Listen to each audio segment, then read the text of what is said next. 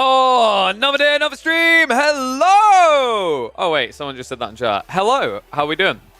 Happy Friday, everyone. Weekend is almost upon you. The tedium, the frustration, the tiredness of the weekday works almost are at your back, at least for a temporary reprieve, which means we are close to more tournament games. And in prep for that, we've got a bunch of fun today. Oh, that's right, because for a start, we are going to be checking out the other games that Lash and Sassy played yesterday on Scandinavia, the map that is being tested in prep for the Norwegian LAN. On top of that, there is going to be, at some point today, more games played on that map between Sassy and Corvinus that we'll also be checking out. So that should actually be really fun. We're going to start off with a pub game. I think the way we'll do is we'll probably have a pub game between...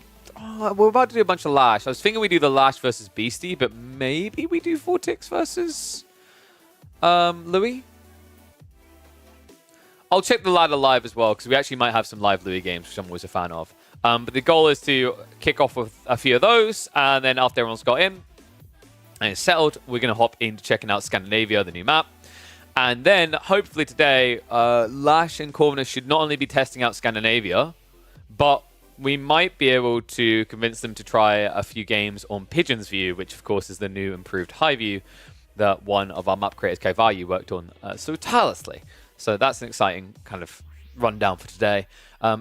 If we have time after all that, I might look to do one or two low ELO Legends games. Might be a bit of a punt in the dark, but I do know that Papa Samba is active again. Their games are a little bit longer than what I remember them being, which might be a teensy-wincy issue that we'll have to figure out. But they are firmly in bronze. I think right now they've managed to get up to silver, but they were always like between gold and bronze. So they are one of our absolute legends of Age of Empires 4. But what I'm going to do first of all is I'm going to open up the game. I'm going to have a look to see if there is anything going on live. It looks like Louis is not online, which is a little bit surprising. Either that or he's on a Smurf, trying to hide from my peering eyes. You versus a Conk 2? Oh no. Don't. Someone tried to recommend Farm Man's games against Conk 2. I was like, I have a feeling we'll want to avoid that. But we'll see how it goes. I'll have a look down quickly here to see if I can notice any names, because you know me, guys. I always prefer live games to recorded games, just because it keeps them as fresh as possible, right? Difference between eating a frozen fish and one that you won. I mean, I'm just gonna say that they're clearly not really conked. Okay, I'm kidding. Remember, anytime that happens, yell bought account.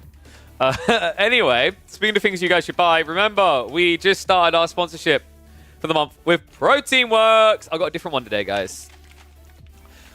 Get your guesses in as to what that is. What flavor is that? What do you think that is? What could that be? There's some obvious answers people go towards, right? Chocolate. It's a chocolate milkshake. Well, it is something that you can either mix with milk or water. We went with water because the water works so damn well with the blueberry cheesecake one. So we're hanging to that and seeing how the water tastes. But this one, I can't remember who it was. Someone was asking yesterday they wanted the deets when I tried this. Well, the deets are about to come through. Because this is the shortbread, the Millionaire Shortbread. So, I'm a very big fan of shortbread. I do love myself some Millionaire Shortbread. I've even been known to make homemade Millionaire Shortbread. You know, you get your layer of chocolate, you get a little bit of caramel on there, and then the crumbly shortbread. Sorry, I'm getting a bit too excited. I guess when that happens, I shake a lot. Let's try this one out. So, blind taste test. Haven't tried this one at all. This will either be an absolute disaster or it will be success. It's going to be impressive if we get through all these flavors and there isn't any that I dislike. So, let's see how it goes.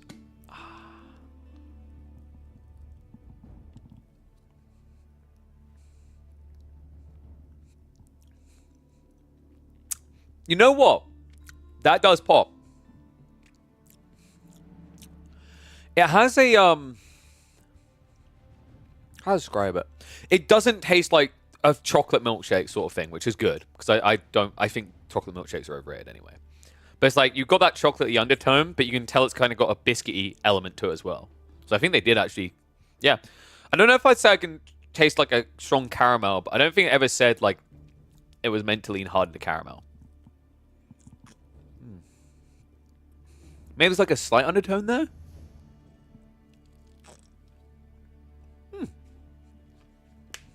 All right, that is a thumbs up from me. All right, so that's 2 of the 5 flavors we have so far, and 2 have been on point. I didn't want to make it easy for myself. We still have the white chocolate chip raspberry, which I think is possibly going to end up being my favorite. It'll be like drawn with the blueberry. I can already sense it coming. So I thought we'd punt into a direction of like, what if I don't like this one? Let's try it. And then the other one we got to try is the Biscuit Heaven and the apple and lemon tarts for the greens. We might actually try the greens tomorrow. Maybe we'll have like 2 different thingies going.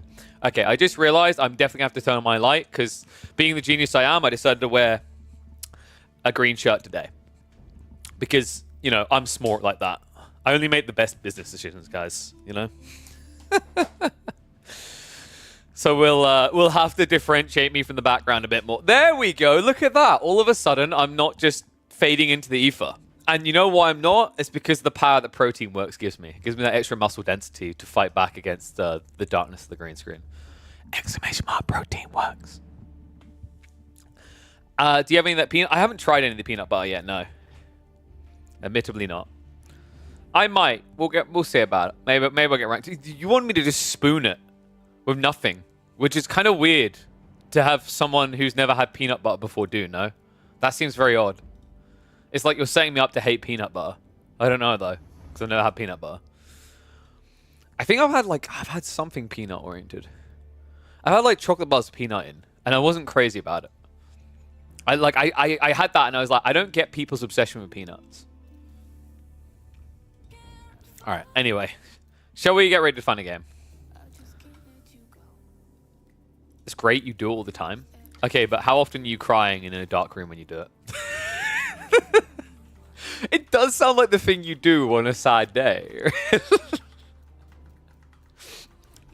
Maybe we'll have to try it.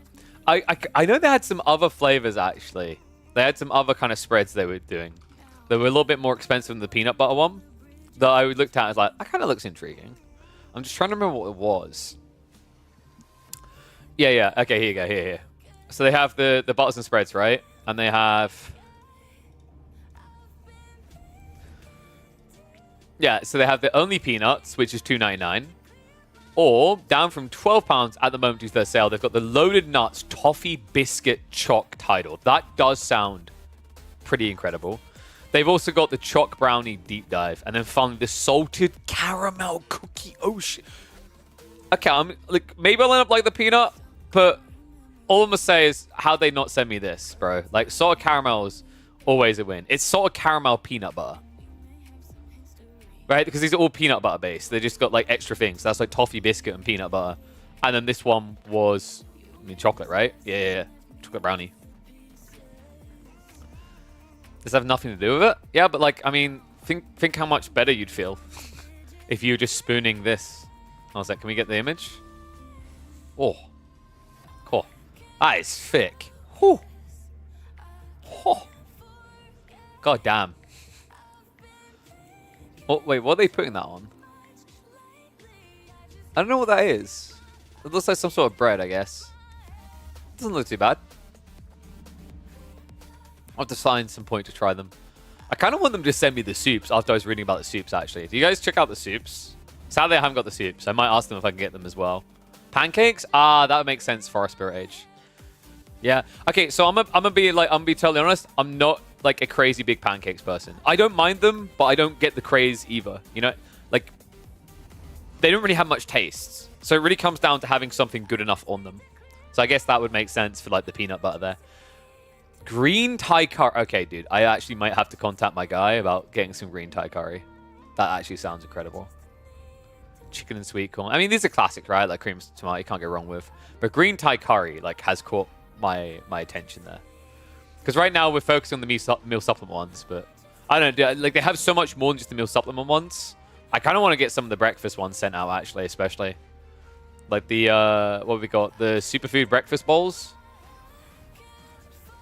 Yeah, apple and cinnamon. I mean, dude, apple and cinnamon kind of could hit the spot in the morning, right? Summer berry feast is probably where I'll sit, though. It's like, I'm not crazy about strawberries, but I'll do anything for a raspberry and a blueberry.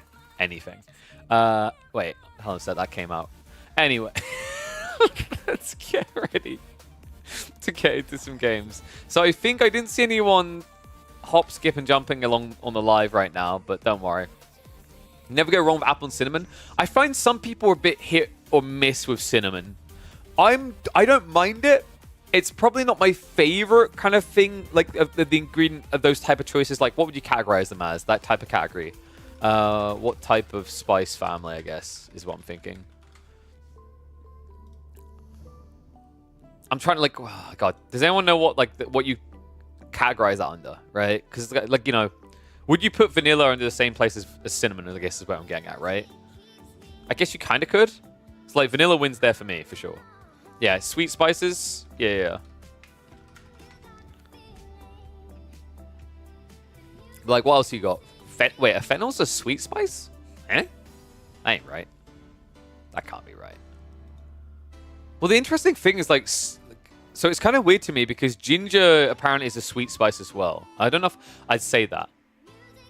Yeah. Sweet spice is definitely not the right term. Because, like, nutmeg's in there. I'm like, dude, if it's in the same category as nutmeg, nutmeg wins. God damn. Good old nutmeg. But yeah, dude, they've even got, like, syrups. They've got, obviously, maple syrup, but they've got salted caramel syrup as well.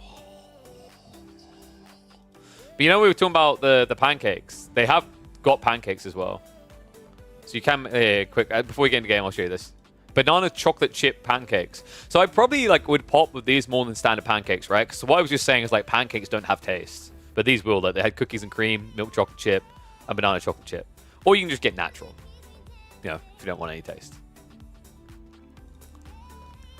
Yeah, that's pretty cool. Okay, so let me have a look at where we're going to go first. Because there was a game between Vortex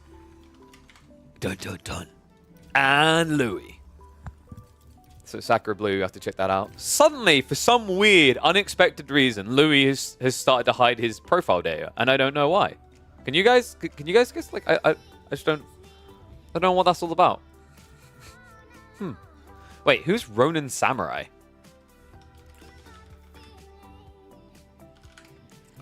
I mean, that has to be Lucifron, right? And he spelled Ronin with 2 N's for some reason.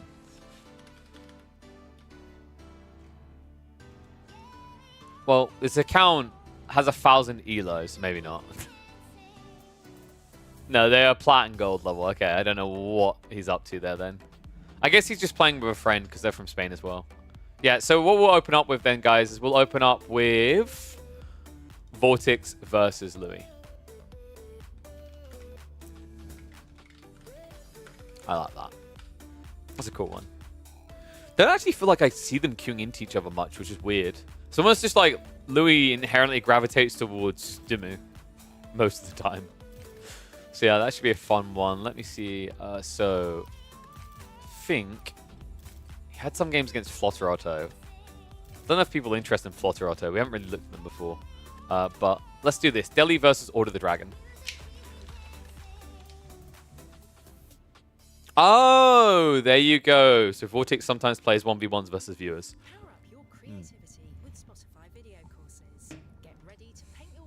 That must be nice, you know? Like a morale booster. It's like, wow, I'm just unbeatable, unstoppable.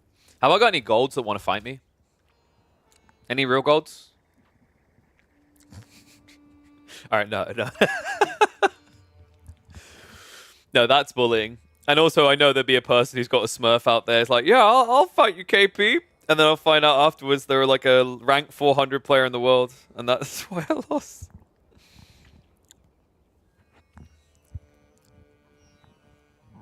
All right. So, shall we begin?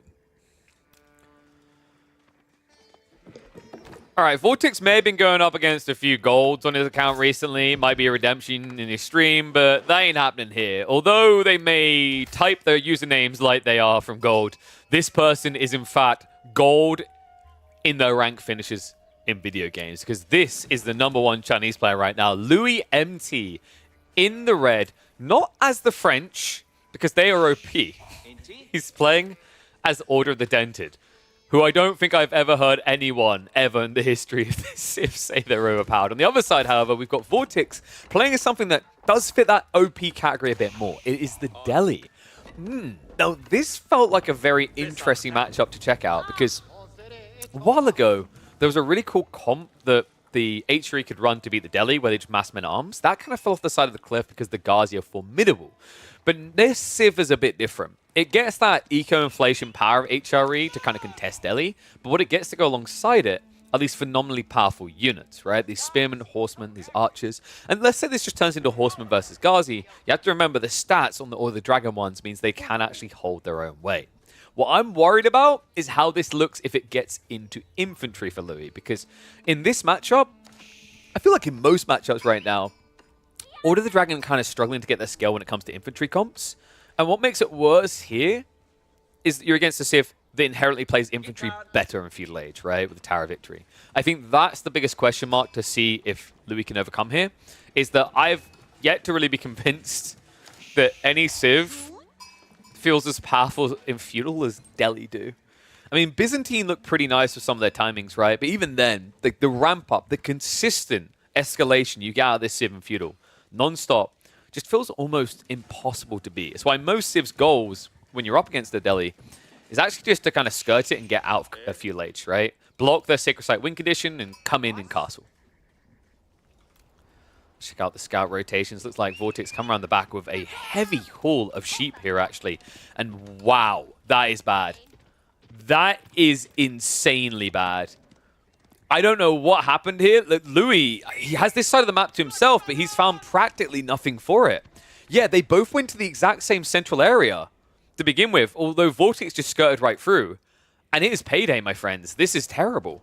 I mean, Louis right now is like, can I exchange my dragon for Rus, please? All the wolves in one corner. I actually think we've got a big problem here for Louis. He's at least playing Deer to try and make sure that he's got some resources. And it looks like he will make a slight recovery up here with, what, 4 sheep? But he needs to read this correctly and go to the far left side to stand a chance. Not that I think there's any sheep left here. Dude, he has been scammed. This is insane. So 14 sheep to free. Now, of course, the Order of the Dented player would have been grabbing some of these sheep already because they need to. Meanwhile, the Deli can just go into the berries, right? But this is still fairly indicative of an absolute stomping on the scout rotations. This is actually a perfect type of game to highlight that they need to change the way that sheeps work. I talked about this before, that the sheep is a really bad element of AoE 4 right now. The generated map element is already enough RNG, but when you feel like you're in a situation where you could genuinely lose a game because you run out of sheep, like 10 minutes before your opponent because you got 10% of the sheep on the map, that's an absurd way to lose a game. That's really quite harshly out of your hands. You might argue just scout better, but with the RNG element of it, you don't always have a choice. So I hope they change something around that. Maybe add more sheep to the map, decrease the value each sheep is worth could be one way of going. We mentioned the idea of like exploring maybe a few sheep spawn at your TC over X minutes, but that has other implications wider to design. Overall, though, you know, another way they could kind of go is they could supplement the issue of sheep with additional wildlife if they just fixed the Rus. If Rus didn't get bounty for killing wildlife, you could introduce new forms of wildlife and additional ones, right? But yeah, this is pretty brutal. At least on the tail end of it, he has recovered some, right? Up to 9 sheep now compared to 15. So thank God for that. I'd hate for this game to just feel over at 6 minutes. But it is kind of disgusting that we were on the border of that happening, right? Like, if Louis got scouted for a second there, Vortix could have cut across and then guaranteed that Louis would have been coming back with 4 sheep maximum, which feels like a death sentence in this matchup, considering both sides should be opening cavalry. We already see Vortix dropping his down, and it looks like there's going to be the exact same thing coming out from Louis. Makes a lot of sense, right? You have to remember that Ghazi are very strong, but the Horsemen, with that little gilded remark at the start of their name, proved to be quite the formidable opponents. Well, I have to keep mentioning that Rus needs to be reworked because I feel like other content creators haven't mentioned it recently. Maybe I'm just not watching the right videos, but someone's got to keep ringing the bell and remind the devs. It would make it so much easier to make more diverse maps, for sure.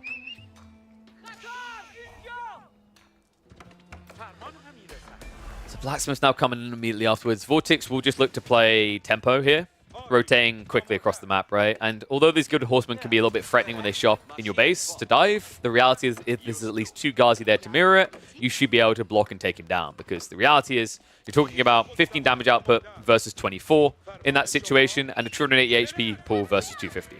Right? The only upside is your attack speed is, of course, a little bit better with the Horseman. And thank you very much, Philly. Welcome to the Swarm, buddy. Get those Prime subs in. If you watch this later on YouTube, get those Prime subs in. Why are you waiting? Go across now. Make sure you're subscribed. Good start here with the Wallops. It's unfortunate because now Vortex has to defend himself with just 1 Horseman. He's got to use the villagers. There we go. Shivs out. Good micro there, though. Vortex just baiting him. And with extra Ghazi coming, I'm getting a little bit worried the villager's going to have to commit here. He has at least got Wheelbarrow to kind of chase down, but this is going to get ugly fast. Louis even struggling to get a single kill here as Vortex micros away the injured parties. Villagers, 1 is going to go down. So that's a heavy strike, remember, for a Civ that produces less villagers across the game.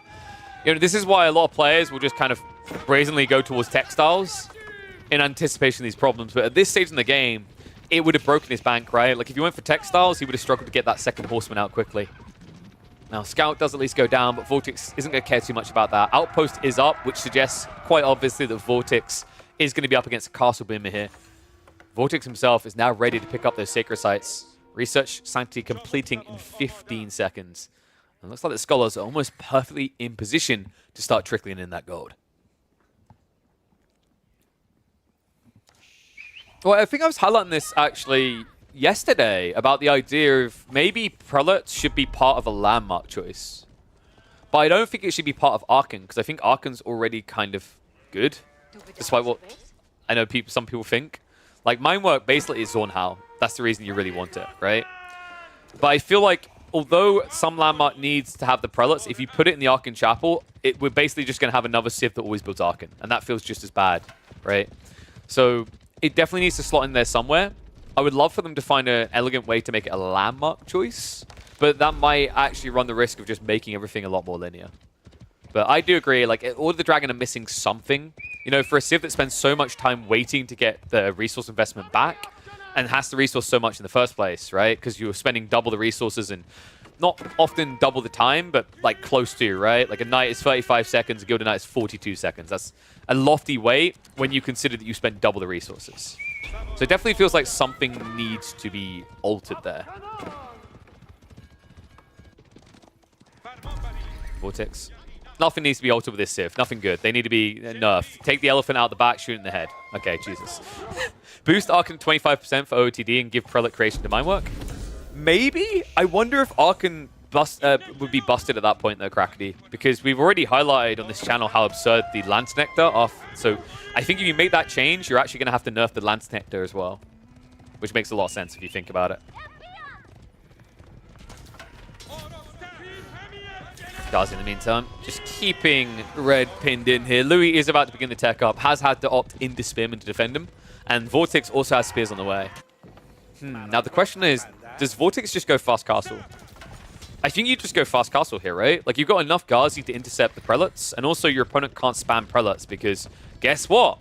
This Civ needs to build their tier 3 landmark before they even have them. Right, so Crackety, we're talking about how we make Order of the Dragon decent, and you're like, yeah, just boost everyone else's feudal horsemen. So these horsemen lose more often. Thank you for those inputs. Oh, no.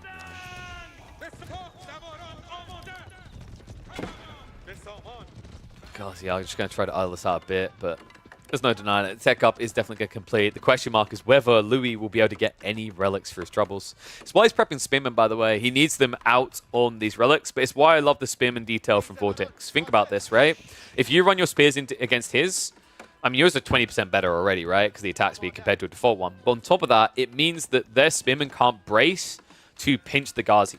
So you don't get that stun effect. You don't get a huge wallop of damage. So it's a really smart play by Vortex. That's another thing that just makes Delhi insane when you think about it. Like, we highlighted this with English the other day, the idea that, you know, when you're fighting defensively, your population is worth 1.2 or 1.4 due to the attack speed. It's similar with the Delhi here, right? Spearman archers, they're more like 1.2 times what they are, 1.15. It's why they always look so absurd in equal matchups. So Spearman on guard. Ghazi nearby as well. Looks like the Spearmen are starting to catch up. Vortex, a little bit of a miss by Kuro there. Taking some unnecessary damage, but H3 complete. And guys, Scholars are on the way. This build is so damn good, actually. I mean, we've seen similar against HRE, right? That just shuts them down. It's the same logic that's happening here. And it feels somewhat more brutal, right? Like, this is a Civ that needs to have an opportunity to trade with you, to interact with you in a meaningful way. But I think what you're seeing is two polar opposites. Because on one side, you've got this Civ that takes longer to produce its initial units. And on the other, you've got a Civ that can double the speed at which it gets its units out. Like, to me, this is absolute polar opposites. Like the Relic is at least being brought back. In the meantime, Vortex already running home with 3. This is looking like maybe a 4-1 split. There's no way that he should be able to get him with the Ghazi with this swimming around. But, I mean, you've gone fast castle to get 1 Relic. This is exactly how you don't want to find yourself in games. I mean, it's not often that we find Louis in this uncomfortable type of situation either, right? This is a very, very talented player that usually finds a way out of a hole. But a player also that thrives in that late game, right? But I don't see how he ever gets to that late game here. Probably in the meantime, he's being hunted. So they know about that run across the final Relic out in the field. Spearman might get a bit dented by the Gilded Knights here. However, that should signal for Vortex to send all troops over here. Warlord coming out. Spearmen are going to be flopping dead here. Vortex actually ends up just letting one of them get donated across to Louis here. Second wave is going to put a stop to that return, though. I think the Ghazi, you probably lose 2 or 3 of them, but to kill the Prelate, it should be worthwhile here. He can build walls with that Spearman? Oh, no. Can he? Wait, you're right. KekW. Oh, look at that. Fatflop doesn't miss a beat. I mean, he can't afford to. His average survival length in our free-for-alls is about 5 minutes. Okay, I'm sorry. That would be fantastic, though. Just, you know, decap the sacred site, build walls around it. Looks like the Prelate didn't get intercepted, by the way. I'm surprised by this. So, game was looking pretty grim. Actually, quite a bit better now. A 3-2 split still favors Vortex to a certain degree if he can hold sacred sites, right? But if it just turns into relics and relics only, Louis is in a good space here. Now, what worries me is what I think he's going to do next. And that's the thing that could easily lose in the game. Cracker's in chat right now. Cracker loves the HRE. Or the Dragon just have the same brain, right? Like, it's different sides of the same brain. One of them actually involves thinking, and one of them is just instinctuary reactions. I'll let you figure out which is which. You want to go Imperial Age, right, Crackety? If you pick an HRE here, you want to go him. And all the Dragon, I mean, cousins, right? Similar motives, similar thoughts. If he goes Imperial here, I think it's over. You actually have to play a long castle, in my eyes, against the Vortex here. If you're up against the Delhi who are ramping an army like this, and you just try to blunt force your way into Imp, you're going to die. He likes massing Gilded Knights. That's true. Although I've seen a lot of games where he rushes Imp and then masses Gilded Knights, right? And oh my god. Are you kidding me? Vortex with the keep drop at 15 minutes. You can't be serious. He is. Is he diving deep? He is. He's going for the food on the backside. Wow. I mean, who would expect this? And the crazy part is the way that he's snaking in on this. The Knight isn't going to see him, right? This is going to be tight. The Gilded Knight. Are you kidding? No, no, wait. Louis sees it. He knows. Vortex may have gone a little bit too far with this one. And so unnecessarily so. But Vortex was like, well, I can block his main tree line with my army. I don't need to just drop a keep here. Let's get that keep elsewhere. I can't believe that. Barely spots it. by the smallest of margins here, but I'm not really sure it's going to matter either way. Louis is going to have to shift out here, but there's going to be Knights waiting there as well. Main base already being abandoned. And behind this, remember, Vortex has 2 Sacred Sites, 3 Relics, and almost a 10 eco lead. He's in a good position here. Key drop still on the way. Vortex is committed to this. Oh, come on. You can't. Not like this. I mean, the problem is he doesn't have the Relic in an outpost, because if he did, I think he would have got the extra vision to see this. That's insane. Now it's too late. Castle's going up. He's going to try to march out, but in the meantime, the army's already shifting over, so you have to choose your poison. Do you die trying to get rid of the keep, or do you die trying to defend your base? Villagers running for their lives, and that is going to be it. No chance in getting out of this one alive. Louis MT cannot make Order the Dented work. Vortex just showing us, when you have these 2 polar opposites, just how much better it is to be the Delhi. Yeah, this is actually, I think, going to be one of the hardest matchups the Dragons have. It was the Sheep. I don't think it was even the Sheep, dude. Like, he went straight out onto the Deer, which is pretty meta for Order the Dragon, and it didn't matter, right? I wish we could say it was the Sheep. Unfortunately, I've got this funny feeling it just may be the difference in production. It's just such a harsh reality for Order the Dragon. GG gets called. Another loss for Order the Dragon. I don't know about you guys, but I'm doing my part to get this Civ buffed. And so is Louis. It's a community effort, you know? Like, you just have to watch it lose, like, 200 times, and then the devs will buff it. It's very smart.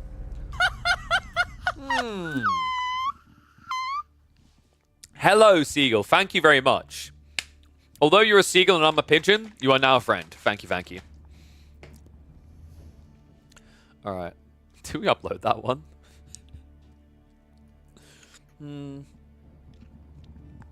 Maybe? Like, the sheep didn't matter in the end with the way it played out, right? I think that was fine. The focus on that is just how different they are.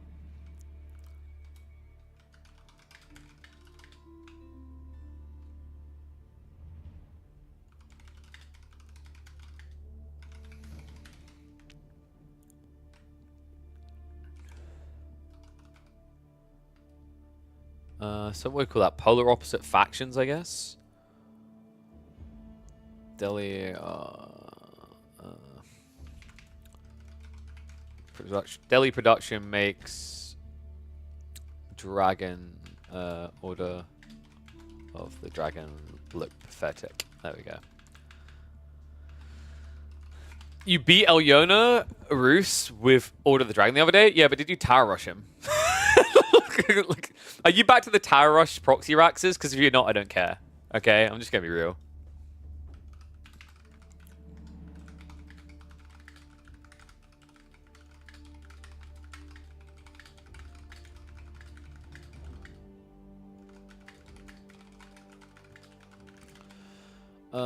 There we go. Just send that message quickly. Boom.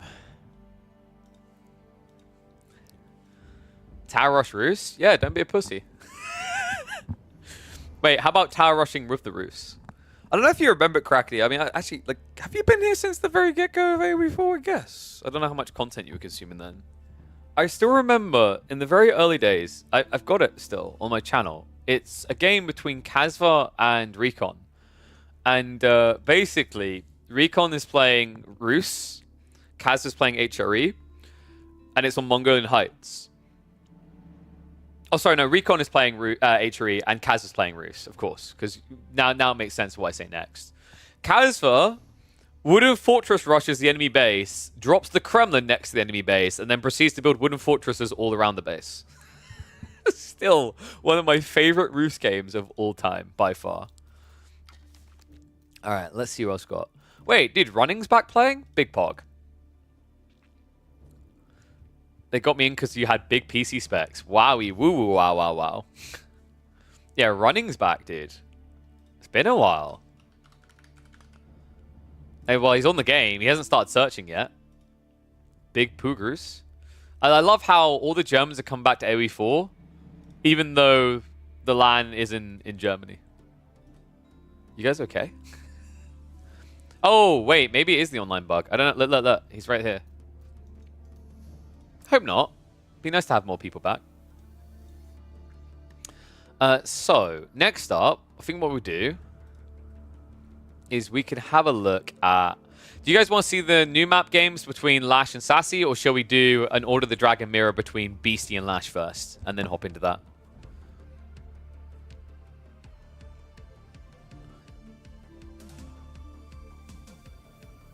We want to see Order the Dragon win? Well, I mean, that would achieve it. Who is Speedior anyway?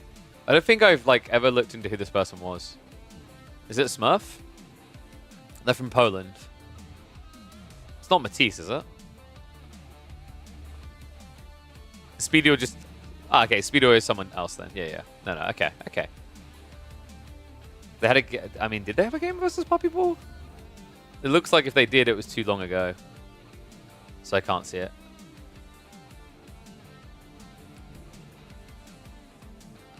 New maps? Do I need to put a poll up? I mean, we'll probably have enough time to do both. I don't know how many games Lash and Sassy played afterwards.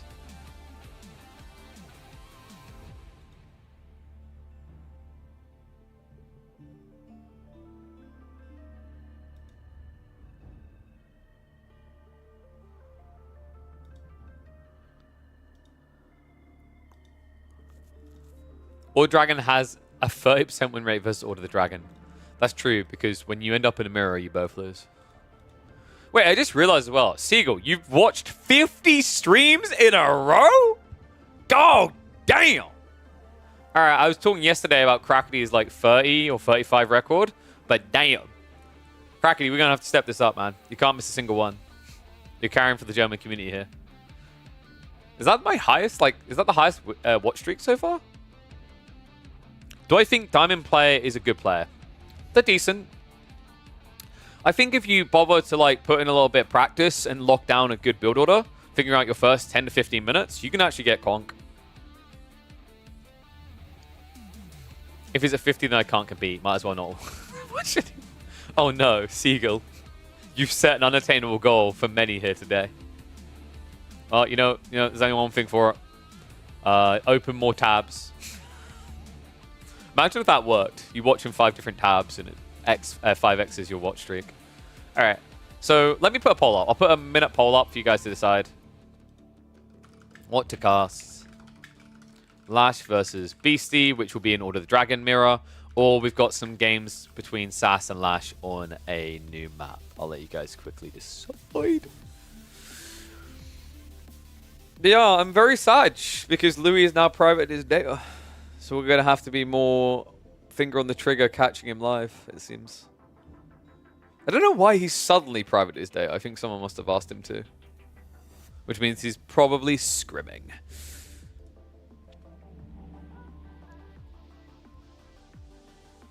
Oh, actually there might be some Anno Chad as well.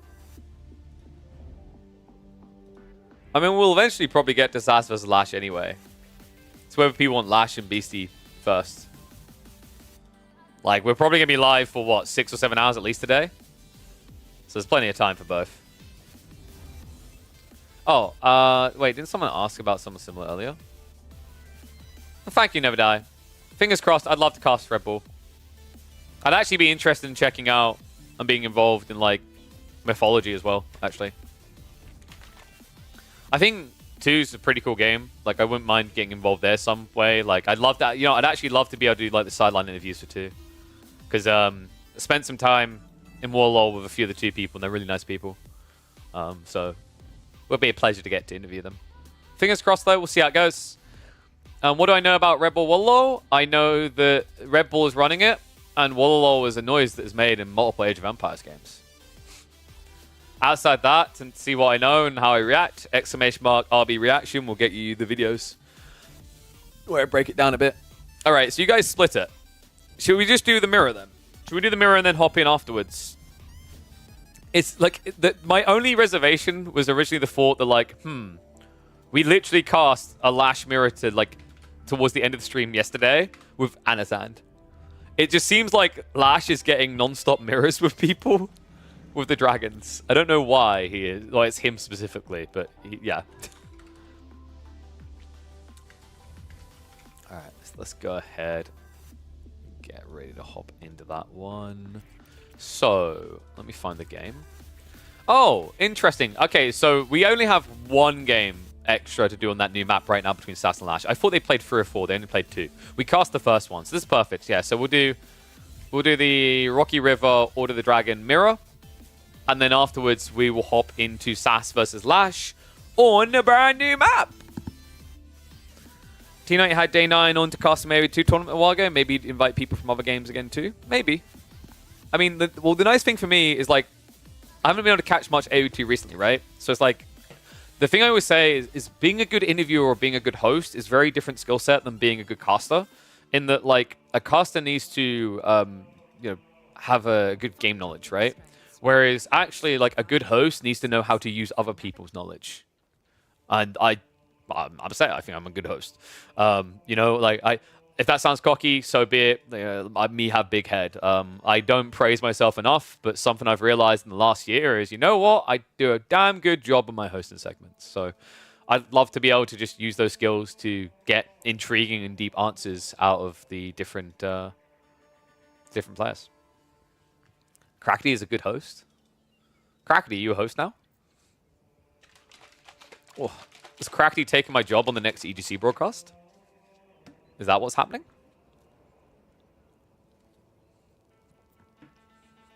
Yeah, co-casting's not hosting, though. Hosting's different. So here, like, I'll break down the typical role categories for you. So you have...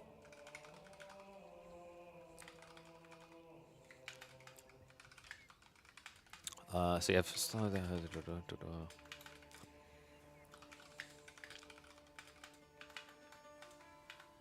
And some of these have overlaps.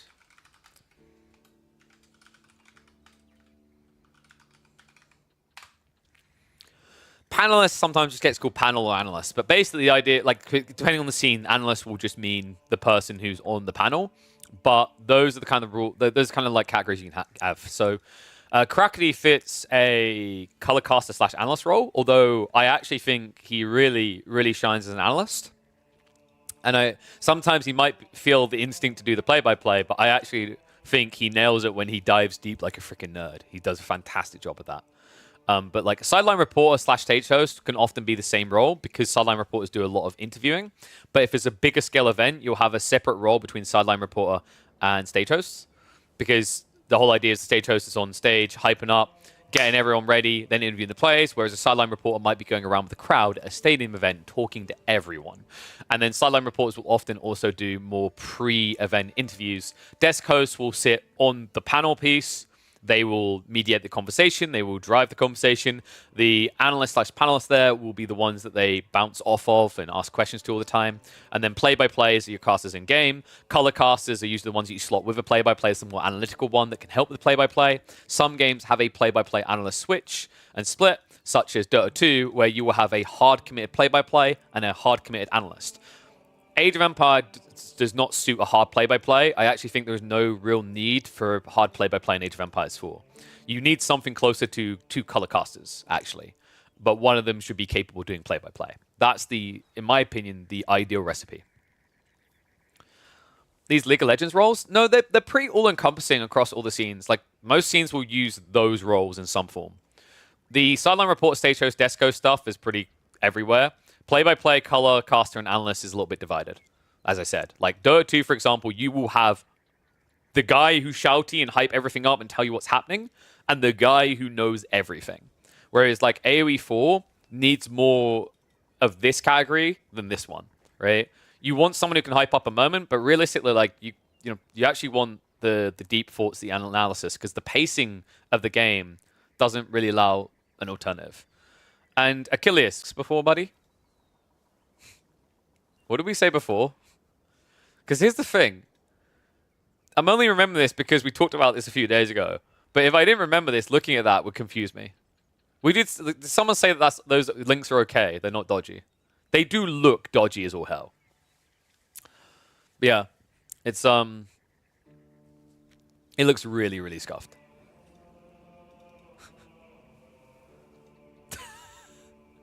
Yeah, okay, yeah, I know, because Crackety, I know, you would have timed them out otherwise. But I'm saying, like, I said to him before, find a better image hoster, because it looks really dodgy.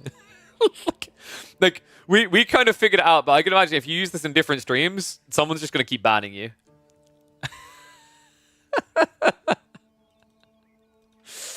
I'm saying this to like, you know, make sure you don't get screwed. Yeah, exactly, Achilles, dude. Like, you so far, if I check your message history, I'm pretty sure, like, the messages you just said are the only ones that were not a link. So, congrats, we've now got... That's good, because that makes you seem less like you're a bot. Aim to do that first before you just randomly drop links.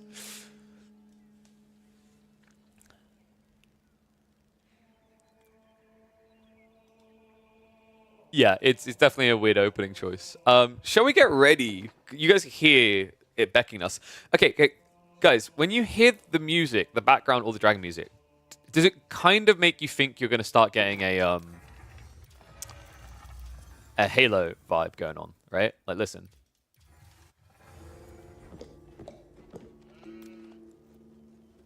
Oh, it doesn't work now, dude. We're past it.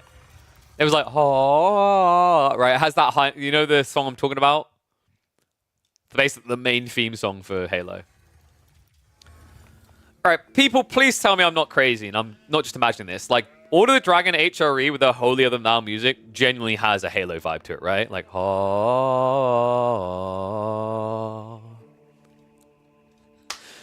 Because we're in the most holy of matchups here. Order of the Dragon Mirror with Lash going up against Beastie. We actually watched Lash in a mirror of this Civ just the other day up against Anatan, and that was actually a very intriguing matchup. I'm usually not crazy about mirrors, but I think Order of the Dragon's quite a peculiar one. Like, it actually kind of piques my curiosity because of the different decisions you can make. For example, this one. It's not often you immediately see someone go on the boar. We've seen a lot of plays immediately onto deer, but boar straight away is kind of a new one, and I love to see it. It's a refreshing outlook here. Because this is one thing I have noticed with all the dragon players. They are getting this idea in their head that actually playing Pocket Eco immediately makes a lot of sense. And it really does if you think about it. There's a lot of Civ matchups where you should be able to be tempo setter because you have very bullyish type units in the feudal age. Even against Civs like, for example, you know, your French comes to mind. There's a realm of existence which you take the pressure to them because of how brute force your initial units are. And this should be a fun one, actually. So Lash has been training Order the Dragon pretty hardcore at this point, guys. Like, it's absurd. If I check his data right now, like, my jaw's going to drop. Because I think he's got, if I'm not mistaken, like 20 games in a row plus. Okay, yeah. So, guys, I'm going to list off the recent games that Lash has played. You're going to see a huge diversity in this player. He's just so out of the box, does all these different things. You ready? All right, here we go. So I've got Order the Dragon, Mongols, Order the Dragon, Order the Dragon, Order the Dragon, Order the Dragon, Order the Dragon, Order the Dragon, Order the Dragon, Order the Dragon, Order the Dragon, Order the Dragon, Order the Dragon, Order the Dragon, Order the Dragon, and then Order the Dragon into Rus. Yeah, he's pretty committed at this point in trying to figure it out. And I respect that, right? Like, you know, this is a player that wants to try and, you know, level up his game, get a little bit deeper in tournaments. I think actually trying to find the next steps isn't a bad way of going here. And Order the Dragon, if someone solves this, I mean, they're going to have a ridiculous edge, right? I still remember Red Bull Wallalow Legacy, where Puppy Paw was really the one that figured out the Ottomans, and then everyone went to replicate his build. It gave him a notable edge in the early phase of the tournament. You bullied him with HRE, but he doesn't want to abuse HRE? Yeah, no. Yeah, just to clarify, Crackly's saying that Lash is being honorable. Crackly is like full on just running this crap to the highest bidder. Yeah, good old Lash. I mean, I'm glad someone has to solve for it, right? Who else is going to solve for this? Donati doesn't play enough games right now. It's kind of weird because this would be right up Donati's street, right? The villagers, they have mini tech stars by default. They have more base damage. You'd love this Civ. So Beast the other side is going to be going Mind Work. Lash going to the Arkin. It seems Lash is pretty committed to the Arkin builds at the moment. Interesting to see Beastie going Mind Work. I always remind myself of how Beastie basically said with HRE, there's no reason to go Mind Work. It kind of shows you how different this Civ must be. That most of the games I've watched of Beastie on this Civ, he goes towards the Mind Work Palace instead. And I can kind of get behind it if you think about it, right? Like, there are some viable reasons to go for Mind Work. One of the most notable ones to me is Zornhau. Actually, I'd say the best reason is Zornhau. I don't think Golden Cuirass is that valuable, in a mirror especially. Zornhau, on the other hand, is insane. Little bit less so against another Order Dragon opponent, right? So like that's why I think in this mirror, I'm a bigger fan of Arkan. But in a lot of other matchups, especially against civs that have more squished units, Zornhau in particular is insanely powerful. This particular matchup, not so much because there's less units, so there's less clump, so there's less value in cleaves. Is Order Dragon actually that good in FFA? Why? Because their villages are 28% better on their base rates, and you can build 200 villages. The logic of Order the Dragon being good in free-for-alls to me is a slightly dated. They were better before we had the Dominion mode, but they can work really well because when you're in a free-for-all, if you get 1 or 2 early kills, you basically just inflate your eco to a ridiculous degree because these villages are better but only 1 population. And then because you killed 1 or 2 kings, it's kind of like you're just playing a better normal civ, right? Because all of a sudden, with an extra 100 pop cap, you can field 100 units in your army and still have a really good economy. And that means units, as in 200 population worth. Unless you're Krakeny, in which case you need 300 population because Culverin's a free pop. But, you know, in free-for-alls, the logic is that you can actually use your units full breadth. You can actually get the depth to your unit clump that simply can't exist in a standard game due to population limitations. So tech out complete. Looks like both players are heading towards castle. I kind of like this build from Beastie, actually. If the goal is Castle Age, you can just see how much weaker the Arkan was, right? Because it's pretty smart what he done here. Lash gunned for that extra value of Arkan, but he used, what was it, 4 villages to tech it up? So he wasted 4 villages for, like, what, about a minute teching up? That's a lot of resources to miss out on considering the base rate gathering on these guys. Meanwhile, what did Beastie do? Well, Beastie doesn't want Arkan because he went out into the boar anyway. So he's got the superior gathering rate at the boar compared to sheep. But on top of that, he also benefited from not wasting extra build time by sacrificing eco. I love the shift back. wait, Lash. He didn't even try.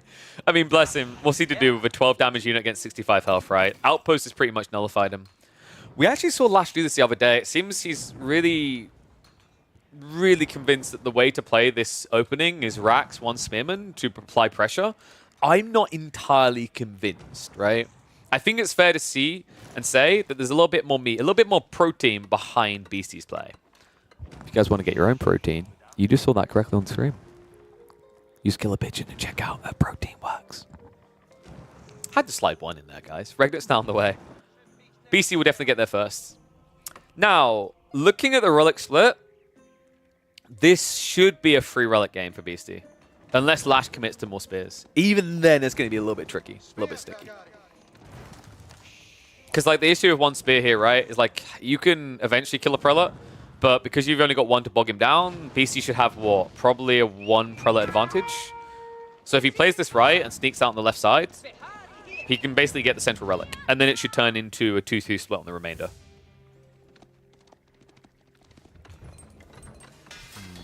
In fact, let me speed this up a bit. I should be utilizing the 2 times more. Will BC open range? I think you open stables, right? Like, your opponent has built racks already. If you want to just get ahead of him, yeah, stables makes a lot more sense.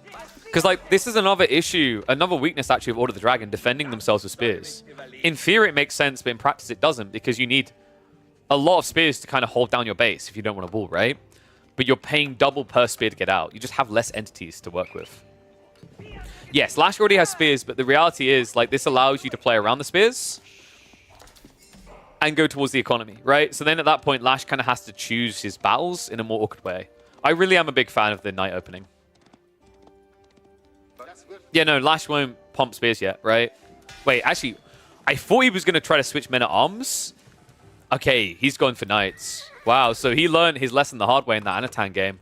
But the fact he opened the racks is still perplexing to me then. It just feels like a waste. I mean, I would have at least been behind the idea of, like, rushing Imperial Age. It's insanely greedy, but I could see the strategy here. Now you're just kind of following your opponent's shadow. Spearman is going to try to intercept, but the Prelate already walking this one home, and I love that. The heal's going to come out. Warlord pushes him off. And a nice little top off here. And all of a sudden, guys, it's worse than we thought. I think we could be looking at a 4 split at this rate. Lash wasted time running out to the center, only to find out he was far too late. Where did he get the safe one? Did he get it? Yeah, near his base? On the right side. Well, this one should get intercepted. The knight is on his way. Oh, this is painful.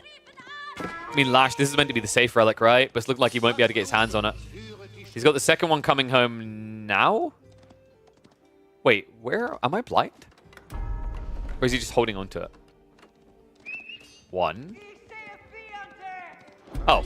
Wait, oh no! No, that's so much worse! Oh god. He's going to lose both. He's actually going to lose... Are you kidding me? This is so much worse than I even thought it was going to be. That is brutal. He'll at least be able to pick this up eventually. But the pain of this, the delays you're already seeing, right? Like your opponent's already had 2 banked relics and you get to get one in. And on top of that, the knight is now hunting to the west side. Wallow coming out. Lash needs to be careful not to run in range of that. Sacred Sight's also being captured in the meantime. This is actually brutal right now. I can't believe that. Talk about the double whammy value, right? Like, trying to snipe multiple prelates at the same time is very difficult for All the Dragon to do because they don't have as many entities. You know how you offset that problem? Your opponent walks to the same area with double prelate. Unbelievable. And Lash, he sees the knight ahead of time. He does dodge that out. That's important as well. Had he not got this relic, I think this game gets really uncomfortable. But instead, it's looking more and more likely we're going to get a 2-3 split here. Beastie now trying to yoink this one back. This is not going to work.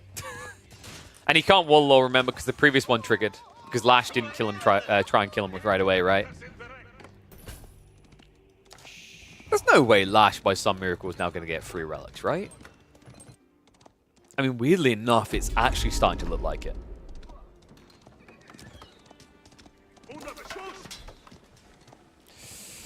Well, there's come at a price elsewhere, though. Knights are moving into the main. Prelates won't be able to save that, but at least he's got the other relic. So he's going to have a 3-2 relic split here. Sacred Sights are making up the difference so that Beastie isn't behind. But Beastie needs to find some eco kills. It's kind of wild the way this game began, and now the fact that it's still going to be a free relic split in favor of Lash. Like, I was borderline expecting it to be 4-1 in favor of Beastie. Beastie should just be looking for tech up now, right? This is the classic point where you just go imp. Lash has humongous economy issues right now, i.e. he's bought all the gold. He needs to go out to the local supermarket and feed his kids.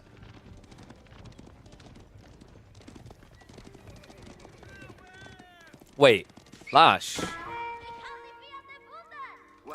How long has it been sitting here now? We checked this like, what, 30 seconds ago? I hope he notices soon. Oh my god. I mean, there's pings going off, right? He's probably quite distracted here. But that really can't be an excuse. I mean, dude, if you're going to pick green to camouflage yourself from the enemy, don't camouflage yourself from yourself. Like, I can't believe this.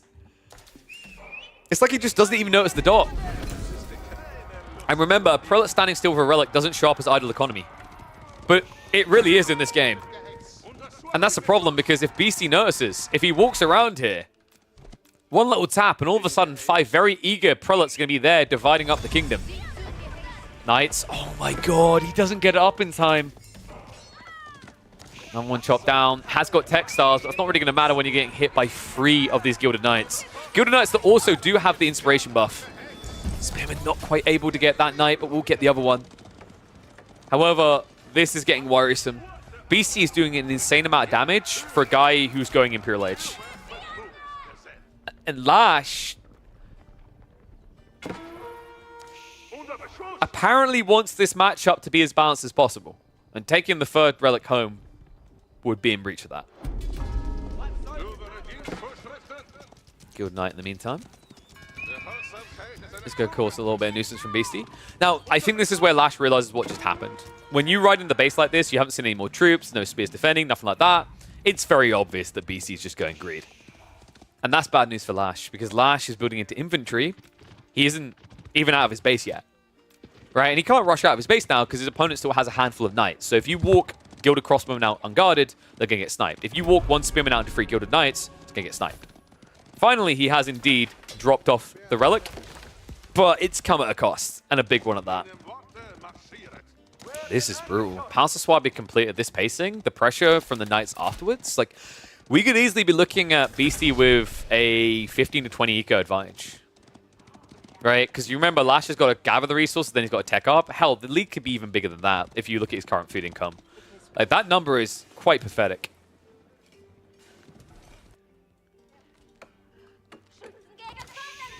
Gang coming in around the back. Even more out of time for Lash. Yeah, BC's getting everything he wants here.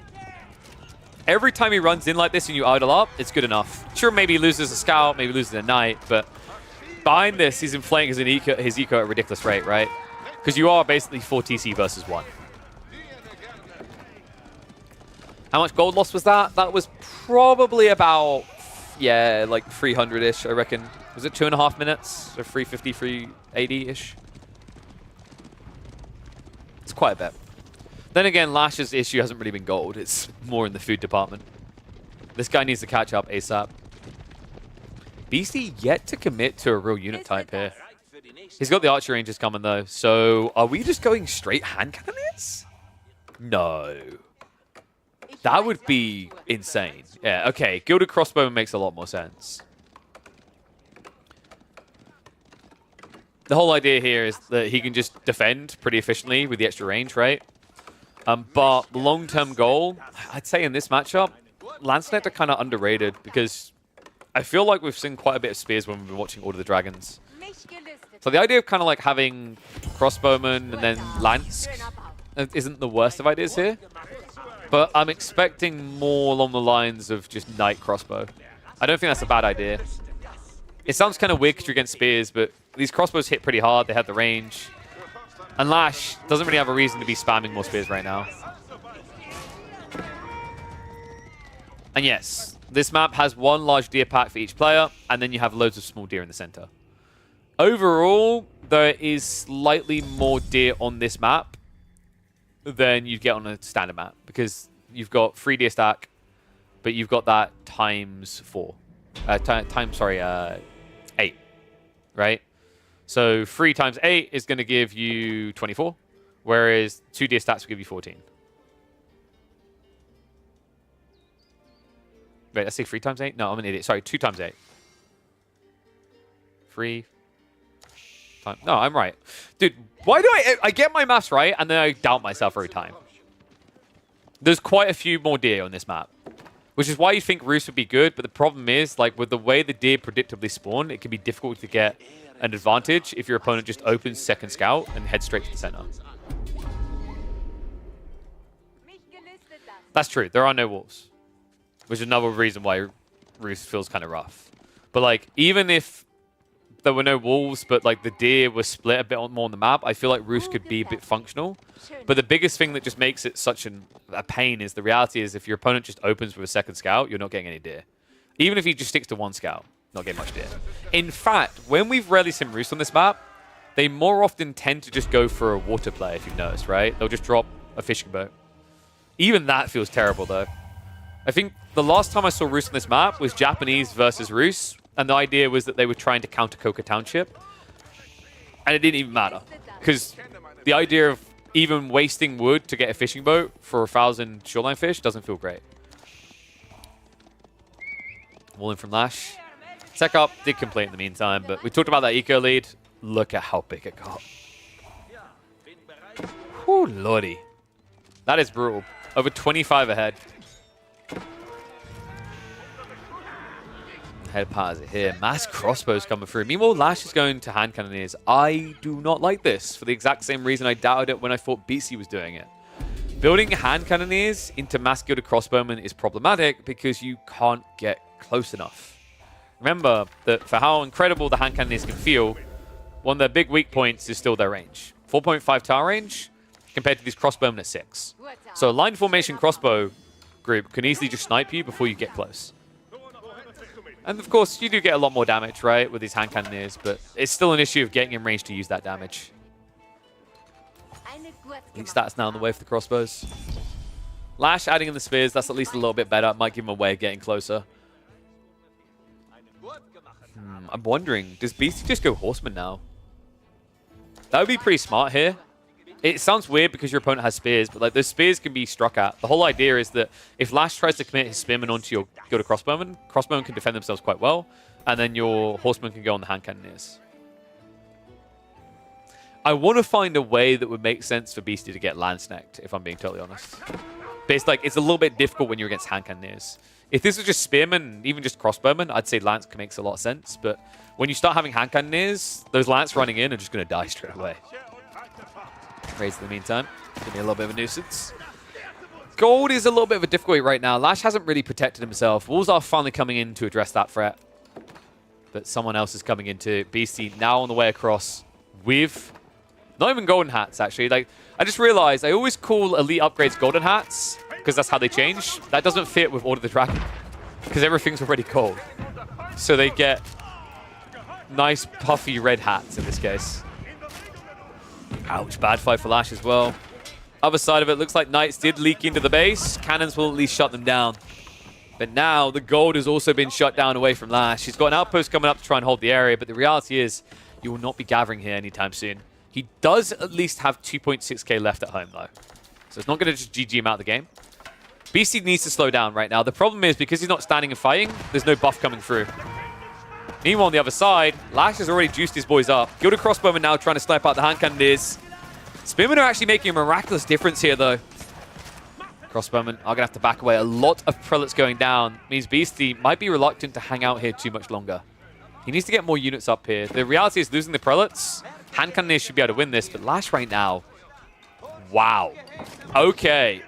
Not only does he walk away from the fight, but he doesn't walk far enough away. And it's about to get worse as well. Incendiary Arrows is now on the way.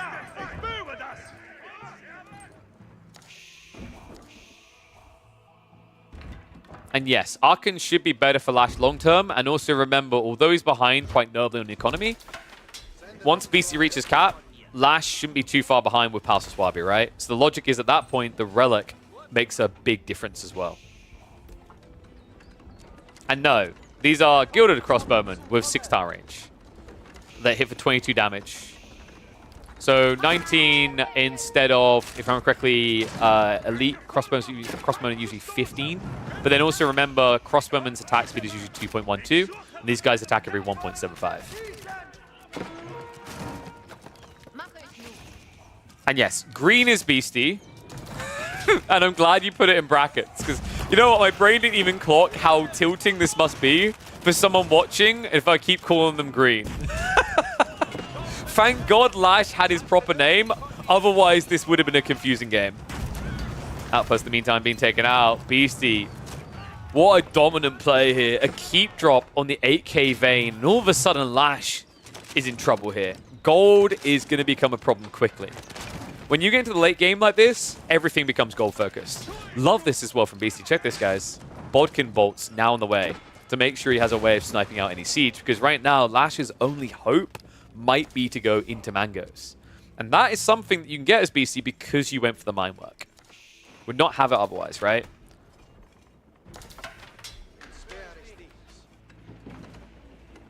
Oh, this is rough. So what is the way that Lash can win this? Well, Beastie is still fairly open. Okay, I'm not even going to finish that statement. You know, I was going to go on about the fact that Beastie hasn't really walled that much, and Horsemen or Knights would be great, but then he had to go and do those stone walls. This is the thing that can usually make Rocky River quite brutal when the game goes a bit later. Once these walls are up, like, your opponent has full agency on the map, right? They can rotate and gank you anywhere, and you can't gank anywhere that matters until you get into siege.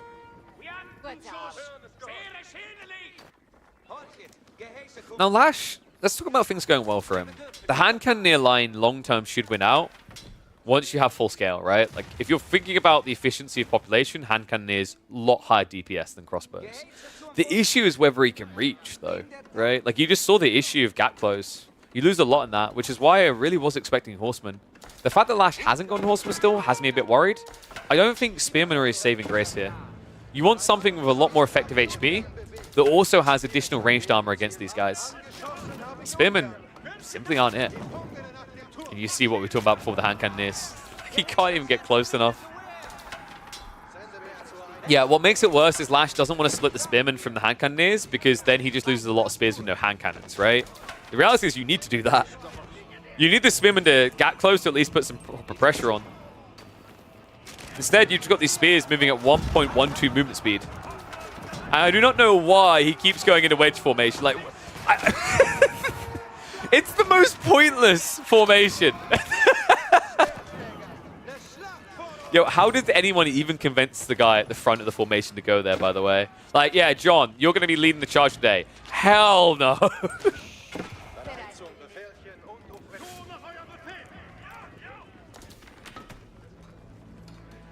Okay, hear me out. Wedge formation would make sense with Delhi using elephants. There, I said it. That's the only time I'm going to say it.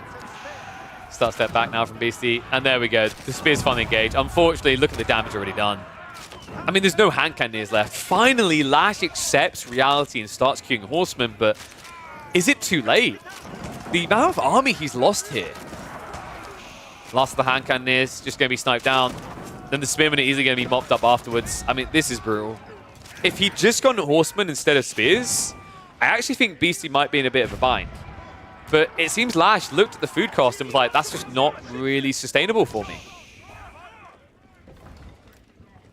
I mean, if that's the issue, surely you just go Mangoes and Horsemen instead of going hand cannoneers, right? Because like Mango Horseman is pretty disgusting if you think about it. If food's your issue. Because it balances your economy better than going hand cannoneer Spearman.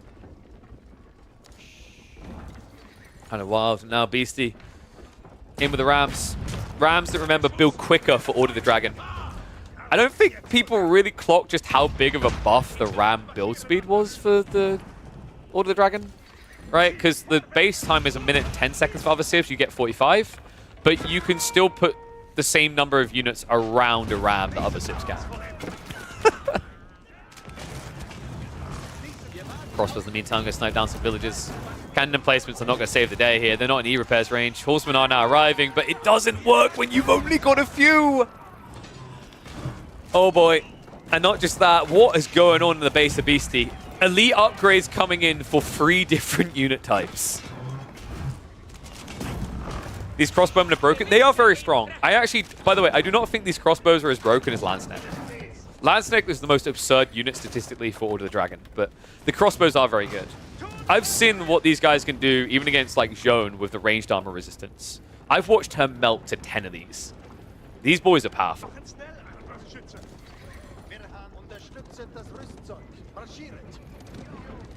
What's better in this situation as a first landmark? Honestly, if Lash had just gone Horseman straight away, I actually prefer Arkin. If you think about it, outside the Bodkin bolts, there's been no reason to have mine work here for Beastie, right? Like, it's great if he does snipe a Mango, but honestly, if he had mass Horseman here, I don't know how he would snipe a Mango. He does in this situation, though. It's kind of weird, right? Like, Beastie's moves to win this game did not really involve mine work whatsoever, if you think about it. I mean, sure, he got some Blacksmith tech advantages. It did help. But fundamentally, like, the big thing with mine work is, can you utilize any of these unique techs? Are they valuable? And although Bodkin has eventually found its value, right, it was a nice precursor to the Mangonel being prepped there, it wasn't really needed for the fights that won him the game. So I would say in this matchup, especially in a mirror if you want to play deep in the game, Arkin feels better. Because I don't think you're going to be doing Golden Cuirass Men-at-Arms against a Dragon opponent, and I don't really see any value in Zorn Hao against another Dragon opponent. But this is cool. Look at what Beastie's doing. War Horses, and he's got 15 Gilded Knights queued up. Folks, that's insane. I want you to think about the raw math of how many that is. That is, like, what is it, 7,500 resources almost? Just queued up like that. Dude's sitting on 14,000 food. This is wild. It's actually crazy that he was able to get to this point with just this crossbow army, that he saved up 15,000 food. That is... I think this is one of the most insane hauls of food I've seen the Dragons just stockpile this quickly. Yeah, I've seen bigger numbers overall, but like at this stage, insanity. Crossbowmen. They're just going to trade out, right? Just go off the hand cannoneers and the spearmen. They know they're not escaping here, so the correct choice made by Beastie does mean his army's finally going to get mopped up, but damage most definitely done. The gold has already been tapped dry. On top of that, Beastie is sneaking another keep out for a 4K on the flank. Yeah, Lash is kind of stuck now, right? His gold income isn't going to be big enough to scale hand cannoneers, so he's stuck with Horseman Spears. Now, this is interesting because if Beastie just adds in Lance Neck, it truly is a GG. Instead, Beastie says, to hell with that, I like charging. Right. I just love how small the scout is, right? It's like bring your son to work day. Is this what you do for a living, Daddy? I mean, he's got a lot of dads. We won't discuss that. But biology also coming in. Congrats. That is now a ridiculous 552 HP unit.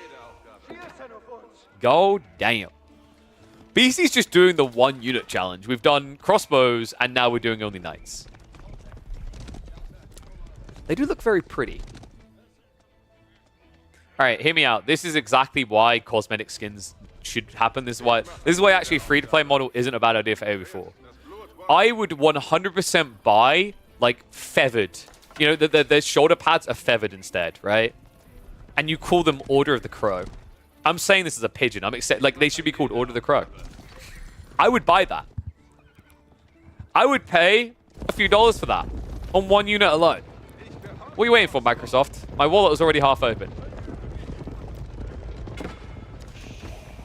Every time I watch Order of the Dragon, it just brings flashbacks of RuneScape. Is anyone else there with me, right? And it's kind of similar to that situation, right? Because anyone picking this thing they're going to win is getting scammed the same way that someone offering to trim your armor is getting scammed. March comes in. I say March is actually a trampling. 30 Gilded Knights into the farms. Apparently, we may have forgotten to wall off a small bit of this. Oh no, in the wood line. This is going to be big. BC knows he's here as well. There's a single villager that scouted all of this. Oh my god. Villagers have to shift the south side. We'll get their colors back to normal. Apologies for that. We had a little bit of red on blue, but we want some red on green. I don't know where Lash goes with this, though. Like, what do you do with your economy here? The problem is your army can't catch up. This is the classic issue that Order of the Dragon have in the late game. They do not have enough units to spread out. Finally catches onto one group of knights. The other ones are already on the prowl. Villagers are moved out in the meantime onto the gold. And this is going to be the last gold that Lash will see this game. Everything else is getting tapped dry by BC. This is classic late game action from Alex. Yeah, actually, that's a good question that I think we have to pose here. How do these guys get in these buildings? Right? They're too big. Like, how do you get through that door? Like, why? Wait, actually, like, this brings a bigger issue in general with the size of buildings, doesn't it? Because no one is small enough to ride this horse. Dive underneath the keep in the meantime. Knights just keep wasting his time as the second group doesn't move in. And once again, I have to ask the question. How is a normal-sized Mango getting out of that door? Okay, I'm going to stop. I'm ruining my immersion now. Spin in the meantime, I'm going to go for the burn through. Should be able to get rid of it. Psych! Do you guys like E-repairs? I love E-repairs. I love using it against people. I hate having it used against me. Yeah, this is painful because while you're doing that, BC's going back in. Hand cannoneers. Looks like they will be protected in time, but guess what? Oh, great. I can't attack you there. I'm just going to go in the base. Oh, the timing on this, BC. Oh, my God. That was so close. He almost managed to get in range for the charge there. If he had a scout, he would have broke through. BC going to break the walls and head back towards the keep, though. I mean, all the tension is here, right? BC has once again decided he doesn't want to build a unit type yet. I really feel bad for Lash because BC just looks like he's testing a Civ for the first time. You know what I mean? Like, you know when you first got the expansion and you opened up a game, you're like, oh, let's try this unit. Oh, wow, that's a really cool unit. Oh, let's try this unit instead. Oh, wow, that's a really cool. Oh, let's try this unit. Oh, that's a cool unit too. That is Beastie right now. He's like, oh, wow, crossbows seem really good. Oh, let's see if this charge is good on the knights. Yes, Beastie is now prepping for trade. the final form of cavalry for the Order of the Dragon. All right, get your guesses in, guys. What unit type is BC going to build next? Quick. Whether you're watching live or later, get your predictions in. Villagers? Nah, dude, he's already done that. That challenge is done. Hand Cannoneers. You guys reckon Hand Cannoneers? You don't reckon Mass Lanceneck now that your opponent has built over 30 spears? Yeah, now that thought just came into your brains. Guys, you just build Lancekeer. If you build a line of Lanceneck, that's GG. Oh, you've got to be kidding me. The little baby rams. I love how much taller the knights are than a ram. And now the keep drop? You can't be for real right now. I mean, he's hoping, he's praying. He needs any little bit of gold he can get his hands on. Beastie's got 15,000 gold in reserve. So is this like a written rule by Beastie for himself that he can't build a new unit type until they're all dead? It's kind of looking like it. Maybe his new unit type is a wonder. I mean, we could feel it. We could see it, right? It had to happen. The Great Palace of Flensburg is on the way. But it's more like a Flemsburg because there's an absolute spit in the face of Lash here. I feel so bad for Lash because he's a decent player, but Beastie has just made him look like a kid in this one. It's like when a 4-year-old wants to arm wrestle with daddy. Like, this doesn't even look close.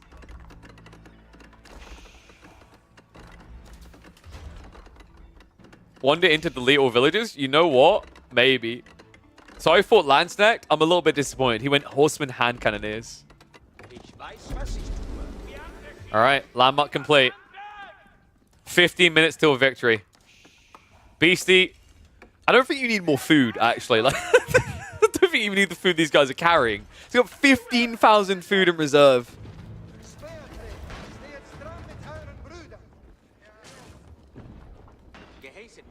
Hand Cannoneers, Spearman now moving in. Lash, I mean, he's going to have to find a lot of kills. Meanwhile, Horsemen are already raiding him. These, of course, are BC's favorite unit for the late game.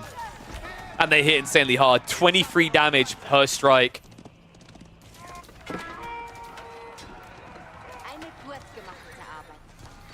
Oof. Now, the question... Do you have a bit too much economy here? Because 140 to 107, the edge Lash might have is military size. His army is bigger right now. Traders are also complicating that a bit for Beastie. Sadly, like, I think Lash is a bit too focused on traders that he can't kill. Yeah, that's kind of a waste of a dive from the Spearman. Elsewhere in the meantime, his horsemen are at least being blocked out. And the trade is being shut down. Like, Beastie hasn't got much gold left in reserve, guys. But his hand cannon count is scary. Like, look at this right now. We've got 16, 8 more queued up. Lash's army is already smaller in quality. It's all just blob, right? Spearman plus horseman. I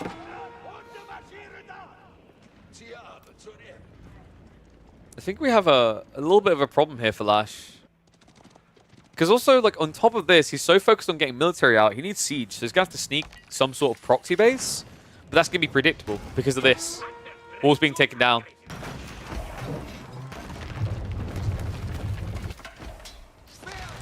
Trade has at least been taken out. So Lash, correct call there. But the problem is he has gold issues of his own, right? It's just passive gold now. And, you know, given enough time, that passive gold lead of 1 relic would give you more hand cannoneers, but you don't have time.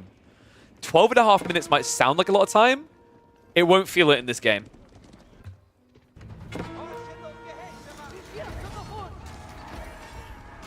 Delicious come through. Hand cannoneer mass. Getting kind of scary, actually. You know, if you're talking same back line, but men-at-arms versus the other two on the front, I got to favor Beastie. We mentioned that he wasn't really using the mine work. He is now, and wow, an immediate GG call. You know, I don't really know what Lash is meant to do with this information. Beastie had his number early on. Way too much food, way too much gold. You know, clearly what the problem here was. Wait for it, you know I'm going to do it. Lash, he just needed to be a little bit more food efficient. And he could have if he just got some Protein Works. Okay, I don't even know why I went. I had to. I don't know if that one, like, I don't know if that one's worth uploading.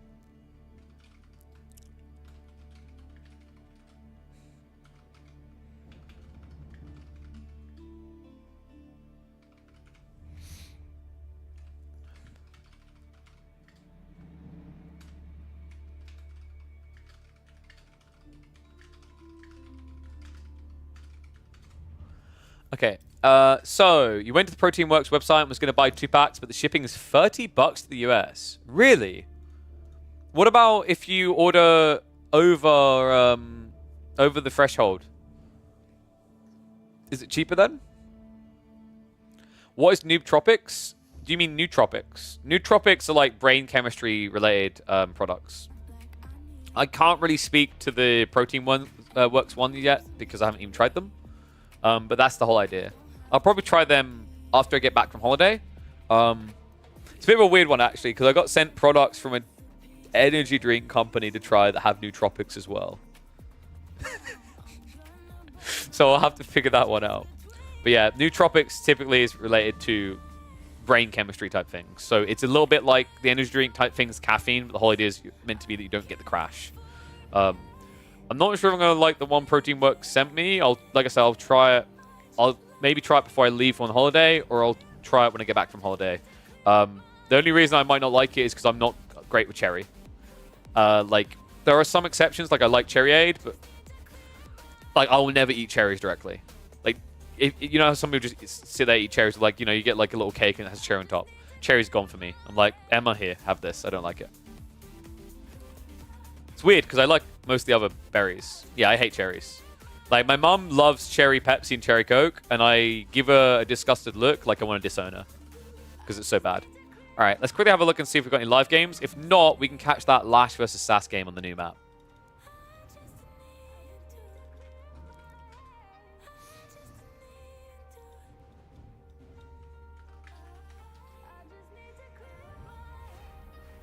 What's today's flavor? Today, we are drinking the Millionaire Shortbread, and it is actually really good.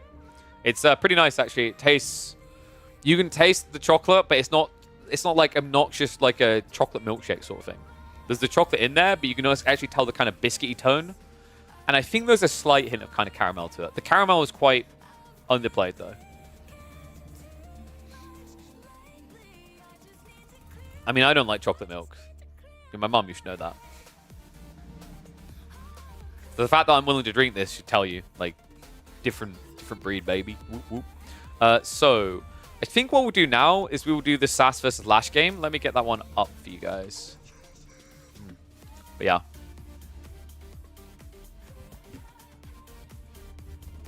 I really like that. Bring some Sunday. Look at you trying to drink my stuff.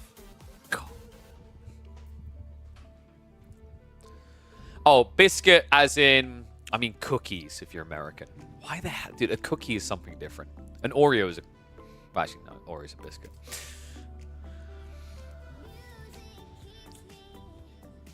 Over the threshold on the Protein website. So I believe, I'll quickly show you as we get ready for this one. So it would be, I think it's over £55 is how you get free delivery. So I don't know if that works internationally, but that would be worth checking quickly.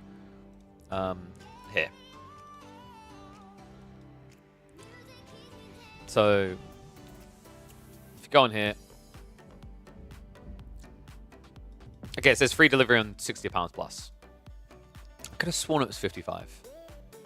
That might have been with an extra discount coupon. Because we had this the other day, because we were showing Nomad how to actually click to use a discount code. Quick do that. Doesn't seem to be working for the US. What I'll do is I'll ask my rep from the brand about that specifically, because I'm actually curious now myself.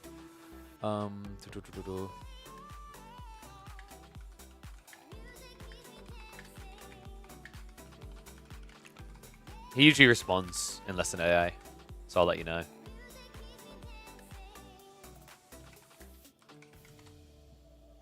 But I'm pretty sure they're UK-based companies, so that maybe that's the challenge. If I can find the general terms. Where are you? What would it be? Be about us, right? Or contact us, maybe? Usually it has like a UK or whatever at the bottom, right? No. We don't need the desk, thank you.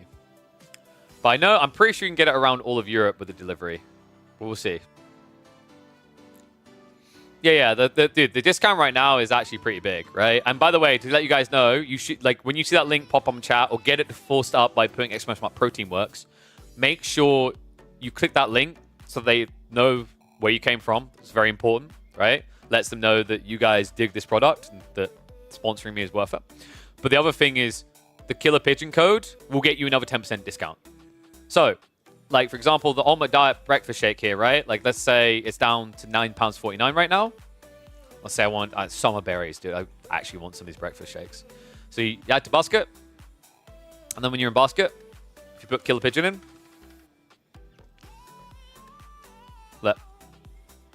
get extra discount. So, not only are they on a big discount right now, but you can get another 10% off of that discount.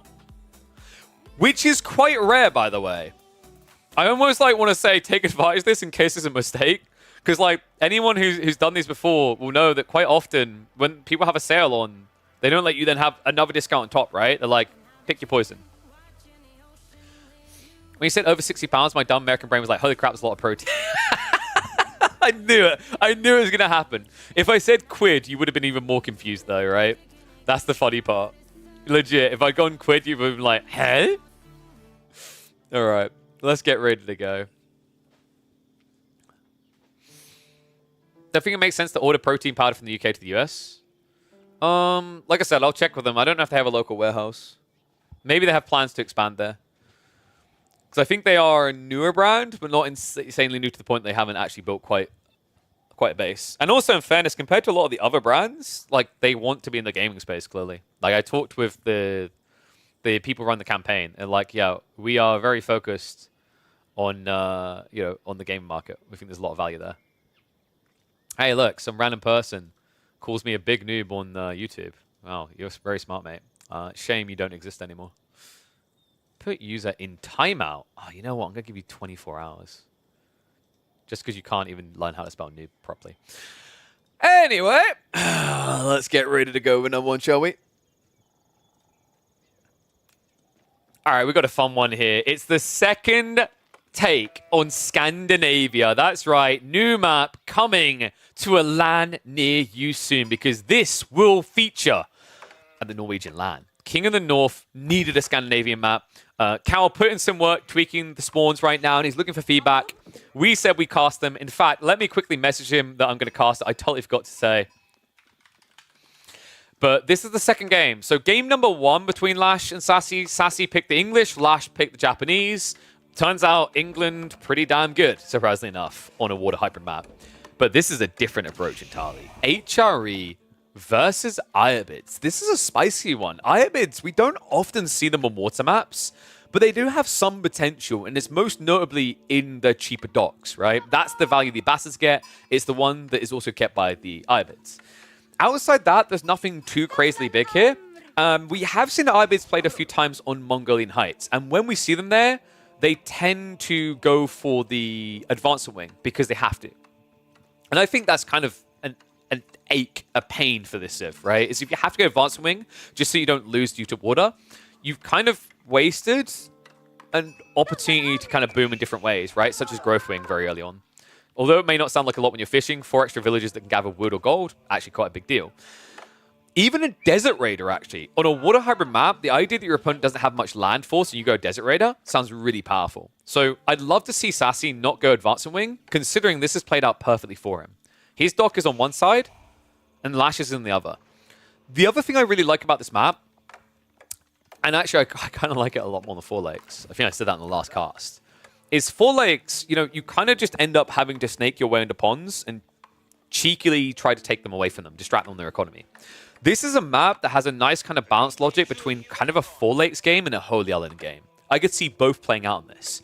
But the thing that I really like as well is because it's not contested shared water, you don't get the really obtuse and frustrating elements you see on maybe sometimes like Kawasan or Himeyama Cauldron as well, right? Where, like, for example, England will just pull 4 villages and you can't contest them as GG. Or the Ottomans will open Spearmen, or HRE will just open Spearmen and you're dead. The reality is, them making that type of play is a big gamble that most high-level players won't take. Because if they scout wrong and they don't see the right side that you're on, their Spearman play is going to come in too late. So I think that this is a really cool map that has a nice balance, and I agree. I would love to see this for Red Bull War as well. For a water hybrid map, with a few tweaks to the core resources, like I think there's probably too much small gold at home. There should probably be only 2, and there should be another 8k vein in the center, right? But, you know, outside those kind of tweaks around wood lines and gold, the concept of the map, I'm a really big fan of. And that's true. It is going to be on one LAN. A LAN that is going to have 8 players on it. So you'll see quite a few people play this one. I'm excited for it, man. Looks like Sassy is going to go for shoreline fishing.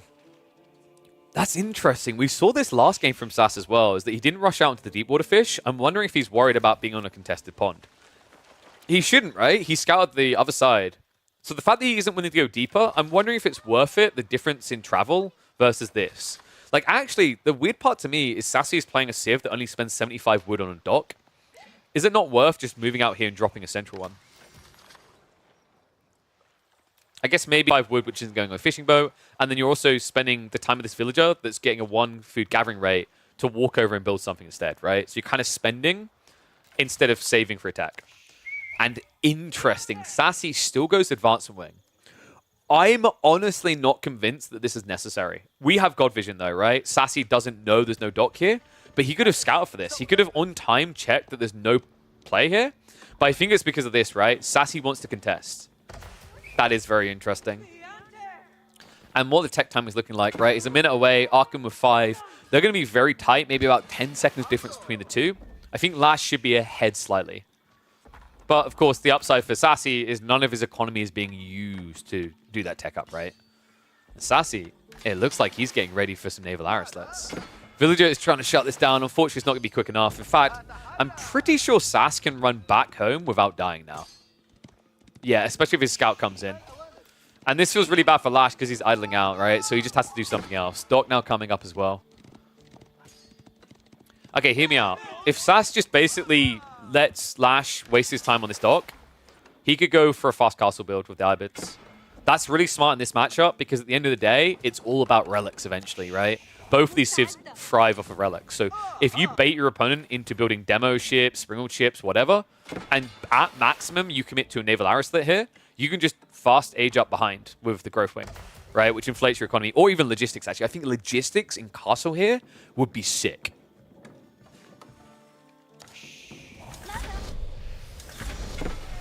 So, tech up's complete on both sides.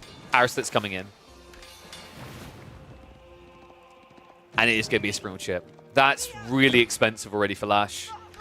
You're talking about a difference, a very big difference here. 300 wood on the docks, 75 wood on the docks.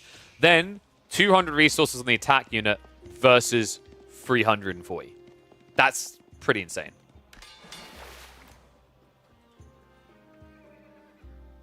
H3 can do burger with fish eco. I think if you're quick enough, he's not going to get it though, right? Like if he's too busy clearing up this dock, and you come in with the logistics dervish.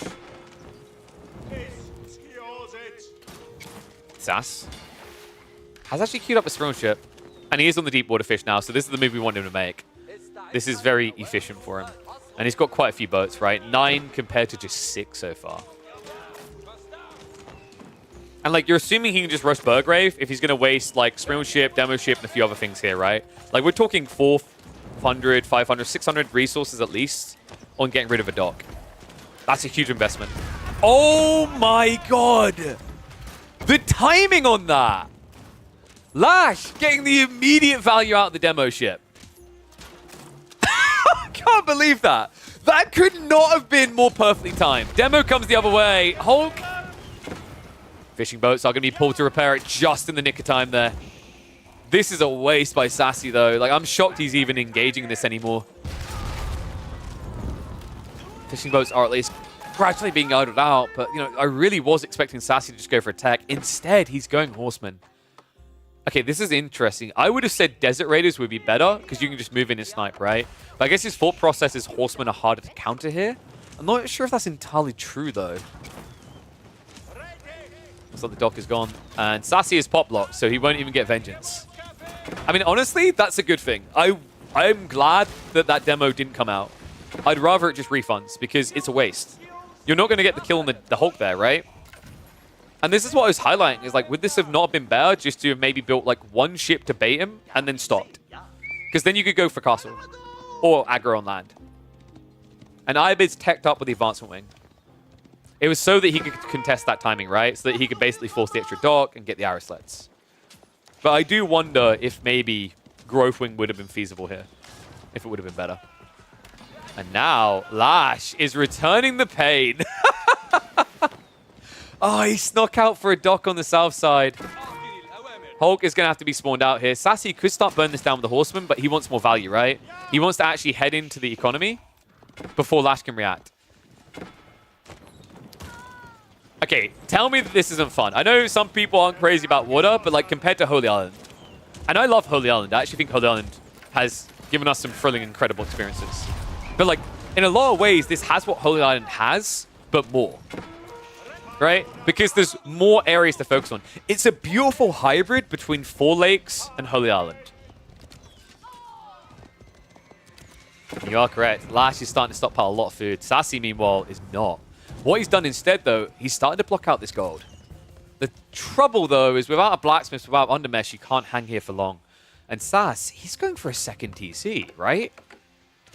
That's pretty wild to do in this position. I'm a little bit surprised by that he's not focusing on the idea of the castle age as a win condition. How much ships in the meantime? I'm not really sure what Sassy was hoping for from this. He has at least got another Sprung ship on the way. In the meantime, double galleys are going to go for the dive. A smart move here by Lash. And the sinking begins. This is sick. This is so smart right now. Sassy trying to get cute with the dodges, but at this range, it's impossible. And although the galleys will eventually go down, definitely worth. The idle time alone would have made it feel good, but getting that many fishing boats as well has to put Lash in a pretty confident position about his next move. Castle should be the win condition for Lash. You prefer to have more fish in the bases? I wouldn't. I actually like the fact that deep water fish is a value point. I don't like when deep water fish is free. That's a bad design choice, right? Like, shoreline should be the safer choice. Deep water should not. Like, imagine if Canal had a thicker river and you had some deep water fish at the central crossing sort of feeling, right? But the thing that people wouldn't like there is that whoever gets there first is GG. That's, once again, the beauty of this. Because there's two choices, you don't just feel like it's an immediate GG.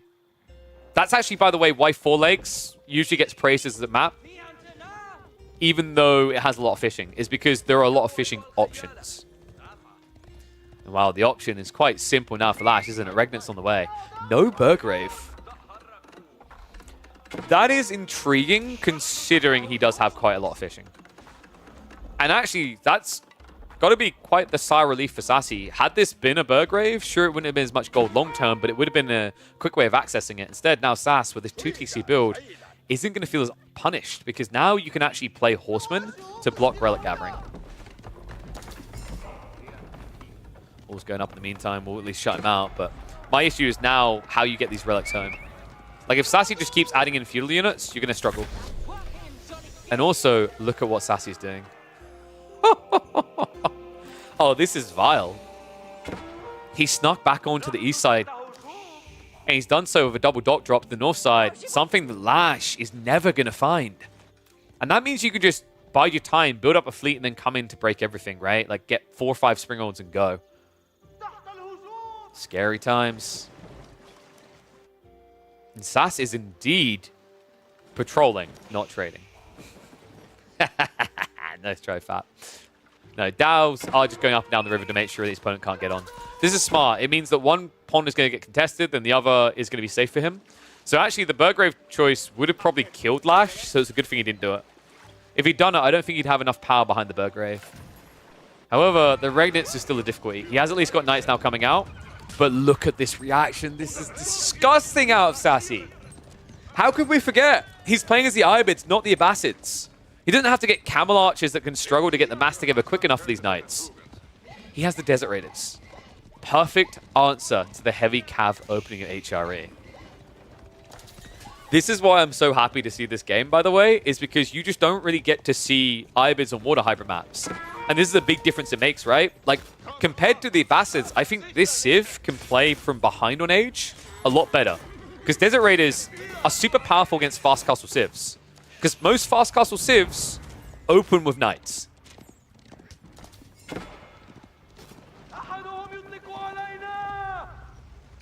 Desert Raiders with the swords out and on the way. It's going to be bad news for Lash. Remember, these units attack really fast. 1.38, 1.5. And yes, you see that correctly. 19 damage compared to 26 output. More melee armor, admittedly less health, but also they cost less. And also, this is a feudal unit versus a castle unit. Why does that ball look so big? He ate the other ball. There was once 4 balls on this map, and they just both ate. Now I'm kidding.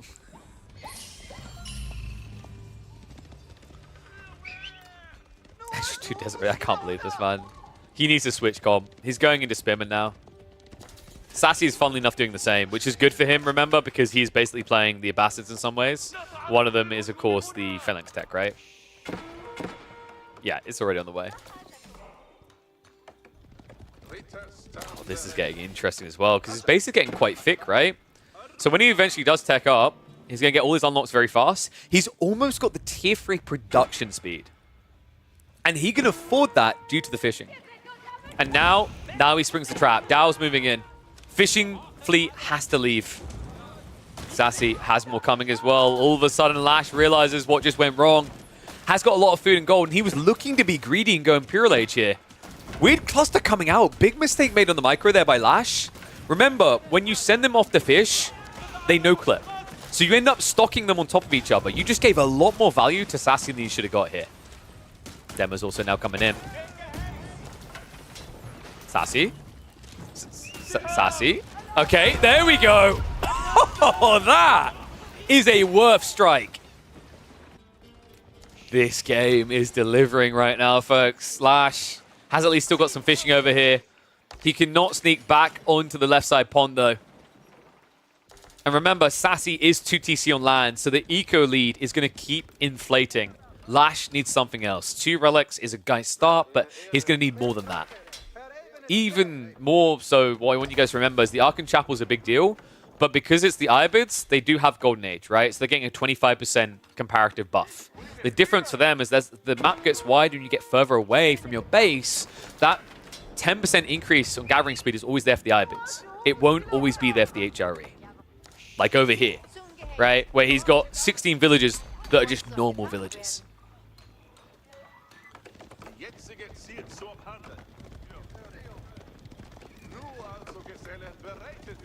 Imagine if Lash did imp while Sass is in feudal and Sass still won. Oh my god, mass Desert Raiders and you still win? That would be the biggest Keck W ever. Oh, Lash. He's padding himself, he's getting ready. Relic situation is still looking a little bit rough, but getting a lot better now. 2 more relics on the way home. This is a 4 relic game. Guys, I actually think Lash has it. Because that strike by Sassy didn't kill the water, right? So Lash still has 9 fishing boats. He's about to be Imp Age up against Feudal Age here. And Sass hasn't even started the tech up yet. Wow. I mean, even if Lash now loses the water, you need to remember that this is a Civ that can still gather a lot of wood up and just add in farms. This is a Civ that isn't going to be spending much to inflate its economy now with Palace of Swabia. This absurd landmark. Arguably, what? The best Imperial landmark? Maybe the best is stretching it. I feel like Palace of Swabia is a podium finish best Imperial landmark, right? Top 3. It's that good. And here we go. All of a sudden, this measly 25 eco lead doesn't feel that big. Sassy, what is the choice going to be, my friend? Because You need to go up fast, and he's going with the military. What? Oh, wait. Is Sassy going to try to play the long con here? Because think about this for a second. You get military wing now, and then Imp.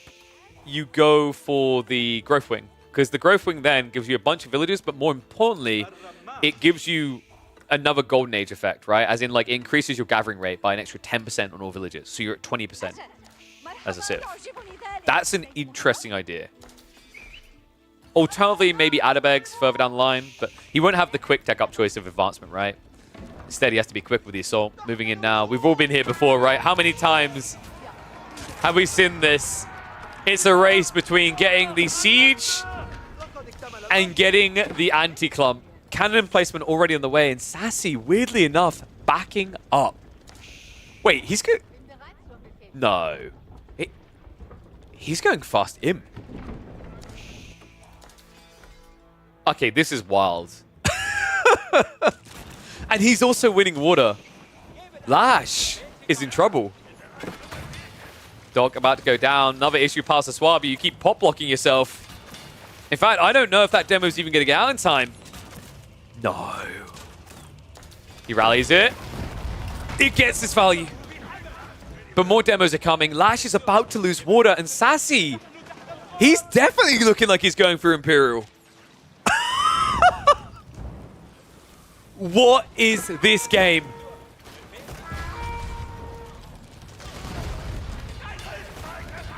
Carracks, please. Don't trust in the Carracks to deliver you to greatness. They'll only deliver you defeat. Tech up complete into castle. Sassy, he is playing castle age, not going Imperial. Golems, crossbows, immediately queued. Sass has now shut down the fishing, so all of a sudden Lash has to make a farm transition in Imp with 75 economy. This ain't great, folks. It's not bad when you prepare yourself for it. It's terrible when you have to pivot like this. And you can see by the gold, the wood, everything around it that he wasn't expecting to need to do this, right? He thought he'd be okay. Another dot goes up. Unfortunately, several more fishing boats are going to go down. Lash, so busy looking for his protein on the sea when he should have just looked towards our sponsor. And the Ram's moving in as well. That's going to idle him up a bunch. Lash, 25 villagers gathering. I mean, the weird part is he's just hard committing onto gold. Really, he needs to be on the wood. Farm's at least coming in, but he needs a lot more than this.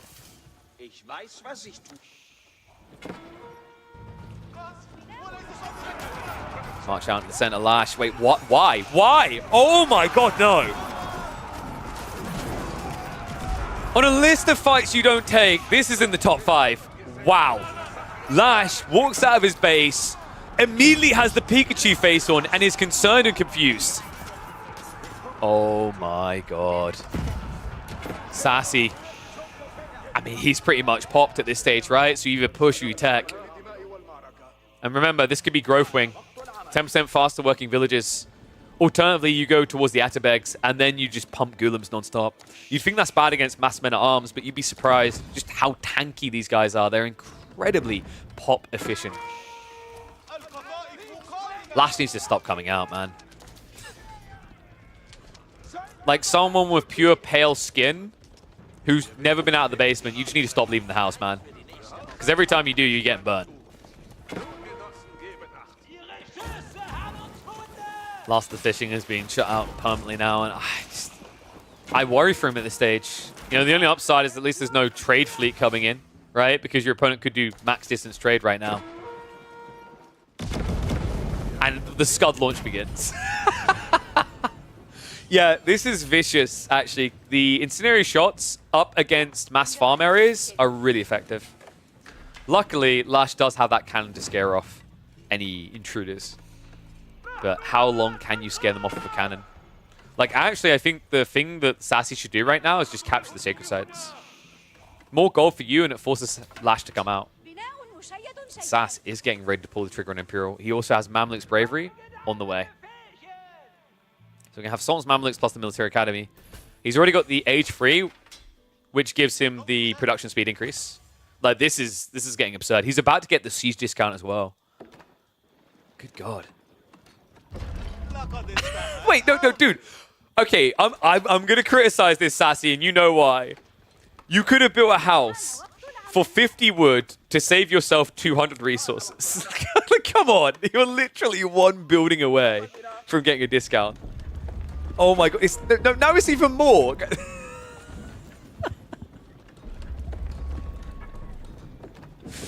It's the Tara memes time, folks. I guess the thought process here is efficient way of killing outposts, right? Because if you get 3 of these, you can basically one-hit an outpost. E-repairs doesn't work. But if you build rams, like rams take longer to kill these, but then also they clown each other, right? Because they end up body blocking. So that's kind of a smart thought around Tower Assault here. That's pretty cool. Oh my god, he still doesn't have the extra building. Wait, no.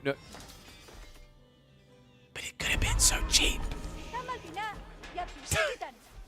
Okay, that makes it even worse. He did at least finally get it, though. So future siege weapons are now going to be 20% cheaper. Oh, wait, guys. It's the favorite time of the day. I don't see any primers popping up in the chat. Do I need to follow the Tower of the Sultan again?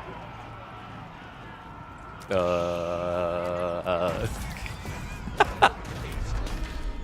marching begins. Culverins are sniping it out. Shoot.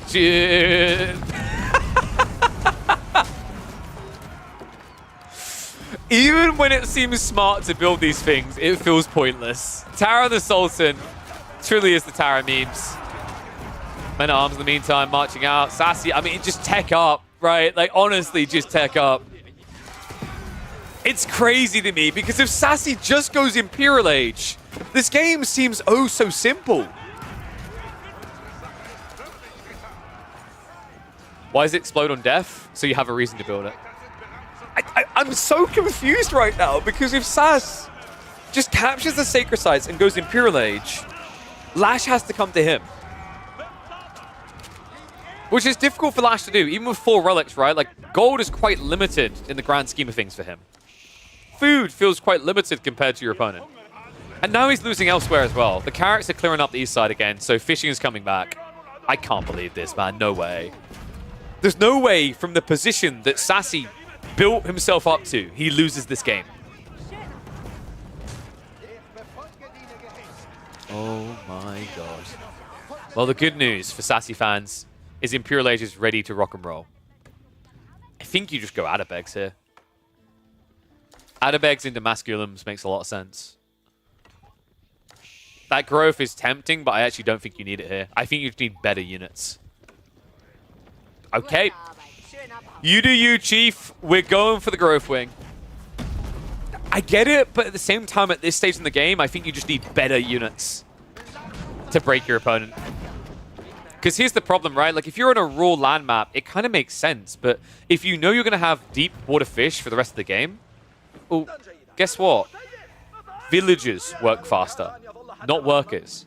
So these fishing boats don't improve from this. And yes, Culverins do indeed get bonus damage versus boats. Quite a bit. Wall's now going up from Sassy. Somehow getting away with that. Lash is like, oh wait, hold on a second. Hold my beer. I just need to get rid of this. Get out of here. Sacred Sites are still locked in, but the question mark now is for how long. Sass's tech up is a minute away. Remember, once he gets that tech up complete, the Golden Age 2 with the research speed increase means he'll be able to get his Lancers, his Golems, all those things up to Elite in 40 seconds. Also means Unitech comes by a lot quicker, right? 1 minute instead of 1 minute 30. Unitechs that should all be there for Lash, right? He's got Elite Army Tactics, and he has got Siege Works. No gunpowder, though. Not too surprising. I don't think he's got enough gold to now just spam out hand cannoneers. So gunpowder just kind of feels like a waste of investment here. Keep in mind, once Sassy is up in Imp, this is another Civ that can do Culverins. So it doesn't mean that Lash is going to get to dictate siege fights. Castle in the meantime, being blitzed down. Mangoes are arriving, but they need more assistance than this. Sass with this push in. I just don't see how this works. Like, Lash should be fine here. Full mass heal coming in. It's not going to work, though. He completes his tech up, but it might now cost him the game. Castle goes down. Lash now starting to swell up. Gold just enough to keep the pump and men at arms and spears going. Sassy, meanwhile, needs to get a lot more gold and a lot more tech ups his way. He's got almost 3,000 gold in the bank, but he's going to burn all that just getting the elite techs. And he's about to lose access to 3,000 more gold. Oh my god. Lash, this game, swings and roundabouts. I cannot believe this. Sassy, in a position that looked unbeatable, uncontestable. Yet Lash hunkers down. He holds strong and he finds a way to break through. Second castle now going up the sacred site. Sassy has only one way of winning this now and he knows it. Growth Wing with the extra 10% efficiency isn't going to be good enough. He's going to need to win this on sacred sites. Lash, not too much fishing happening, right? But that doesn't matter anymore. Remember, he's got the Archon fully set up. This is better than fishing now. And Sass, I can't believe it. In a game that felt like he had it. After Lash, clutch defeat from the jaws of victory, Sass says, no, I want that defeat. I can't believe the amount of times this went around. We had Lash in a dominant position. Sassy somehow coming back from behind. Only for Lash, off the back of Sassy getting a little bit overzealous, to get back in and get a win. And maybe help us get HRE nerfed just a little bit quicker. I think he's processing the defeat now. The moment this doesn't go up, that is it. GG cool. The second game we have ever cast on Scandinavia, and it delivers a beauty like this. Makes you wonder what more we'll get in the future. Woo! Damn! That's a good one. You've been gone a month? Yeah, dude. With a name like that as well, Daddy Pulseneck, this is your time to thrive. HRE's pretty busted. HRE's a top 4 civ. They are damn good. Oh, man. That was a really cool game. What do we call that?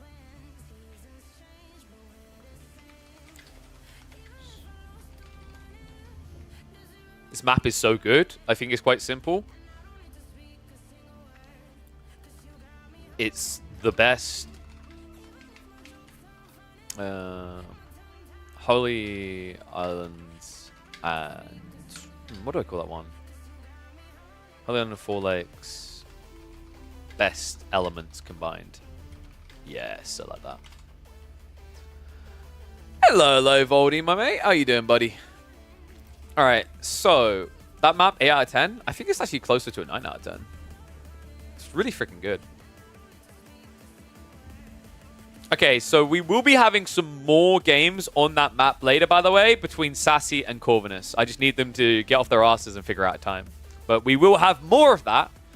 So all the more reason to hang around. Hell yeah. You hit Conk 1? Congrats, Fazia. Well done, mate. Voldy, the legit coach. Whoop, whoop. Yo, Voldemar. Explain, like, give yourself an elevator's pitch of your coaching. How often do you just use the term, just be better? Because that's the caliber of coaching we're seeing in the scene. Like, can you offer better than that?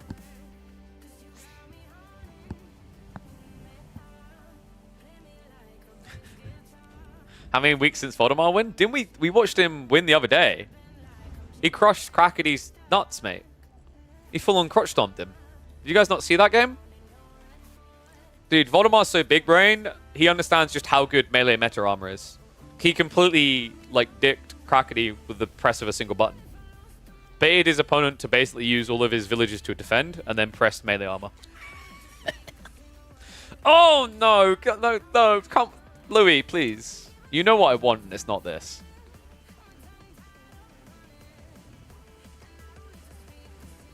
There you go. See, we set Voldemort up for a great sales pitch.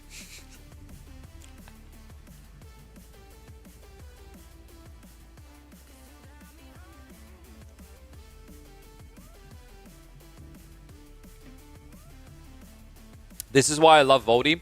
There's a lot of scammers in the coaching industry. Because it's the thing is, if you think about traditional sports and whatnot, there's full qualifications and licenses and requirements in lots of different places, right? But esports is like the Wild Wild West, and you just get people who they'll charge you $50 and they'll teach you tricks to get to conk. But what that doesn't teach you is how to stay there, and you're also screwed if the meta changes at all. So Valdi's response is 100% correct. We don't care about free falls. So XQC trying to play Age, you should cast it. I don't even know what his account name is. Do you guys want pros, or do you want to watch XQC's games? It's really bad, you shouldn't cast it. I mean, dude, isn't half the entertainment of the clownery there literally just watching him mold in the chat afterwards? I've seen a few clips. It's pretty rough. Alright, so guys, give me a sec. We've got more games we can cast. Have a look now.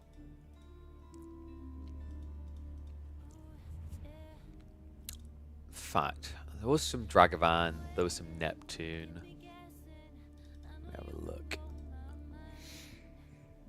There is also some low elo Legends games we can try to cast, but it's a bit of a punt as to whether they'll be really, really good or not. I just noticed Papa Samba is playing AoE 4 again. So they might have some good games in there. It's a bit tough to find how good they're going to be.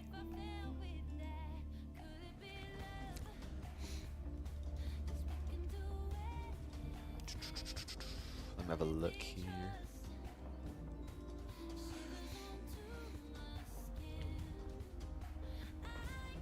Keeps telling him the wrong things and acting like X is dumb. Wait, what? He does not know most things, and then his teammate keeps telling him. Okay, yeah. Trusting people in internet, Lamau. Pros, of course. See, like, that's something I'm trying to figure out, is a way of, like, providing more content that's not just pro focus. Because I think, like, there's a lot more potential on AoE 4. Sometimes it's tough because a lot of the balance choices that have been made with AoE 4 and a lot of the features and mechanics around everything, like what you do, are pro-focused. Like, you know, for example, custom games are very hard to get right because they're limited tools. So I'm trying to figure out more ways of, like, inviting that more casual audience, because I think that is very important, actually. And also, that allows you to just have a differentiation point where, like, the pro play is in the tournaments, and then outside the tournaments, you can have this fun content, right? It's definitely something I'm trying to figure out. I think it's going to require getting a team of modders together is one of the big key elements, I think, to really get that online. Low elo video is very popular in AoE 2. Yes, but what's popular in AoE 2 doesn't necessarily convert to AoE 4. And part of the problem is, like, the expectation and what people believe in, just, like, it's different, right? So if you think about it, I think a big part that helped low elo stuff take off was actually the custom game stuff, right? Like, for T90, the video that went viral that really got him on the map was the Forest Nothing, right? So it's not just about going straight to low elo, because we've done that, right? It has a few issues, and like low elo, there's a very big difference to when you saw low elo come into the picture for StarCraft and Age of Empires 2. It was years after the game's release. So, like, what noobs were doing was somewhat watchable versus, like, what you still can get in AoE 4 right now, which is someone building basically the equivalent of real life building speed, right? Like, you know, they sit in their base, you wait 40 minutes, and they build 10 units, sort of thing, right? So that's a challenge to overcome. That's why I think it's more important to start with custom games. Black Forest low elo, yeah, but like Black Forest is terrible, dude. It's so bad. You don't have the mechanics that make Black Forest work reasonably well in AoE 2. Then you can't do Forest Nothing. And in fact, even Black Forest feels a bit weird because you have to remember that the game is pretty poorly optimized around tree density. It's a really, really big problem. That's the point? No, dude, I ain't got enough alcohol for that. New map, Pigeons High or Scandinavia? We were just checking out Scandinavia, Gully. We're going to be checking out some more Scandinavia later. I might even ask if they want to play a little bit of Pigeons View as well. Oh, there we go. Sorry, Gunter. This is what I mean, though, Gunter. We give you a little bit more time to cook, and you're evolving. You've gone from 10 to 20 units, all right? So in 4 years, you'll be up to 40 units in 40 minutes. It'll be like, dude, it's like your little butterfly spreading your wings. Okay, so let me have a look on the leaderboard. Let's see who we've got. Killjadi's been gone for a few days. Wait, he's on the Duck account, right? Let me check. I think that's why he's been a little bit AF cray.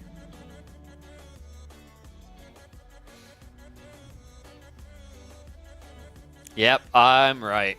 Duck's active. Killjadi went on his other account. Let me have a look. Avali fan number 2. Oh, we didn't cast those games, did we, from Baltoon? Did we? No, we...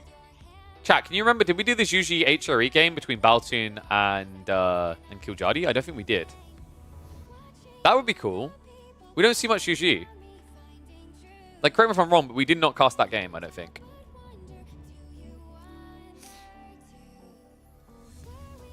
Yeah, let's go for that. That's cool. Let me just get that open then. Go to Avali fan number 2. Have my ugly mug up on the screen so it doesn't sport for you guys. Wait, no. What's Farman done now? Why are we shaming him? Actually, you know, don't need a reason. Just do it.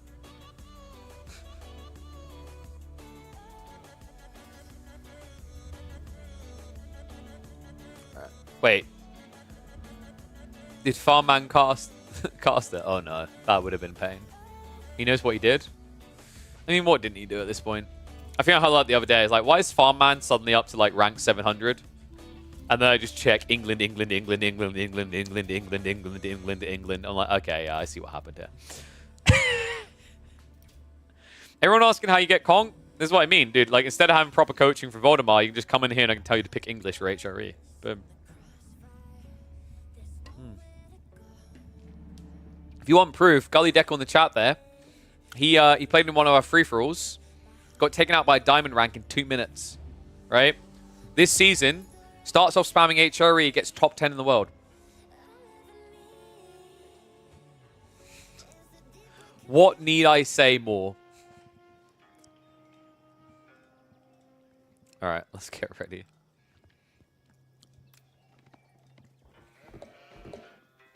A rare sight on my scene. My scene? Words. A rare sight on my screen today. Zhuji Legacy actually being picked. Dude, these are like hen's teeth at this point. You rarely ever see this happening right now. I feel like Zhuji Legacy is just hard dead. No one wants to touch it outside of some comp series when your name is Anatan. But here we are with a different name. The Duck, a.k.a. Killjadi on the Zhuji, going up against none other than Baltoon himself on the HRE. Now, I don't know if Crackly's still in chat. If he is, we need to get a check here because Baltoon and Crackly were teammates in the recent tournament. Based on that, the reason I need to check is I want to know if actually Baltoon and Crackly are still friends, considering you just picked this. This is a very, very frustrating Civ to face off against right now. HRE in practically any map seems like it can very easily nab a win. Meanwhile, it's usually on the other side. I'm puzzled as to what Killjadi's solution is going to be to this threatening Civ. Because to me, Zhuji Legacy right now, it feels like it's a kind of feudal all-in Civ, right? The Chigen Nu massing is the most logical build to do, because unlike the Chinese, you get it a lot earlier. Remember, when you want to go Chigen Nu spamming with the Chinese, you have to build a landmark and then another landmark, right? That's 1,200 resource already. Check this. If you play Zhuji, you can get into Chigen Nu by just spending 510 resources and then building the archer ranges. That's an insane saving if you think about it, right? Like, that's almost 10 Chigen Nu ahead. Now, the downside is you don't have Imperial Academy, so you're not going to have extra IOs easily. But for an all-in timer, you don't really care about that detail. That's something that pays off over time. So that's the one reason I say you want to pick Zhuji. The other one is on maps like Holy Island. Holy Island's a really good map because you can usually get a Meditation Garden drop that gets 2 to 3 stone outcroppings in it. And that means you can win with Naval Arrow Slits. But outside that, kind of puzzling to find a reason why you'd want Zhuji. We have been seeing a few players experiment with fast castle builds. It's actually really impressive with that Tang Dynasty discount, just how quickly they can get into the monks and how effective those monks are at yoinking relics for free. Because anything that contests them dies, right? Like, that's the big problem here. Unless you have knights, it's very difficult to send out one unit and expect it to be a shallow monk. And that might prove to be a problem here for the HRE. Considering that although they can fast castle quick and they can go for those knights we mentioned, let's say Zhuji go for a fast castle and add in some spearmen, all of a sudden, Blue might struggle to get his hands on any of the mid-map relics. And oh my god, how could I forget? After the spawn we saw on this map that generated 270 resources, no wonder he picked Zhuji on Rocky River. A map that is renowned for double spawning berries next to each other and plenty of extra resources around it. This is insane. You gigabrain boy. That's 72 food. That's going to be 50 gold and 25 stone. Then you add in the wood. This is indeed 150 plus meditation garden. Wow. Well, this is a prime example of why we had to nerf it, right? Like, imagine this before the nerfs. Back when berries gave 8 food instead of 6. Absolutely insane. So well played by him as well. I got just forgotten about it. I mean, this is the crazy thing as well, is like maybe Teal had forgotten about it because the reality is you don't see Zhuji often. So this is kind of an advantage in itself for Killjadi, who remember is playing on the Duck account right now, is that if you are playing a Civ that doesn't get much presence right now, there's a lot of things you can get away with that people kind of forget about. It's the same logic when a new Civ comes out. Oh my god, French Knights are OP. Oh my god, Shodu's OP. Oh my god, look at the health on an Order of the Dragon Villager is OP. And then you play against it a bit. And then you get familiar with it. And all of a sudden, you don't need to basically install OBS, get a camera, and go the crackety route and start getting ready to get something nerfed, right? You calm down a bit. So this is quite intriguing then. What is he going to do with all this food and gold? Could this now be the fast castle build? Because at this point, you sort of compete with the HRE's economy, right? Your limited food lasts a lot longer with the IO. You get 20% instead of 40%. But your opponent is going to have to set up farms because of the Ark and Chapel placement. It's like, realistically, I could easily see a world in which yellow reaches castle first. And definitely seems more feasible now with that. Looks like Baltoon is going to be playing Feudal Age.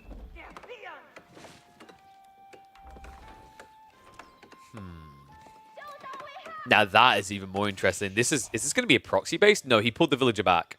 Okay, that's a detail I don't like. So he's going for Song. I would have loved to have seen like Chiganu spam all in, but I guess the issue is against HRE here, right? So instead, is he going 2TC? He did get the mining camp between the two.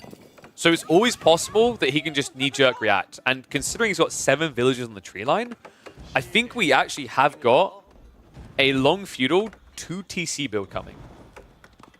Maybe. He's definitely going to have to with the archer range to begin with, right? Considering his opponent's done archers, and yeah. So that is very interesting. I think Killjadi was intending double TC, but he just scouted the archery range, and he changed his mind. He realizes now he has to play Chukanu. Now, this is interesting, right? Because in the Lombo Chukanu matchup, it's very favored towards English because of the extra distance. Now, HRE has a different type of advantage. They don't have range, but what they have is gap close. I don't think gap close is great here, though, because it puts you in the firing range of the Chuganu. So really, what we're about to see here is a test of the HRE's economy power versus the Zhuji's quality power. HRE build archers now? How long have you been missing? Yeah, Don Artie was ahead of the meta, guys. Like, Don Artie, if he just trained for Tech 2, he would have beaten Marine Lord. 5-1. I think Dom was actually the person doing the archer builds that, like, the earliest, because he was doing it before you even had the March Endurance buff. And here we go. Final resource haul. 72 food a minute. 9 wood, 50 gold, and 25 stone. So that is indeed 154 resources a minute.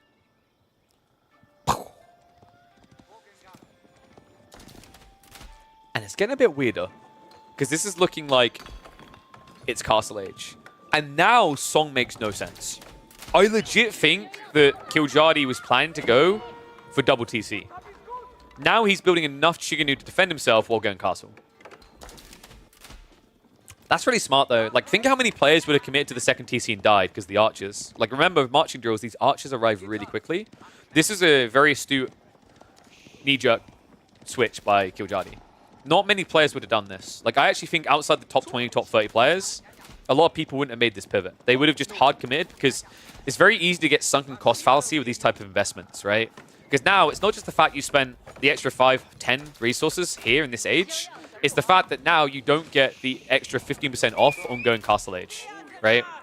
So you add like all those kind of elements together, all of a sudden you feel like you're a mile behind. But his choice to actually not go 2TC here is what's making this game now look better for him.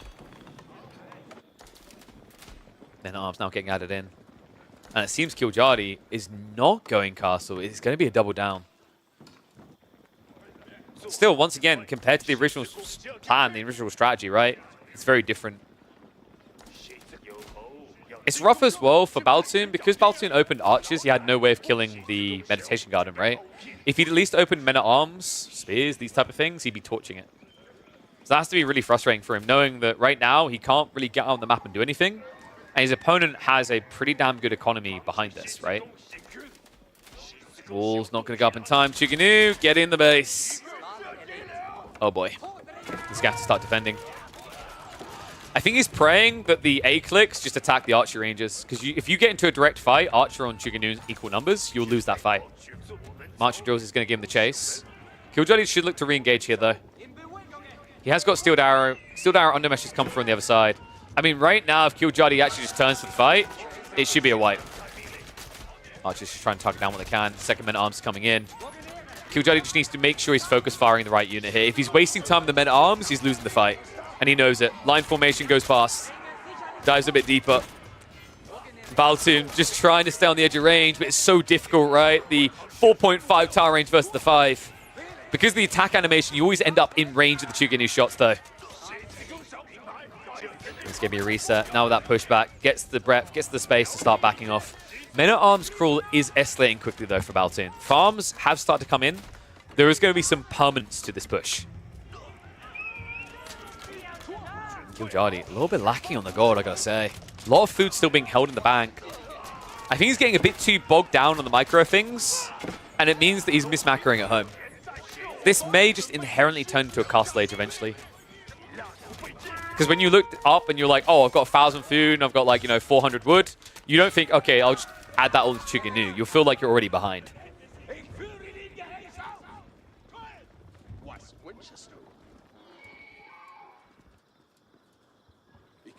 Needs Feudal Palace Guards? He'd never have enough food for that Crackety. Unless he used my link on Protein Works. Okay, I'm I can't help it. It's so fun. Am I weird for the fact that I enjoy finding like smooth sponsor integrations? Am I weird that I get like a kind of little kick out of that? Be honest. Not like cringe ones where it's like, and now for a segue. Speaking of giant mechanical deers, now a word from our sponsors like we weren't even talking about mechanical deers. What's wrong with you? Meditation Garden. No, not like this. The goldenest fruit in the Garden of Killjadi is at risk. The defense must be mounted. He's fixing the mistake. He did not have Undermesh before. His gold was really poorly managed. He's now adjusting that. In fact, the melee armor plus Undermesh is actually a big advantage here. And look at this. Baltoon now ready for a tech up. He goes up to 6 Men-at-Arms in the field like this and still's ready to go. And oh my god. We got a Burger Boy. Burger Baltoon on the way. I think Killjadi's dead, surely. Wait, no. Okay, I'm going to say something that people don't want to hear. It's going to be a reality check. Chuganu are OP. If Killjadi gets to like 50 of these and camps the Burgrave, I actually think Baltoon can't win the game. But he has to camp the Burgrave. This is huge. Has to get in quick. And what better unit to siege through buildings than Chugin? It's so dumb. Don't mind us, boys. We'll be in a second. Okay, but here's the issue, Crackety. If you're going to build archers, you're building them out of here, right? So you need to build more archery ranges right at the back. And yep, there we go. Baltoon fully aware and ahead of what's coming. Smart play by the Swede. Tech up complete. Wall about to be broke. We're at 44 Chuganu. And it's about to turn into a chicken. Oh no. Burgrave isn't even doing anything right now. Archers haven't been upgraded yet. This is bad. This is really bad. You don't want to be taking the fight yet. The Men-at-Arms are at least chunked up. Chiganu have to reset. Can he break this? There really isn't that many of the bad boys yet. Archers are starting to make a difference. Veterancy is coming in 25 seconds. But the Men-at-Arm count is getting low, and I love that micro from Killjadi. He immediately pulls some past, lets the rest deal with the Men-at-Arms, and pushes the Archers away. Oh my god. Okay, now we've really got to get Cracky's official opinion on this, because he's the HRE Nerf Master. If the HRE loses this, will you finally admit that China and Zhuji need a nerf? Oh, of course he will, guys. He's a Byzantine main now. He doesn't care. Chukenu, what a freaking unit. You've got to be kidding me. And the problem right now is Baltune just really doesn't have that impressive an army, right? Like, his gold, he's working it hard. He's going to run out quick at this pacing, though. He should get a lot of Men-at-Arms out of that, but I can't believe I'm saying this. It almost feels like Burgrave isn't enough production. He has at least got the archery range at the backside, but they aren't really producing that much. In fact, yeah, it seems like this... Wait, is he misusing his buildings? Oh my god, he's queued them together, but these ones are getting priority production. So it means he has to fight here. Chiganu into the base again. Killjadi somehow gradually getting towards Castle Age with this as well.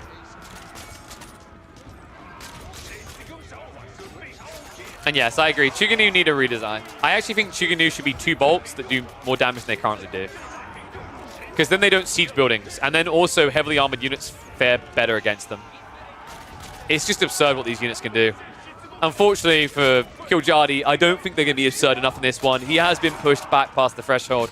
Men-at-Arms being dove into here as the Chiganu want to get on top of the archers. I don't know how this ever works for Killjadi anymore. When it looked like Baltune was about to be idled on the farms, I could see it. But now that Baltune is double digits Men-at-Arms and picking up relics, this game is over. And yes, you are correct. There is level 2 Pierce. Well, under armor, right? You're talking about the ranged armor. So even when you dive the archers, it takes a lot longer to kill. And we have got the 2-handed weapons coming in as well. Killjadi, at this point, it's turning into a bit of futility. If he was at least casting behind this, you could argue Shaolin Monks, pick up relics, a way of getting back in the game. But I think this is looking pretty over. Chiganu are going to go in for a dive on the archers again, but this, once again, just too many Men-at-Arms on top of them. And I don't think we've seen the army look this small in a while. Yeah, this game's over. Well, I'm going to stand by. I don't think any other unit could have made it look that close. Chiganu OP, thank you. Nerf's incoming. It is frightful that this unit, massing in Feudal Age, can so often convince us that they could still win the game. Because we've seen them time and time still win the game. I definitely agree with what Cracky's saying that, like, you can't nerf them, and I actually highlight this to devs that one of the big problems is when you take archers away from the Civ, you actually lose an ability to rebalance Chiganu. So I agree that, like, a rework, I think it should be against unarmored units the same damage output, but less bolts.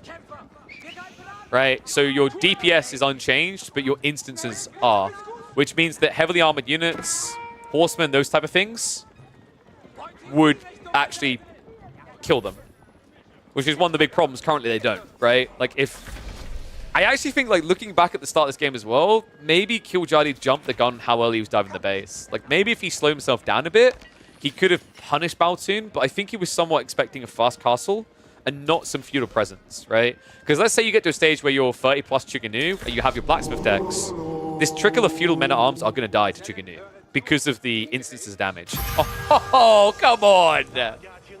The Wololo on the flank, Eco. Army also on the move. I think Killjadi knows this one is over. He was waiting to see if Baltune was going to make a mistake, but now it's undeniable.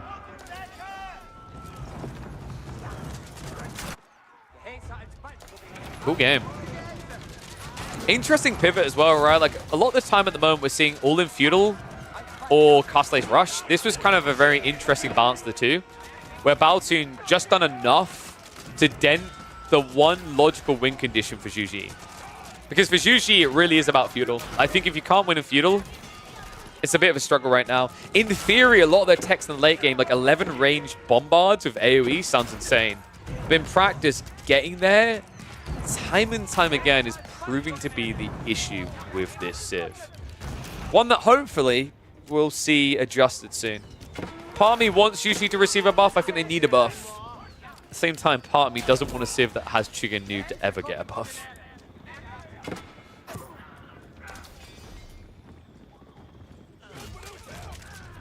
Last stand at the Meditation Garden.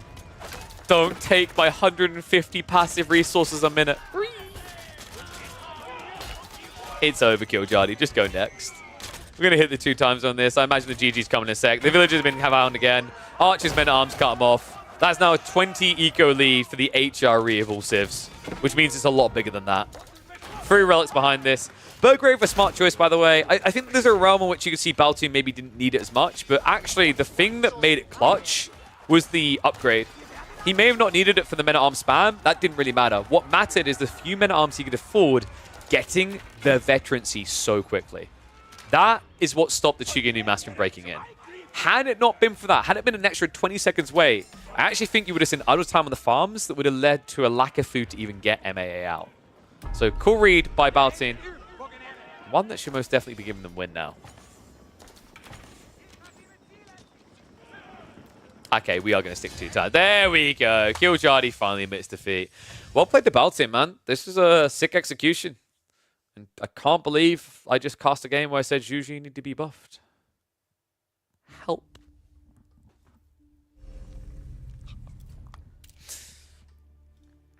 Sup, Core? How's it going, buddy? God, I can't believe I said Juju need to be buffed.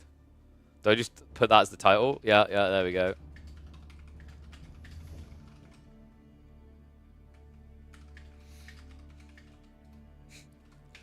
I say this as someone who hates Chuganu. Yep, no, that's the title. Wait, is Call you haven't played the game since? Is that how that works? That you know that timer's still going up. Hold on a sec. Let me where is it, guys? Is it 7 now? Get on the ladder, mate. Gotta catch you winning.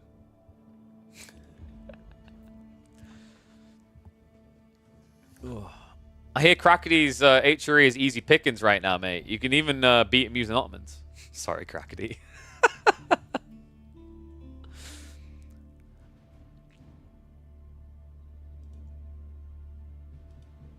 Oh. Wait, Sassy, are you here? Are you and Corvinus getting ready for games?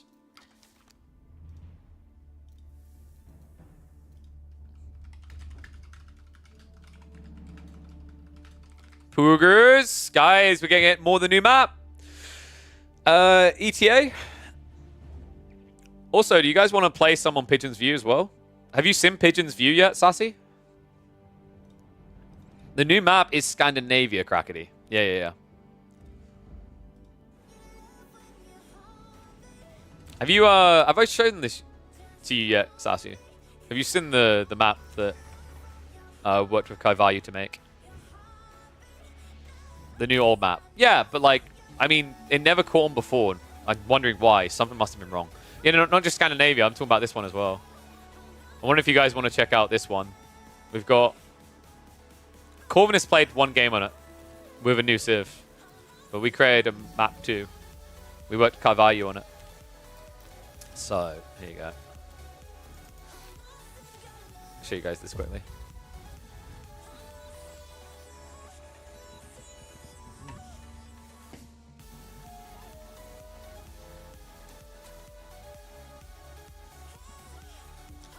Really proud of this, actually.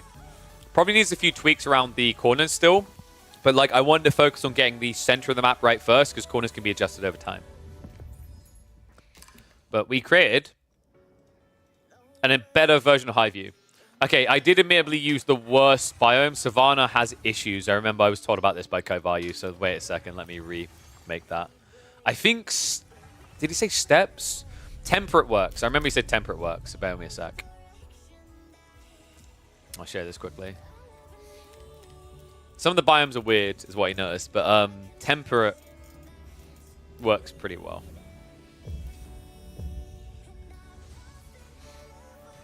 You're so happy for Highview being fixed? Dude, like, I mean, I got tired of waiting for the devs to do it. The reality is the devs probably aren't going to do it because they're too busy making new maps, right? Which I kind of get, right? Why try to fix maps that might fundamentally be broken? Like, why is Altai not getting fixed? Because Altai is hard to fix. I know some ways Altai could be adjusted. I actually think someone should try to find a destroyable cliff if it's possible. Here you go, guys. This is the new Highview. Oh, wait. I just realized. Wait, was I showing the game before? Here we go. Check this. Is this not cool? Trade posts in the center of the map. 2 sacred sites, not 3. And they're centrally located. Fat stones in the corner. This corner probably needs a little bit more. I might suggest putting a tree line in the corner at the far back. This is so much better.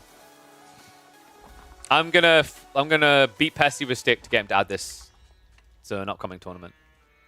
I actually think that this is close to bounce. Like to me, Highview is actually a really cool map for competitive play, interesting strategies, and also for viewers, right? Like it ticks a lot of boxes as well. The fundamental issue has been the resource positioning. This is the sucky thing is like you can't have trade posts at the back, and you really can't have sacred site in the back corner. It makes it impossible to win. This is 20 times better than what exists. Loose Deer is way better. I mean, that will happen. Come on, dude. That happens on Dry Arabia. Let's not be delusional, right? Like, are you telling me that can't happen on any map? I think that's a minor detail in the grand scheme of things, right? A lot of this is better. Yeah, that's part of the normal spawning logic. That's nothing to do with the map. Is this modded Highview? This is indeed. But yeah, let me know if you and Corvinus want to play some games on this. I want to get some share matches going. We did have the map tried twice in the Persian show match, but obviously the focus was more on Persia there.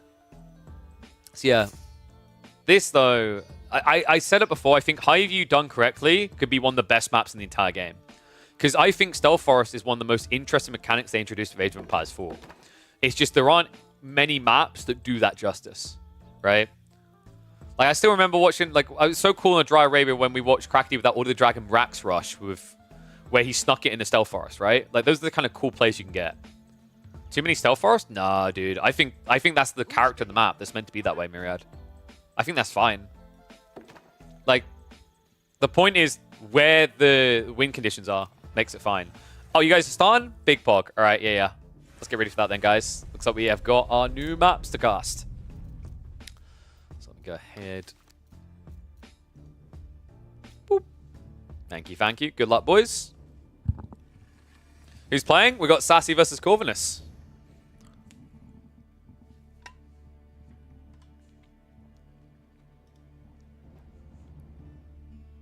Yeah. Like, I like the idea of a stealth forest across the map where you feel, like, blind and scared. Alright. That's it. Come in. I'm banning your ass.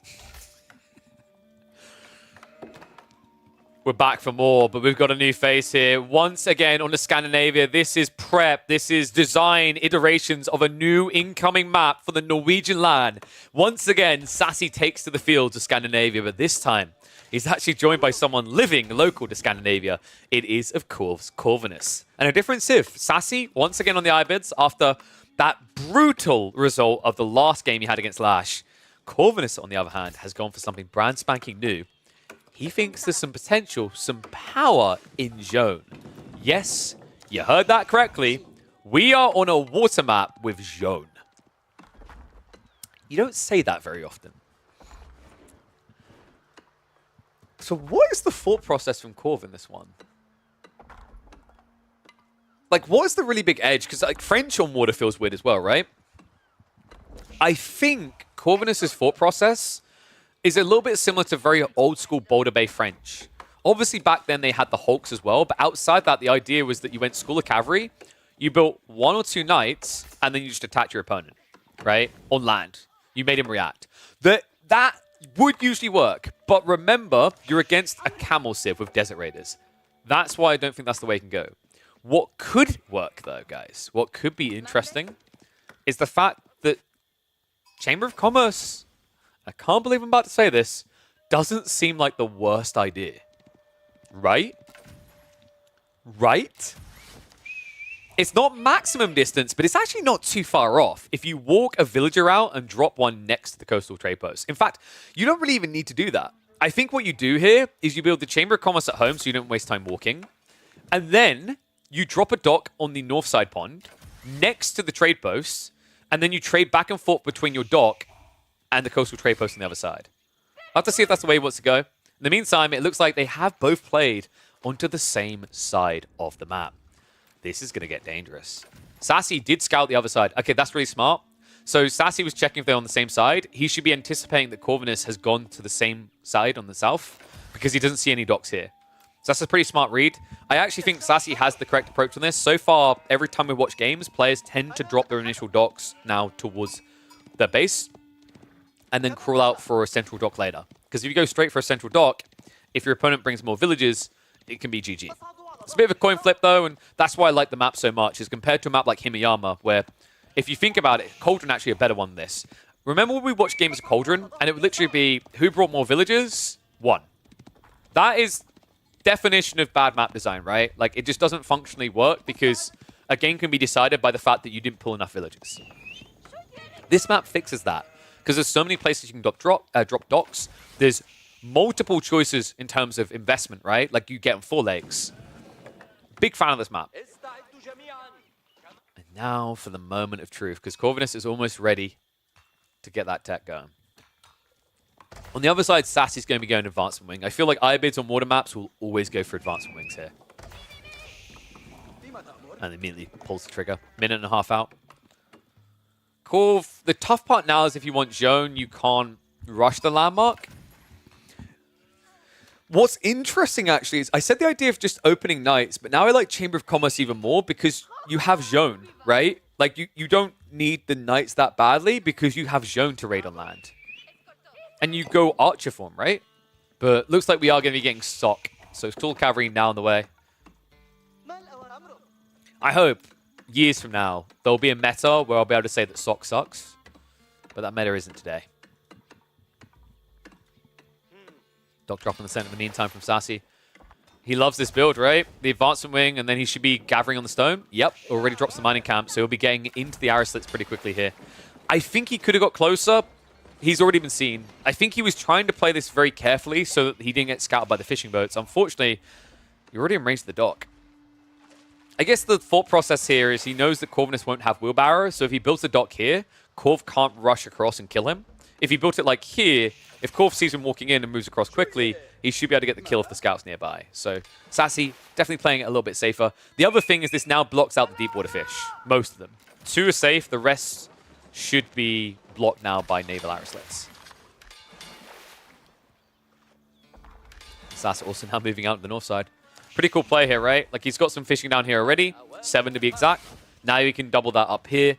And he'll always have a safe economy. Meanwhile, he'll have the ability to block out Corvinus. So I think what you're going to see in this game is Sass is going to focus on blocking fishing eco from his opponent, and Corvinus is going to try to block land economy from his opponent. Tech about to complete. How far off are we from Zone being into level 2, I wonder? Ah.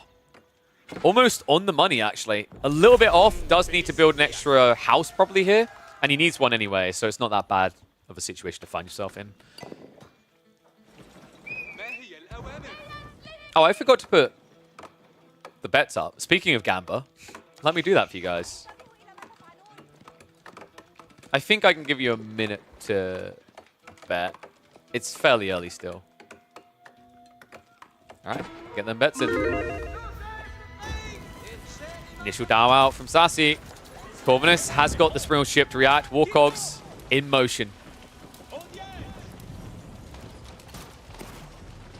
However, it's got to be said, Sassy has a clear advantage on production. Double dock versus 1. Naval arrow slits now in, which makes this even harder. Corvinus has gone for the Archer form. So, what, are we looking to snipe out fishing boat? Dude, that's actually kind of disgusting. Fishing boats have 100 health. You can hit them for almost half the health with Zhone alone. Double arch ship coming into play. And oh my god, the XP! Okay, no, Corvinus is cooking. 23 XP for a kill that easy. He might go in for another. If he's quick enough about it, that is. It's going to be a tight one. Needs to get a little bit more damage in there. Can he actually get the heal off in time? Galley could stay alive, will stay alive. And that's another thought, right? Divine Restoration will work on boats. So that's 46 XP already. I'm impressed. Skrill ship now coming out. That could snipe Zhone straight away, but he needs to go straight for Zhone. Instead, the shot comes out onto the galley. Target fire is going to be in here. Corv needs to back away. Just about gets out of range. Sassy, oh my god, are you kidding me? Is he really going to get baited into this? I think he is. Zhone's coming back in. Needs to be careful. Oh no! Immediate buyback. Yeah, Corv is getting a little bit angsty there. He needs to be a bit more patient. Has now got the demo ship. Sassy, I mean, dude, it's not worth it. Corv, chill. Chill. It's really not worth it.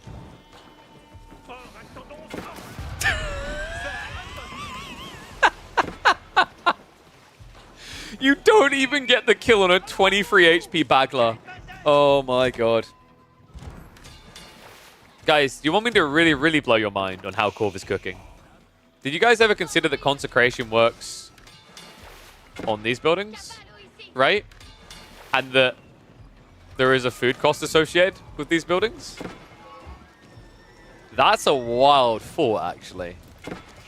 Especially if you, say, want to pump galleys. Looks like he's not going to commit into it, though, right? And the war cogs are already, like, cheap enough. So I guess it makes sense. Oh, my God. Sassy. What a weird position to find yourself in. He does at least have the fishing on the north side. That's the positive. The negative is everything else. Demo wallop comes in. If the galley just wallops onto the fishing boats now, if Zhone was in range right now, this would be huge. But she is. She's hiding in the dock. Wait, can he not click her? Oh my god. Demo. Not quite going to get the kill. How are we doing in XP right now? This must be getting kind of absurd. Okay, not too crazy right now. Only 140. So it's not out of control. Consecrations are going to be used on the base, so it looks like he has got knights coming in. He already has one waiting near the tree line. This game is actually pretty cool. Does Sassy have the unique Iron Water Tech? What one are you talking about? The Teak Masks? No. I feel like I very rarely see Teak Masks taken. It seems good in theory, but it has the same issue that Mongol Piracy does, right? Like, these techs that sound good, but it means you're a boat behind on a water map. That's a huge disadvantage in the first 10, 15 minutes.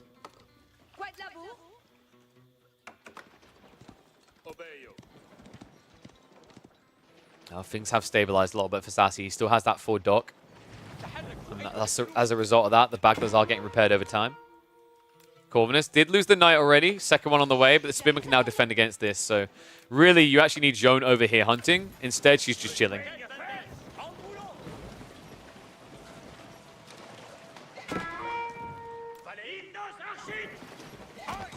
Demo in. Dock is going to get cleared. And that is going to be more XP for Zhone. Not too bad. Overall, I feel like this is going a little bit slower than Corvinus intended, though. Second dock being snuck up is not going to work out. Although the Baglers are injured, you need to be very careful. I think Corvinus' strategy would work a lot better on a thinner map like Canal. Like, I really like the idea of Zhone here on a map like Canal. The problem is, on a map like this, the water's just a bit too deep. You can always get away from Zhone.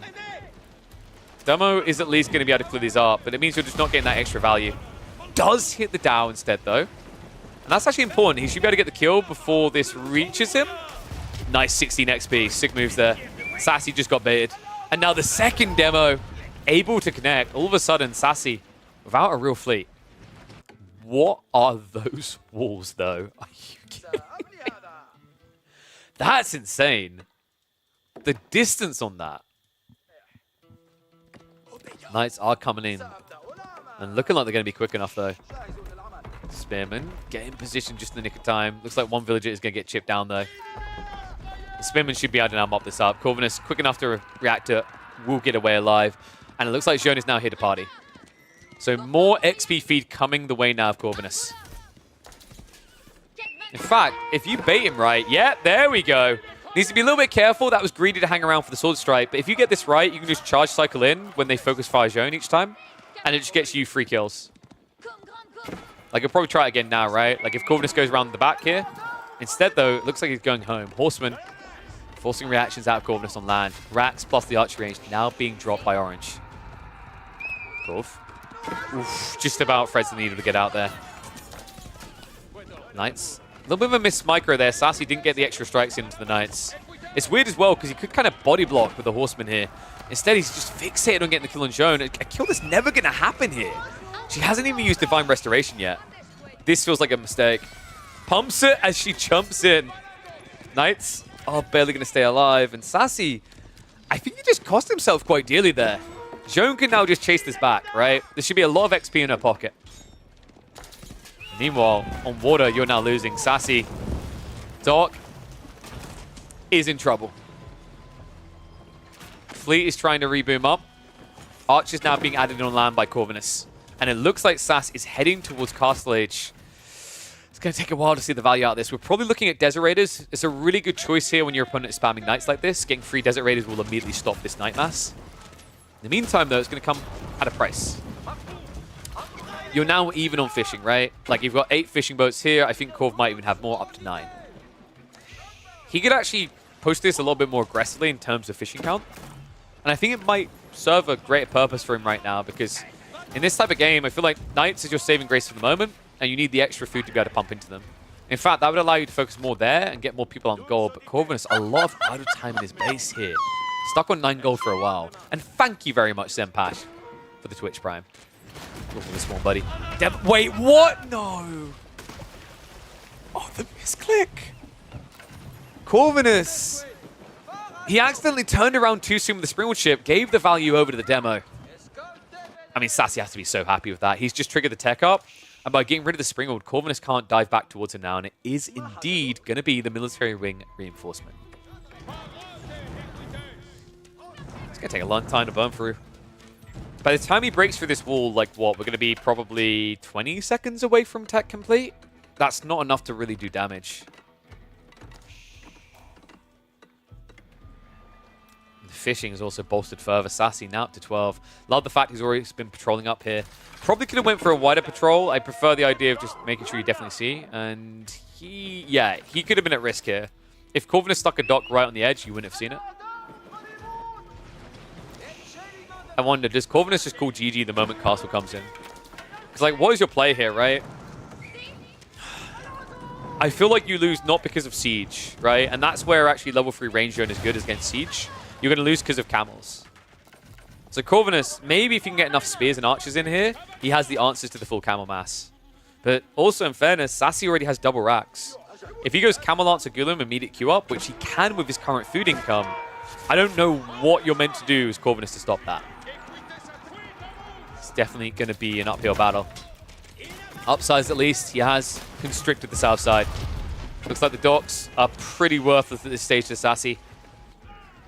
A lot of food and gold waiting to be spent. 15 seconds out from the tech. Sass, a little bit slow to pull away the villagers here. Luckily for him, Corvinus a little bit slow to punish him.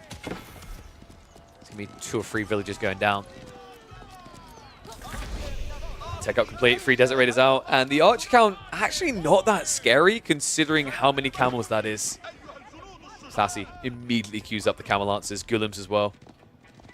Yeah, this is close to over if Corv doesn't get up quickly. Luckily, he'd been saving. Guildhall now on the way. Folks, we are going deeper into this night. I just realized how confusing that statement is when we're following a night on screen. Deeper into the day cycle. Guildhall a pretty strong one here as well. I don't think Royal Institute would have made a lot of sense. Like, you don't want to be investing heavily into knights and upgrading them. Wouldn't help them at all.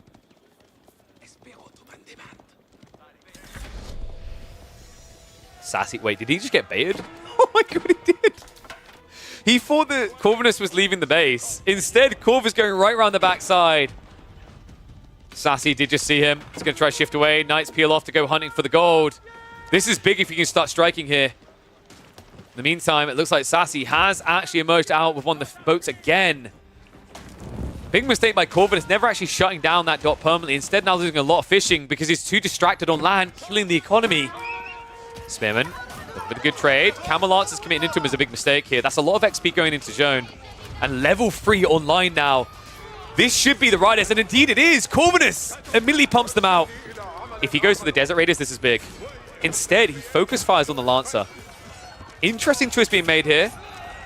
Archers aren't going to trade out the Desert Raiders in the area. Shown with the pops of the Divine Restoration, should be able to walk away here. She's wasting a lot of time, which is allowing the Archers to get better trades than they ever should. So Shown should eventually go down here, but I think this was worthwhile for Corvinus. Especially considering the deeper this game goes, the better it gets now with the Guildhall, right? But the thing that worries me a bit was what happened here. That was a lot of fishing eco lost to a single galley. That was definitely a big blunder coming out of Corv. He's going to look to rectify. Love this. Immediately queues up the Gambesons. You know that Gambesons, like, of all the civs in the game, when you talk about their meta-arms, I feel like Gambesons tech counters Ghoulam's the hardest. Because of double strike, right? So 5 melee armor, you're actually negating 10 damage from a Ghoulam. And this is a premium meta-arms. So it's a really smart play actually coming in from Corv.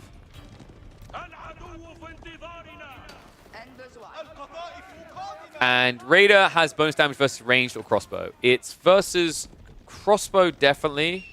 I think it gets the ranged as well, if I'm not mistaken. But it's a quite... You have to remember, it's a much more tanky horseman as well. Corvinus, go out on the food. Wait, he's trying to fast him. Oh my god, no. He's out of gold, though. Does he have the... No! He pulled the food. He should have been on gold straight away with this build. Corvinus, I feel bad for him here, man. Like, you get why it happens. How often do you pick France or Zone on a water map? When you're on land maps, you always choose food because that's the thing you lack at this stage in the game. And then you pull up when you have enough to imp. But when you're on a water map, the dynamic's the other way around. You have too much food and not enough gold. If he had this Guildhall on gold from the get-go, he'd have what he needs for Imperial Age right now. Oh, that's unbelievable. Arbitrary are being built up to defend, but this now gives an opportunity for Sassy to strike. And he's hunting the right location. Corvinus not able to hide from this. The scout is with them. Sassy knows exactly where Corvinus is vulnerable. Villagers running around like headless chickens here. That is half of Corvinus' effective economy. Oh my god, I can't believe this. Corvinus, after the way he clawed into this game, to think they could end like this. Villagers, they may survive, but the difference is going to be day and night afterwards, right? The amount of wasted idle time here.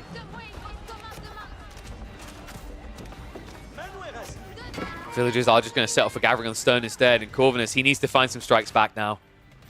He survives, but doesn't really feel like it because there's still dives in the main. Oh my god, the villagers got massacred! Ghoulam's on the tree line. This is close to over right now. Corvinus idled up with about, what, 10 of his economy. Already behind by 15. The only thing that's really missing for Sassy is relics, but that's about to be ticked. Dervishes being queued up. Wow. I mean, the transport ships were a cute idea from Corvinus, but unless he's planning to Imp Age landmark drop his opponent's base, I don't understand what the point is. Warlord coming out. Not going to work against Zone, of course. I can't believe this. The Arbitrary idea was good, but the problem right now is Sassy just has a lot more dynamism to his lineup. I think that's the right word. I'm basically going for speed. He's got dynamic power, right? He's able to move around a lot more with the Desert Raiders, with the Camel Lancers. And this is not a designated amount of games, to answer Miro's question. They are testing out the new map. They're going to be testing out across a few games, but there isn't a fixed number of games. I think the thing that me and Cal said to them was like, go until you're bored. Crossbows now added by Sassy.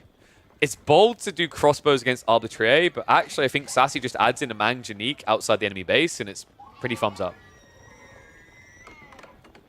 I really want Corvinus to go for the Red Pulse drop in the enemy base. It's so risky here, but he actually needs something that's risky. Playing standard isn't going to work now. You're too far behind. Instead, he goes for a keep drop in the center. And I'm having my doubts right now. No textiles. The Ghulam's here. 18 villagers should be enough to get this up, but once again, a price is levied here. SAS now ahead by 25 eco.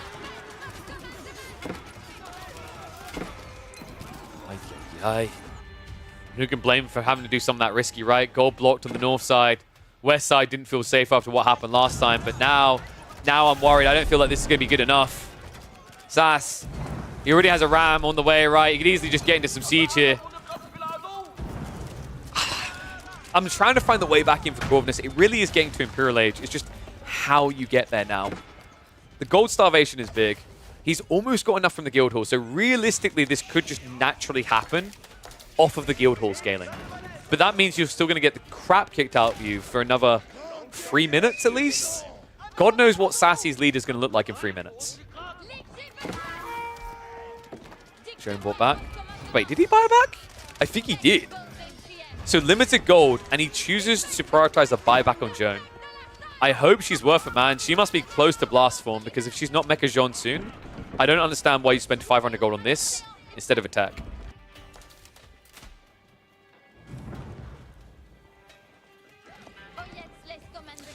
So some people are probably wondering, okay, so why is Corvinus still in this game? Why is he hanging in this game if I think it's over? The reality is you're talking about a Civ that if it reaches Imperial Age with Guildhall, it can look really broken. Against a Civ that looks underwhelming in Imperial Age, right? Ivids aren't really performing that great in the last stage of the game. This is a timing Civ. They win in Imperial if it gets there off the back of what they do in Castle. Not because they're inherently good in Imperial. Imagine he's now showing up. And that's like the issue, right? It's like Corvinus, I think he knows that late game would be good for him if he can reach it. But it's that big if. And you can see he was up to some cheeky shenanigans. He doesn't think he's playing China. He was genuinely going to go for some stone towers. At least it looks like it. Now, that looks like a farce. The fact that he's just running around gunning but still losing here. Manjanique does go down, but Crossbows not quite able to get the kill. Desert Raider will chase it. Final shot comes out. Joan now dead again. And still, no gold gathering for Corvinus. He has got the gold now to pull from the guild hall. But his problem now is food, right? He's investing a lot into defenses. He needs to get more troops on the field. In fact, it looks like he's hard gathering stones. So we're probably going to see 3 TCs dropped to reboom his game. But he does need the red pass for that as well. Arbitrate. I'm going to try to push this back. I don't think he's got enough Arbitrate though, right? I mean, if the military units just attack the Arbitrate, then they could mop up the villages afterwards. But weirdly enough, Sassy pro killing Eco here. And you know what? It might have been worth it. It's now 44 to 85. And this is kind of disgusting right now. Because remember, Corv has fishing. And that's all of his economy there, right?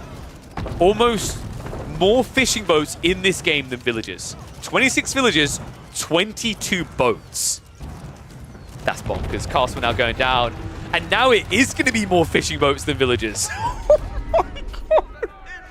How often do you see someone has more boats than villages? Absolutely wild. Now, hold on, Myriad. To the whole point of adding Warcraft-like heroes to every Civ, you know what that sounds like to me? That sounds like a very unique game mode idea. Right? And then the people that like standard AoE 4 that don't want more zones don't have to worry, but the people that would love to see a game mode balanced around it... We were talking about this before, right? The idea of, like, if you're going to create a unique mode, like what was attempted with Empire Wars, make it truly unique.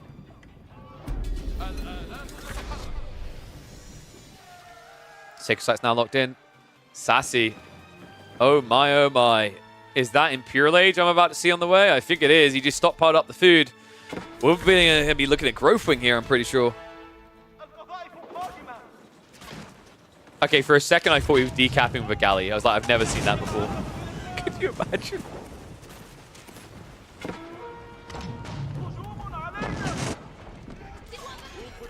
God being raided again. Corvinus did at least get up with the red pass in the end.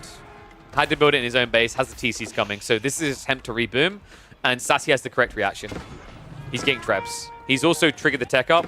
It is indeed going to be Atabegs, actually. No Growthwing this time. Interesting. I guess in the HRE matchup, he felt he needed it because the HRE's economy is so much better. But in this game, the Zhone economy is worse, right? Outside the guild hall, Yuriko will always surpass theirs.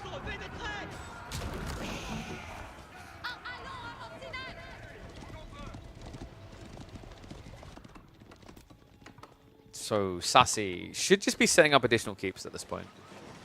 That's where his win condition lies, right? It's like Corvinus may be teched up, but he now has a recovery arc where he booms TCs. And the issue with that for you is like diving TCs is difficult, but the upside for you is it means that Corvinus doesn't have as much food to put into military.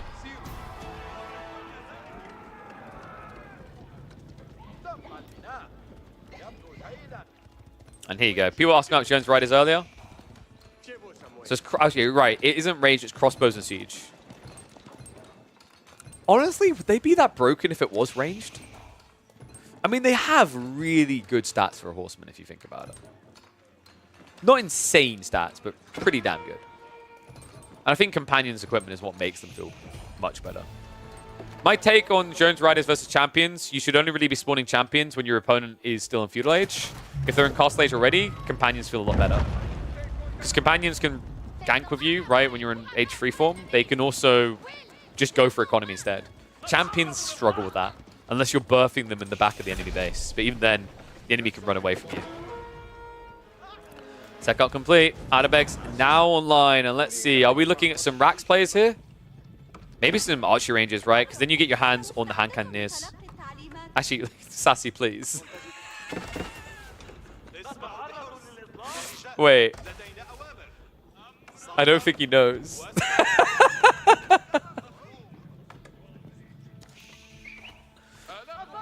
I don't know, man. I've started using the term gank in AoE4. I think it's a good term. It's like a sick term. Saying flank over and over again is like, psh. Overrated. Alright, he's noticed. Adabeg's now moving in. So it's going to be in the archery ranges and the Raxes, which makes a lot of sense. So now you go Golems plus hand cannoneers. Actually, even just spears, making them that much more tanky. Red Palace is now a problem. Corvinus at risk of losing it. The Trev count up to 6, I just don't know how you can affordably maintain a Red Palace with that. Right? Like, it's definitely going to be going down now. This is going to be brutal because Corvinus doesn't really have a real army yet, to be honest with you. Wood is so expensive at this stage. Every time he pulls an additional villager, he's burning through his wood quicker to get the same rate of repair, right? Or better rate of repair. Remember, once you're past 3 villagers, you're spending more wood than you're efficiently getting out the repair. And it goes down. Landmark removed. The most important defense. TC is an easy finisher now afterwards, so don't rely on them. Sassy looking on the precipice of victory here. Corvinus is going to have to fight. Town center down to half HP. Red Palace not even close to being repaired, and that is going to be it. GG gets called. Sassy able to look strong the Ibids on Scandinavia, but you know what?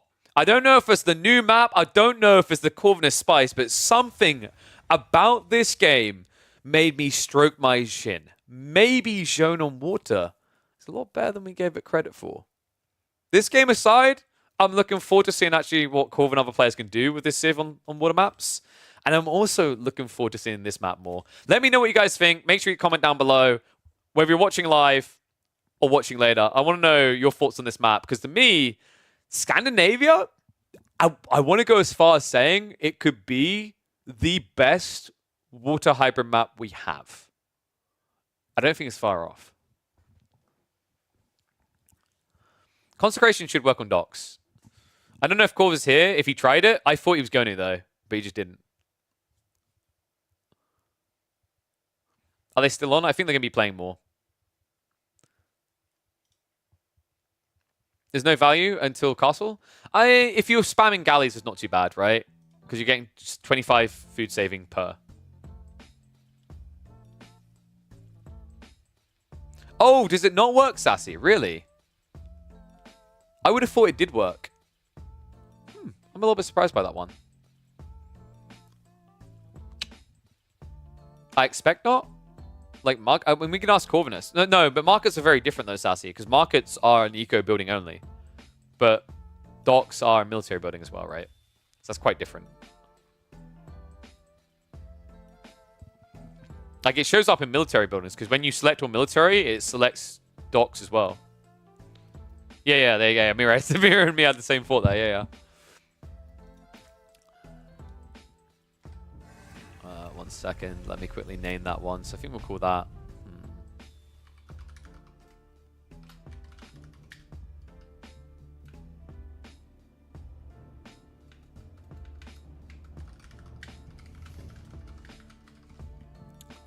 Shown good on water maps.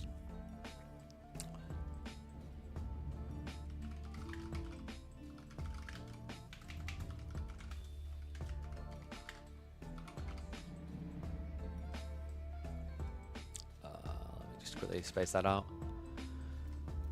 Yeah, like I think it. I mean, if Corvinus is in it, I don't know if he's in it right now.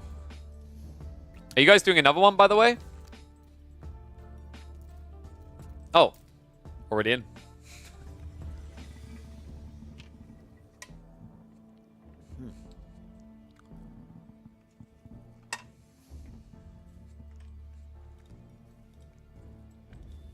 Alright, so Sassy won that one.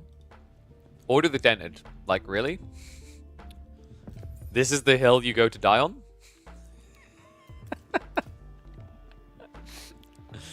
Like, really?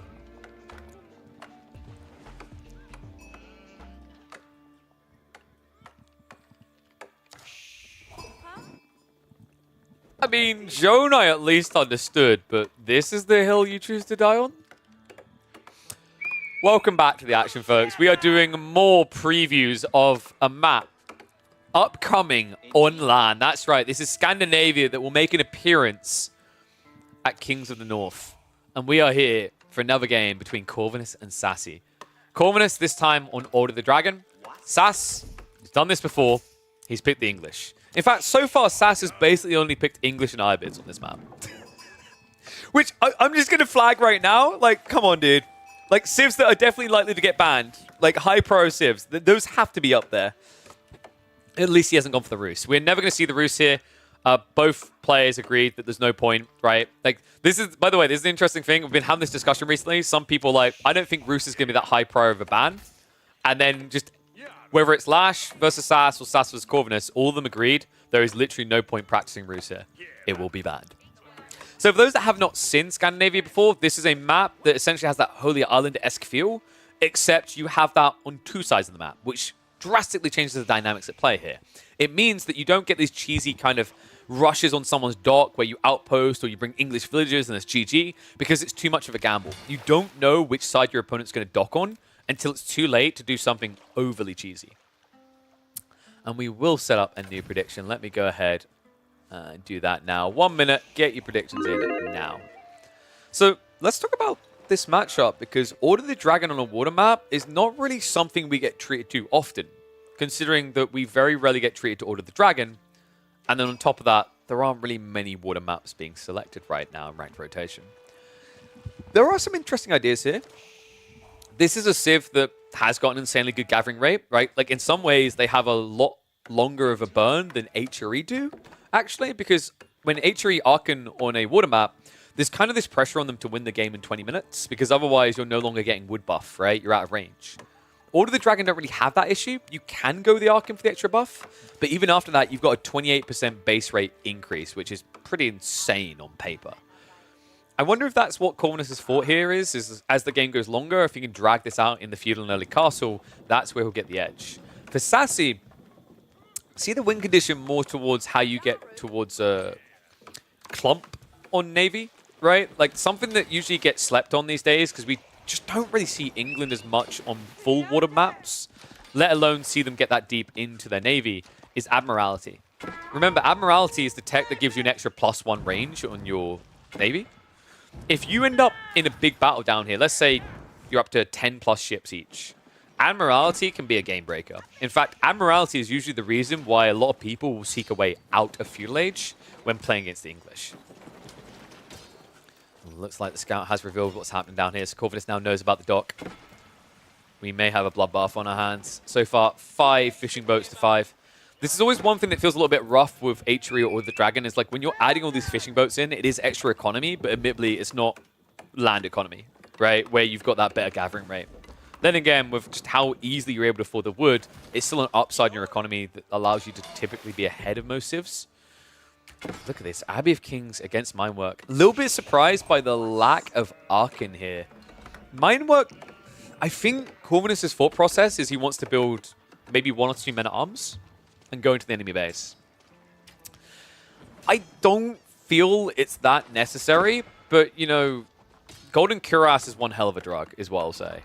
It is a very, very powerful tech in the right situation.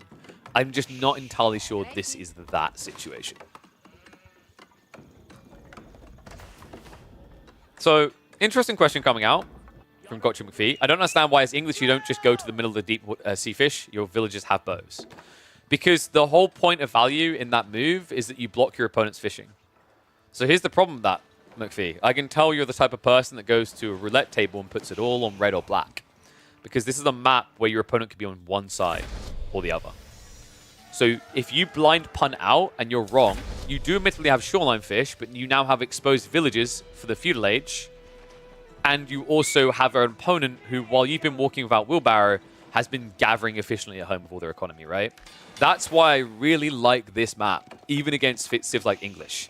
English have ruined certain maps in the past. Like, you cannot play Cauldron if someone has English. It's bad. This is a much better design map compared to that.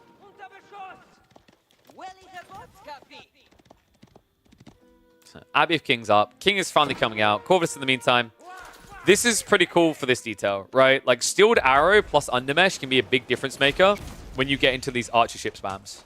So I'm wondering if that was the main priority for Corvinus, is you got to remember you're saving 150 wood from building a blacksmiths, and you're also not having to waste time building the blacksmiths. And on top of that, you're getting these techs 50% cheaper. Demo ship in the meantime. Sassy's getting a bit too cute here.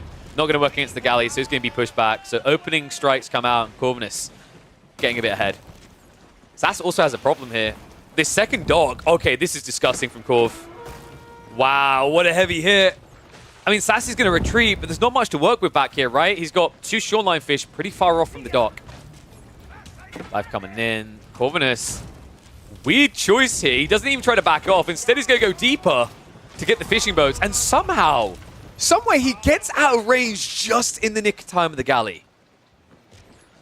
Meantime, King has been raiding. Outpost was forced. Corvinus has not lost a single villager for this, though. I believe that is his scout garrisoned inside to provide a bit of protection. Sass. Okay, this is not how I want to see demo ships used. That is how I want to see them used. Big sinker. Woo-wee! Corvinus is on fire right now in this one. Sassy has got more eco to work with temporarily, right? He built a lot of fishing boats, but these numbers are deceptive, folks. One person's on deep water, the other is on shoreline. Big disadvantage for Sassy.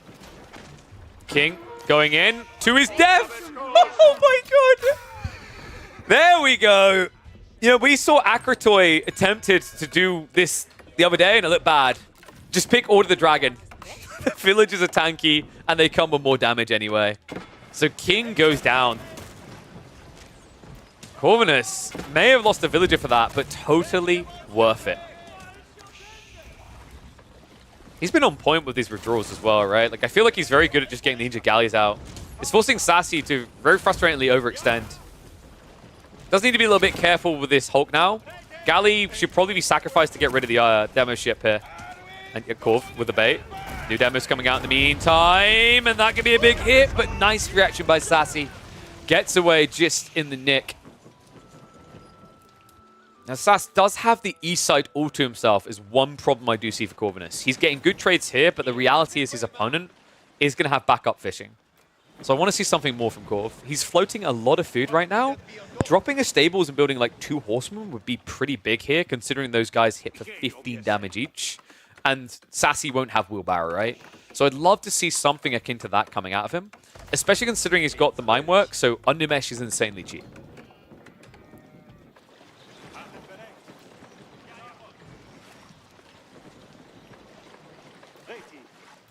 Does Corvinus view his win condition now?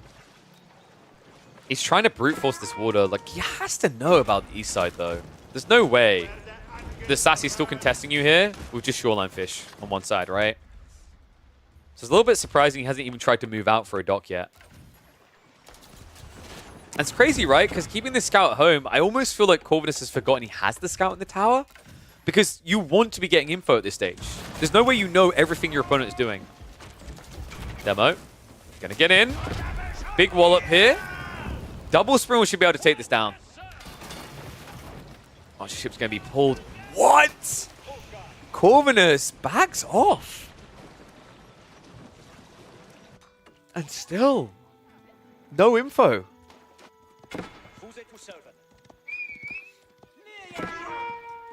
And no, he's not dead. As you said, the scout is in the tower. Like, he garrisoned it early to deal with the king for extra damage.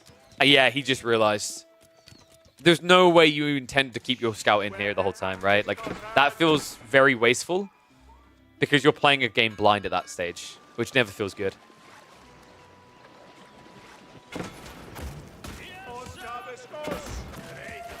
Trade outs coming in. Nice demo.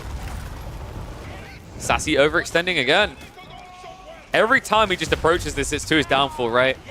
It's actually the thing that's keeping Corvinus in reasonable contention, despite the fact that Sassy has fishing on the other side. And now, speaking of the fishing down here, there's not really much left for them. Demo going in as well is big. It's going to get the wallop, and it's going to get the clear up. So all fishing removed from the south side. Sassy can keep investing here to keep Corvinus bogged down. He has got fishing on the eastern flank, and has also got the king back to do flanking of his own. Finally, Corvinus goes for that stables play, but I can't help but feel this is a bit late. Had he done this 2 minutes ago, crazily different game. Now Sassy already having Lombos in position to try and slow this down. In fact, Corv, yeah, he has to pull additional villagers, otherwise he's going to start losing them. Don't wait. Wait, what? No, both of you, what the f—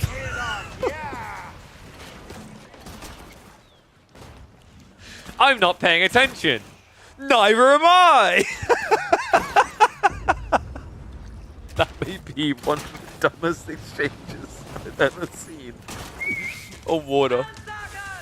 Oh my god, he legit just parks them up next to it. No reaction whatsoever. There was literally a German captain holding a giant candle over, waving at the demo ship captain going, you want, hey, here, here's a fuse. Corv now with the horseman. Is at least stripping back a few of these Lombos. Has now got Gilded Archers coming out. Interesting choice. Sassy, he did actually drop the campfire, so sees everything in the area. Don't really see that too often here. Lombos are going to trade out the Gilded Archers, but the horseman's a problem here. Sassy needs Spearmen. They're on the way now, but they are heavily delayed. You know, it's actually kind of weird. Corvinus is starting to look like he might win this. Which is very weird considering how much he had to invest to get the south side, and that Sassy got the east side for free, right? I should just call them west and south and east, right? But like, it's wild to me that Sassy had all this fishing over here. He should be out of control in this game. But I really like Corvinus' comp here. Horseman plus the Gilded Archers is really strong. And he has got the Blacksmith advantage. Like, the biggest mistake I'd actually throw at Sassy here is he doesn't have Blacksmith decks at all. And it doesn't look like he's ever going to get them. Which worries me, because that means Gilded Archers can just destroy Men-at-Arms. Remember, this is a 7 damage unit now. Like, they have the same base damage as Lombos, but there's a big difference. Lombos every 1.62 seconds. These guys attack every second. Blacksmith's now coming in, finally. Little raid groups are being shut down. I'd actually love to see Corvinus get aggressive now. He's got a pretty sizable army, pretty threatening one right now. Like, if he barrels at Sassy, Sass doesn't really have a great defense strategy right now. The aura can kind of be helpful, but it has its limitations.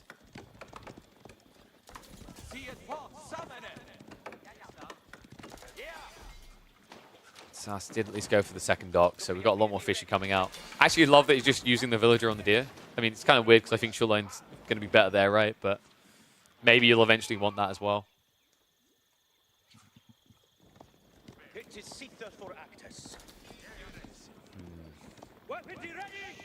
Can Sassy win this fight? It's not exactly as scary of an army as you'd think. Admittedly, Corvinus doesn't have that much on land, though. He needs to buy a little bit more time. More horsemen now being queued up, and we've got Raxes now being added in. Now, this is where it does get interesting, because remember, he went mine work, and he is indeed doing. He's queuing up Golden Cuirass. Gilded Archers in the meantime, going for the trade. Spearman being targeted down. Only 4 of them left here, which means you need to leave. Sassy at risk. Horsemen go in. Big mistakes made as he commits into the fight. Spearman count only down to 2 left over. Gilded Archers will be able to finish them off. At which stage the Horsemen should reign supreme. Oh, Sassy, not like this. A little bit of weird pathing out from the Horsemen. That's going to be a mop-up of all Lombos. Still a few Gilded Archers left over. And the Villager pulled by Sassy. He was going for an outpost. Gets caught right in the middle of it. Looks like the Horsemen are going to get mopped up. Gilded Archers need to tuck down these villagers ASAP. And I'm not sure why they were getting plus health when they were being attacked. What just happened here? Wait, am I imagining things, or did those Horsemen just keep running around in circles? Because I legit feel like I just watched them waste half of their time running instead of attacking.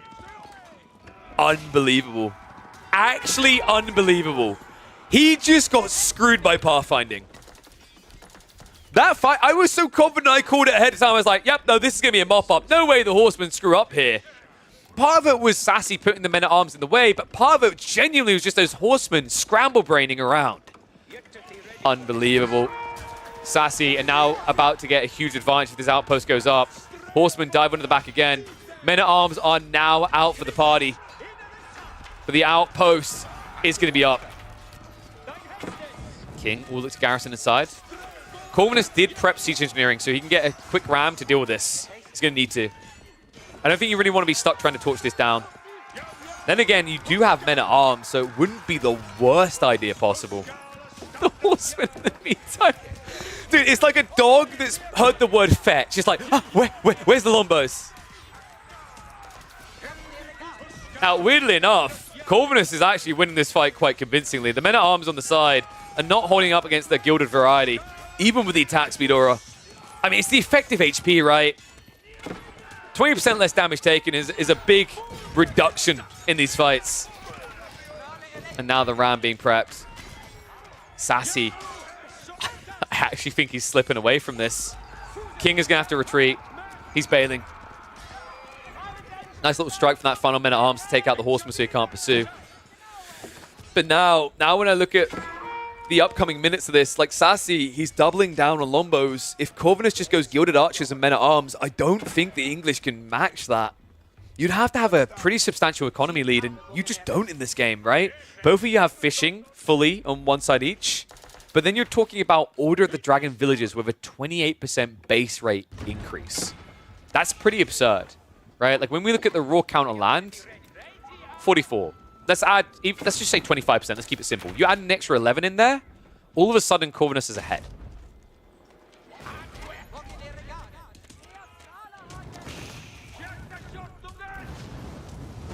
And yeah, we don't talk about the wood gathering. I mean, he could switch quite easily at this stage. And it would probably be a good idea. It would keep you further away from aggro. Sassy, in the meantime, is sneaking out with more outposts. Corvinus now marching cross-map. Is he going for the dogs? Because that's kind of wild. And what makes it even wilder is Sass doesn't seem to expect it because he doesn't actually have any real significant military influence here, right? He's got one galley and nothing else. And I don't think he's going to have more than that because he's getting ready for a tech up. Oh my god, this is so well played by Corvinus. So he's prepping a tech up himself while also taking out the food. And this is even worse now because of this. Sassy has to go White Tower. A, he's on a water map. He already has extra eco. B, he thinks that he's being rushed by a bunch of men-at-arms and archers. And why wouldn't he after what just happened in the base of Corvinus? Movement in. Men-at-arms, the torches out. Rams shuffling on in. There is a lot of boats out here. There is a lot of docks, but not for long. Gilded Archers with this attack speed, just mopping it all up. And Sassy now sneaking a dock of his own Corvinus a little bit late to see this. He's going to have to waste some effort on this. Corv. Wait, Corvinus, just please kill the galley. For the love of God. There we go, he realizes it. It's a quick dispatch to that enemy. Rams are moving away though. Corvinus, does he not realize there's more docks? I don't think he does. No scout out here, right? He only just moved in range to that one, but he's already moving south side. Men-at-Arms going for the clash before the upgrades come through. And Corvinus now ready for his own upgrade as well. This should be Regnitz. I don't know what these villages are up to. Finding relevance somewhere. Regnitz now on the way. Corvinus starting to dive into the base. Attack speed aura should allow Sass to defend this. Might cost him though. I mean, the Men-at-Arms aren't actually dying insanely fast because the veterancy still isn't in for the Lombos. Instead, it looks like Sassy just pivots straight into crossbows. So that's going to force a retreat. Now, this is actually really good news for Corvinus because if his opponent's going to go majority ranged, all you have to do now is get Gilded Armor, right? The Dragon Scale Armor, or Scale Armor as it's called nowadays, literally will just give you all the protection you need, right? +3 ranged against both these units. It's a GG. King and Knights in the meantime are going to hunt. New Age begins, upgrades are queued, and there it is. Immediately into the upgraded archers with the armor. And yeah, I think what happened there is Corvinus didn't realize just how many docks there were. He was already pulling the army south when he saw this dock, and then he never saw this dock at all. All because he doesn't have a scout. Like, this is why I tell people scouts are so damn important. The value that you get, like, you always have to remember, it's very easy for us to say, oh, what a noob, didn't see that. I would have seen that. I saw that right now when I was watching the game. Yeah, it's because we don't have this vision, right? Like, we see everything. God vision is a powerful drug. Relics now being picked up. Sass is going to try to march for them as well. Corvinus, is he going to send the Rams to the docks and then send the army forward? Because you need to. You can't let English get 4 relics here. It's a death sentence. Because that means you're getting late game without better economy.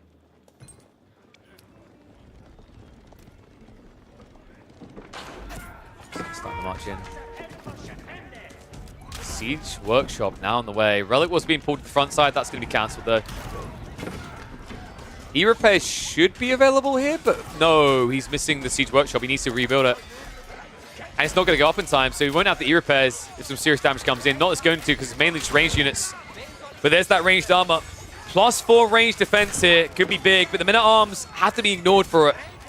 Trade out continues. Crossbow count is going down, and it looks like Corvinus is going to hold. Behind this, however, Sassy should be able to collect the mid-map relics. Outpost crawl begins. King goes down. Villagers are going to get sniped, so Sassy will not get the aura.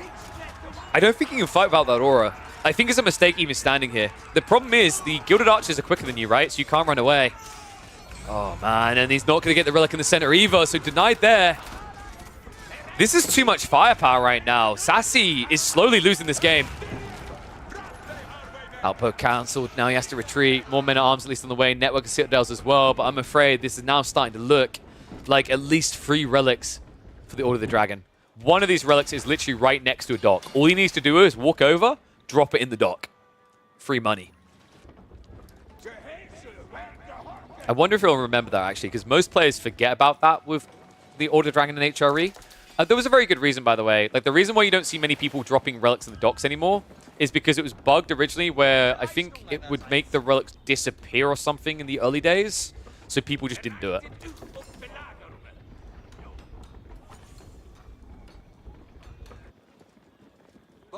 Wait, why do you guys doubt that Golden Swords will be useful in combat? We are not Minecraft, okay?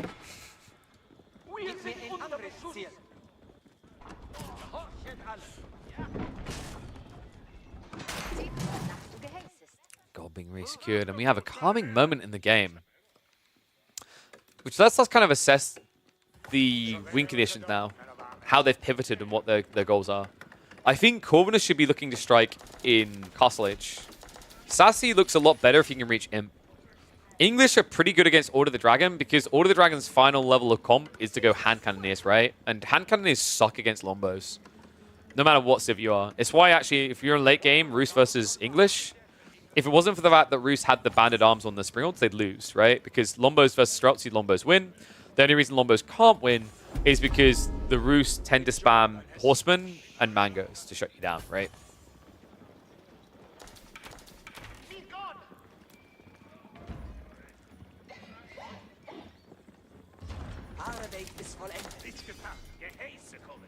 They should just replace all the Dragon Archon with Abbey of Kings. That's kind of interesting. We were talking about the idea of getting healing earlier. That could be an intriguing way of doing it. Speaking of the king. Having a little bit of fun with Dragon Villagers. No textiles either. Doesn't matter though, can't get the kill quick enough. The Men-at-Arms sneaking is on the way. However, look at the vision. I still maintain that this is broken. This relic sees so much. Right? Like, this relic vision is extending out to here. Because when you add it into an outpost, it increases sight range by 25%. Doesn't sound like a lot until you realize just how much vision outposts have anyway. Interesting ram position here. Dive comes in with the Men-at-Arms. Villagers in a little bit of trouble. Corvinus needs to get the army up and over here, but instead, the army's going in on the dock. So he's stripping away the food, but he's sacrificing land eco. A few Men-at-Arms are spawning out. Springal defense should also work out for him. Meanwhile, elsewhere, the Men-at-Arms got baited in. There is a ram at least hitting into the docks now. Elsewhere, we have got the final split. It's a 3-2 relic split in favor of Corvinus. And yes, I've seen the Delhi tech with the lookout towers. The difference there is it's not an inherent thing. You have to build a landmark to get it, right? If you're playing HRE, that's just a default passive thing. Relic gets dropped, Relic gives perks. Crossbow line here. Gilded Archers need to start diving in. It's so hard to use the Gilded Archers right when you're up against armor clad like this. It's 8 armor and you do 10 damage. Lombos getting a little bit overzealous here, diving to deal with the crossbows though. Lot being taken out. And another good fight for Corv. This game is slipping away from Sassy in the weirdest of ways, right? Like, it's not economy. Economy's not terrible, but the military difference is the world here. And now the eco has joined it. The fishing only has one dock to return to. Even if that dock stays up, you've now lost a lot of efficiency heading over. He's trying to mirror the same, though. Final dock is going to go down. Corvinus is also going to have to address this same threat.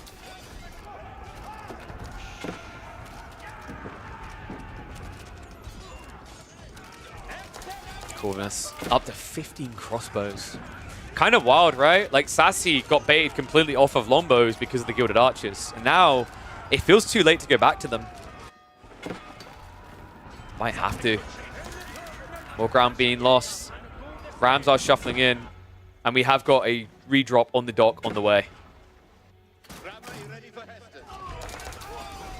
This is a death spiral. Sass, I just don't see the level of production that would ever recover this game. The Rams guarantee it, right? Because 4 Rams is enough to take out a White Tower and make your life a living hell. Villagers just trying to get the outpost up, but they're going to fail. I don't even know why you want this outpost anymore. GG is called. Order of the Dragon looking pretty spicy in the hands of our favorite Hungarian.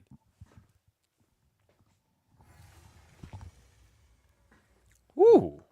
GG. Cool game. Yeah, I think I was actually really impressed by the way he's able to play that. I think Sassy maybe just got a little bit overzealous with his dive a bit too early, and it did cost him the game. You said don't laugh at OOTD. I actually think England could have won that. I think the timings on the assault were a little bit off though, right? They did get, I'm going to use the word again, a little bit overzealous is how I would read that. Okay, so I think, are they playing more games? Okay, Sassy has to leave now, but that's fine. We can do more games live from the ladder. What's Louis up to? Wait, who's Philly queuing into? Would be nice to actually have got some games on Pigeon's View. Predictions points? Never! You can sit there and wait.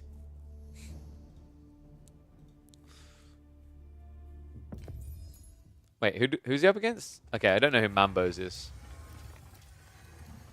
Let's check, we'll check the Observe tab. I want to see who's actually playing. See if we've got some spicy people getting online.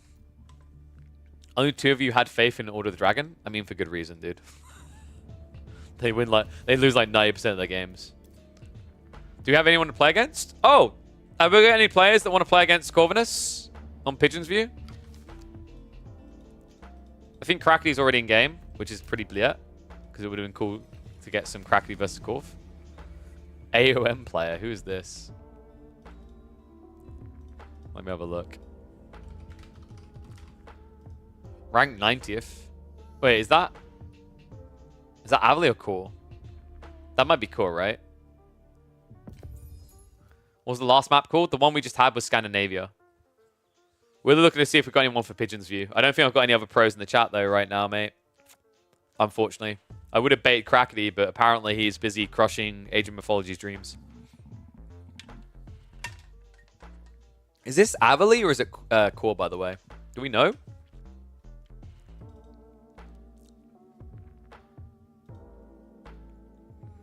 I knew it, they stole it from AoE too. I mean, so.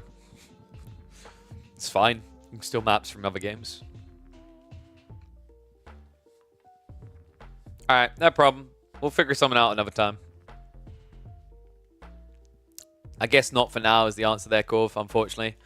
Bit of a heartbreaker. Would have loved to have actually done some others on that. Maybe I'll have to organise some show matches. Oh, I don't know if I'll be able to organise them in time, though, because I'm going away on Wednesday. Maybe I could try to figure someone out on Monday. Maybe.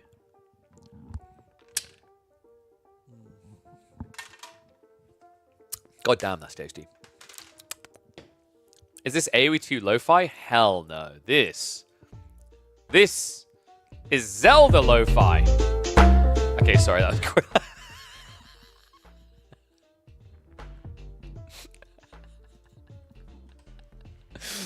Who just threw the headset across the room?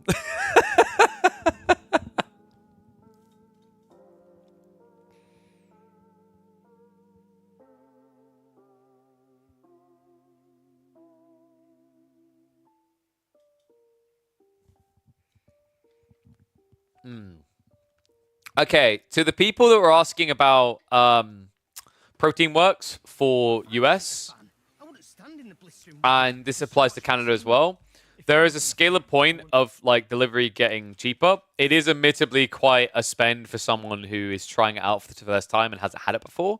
But the person just told me, like, for example, they use DHL to deliver, and you get it in 3 to 5 days or 5 to 6 if you're in Canada. So it works out, if you're between $0 and $50 spent on Protein Works, you'll spend $30 on delivery. If you're between $50 and $150, you'll spend $20. If you're over $150, you'll only spend $10 on delivery. And for Canada, because some people like using rainbow money, that's between 0 and 75 Canadian dollars, 75 to 225, and then 225 plus. We'll get it down to $25 delivery. So I know Fatblop was asking about that earlier. Hopefully that gives a little bit of clarity.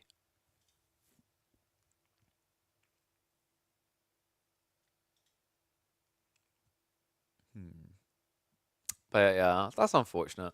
I was hoping we'd be able to get some more of those matches going. I guess we will watch this though.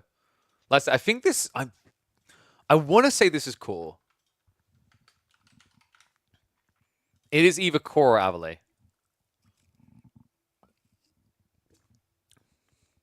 I think it's Avali. Nah, it's Core, right? Avali gave up on game. Really? Rip.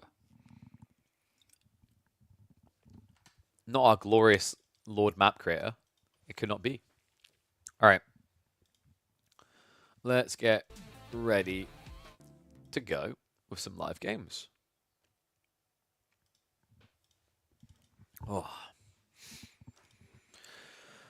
Whew.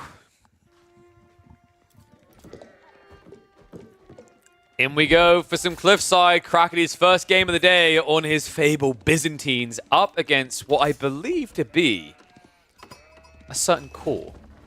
It's either Core or Avali. It's a player from Germany. They rank around like 90th right now in the world, but on average, they usually rank 60 to 70 each season finish. So AOM player here in the blue playing as the HRE. So Crackety playing the really broken Civ, and then AOM player playing the Civ that Crackety tries to tell us is really the broken one.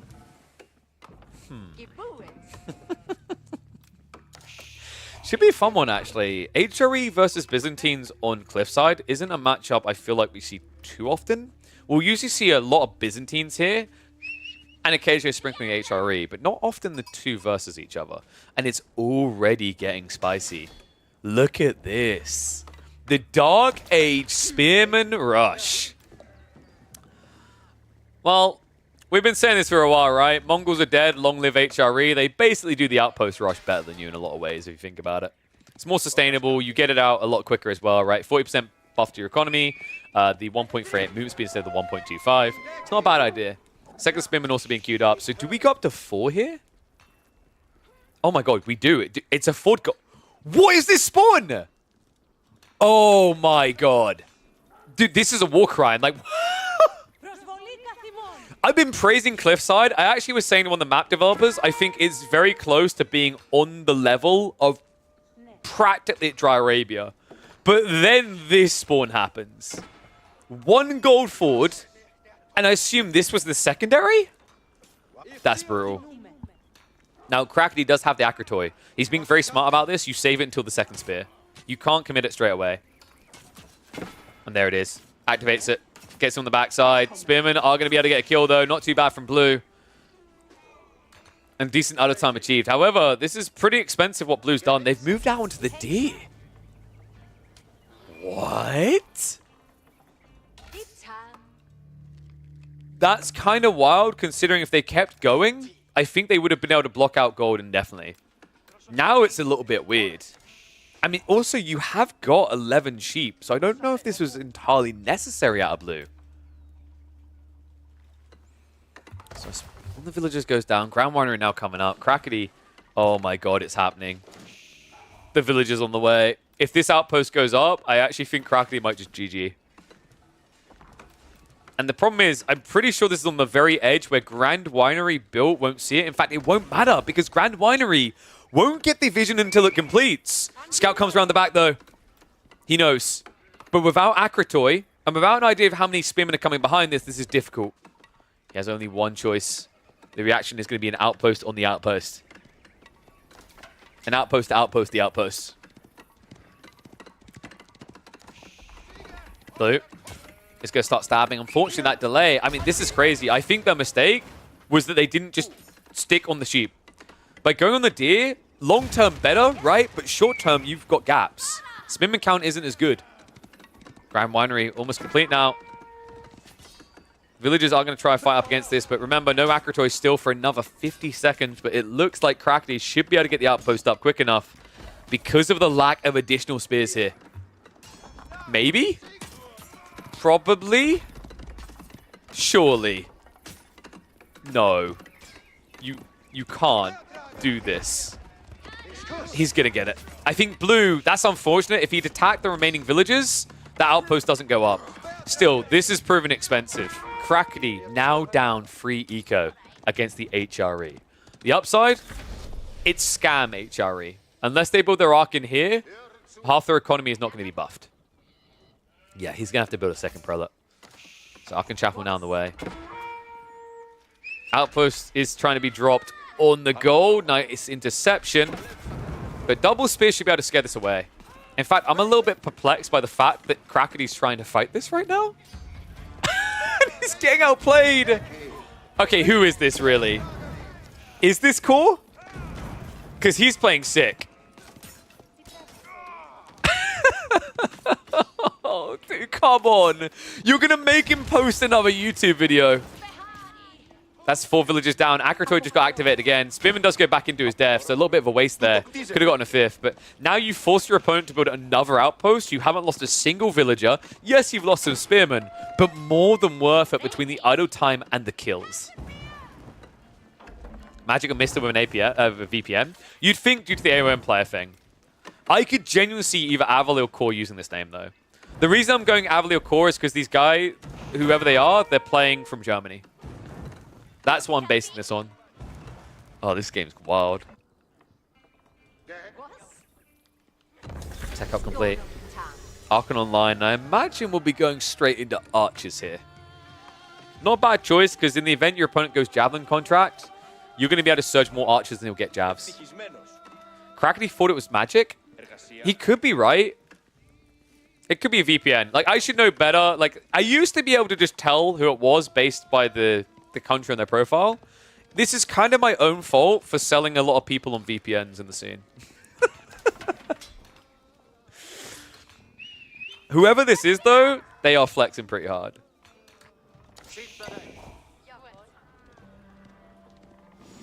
What a wild, wild build. Does he just fast castle now? Surely not. I think you have to play feudal here. If you spam the archers out, jabs, like, they are effective in small numbers, but the whole idea is you flood, right? And you have to go jabs, by the way, if you're Byzantines. If you go Lombo contract, you dive in quicker. We've seen this before, right? Like HRE versus English. English always lose because HRE just spam archers and run you down.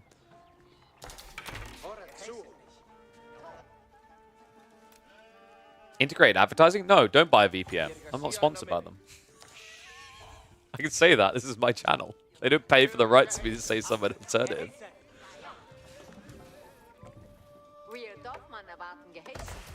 There's a lot of food actually being floated by blue. Are they just going to end up in castle anyway? This is starting to look a bit of a bait, right? A small group of archers distract and then go up. Crackety really isn't taking the bait, though. He's going for a tech up as well. Hasn't even committed the olive oil yet. Well, lube me up, Papa. He is now. It's Lombos. So this contract has a very interesting dynamic to it. I actually think it's worse against HRE and Feudal, but better in Castle. The reason is you're able to scale Lance Knight better than HRE. Like, order of best civs at doing Lance to worst is Order the Dragon, Byzantines, HRE. When was the last time you saw an HRE player successfully execute Lansk? They just feel way too glass cannony and too expensive, right? But when you're just paying oil, not too bad. The issue is in the now. Lombos versus archers is something you should never win. Not with the marching drills. The only reason he might win this is because it's not a full commitment. It's only a handful. And also that outpost is way too aggressively placed. Crackety's going to try to run to it. Has to actually micro away the rest before they die. The problem is with marching drills, against no wheelbarrow, this is just pure death. Luckily for him, not quite enough archers to get the kills.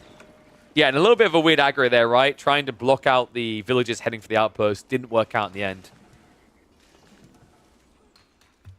Crackety is going to keep his dreams alive of getting out of this nightmare. Castle Age will be on the way soon. In fact, their timing should be more or less mirrored here. Love the scouts positioning here. Blue just trying to get as much free information as possible.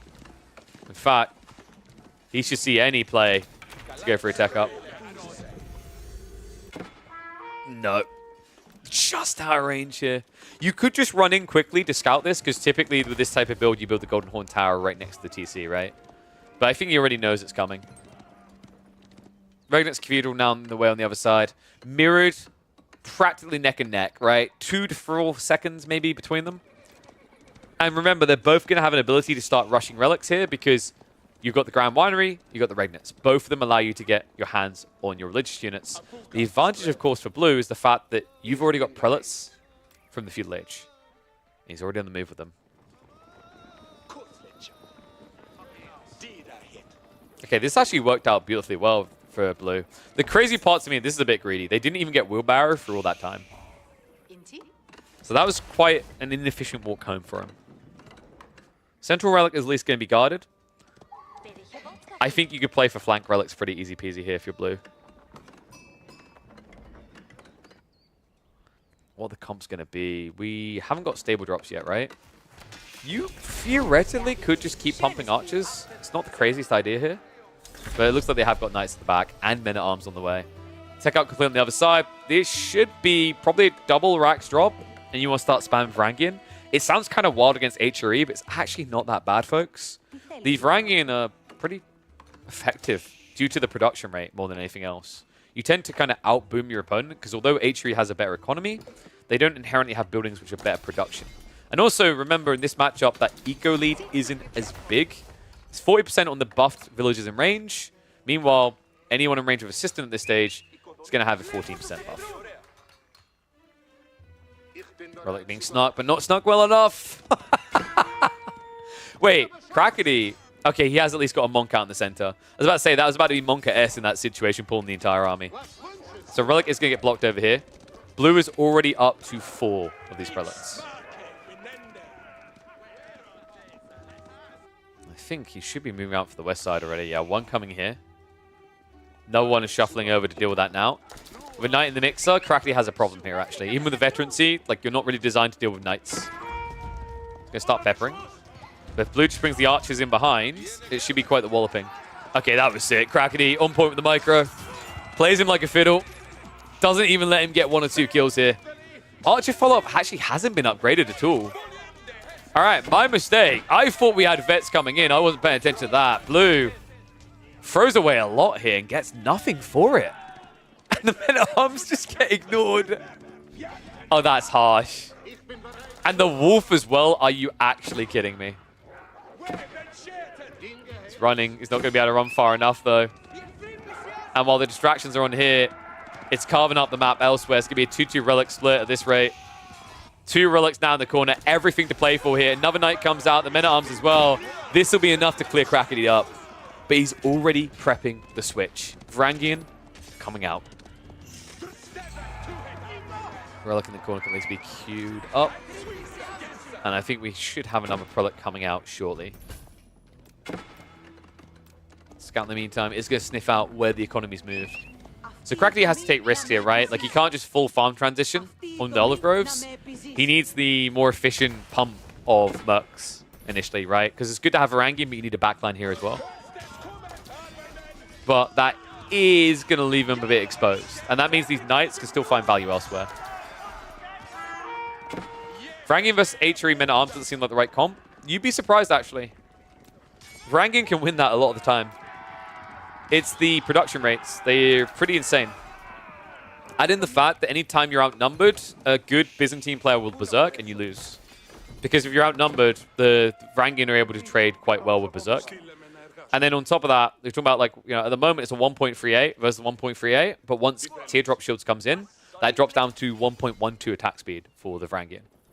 And also, you always have to remember, this is a 2 damage difference, right? Like, you've got 1 extra armor, 1 extra damage. You do admittedly have less health, but it always comes back to that detail of mass.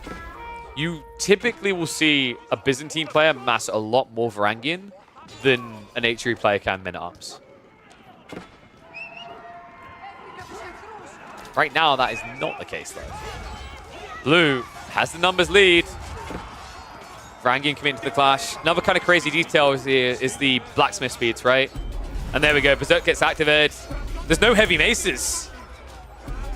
Not enough Varangian either, though. It feels like you're just going to start losing this fight quite quickly. Mistakes made, and Crackety realizes it. Immediately, the moment the heavy maces come in, he runs for the hills. But the problem is the moment you retreat, you lose this game. 1.12 movement speed versus 1.24. Varangian have to turn around again. Gold about to get idled up. This is bad right now for Crackety. I don't know who this is. I really don't. I'm convinced as well that I do not think that this is one of our players from Germany. The playstyle just feels a little bit different. I like the idea of magic here. I could genuinely believe that, and it would line up with the name as well.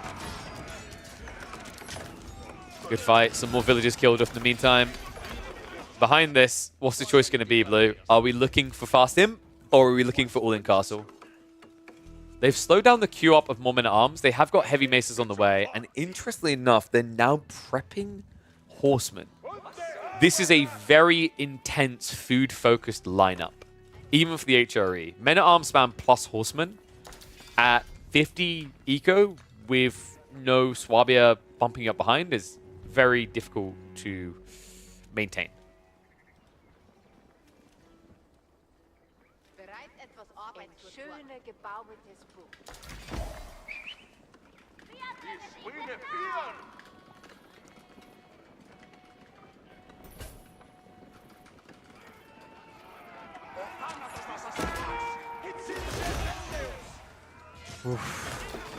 Flash near the home of Blue. Horsemen are now on the way. Level 2 ranged armor is pretty smart here. These Lombos are merely going to tickle. I actually think this is the worst case scenario for Crackety. Level 2 ranged armor in a game where he's only got Steeled Arrow 1, right? Like, his comp, the backbone of it really is Lombos now. I mean, you're basically turning these men-at-arms into giant porcupines, right? They've got so many little bristles sticking out of them before they die. Good micro overall from Crackety. I was actually impressed with that, just sniping down 2 at the same time from the flank. And it looks good right now, right? If you're Crackety, you have to be feeling very confident. My worry is if you spot this Horseman transition or not. Because if you don't see it coming and you walk towards the base, you're going to lose the Lombos.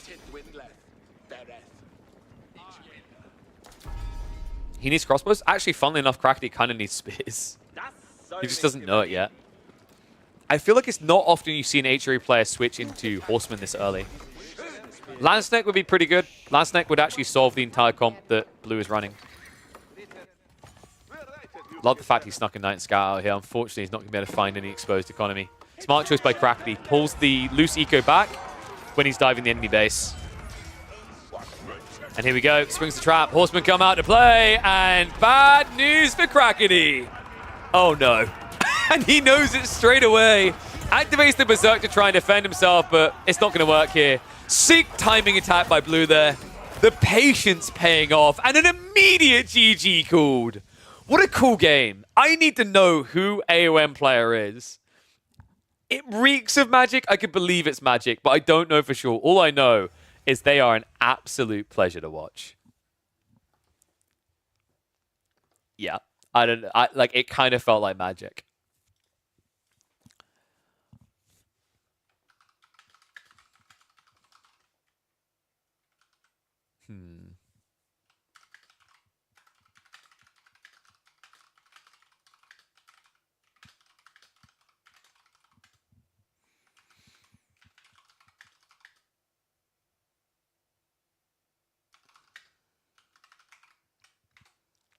All right, there we go. It's good to see OP taken down by another OP. True. Rookie mistake by Crackety. I mean, you say that, but you need to spam Varangian, and you can only get your hands on contract units. Maybe he could have went Landsnake, but he's seen the archers before. It all comes down to hidden information. He knows he needs to attack because of the early losses, and he's against HRE economy. So, in some ways, it's more actually praise to Blue than it is mistakes by Crackety, to be fair. Hold a sec.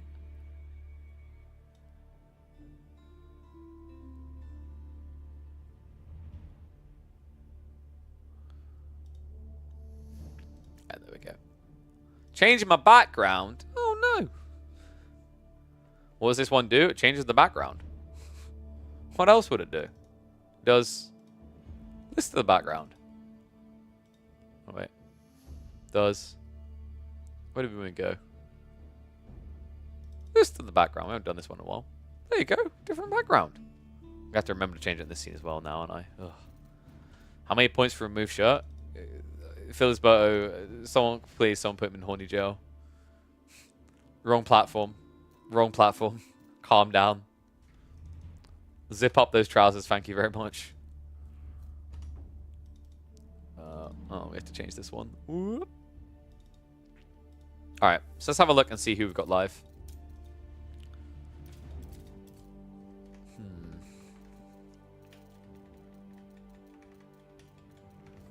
They're fighting again. Do we watch them again or mix it up? Yeah, that's not Beastie QE. We're getting baited by that one. Beastie's Diamond? Oh my god.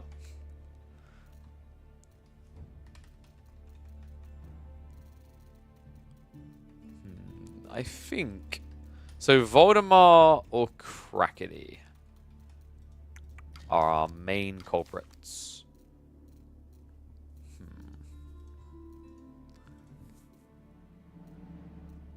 Bofa? I don't even know who Bofa is. Am I meant to know who Bofa is? Oh, for fuck's sake. Time him out. Someone redeem it. I will end you.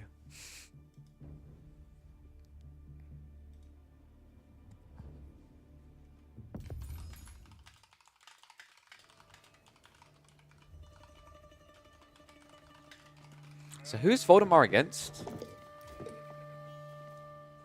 Is Let's have a look. So Voldemort 41st right now. And he just had a match. Oh, this is the rank 30 account. This is like the second highest ranked Chinese account, right?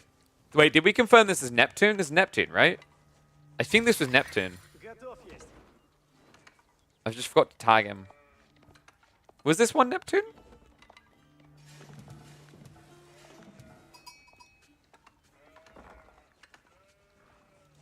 Oh, wait, no. Oh, sorry. Is this the weird one? You know, you're right. Sorry, Baltoon. It's the weird one. Well, I forgot to label him. That's why. We don't know who this guy is, right? Is what you were saying before. I'm just going to label him weird Chinese. Okay, that's going to look weird on my bookmarks. It's... Oh, wait. Oh, Giggles. Okay, thank you. Well, last time you must have said that must have been a while ago. Or maybe did you say it in a weird context where I thought you were just mocking him? Because I remember you saying Giggles a long, long time ago. I just never bookmarked him back then. Thank you. He's not bookmarked.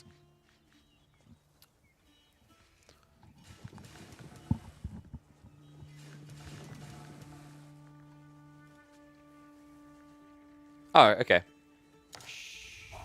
With no context. Or maybe I just thought you were a weirdo who instead of saying lol says giggles. You ever think about that? Chat, back me up. That's a possibility. Okay, so we've actually got Voldemort going up against Giggles. This is a person that we've cast sometimes in the past, but I don't think we really used the name. We've usually just called them Pink. So they're a really talented player, actually. They're sitting pretty high on the ladder right now. They are ranked 30th in the world. After 126 games, they have 1,969 ELO. Meanwhile, Voldemort, too young to know what 1969 would even mean. He's ranked 41st in the world right now, not too far behind. Byzantine's Roost matchup on Cliffside of all maps.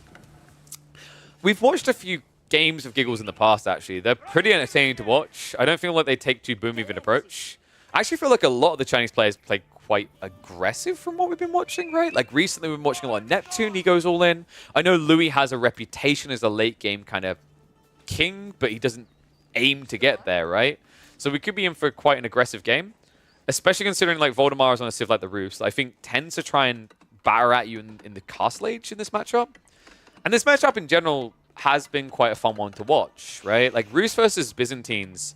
For a while, the Byzantines just looked like they were the best in the hyper late game because they were just mass Streltsy. I actually think that this map in particular favors the Roost. And the reason is you've got these ramps that stop Varangian flanking, right?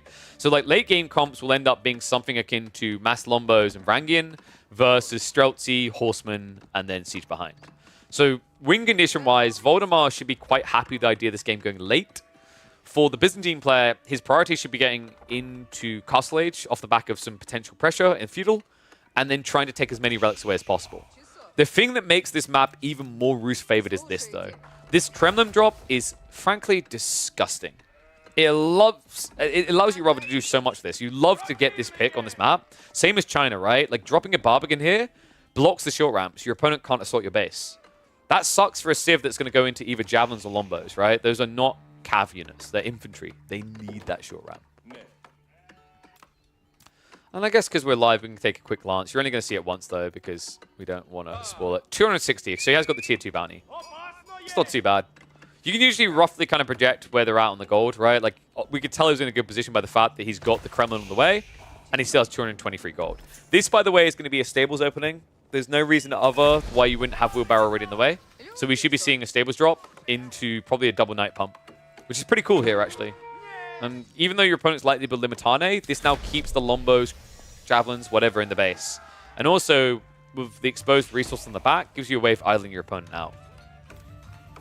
Another thing to think about that makes this pretty cool is I'm pretty sure this is a 2TC build out of Giggles. Stables on the way. So, really smart read here by Voldemort that it was going to be 2TC versus 2TC. This lets him block out his opponents while still getting his pretty much for free. Right? And what I mean by for free is like he didn't need Knights to protect his investment. He's simply doing Knights to ruin Pinks. And I'm wondering, what can Pink now do? Because I think he wanted the TC here on the deer and the berries, right? Ah, this sucks. a lot of the time you see spawns like this and you think it's a good thing. Getting your ball, your deer next to each other, or the berries in one area, it's not. It's actually a really, really bad thing against aggressive civs. And with a Roost opener like this, it's kind of aggressive, right? Regardless of the real intent. It means your opponent can actually take away the one value area you have. Where do you go for a TC drop if not north? Do you want gold? No, not really. You need more food. You could go to the corner berries, but that's way too far out anyway. You need to drop it near the deer. And yeah, he has to settle for the wood line in the end. Correct choice, although timing might be against him here. If the knight just rides in now, I actually think he has to cancel it. Instead, the knight is going to go for the berry workers. Good initial strike. Shifts across, and an immediate cancel comes out. Oh boy. He's going to try to TC drop the forward tree line, right? Because that doesn't work either. You genuinely, your only option now is to TC drop here. Maybe here, if you're lucky. If you wait too long, the king's going to come, the second knight's going to come in rather, and it's over. And oh my god, wait, did he... What? Because of the scout, right? He took too much damage on the TC. So he didn't have the stone anymore. This is getting painful to watch. This TC will at least go up. But he's in trouble right now, right? Like, Voldemar is going to be able to match the timing, but with a better TC. Funnily enough, Voldemar isn't diving in with the knight on the front side. He has idled out the gold in the back. A little bit surprised he hasn't been going for this. It seems he didn't notice. He's finally charging in. The kid looking to do some more damage here. It's going to be a shift away with the villagers. A little bit of idle time achieved, but no overreaction out of Pink. That was well played. Shifts the injured one back. Get shivs out with the rest. Voldemar, meanwhile, is getting that good TC on the deer. This is brutal. Really, what have you achieved with this TC? Because you still have problems now. You secure your berries, great, but you haven't secured a riskier resource like the deer, the berries. Even your tree line doesn't feel secure now because of this TC placement. Like, I have seen some rough TC placements in my time, especially out of the Byzantines in the early days, but this is possibly one of the worst ones. And yeah, another detailed hit by Roland. You've blocked, what, 4 farms? I wouldn't say 30% of his winery. That's an over-exaggeration. It's more like 15%. But it still hurts. For so many different reasons. Because realistically, like, this was meant to be your safe resource anyway. The fact you had to commit a TC here to get it doesn't feel great. Who needs deer? Someone in a matchup against Roos. Quickest way to lose is if your only option here is to go for Olive Groves. Because Voldemar can just fast castle then. Lemitane now being queued up. And it looks like we are getting the Silk Road, so it's going to be Javelin throws. Javelins that probably can't do too much. I actually think there's one risk point for Voldemar, and it's over here. He kind of lucked out in that the map spawn did not generate a cliffside here, so you can't get an optimal short wall. Voldemar looks like he is going to play the Feudal Age a bit. Interesting. He could have rushed castle, but I guess his thought process here is that if he goes in blind, a few Javelins and Lemitane can shut down the deer stack, and then he's kind of limited on food access, right? Because if you look at it, I don't think he's too bad off, right? Yeah, 12 sheep to work with, but that can disappear quickly on a fast castle build. Dive in with the knights in the meantime. Straight into the villager line. Scout is at least going to go down, but who cares? You've still got more where that came from, courtesy of playing Roos. So a little bit out of time achieved, another little bit of chip damage done. Voldemar still behind by 1 villager, but overall prospects are looking a lot better for him right now. Right, you're seeing that Pink is in this quite claustrophobic position, which is usually good from a you can protect everything more easily POV, but it also means you have to rely on Olive Groves and scaling those. And while Olive Groves are pretty broken, I'd say they're the best farm in the game right now, it's still a side investment when you'd rather be able to invest in your initial Merc timings. By gathering Olive Groves instead of gathering berries, you are inherently getting less mercenaries in a game that is becoming more and more feudal focused.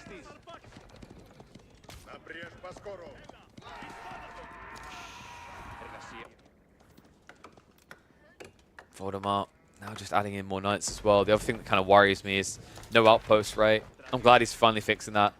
Usually one of the things that really makes Byzantines hard to approach is either you have your outposts up everywhere or you have border settlements.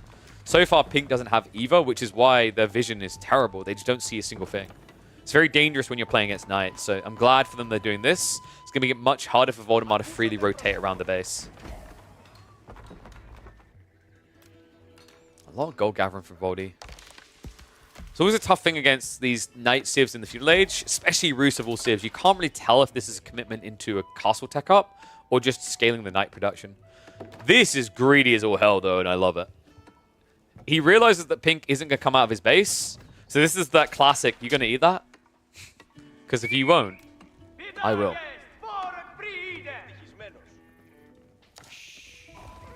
Nice. Wait, what? How is the outpost not up? Oh my god, he's going for a double outpost now as well. One is at least going to complete. We'll be able to garrison some in. The second one is going to be a fail, though. Archers, we're going to target down the injured units. And Knights with the dive in might find some value. Unfortunately, garrison on point there. Pink able to minimize losses. But Voldemort still now ahead by 3 workers. Oh boy. Once again, what Voldemort's doing fantastically well here is he's just applying pressure to force attention.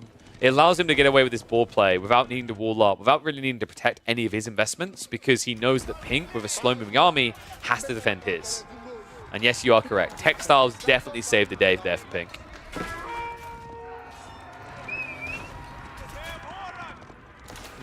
Fast castle on the way? Well, not fast, but fast-ish, right? That's the way out for Pink. We did talk about this, right? That, like, Castle Age is probably where you're going to peak as Byzantines here. Roos feel a lot better if the game goes hyper late into Imperial. You know, they can keep you siege controlled with the Banded Arms. You just can't match the Sprions. They get cheaper siege. On top of that, Streltsy are quite affordable in a lot of situations. Even more so with this contract now, right? Like, what is your late game looking like? Would you really like to be spamming Camel Riders and Grenadiers? I mean, Camel Riders situationally not too bad, but even if you're up against Horsemen, you're not going to get the added value of the armor, rather, because you can't really go Foreign Engineering Company against Roos. If you do Foreign Engineering Company, you're not using it for production at all. You're only getting the value of your upgrade on your units, because you can't build Nest of Bees, cannons, all these things will be beaten by Roos Springlets. High Trade House now on the way in the back. Get your numbers in, folks! Pink, for the first time in this game, marching out of their base, looking to apply pressure. They just don't know, though, right? Without a scout, you can't just blindly punt in. If Voldemort is still investing in this age, you die by doing this. So instead, it's going to be a back off and a tech off from both players. Relic spawns as well in a position that might prove tricky for Pink to gather more than one.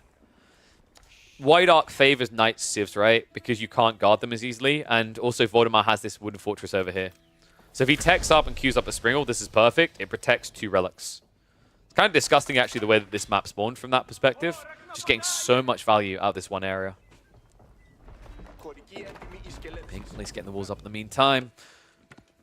And drum roll. Nah, we're going to have to wait about another 20 seconds, right? Monastery's coming out. Double money as well. This has been rising in popularity again, by the way. It wasn't long ago that we really didn't see this double Monk pump, right? This was the build that came out at the release of AoE4. Very popular. Kind of just fell off hard. But I'm seeing it from more and more players again. Louis, Beastie doing it a lot. Now we're seeing Voldy do it fairly frequently. Very important when you play Roos as well, considering the long wait you have to get those monks out. They're very expensive, right? But if you can afford it, it's totally worth it due to the movement speed.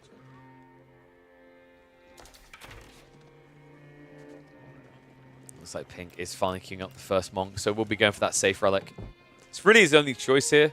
Like the wolves coming out in the flanks at least to stop any raids from Knights, but I just don't like that outlook of the mid-game here for them. Voldemort is already ahead by almost 10 villages. And his relics are about to put him over the top. Now, the upside, at least for Pink, is you have got the system buffing up your economy. You have got the absurdity that is olive groves generating oil with the food. The downsides come elsewhere. High Trade House generating 163 gold a minute. Then you've got a few hunting cabins sprinkled around. And now you're likely to be looking at mass relics as well. Oh, no, this is bad. Can the monk get the kill? I can't believe this. I actually think Pink's going to get it home. Right? Or the army should be able to come across quick enough. Voldemort, he should get the snipe. The question mark is whether he's going to have to be able to pull it back. I don't think he's going to be able to. This is so painful. He can't. He picks the relic up and drops it straight away. Oh, that was so close. Unfortunately, there was never a Springwood upgrade, right? If the villagers were nearby as well instead of over on the deer, he could have garrisoned for the extra fire. But no dice. So it looks like we are going to be getting a 2-free relic split after all. Wait. Wait. What? He yoinked him. Voldemar. The entire army walked west, and Voldemar came straight down the center and stole it from underneath his nose. Our boy's styling right now. Voldemar, it is going to be a 4-relic game in the most unexpected of ways. The hardest relic for him to grab in this game, and somehow he gets it. That was criminal. Yeah, early Mango is pretty cool here. We talked about the value of Roost on this map, right? Like why they dominate this map a lot. These ramps create choke points, which Siege wins. So Roost being one of the best Siege civs in the game, it makes a lot of sense why you'd want to beat in this play so early. Also, your opponent went Mass Limitane and jabs. That's not a recipe for sniping Siege at all. Those are some weird walls. I mean, it's an L for the loss, right? Yeah, I don't know why he's actually falling out the deer. I guess he's getting the berries in the back, right? I think Pink is just very paranoid. He saw Knights early on, hasn't really seen them since, so he's a little bit freaked out that they're coming for him. Military Academy also queued, which tells you that Voldemar is looking to just surge this. This is crazy as well, because I'm pretty sure Pink hasn't seen the Mangoes at all. They don't have any scouts. So if they blindly walk into a fight, and these 3 Mangoes just get one shot, just one opportunity, you could see Pink's army half. And yeah, I think Pink was idling the TC a bit, right? Like, it's happening again, actually. Jesus. I mean, it's difficult, guys. Like, this TC is where your Grand Winery should be. You're like, oh yeah, tiling's the same. Must be the same thing. Oof. Oh, and the push is now coming. Voldemar. Triple Mango hasn't been seen yet. By the time he sees it, it might be too late. Luckily for him, that catch from the Sacred Site was a little bit of a blunder there. Voldemar giving the vision over. If it hadn't been for that monk, that would have been a triple smash smush. Instead, Pink gets a chance to react. I don't know what this reaction really is right now, though. Mango's moving in range. Shots coming out. Nice back up there. Springwood is about to spawn out, but I don't know if it's going to be enough to overwhelm this. Triple Mango shots coming in. Vrangin taking a heavy wallop. Lines are going to spread out. He needs to get the Limitane around the back, but right now they're just shields up, hitting the front line. Stab comes in. Springwood is being targeted now by the Knights. Mango is going to be peeled back in time. And I don't think there's much time left in this game. Looks like the Springwood is going to survive due to the clutch repairs. My problem is still the losses are too high here. It's not about the siege anymore. They've already done what they needed to. Voldemar got 43 archers now up against 12 javelins. Will back up, but not really from a position of weakness here. He's 4 relics to the 1. He's always got a 20 eco lead. Has now got a 20 eco lead.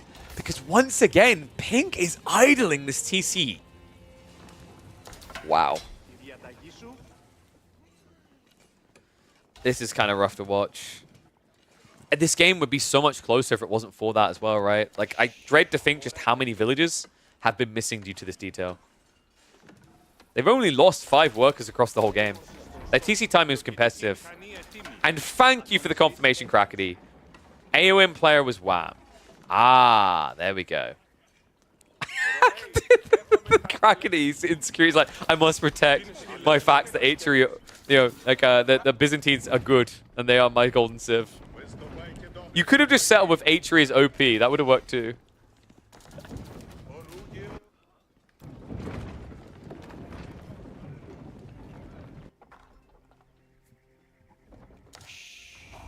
Boys Fortitude down the way. This is a lot of archers. It's kind of wild, actually. I'm digging it. The jabs should be able to counter, right? But, like, the Mango detail still. And the whole cool thing about the archers is that you can snipe Limitane, right? You keep your opponent off Limitane. That means that just a few knights can move into Snipe Siege. It's kind of an interesting dynamic. It is quite weird to see this in mass, but it also makes sense from a Rus eco perspective. That's the thing they get more of, right? Wood.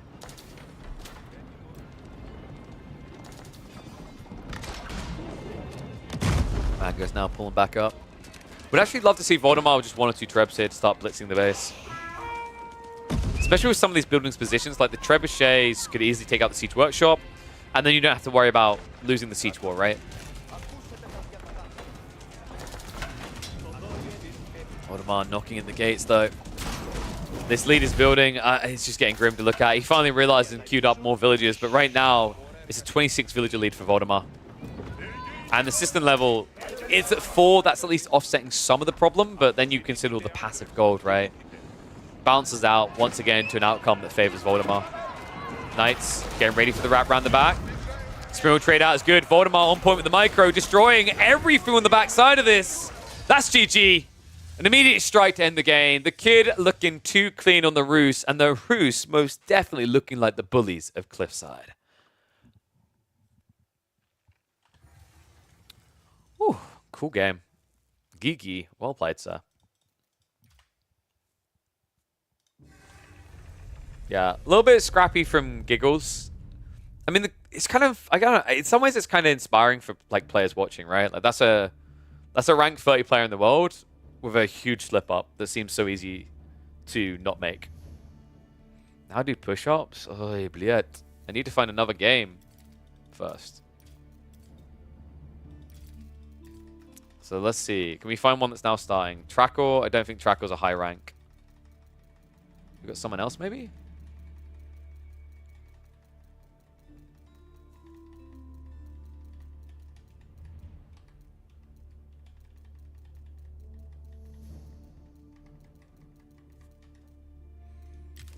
And Toxa versus Leozim.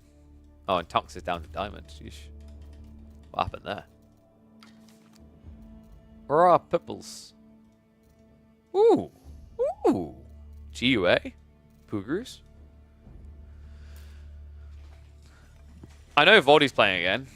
I don't know who this is. I guess GUA hasn't got like a high ranking opponent right now. 1, 2, 3, 4, 5. Which would make sense actually if you think about it, because GUA has been losing a lot of games at the moment. A big part of why is like he, I think he's been having some hardware issues or something. Hydrate? Oh, thank you very much.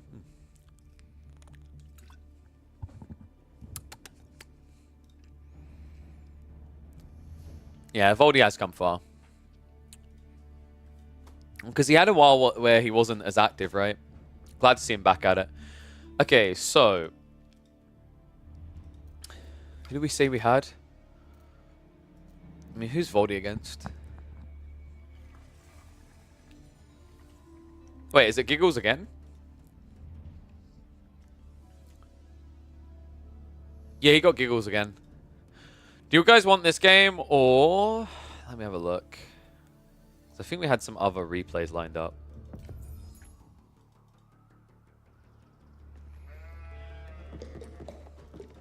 This one? Okay, you haven't even heard the alternative.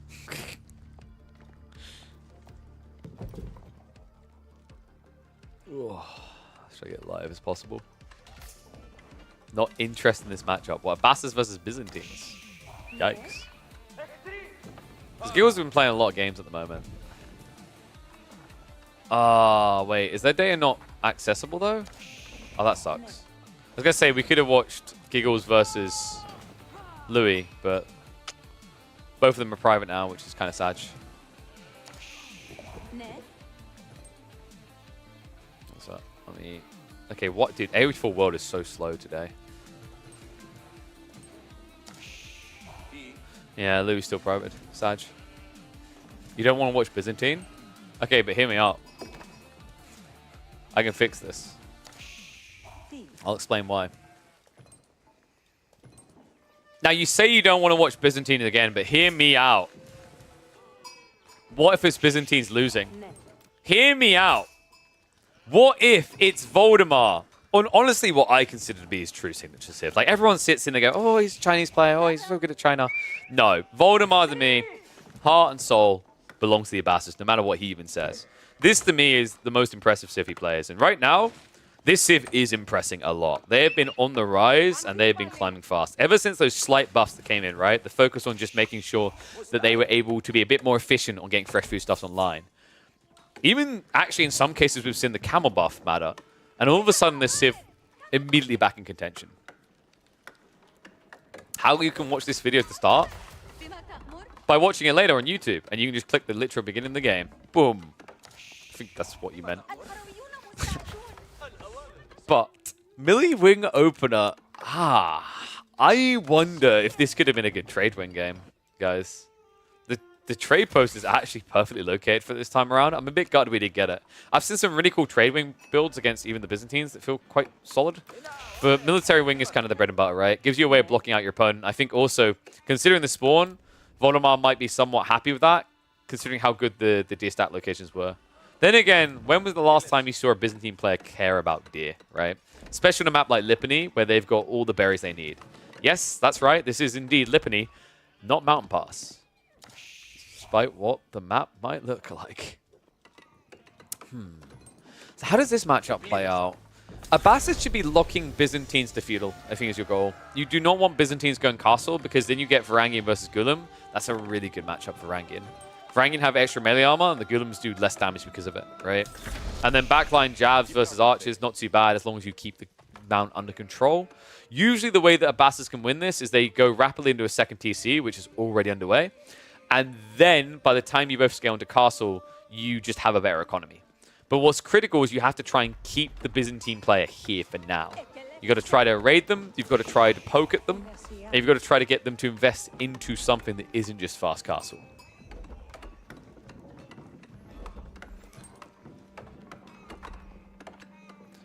Wait, what? Camels are the only land mammals capable of drinking salt water without any ill effects?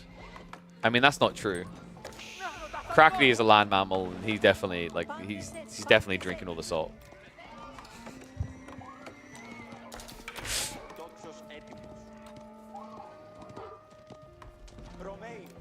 I do think there is something to the Camel Archer build, by the way. Even against someone like Varangian, because the base damage is so high. Like, I've seen some really impressive games where Camel Archer spam was age to turn it around from an age behind. Because you just have such high base damage and mobility that you shut down a lot of Civ's initial surge. Even when they go Knights, right? Because, like, Knights, Camel on these screws them over. And if you think about the comparisons, like, just going for a tech up. So, if you go Castle Age, right, your opponent can have 10 Camel Archers instead. The only difficulty is it only really works in matchups where your opponent has to come out on the map.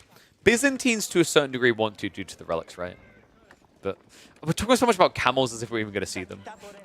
Let's focus on what's happening right now. Voldemort going in for the TC drop. Deer is going to be skewed with this. Has got the berries behind it as well. Yeah, actually, I don't think there was a better TC drop available. This is pretty spot on with what he wants. It keeps his base nicely kind of contained as well. Secures the primary wood line, which is pretty important in high-level play. And we have got archers coming out. So expected reaction here, right? Like when your opponent builds military wing, it forces this reaction into free archers. It has to be free. If you do two, you get outplayed. Because even if the spearmen only bait one shot or get one stab in, that's already the advantage that wins the archers. So this is correct by Orange, going for the triple archer. And by the way, remember, this guy, very talented at the game, ranked 30th in the world. Was at least, until that weird 2TC game. Looks like he's going to be playing out onto the deal that we talked about. Yeah, interesting choice. I was worried he might get a bit baited by this. I feel like actually playing the berries feels a lot better. Just keeps you more contained as well, right? Like you can easily wall this area off. You can't as easily wall this off because you have to come forward. So it really comes down to how Voldemort wants to play this because he has an opportunity to block it all out.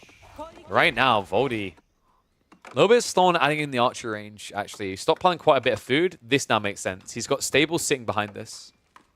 Sometimes I feel like it's worth it just to go to the stables first before we go in the TC. The logic is you get a 1-1-1 build right at the start of castle, feudal rather. Because you have two archers, two spearmen, and let's say one horseman. So in the event that your opponent does that free archer build, he can't fight you again. He just has to keep scaling more archers.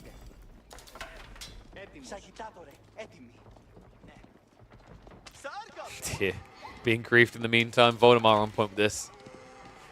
Yeah, not really looking like the prettiest system drop after all, right? For a guy who had double deer stack right next to each other, this is atrocious to look at. He does at least have Willbarrow to make it a little bit less of a nightmare. And that is indeed now level 3 system, so up to a 18% gathering speed buff. Interesting little detail about this matchup. Congrats, you are now 3% better on gathering than the Abbasids at this stage. However, the Abbasids have got a 3 eco lead, and they're only paying 32 food per villager. So yes, Voldemar very much ahead right now. Devs predicted the deer spreading. True. Even the mill placements, right? I can drop a mill in each corner and get my text quicker. Big brain. So what is Orange's win condition in his mind? Because right now he's playing, I think, a bit too much feudal. It's weird as well, because if he just scouts out, he should know how big the army is. He has been moving in, but I guess his worry is that Voldemar's hiding a lot more behind this. The funny thing is, like, I actually think Orange would be fine with just a handful of Limitane and Lombos off of gathering berries. They could be halfway towards Castle Age cost right now, but instead they continue to double down on the present feudal. And that worries me because now it puts the pressure, the ball in your court, right? It puts the ball in your court, but also it whispers in your ear that if you fail, it's your fault. And what I mean by that is with the eco lead now building, if you slip up once, the game feels almost over. And my god, he is not just sending it, he's full Devi blitzing it. He's got Siege Engineering on the way, so we are going to be seeing some Karaslife in action. I was about to say Foreign Engineering Company. Whoever decided to have Siege Engineering and Foreign Engineering was baiting.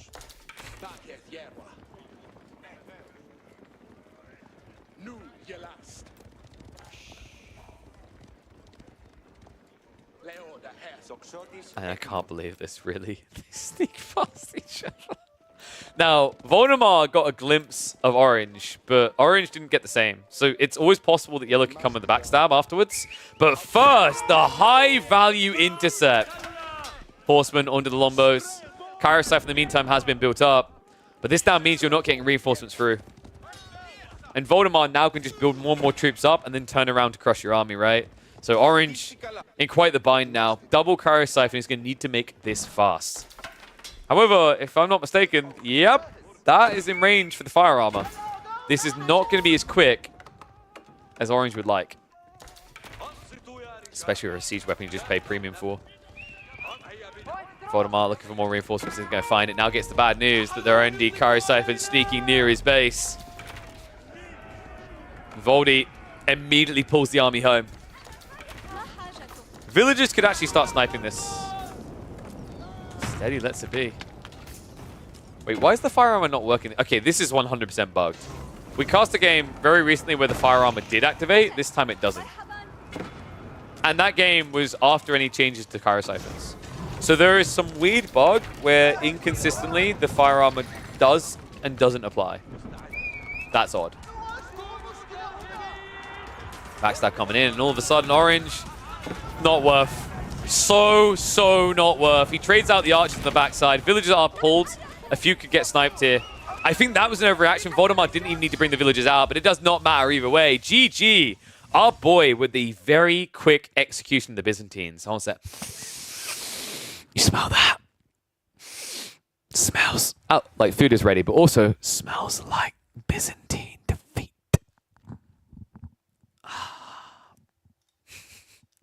Does that not feel good? Be honest, how many of you wanted Byzantines to lose that one? Be wholly honest right now. Never ever do that again. Do that every day of the week, mate. Borderline creepy? You're reading into it too much. How dare you say creepy, sir? Alright, so I've got food now. What I'll do, I'll put up a video, guys, and when I come back, we'll do some more games. Who knows? Maybe we'll have enough people for community games. I think we have to keep trending upwards for that today. I'll see if that happens. But more games to come, so let me get a game ready for you guys to watch. I think I have a fun one in mind, actually. I'm here now. Why were we not here earlier, Gully? We could have done Pigeons View matches with you versus Corvinus. Disappointing. Disappointing. Okay, so Zerton versus Vortex. Which one was this? Oh, the Reese versus English game. Do you guys want Zern versus Vortex? Reese versus English? That one was kind of wild, actually. Yeah, let's do that. All right, guys. So I'll be eating, but afterwards we'll be back live with more games. So enjoy this pretty cool game on Cliffside, actually. It was very weird and wild the way it played out. Very different than what it, I think, really should have. The alternative is... Well, no, we're not doing the Abasimir. I'd rather puke into a bucket and then drink it. Enjoy this game, and I'll be back very soon. Oh, this match is going to be fast. Well, hold on a second. It might be Vortex, but there's also Zertan. So it could go either way. That's right. Welcome back. We've got Zertan in the green playing as the Roos going up against Raul Damugod, which is, of course, the one and only Vortex, one of the most aggressive players in the history of Age of Empires 4. On the English of all civs, on a map that actually favors English aggression quite often, we are on Cliffside. However, the reason why I was like, hold your horses, this isn't necessarily going to be a quick game, isn't just the fact that I know Zertan has a propensity for reaching that late game. It's the fact that this is a map that's very hard to dent them on. Roos are really powerful on Cliffside, guys, because of the Kremlin value. You drop a Kremlin like here, it basically blocks the short ramps. And my God, has he got a good reason to drop it here. The stone's on the ford. So this should be a Kremlin drop here, which secures the stone, and then you can daisy chain in onto the wood again to secure it. And all of a sudden, the English can't use the short ramp. So any sort of aggro play involving anything more than just the king isn't going to work out here. Gamba? I guess we could have Gamba. Let's start predictions. Who will win? Is it going to be green or is it going to be blue? Only 30 seconds, though, because I'm not sure how deep this one is. Yes, we are watching this live from the ladder. If you guys want to Gamba my bird feed, which has no actual real value other than you being able to flex it to everyone else in chat, then be sure to watch these games live. Whenever they're live, I put predictions on. But if you don't catch it live, you catch it later. Be sure to just drop your predictions in the chat. Who do you think is going to win this? Like, the interesting thought to me is Vortex is a very aggressive English player historically. If there was one player in the top 30 in the game right now that would still go Council Hall, I think this is the guy. And in fairness, this is a really good map for Council Hall. The distance to your opponent's space is short. The difficulty, however, is in the timing. You're usually not going to be able to get your Council Hall units across in time before the Kremlin's complete. That being said, this game has opened up a little bit slow for Zertan, and I'm shocked by this. He should have a lot more gold by now. For a guy who went 3 scout versus 1, he got barely anything so far out of the map. Looks like he is at least adjusted for that now. Double Deer got taken away, and then I think Vortex just focused on getting his sheep. However, I am a little bit perplexed by this choice to not go for double scout, considering that your tech timing, I wouldn't say it's that much better, but your sheep haul is atrocious. You've got 6 sheep to 19. I don't think I've ever watched someone get that many sheep on Cliffside, comparatively. And looks like Zerty will arrive in the back. Timing worked out quite nicely, actually. Notice what he done there. I've been telling people this is very important. When you're playing Roos, you want to queue up Wheelbarrow, and if you do not get enough gold when it's time to tech up, cancel Wheelbarrow. Do not hesitate. It's a fool's folly to just try and invest because you delay your timing by an extra 20, 30 seconds. In a tempo-driven matchup, which I think the English Roos one is, you're giving over the game to your opponent. So yeah, really smart choice there by Zertan. And now it means that after he snipes the wolf, after he gets a little bit of gold trickle, he can still go for Wheelbarrow. It's just going to be slightly delayed. I do, however, think that this is not going to be a Wheelbarrow game. I've got a feeling we're looking at a stables opening, considering that he's going onto the wood like this. A little bit surprised by the Kremlin drop here, but it protects the gold as well, right? And it means that the deer's semi-protected. So that might be the justification in Zertan's mind, is like this Kremlin would drop and protect the short ramp, and it would get him stone for a second TC. But he might want to go all in aggressively, considering the English are likely to go double TC with the king to distract. Holy crap. Wait. Someone got a good spawn on Lipany? Does your dad own Microsoft? Are you Teddy Gates? I don't know if that's Bill's. Like, if that is actually Bill's son's name, then damn, I just punted. Final Deer Snipe coming in. Vortex basically doesn't have any sheep to look for on the map, so you might as well just try to grief this away. So, win conditions for the two sides. Vortex's win condition is 100% in Castle Age. I think Zertan is setting himself up for a feudal win condition. You don't want to play later into the game. You can't now go for this like later phase, right? Because you're not going stone at all. With the king coming out, You haven't set up any defenses there. Even if you get the Knight out, doesn't feel good. I'm a little bit skeptical about the choice to go 1TC all in here. The reason is, in this matchup, yes, your Knights are going to be better than the King. Your Knight will be better than the King one-on-one. However, the King doesn't have to tolerate that. Right? Kings are very good at running away from the battlefield when they get just injured. Like, oh, help me! And they just run off at 1.69 movement speed, which is 0.07 quicker than Knights. So it means you can never stick on top of him. So this is going to be pretty difficult for Zertan to try and Fred. He's at least going to have number advantage, right? Double stables coming straight away. But the problem is you're now building Knights to dive English TC. That doesn't work. Right? Ask any French spammer, they will tell you honestly there is not really any harder civ to dive than the English with early Knight play. You need so many to justify it. And yes, Wheelbarrow just now because he wanted the first Knight. I'm confused by the double stables. He doesn't have enough gold to justify that. And also, there's no point in getting Wheelbarrow ahead of getting 2 Knights. If you're going to do double stables, get double stables, right? Because at this point, what are you moving with Wheelbarrow for? It's basically just wood gathering, which you don't need for optimal Knight timings. And yeah, getting there's so many weird things about this. I think what happened is Zertan screwed up on the rotation, didn't get enough gold for Tech Up plus Wheelbarrow, even though he had 3 scouts versus 1. And then just decided to pivot in a little bit of a panicky way. King now going for the dive. It's a good dive time there. Zertan still only has the gold for 1 additional Knight. And Scout on the backside is going to see the TC, but now you can't do anything against this. This is such a greedy TC by Vortex, by the way, but I really like it. The reason I'm a big fan of loose TC like this on Cliffside is if you drop on the Deer, it gives you an optimal timing to Castle Age. You will reach Castle Age a lot quicker with this build because you're not wasting resources building farms. Now, admittedly, those farms, even in Feudal, will individually be better than gathering Deer. But if you think about the amount of villages you can support in Deer versus the amount of farms you'd have to set up, you're talking about a tech timing difference of almost 2 minutes. So this King Knight trade out, like I said, is bad.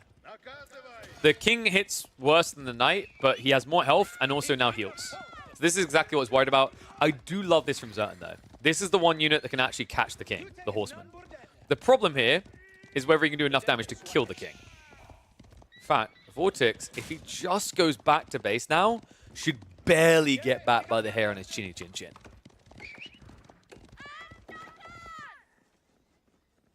So what do you do now? I also love small details like the Abbey of Kings built here. Like if you come in and raid, like the most likely place you're going to raid is wood and gold, where you get damage done, right? And if you don't now kill these units you dive, the Abbey of Kings is going to offset that damage. And wow, so he's going 2 TC on a delay. There is a lot of question marks about Zertan's build right now. I feel like he's experimenting. He's being the nutty professor. It doesn't necessarily feel optimal, right? That was cool. He did snipe the scout, so big deal right now is that Vortex is playing blind. But I think from this position, he doesn't care a whole lot, right? Like, I think from this position, you just rush castle. Would have loved to have seen a short wall here. I think that wall is really underrated. Just stripping that rotation on the primary wood line is big. Great body block there as well. That was sick. Vortex, once again, just using the unit that can take a beating to ensure that nothing squishy gets hit. Torch damage coming in now, but I think the King will just look to contest this. Yeah, this is actually quite difficult to break. The villagers might even shortbow this. Vortex does give over a free eco unit. The King is just wasting so much of the time, though. It needs to be a commitment to burn, and it looks like there's going to be a breakaway by Vortex. So off to the primary TC. Outpost might go down, but this army is kind of deceptively scary, right? Like, the Knights aren't very healthy. Be a peel off now to the secondary TC. Vortex. He's rallied the remaining villager away. So it looks like there's going to be a little bit of chip damage done there. Like, Vortex, for the most, is in reasonable shape here, right? Like, he's having to set up the Spearman. I'm a bit surprised he didn't do it earlier. I think the moment he scouted the double stables, he should have been prepping 1 racks for spears. Would have made a lot of sense here. You could see that he was being optimally greedy, right? He was trying to get the white tower on an optimal timing to drop here. But it has cost him a lot more. And credit to him, Zertan is actually getting decent value out of this now. With the second TC coming out in the Deer, he's competing. On top of that, he's still hunting.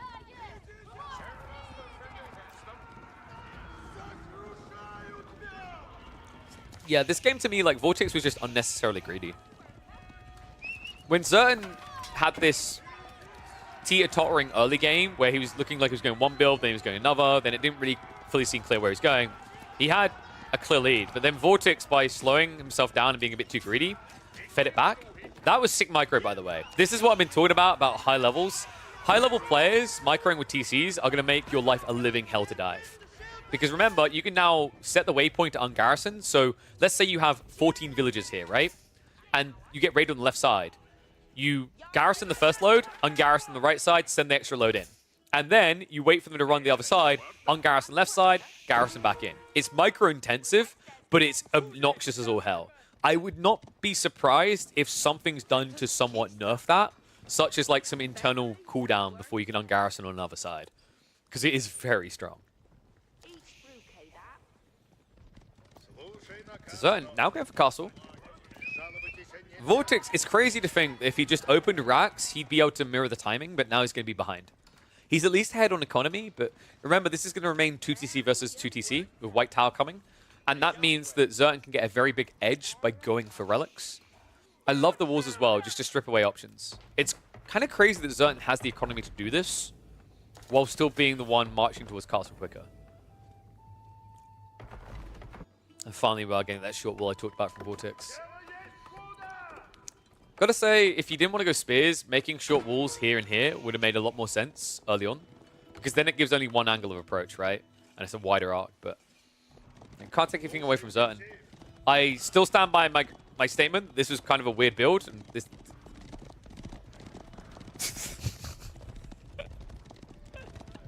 and that the build was about as weird as that interaction right there. Even the horsemen aren't sure what they were meant to do in this build, but Zerton, he found a way to make it work.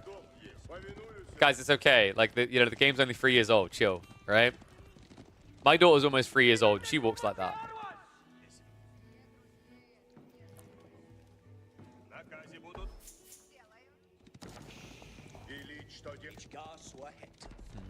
So, with Castle on the horizon, who's favored here? I think with the way he walled as well, Zerton's in a very good position.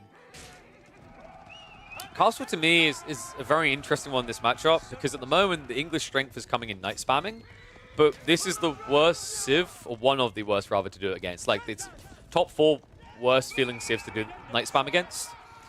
For a start, they're going to have more knights.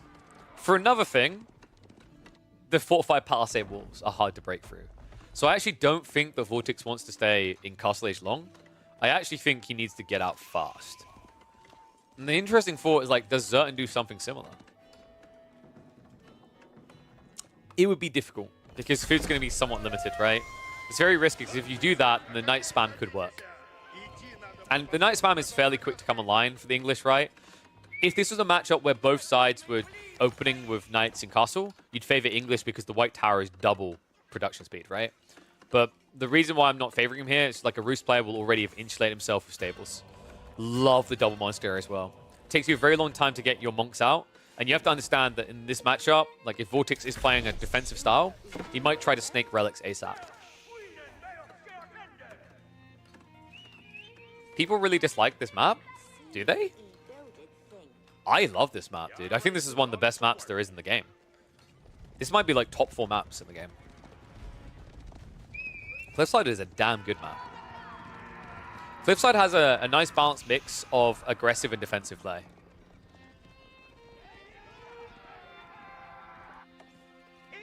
English too strong? Gully, we've been over this. We both need to accept we were wrong about the Elite Classic 2. English did not end up being OP. I like it because it has a nice mixture of aggressive and defensive play. You can try off these defensive walls, but like the reality is if your opponent is being aggressive, you won't get them for free, right? So it feels like things in this map are earned. That's the thing I really like about Cliffside. There are some maps that give it to you for free. Like Hillendale kind of gives you a lot for free, right? I also feel like from a spawn perspective, there's less stupidity in the RNG than there are in some other maps. Like if you compare it to some Dry Arabia spawns, sometimes Dry Arabia just gives you the freest boom game ever, right? But there's certain details about this map that are quite reliable. I think the biggest kind of question mark is whether you get gold on the front or the back of your base, right? Even the deer boars, most of the times, like 90% of the games, you get the boar and the deer right next to each other. And the other deer is close to your base. So like there's a lot of good balance points from the left side. Especially for the new maps, it's the best map.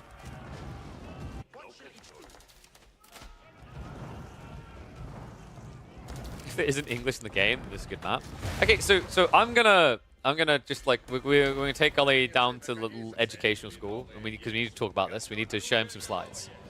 If you give me the choice between Byzantine and English to do what English do, Byzantine will do it better on this map. I actually think Byzantine is a bigger threat to your balance of map than English are. Maybe it's a little bit different now with the King build, but with the Council Hall build, I back Byzantines every day of the week. It's so oppressive what they can do. Dark Age Men-at-Arms? I mean, just scout it. Okay, I'm sorry. If you're villager rushing and your name isn't Donai, it's not going to work. Not at conch level, dude. The other thing that, to your point of like vill rushing, is here's what usually happens. You either get 1 gold forward and 1 gold behind, and you're safe, or you get double gold behind. How are you going to villager rush double gold behind? I'll tell you, the only thing that's a rush there is how quickly you rush to lose the game. All right, try it. Your idea of a villager rush is more RNG than when people used to Dark Age Men-at-Arms rush with English on Highview. You are flipping a coin. Although I think in this situation, you've said tails and both sides are heads. You have been two-faced. Okay, so Tech Up's coming.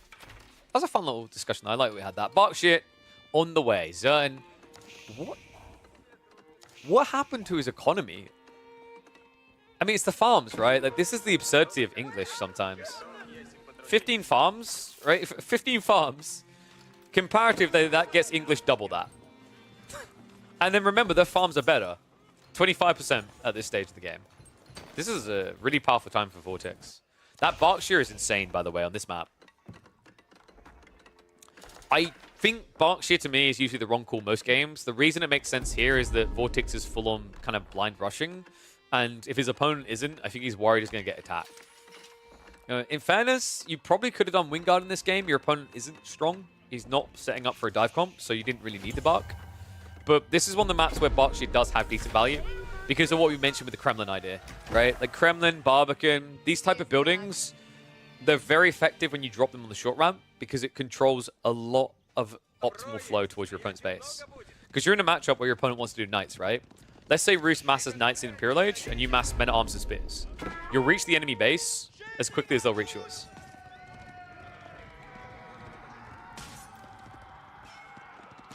Spin a little bit outnumbered here. So, how does Zerton now get back into this game?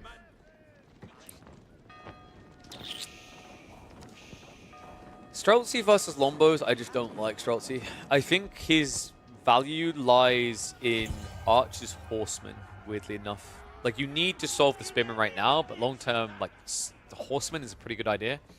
You could consider, like, Mangonels. Actually, I think Siege is a good way for Roos to go here. The thing about these choke points is they actually favor Siege when you force fights in them, right? Because if you go, like, front line of Spears or Men-at-Arms, and then you play Mangoes, your opponent can't get around the back. So Siege could work quite well. The reason as well on top of that is the fact that English can't compete with you.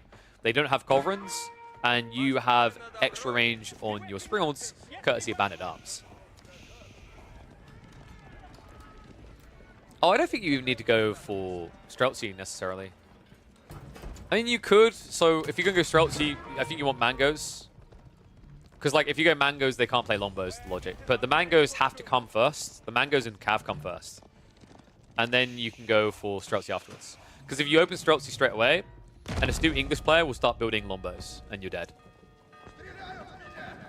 But this is exactly why I was saying it usually feels better to go for the Wingard. Because if Vortex went Wingard right now, all options are on the table. He can play Cav Comp, Raid Flank, because he gets enough of them to burn through.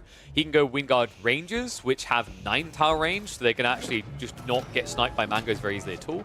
He could have went Footman. Footman are phenomenal in this matchup. Because of the fact that Roos benefit from playing Horseman, you building Footman means you actually have a unit that gets bonus damage against Cav. And also, Footman are great against Streltsy because Footman have higher ranged armor than melee armor, so they prefer to be up against ranged units. And they have more base health than standard Men-at-Arms. So yeah, I just think Berkshire, what happened here is really Vortex needed to scout. If he had a scout out, he would have known that Berkshire was the wrong choice. Because he would have seen that Zertan only had crossbows and didn't have mass knights. It's weird, this game began with Vortex being too greedy, and then may just end because he was being too secure.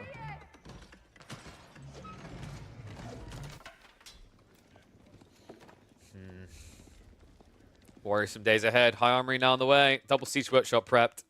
5 trebs already out. Should be good enough to eventually take down this Berkshire.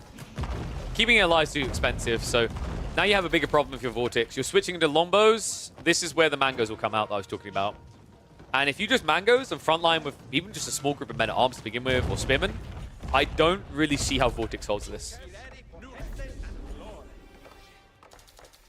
You can see that Vortex is puzzled as well.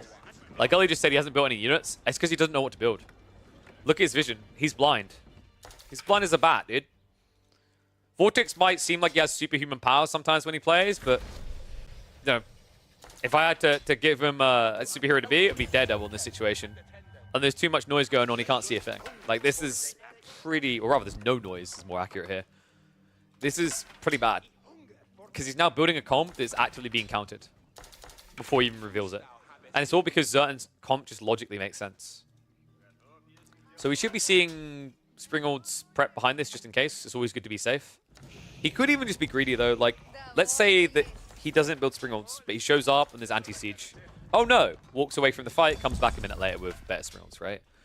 I think what Zertan's going to do is just go Mangoes plus the Gunner Boys and completely ignore Springald's because there's no realm of existence in which an English player should be building Siege against the Rus.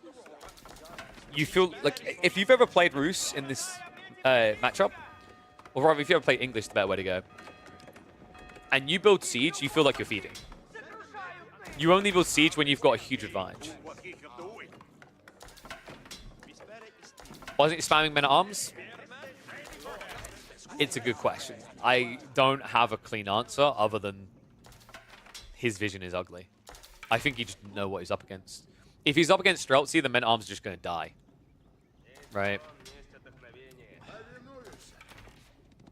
To me, Vortex has completely misread this matchup. He's built a comp that makes sense against Horseman Spear. Or rather, Horseman Streltsy. What reason does Zertan have to build Horseman? You haven't given him a single reason, and you're playing on a map that is actually really bad for Horseman. Right? Because the only way you can play Horseman is on the flanks. But you notice that Zertan wants the short ramp. And he's going to secure it now. Keep drop coming in means the Berkshire's never going back up. Vortex looking to make his move on the south side. Unfortunately, Zertan sees it early. And unfortunately, Zertan could just run into your base now. And yeah, well, this is what I was hoping, is that we're going to get a scout. I think that one buff that needs to happen to the English, because this is just weird anyway, they should be able to build scouts out of the White Tower. They can't right now. The UI has like every unit militarily available except for scouts. But like building a stables would have been worth it after that early scout loss. It's kind of crazy, right? Like that scout snipe with the Horseman Knights opening may have decided this entire game.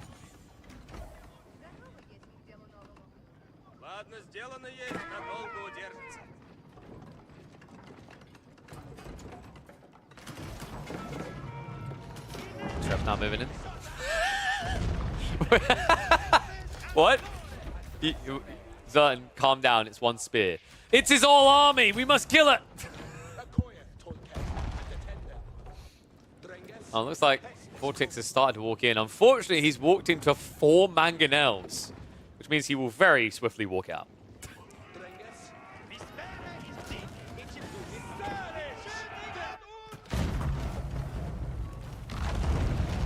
Base slowly being blitzed now. Kind of surprised Zertan isn't posturing to try and end, but he has to clear up this army, right? And because you haven't played Spaskai, you can't build Stonewalls to keep them out. What you can do, however, is bait them in. It's a lot of units that die very quickly to Mangoes. And notice that Zertan's being responsible. He's playing close to the choke point so he can retreat into them. I say as he then boldly starts to walk out. Okay, this could backfire very quickly if he's not careful. Mangoes. Ooh, good wallop. Reload coming in. You need to go around the backside, though. You need to jump on top of this. And Zern now being forced to back up. Oh, Zerty, not like that. Mangoes should be safe. You can easily pull the militia, and here they come. So Mangoes need to turn around for a shot. Archer going to stand their ground, and that is going to be a wipe for the army. Vortex, you need so many more troops. This is ridiculous. He's got way too big of a reserve, and I think he was hoping to just drain Zern, but I actually think Zern's fine here. And are you freaking kidding me? He loses all the spears. The moment he does, Zern queues up Horsemen. Zern is playing him. Dude, not even like a fiddle. Like, that's an insult to fiddles. Those take years to train on. He's playing them like a bunga bunga drum. It's just like bum ba dum ba dum ba dum. In every single move he's made, Zern has appropriately read and been ahead for. And now, this comp of meta arms and archers, Mangoes, Horsemen, Streltsy wins. Yeah, this is brutal.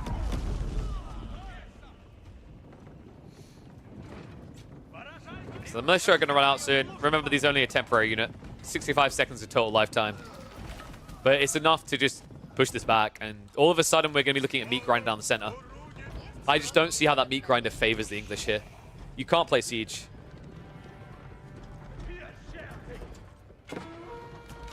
Oh, golly, if you'd done your strategy when he had Spearman, you would be dead right now. So calm down, lad. It's just Zerton getting the appropriate reactions. I think, looking back at this game, Vortex, this hasn't been optimal English. I guess he's still trying to figure out the new King builds. Because I know that Zerton's most at home with Council Hall Rush builds, right? That's really where he made his signature English, right? Like, this guy was considered to be easily one of the best English players in the game. At one point, I'd say he was the best. And it was all because of his Council Hall Rush timings. He was still doing it on Dry Arabia when everyone else stopped. So, and why are you allergic to free gold? So many deer.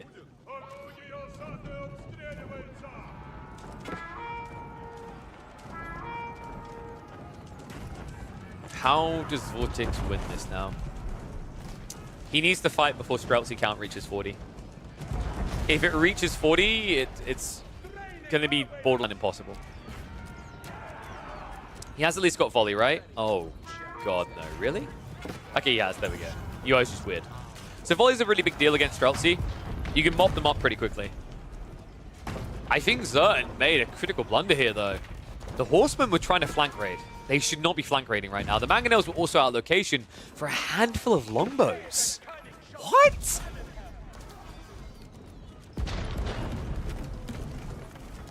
Okay, so I found how Vortex wins. It's that Zern's too shy to come play.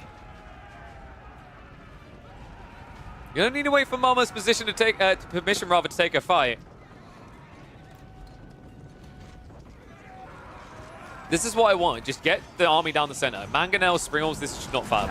Thank you for the raid, Game Kurt. Hopefully you had a good stream, buddy. So here we go. Mango, super effective even against the men at arms as well. Not that you really need it with the Streltsy like this. Instead, these Mangonels need to be hitting the Lombos. A little bit surprised they're not. Shouldn't really matter too much in the grand scheme of things. What matters is at the end of this, it's Lombos and Streltsy, but with Mangoes to support, right? You'll never win that fight with English. Already used the volley as well. Another big issue here, you may be noticing there's no outpost. Critical blunder by Vortex not getting an outpost for the attack speed aura, especially considering he got the 40% attack speed.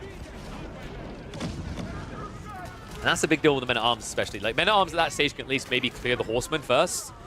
Instead, what's likely to happen in these fights now is if you're not playing around your aura, the Streltsy will kill the men-at-arms before the Horsemen die, and then Horsemen will leak through into the Longbows. Yeah, this is looking worrisome. And Zern's food eco is terrible because, remember, he hasn't fully farmed, right? I think he's like 30 in? Yeah, 26 farms. And usually that'd be a bad thing, but you have to remember Zern's not really losing that much in these fights.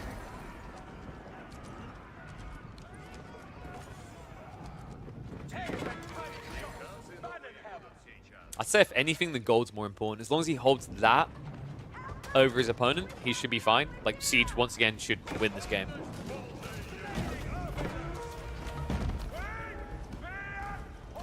Vortex. Good probe.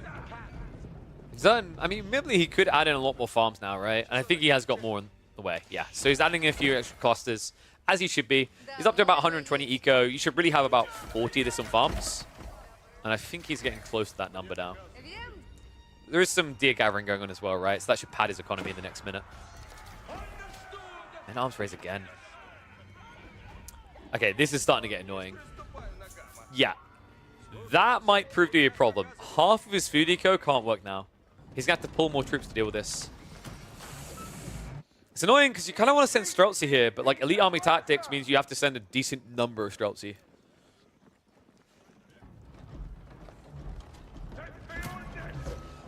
So here's the thing. I don't feel like Zertan needs to raid. You're right that it's free. There's not much to stop him. But really, like, he should be capable of just denting down the center.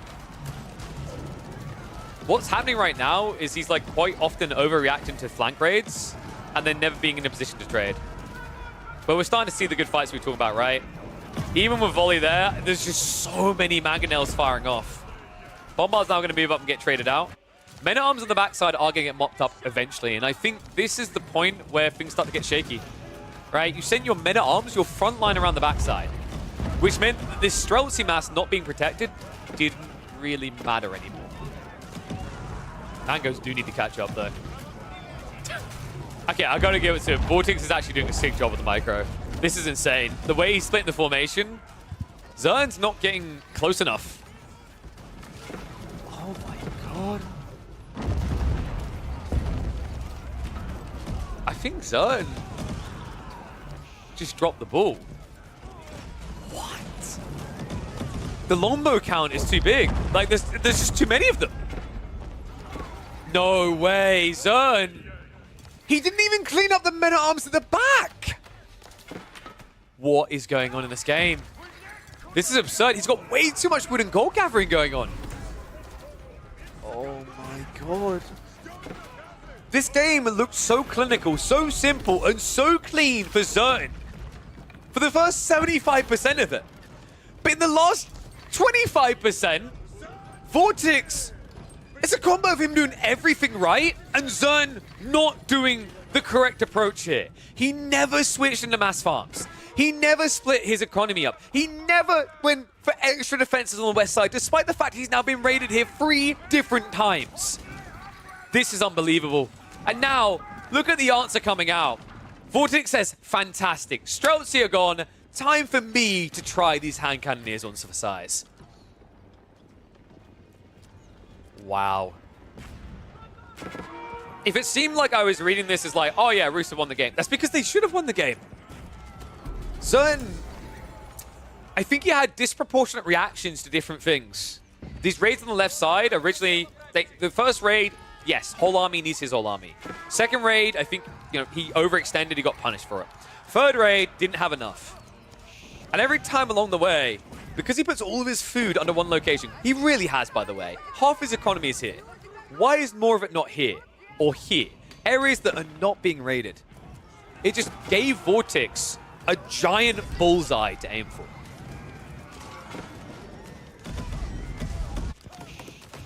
Now for the second time in this game, the castle attempted by Xerti is going to be taken down the center. This is now out of control. Zern does not have the food income to get into Mass Horseman. He's got way too much wood and too much gold. This would make sense if you're in a game where you're trading Siege, but we're in a game where you don't have to trade Siege, you just win.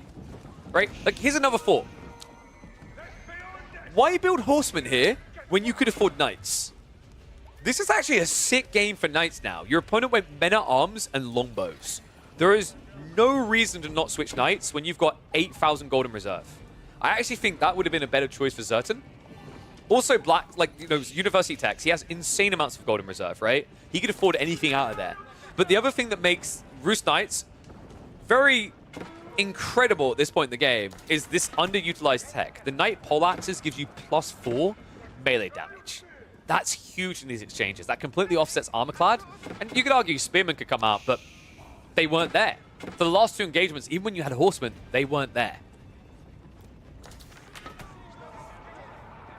No, I don't think they're ever going to be there. Mangonels being doubled down on. Zertan is going full CTQE mode. We're up to 50 population into Siege. Oh my god. Now this is great if you can force a choke point fight, but you're playing Roost and you don't have stone walls. Right? So Worst case scenario, Vortex can just come at you at several different angles, which is what he's doing now. Oh, they're sneaking for the keep drop. Come on. This is just dirty. It's like Horseman Raid at the back. Didn't do enough damage either. I think this is over at this stage. I mean, Zertan's food income is up, so maybe he can try to reclaim control of this game, but he's close to the ropes right now. Zertan, one punch from being knocked out. Keep drop will go up.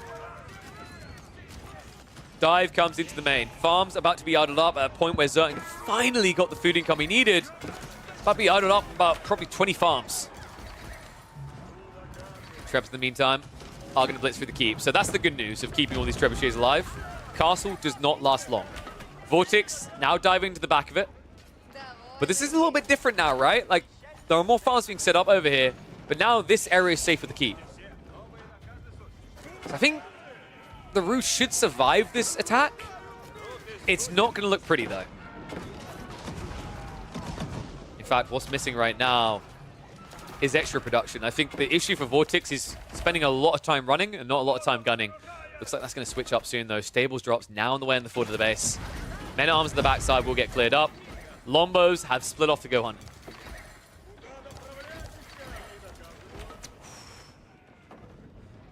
Zertan has suddenly got 40 Streltsy. So this is looking a lot better, right? The things we criticized have been addressed. He definitely gave over a lot more than he should.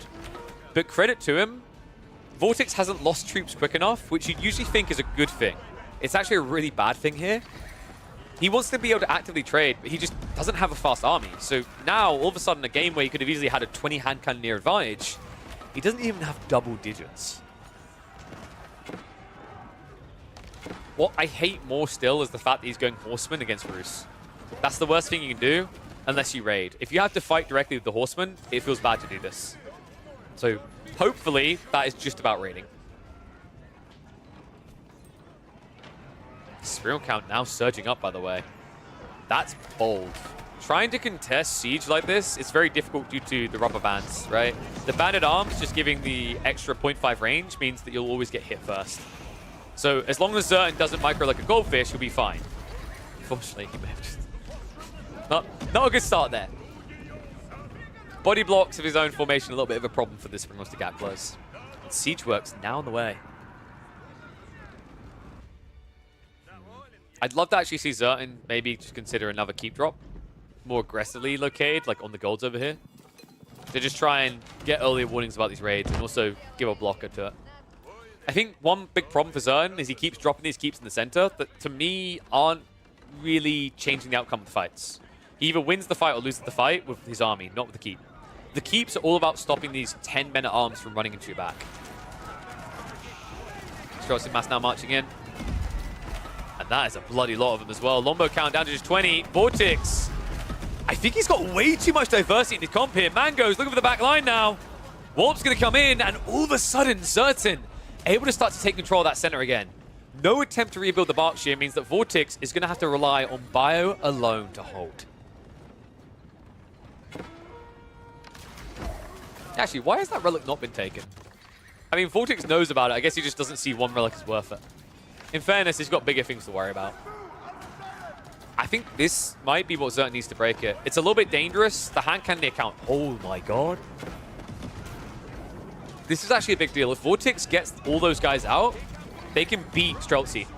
Streltsy only are good if they stand still for a while, right? Even then, their attack speed buff is lower than the hand cannoneers get from the aura.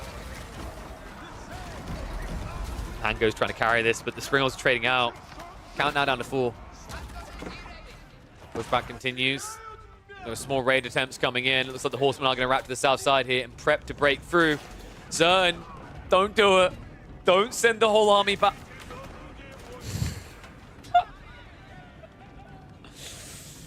Okay, he's not sending them all back. He does need to send someone, though. These are elite horsemen with biology, after all, so they will not die quickly.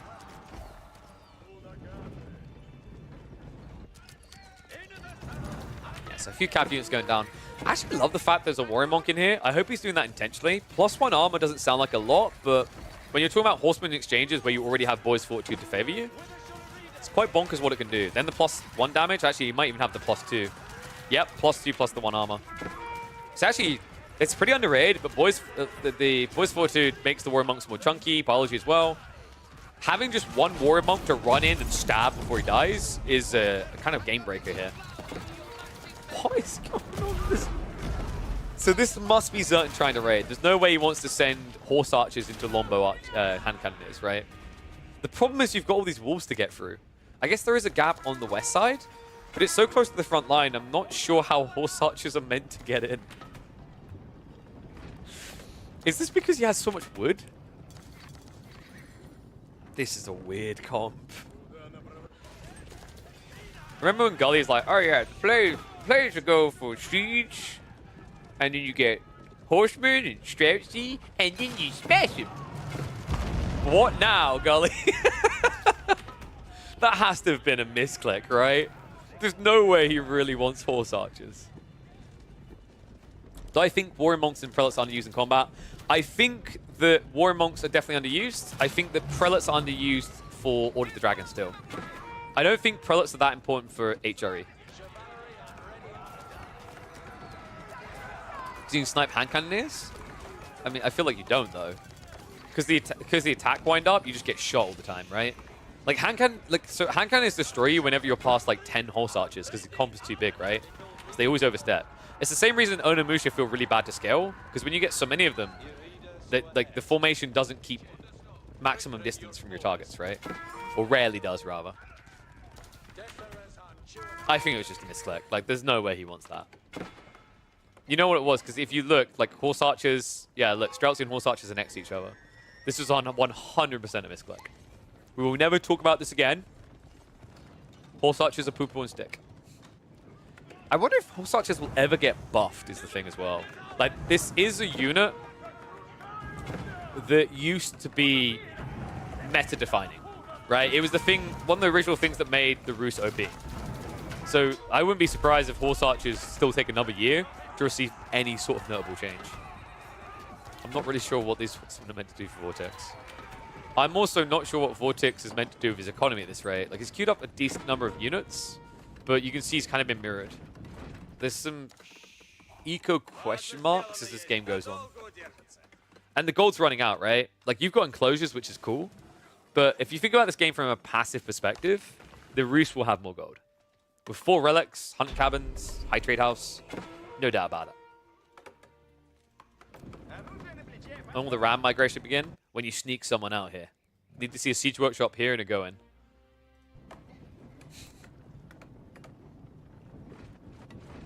I just want to point out to people that Zertan was in our chat earlier saying, I don't make games long.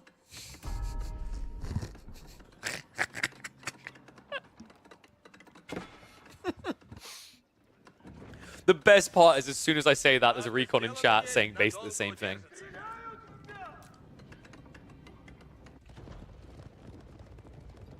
Horseman now raiding in. Whoa, wait, what? There was a broken piece of wall, right? Well, Treb's got through it anyway. Oh, this is actually big. That's a lot of horsemen. Vortex. He hasn't got any wood in reserve. Run!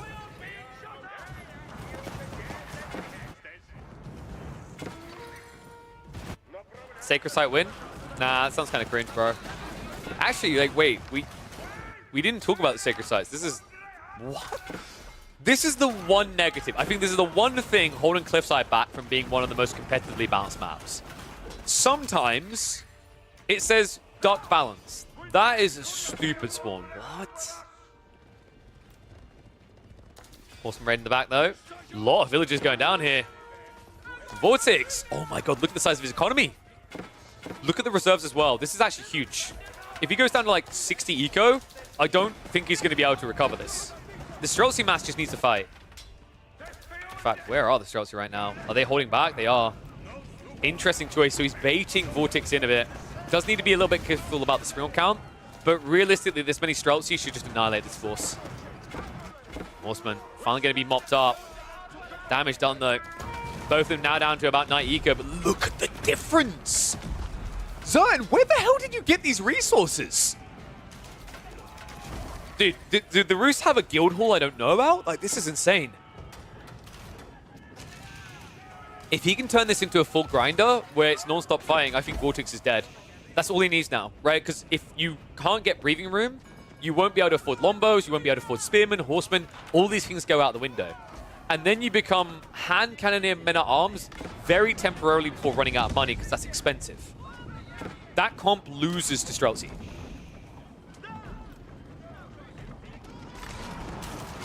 Button sent on. Mango, big hit!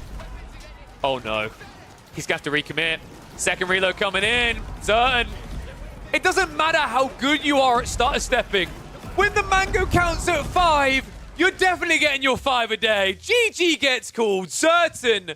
Home is where he belongs, and home to this man is the late game. Well, I mean, he tried to argue recently it's not, but I don't know if I believe that at all. How about that, dude? Hype game. By the way, guys, it is a week of gifts. I have just received something else. Now, they're not sponsoring the stream, but they sent me...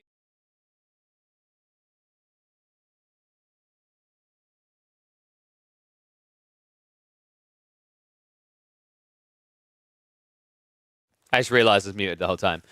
Well, hopefully you enjoyed that game. Guys, it's a week of giving. All right, it's not another sponsor for the stream, but... Oh, so let me actually record this. Oh, wait, what? I think I was recording by accident that entire game, which makes no sense. All right, guys, so it's basically, it's pretty cool. It's not another sponsorship for the stream. I mean, maybe one day, though, but it's a week of gifts turning up at my joint. I have got another package. I need to be careful not to DOS myself. But I reached out to someone. I said, I like the cut of your threads. I like the cut of your jib. I actually think I used that term because it's a British company. And they were like, that'll send you some gear. Now, they said they couldn't promise the things I said I was liking, but they said they would send me a nice assortment. Let's have a look. First of all, who are we getting sent crap by? Who is it? Am I right? Or am I memes? Dude, I'm right. Oh my god, and they sent the stuff I wanted as well. You ready for this? Ready for this? So, do any of you guys know Insert Coin? I don't know if you guys are familiar with Insert Coin, but they sent me some goodies. Let's have a look at what we got. Okay, first up, yes! They had it. I wasn't sure because these are on sale right now on their website. They're like 90% off. So I was like, oh, dude, they might actually just be out of gear, so I don't know if that's going to happen. But yeah, this is Insert Coin. So wait. Should we... Yeah, I got a Wall hoodie, baby. But I'm not done there yet. There were some things I said were like pure sex, and I needed them. Let's see if I got them. Yes! Okay, this is sick. So this is another big one. I begged him, I was like, if I can, this is one of the top of the list. I'll show you in a sec, because this one's sick as well. So, they're not done yet. I want some trousers. Dude, my guy delivered. These are Genji trousers. These are exactly what I want as well. He said he could, like, he was honest. He was like, I can't promise you what we're going to send in the care pack, but let me know if there's some things. And I got the Genji socks. Hell yes. So, let's explain who these guys are.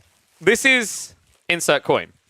Insert Coin, they are a clothing brand that does basically merch designed around different gaming IPs. And they've sent me out some things here. I want to give them a big shout out, actually, because they didn't need to. I just asked, I was like, is there a way we can do, maybe look at checking out your gear? And they're like, sure, give me the deets.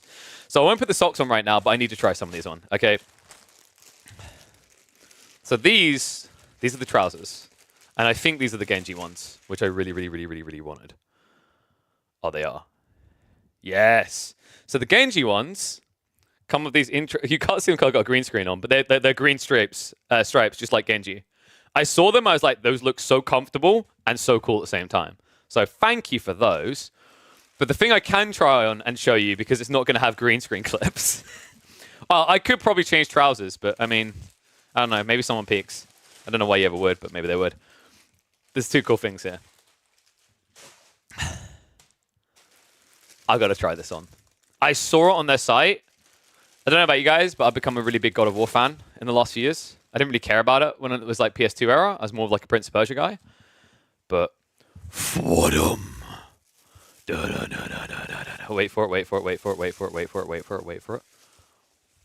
Oh! Okay, but wait. The fun doesn't stop. The fun doesn't stop. There's a reason I really, really wanted this. It's not just a 1, it's a 2. So, we unzip it, we flip it, and we ship it. And I need to change my green screen settings there because that's overly aggressive. One second. So, we flip it, and we ship it. So this is a God of War Valhalla one. How does it look on the blue? Kind of curious. Is that a gift? Yep. Oh, that's not bad. I wasn't like, what do you guys think? You like the blue? I think I asked for a medium. I think yeah, we were right on the medium. What do you think? Does it suit me, chat? Does it suit? All right, let's try a quick flip. In fact, let me start the game up in the background because it feels weird with no background though. All right, let's have a quick flip. Because I was kind of, I don't know, I thought the gold might suit me better. So yeah, look, just a quick flip and a reset. And then, all of a sudden, you've got a second jacket start. Ooh, yeah, the green screen is being a bit intrusive, actually. A little bit too intrusive. I don't know why it's being that intrusive. There we go. That's pretty cool. Dude, it's embroidered as well. Right? What do you think, guys? What do you think, chat? Gold's better? Dude, I actually really do like the gold. Oh, dude, this is popping. This is the God of War one, the Ragnarok one. I really like it. So this is insert coin. They sent these to me. All right. But. I know what you guys really want me to wear for this stream. You guys know there's only one real answer. We got to try on. Let me just make sure that doesn't get covered in cat hair. I don't know. I want to take that on holiday, but I'm going somewhere hot. We got to try this on. Have a look. You know, they actually have, so someone knows for Vault-Tec? Yeah, dude, they actually have, like, they have Fallout stuff. I didn't want to be greedy. I was tempted to ask if they could send me Nuka-Cola as well. Because I have a Nuka-Cola set. They did say, if I like what I've been sent, they'll let me have a discount code so that you guys can take advantage of a discount on some of these things. So, I think I'm going to be messaging the guy that I definitely like these. So, should we put the hoodie on? 1 second, guys.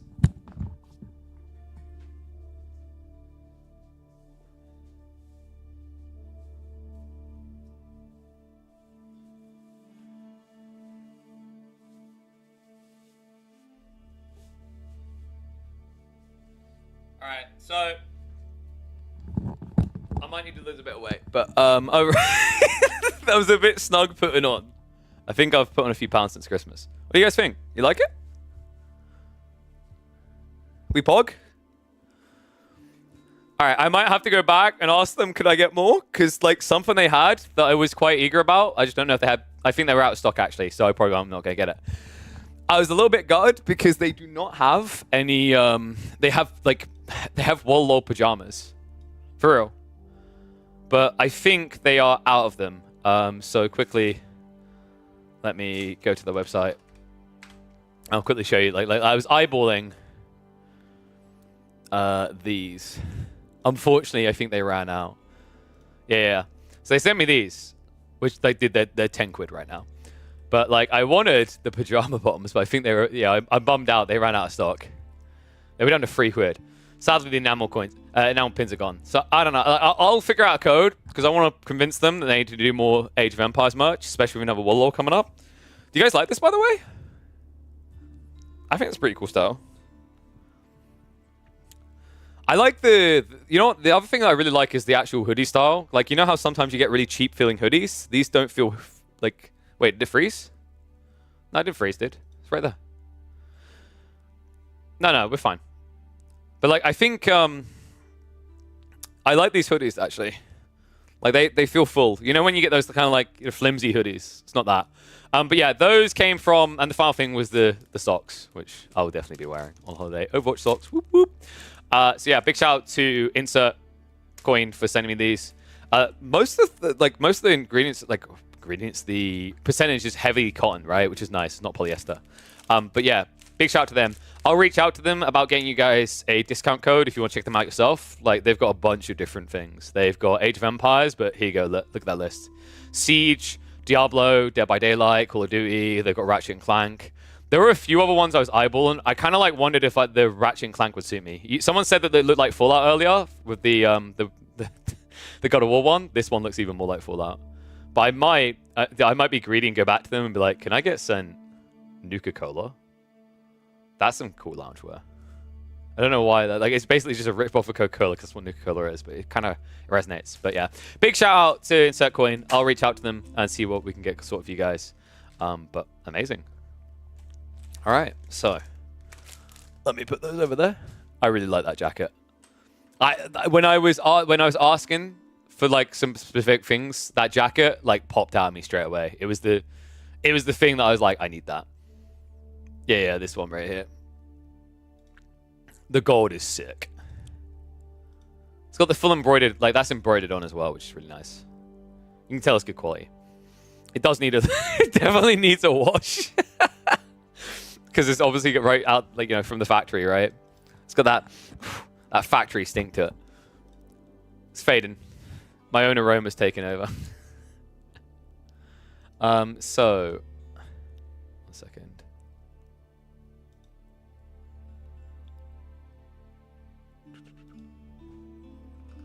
There we go. All right, so let's move into some more action. Should we find some live games? I've actually got my drinks as well now. Whoop, whoop. You need different size? What do you mean, dude? This is fine. Medium's fine. I actually like hoodies sitting a little bit tighter. I don't like them being overly baggy. I think this is fine. What are you on about? What do you think, chat? Is this fine? I think this is fine. Yeah. It's fit. Where is it? Hoodie? I think you're... What? You're wrong. You're just wrong. Please. Please, you're embarrassing yourself, lady, okay? Alright. We've been losing weight. We can have someone tighter fit. Bog off? You bog off. Wanna fight me? Short stuff? Alright. Let's see who we got line. Who can we catch some fun time with? I bet it's gonna be free-for-alls. Yeah, I don't care. Do people actually enjoy watching free-for-alls? I'm kind of curious now. Like normal free-for-alls. I really am curious on this answer. I just can't see the appeal. Smooths actually make you lose a lot of weight. That's another nice thing, actually. Like, so, because obviously the calorie density on the Protein Works thing isn't too high. So that's going to be really nice for like trimming down. Which, you know, focus on the muscle build, right? It's my birthday? Uh-huh. You threatened to not get me presents now. Wow. Wow. Look at the type of abusive household I was raised in. Wow. Did you see that one, chat? That was basically a threat. That was a threat of no presents on my birthday. I mean, what kind of parent is that? I just... Whew. What do you require? Money. I don't know. I think I'm just asking Cirtcoin if it's going to be closed now.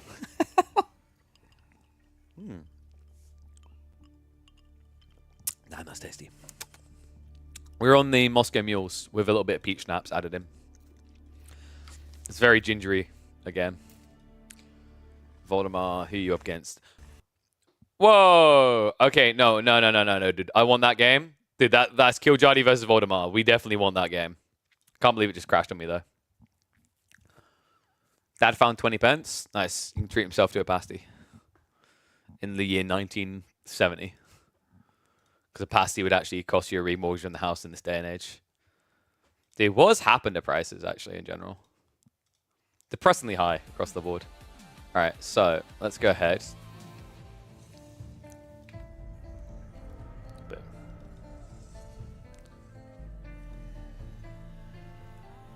So I'm looking at who we've got that we can watch.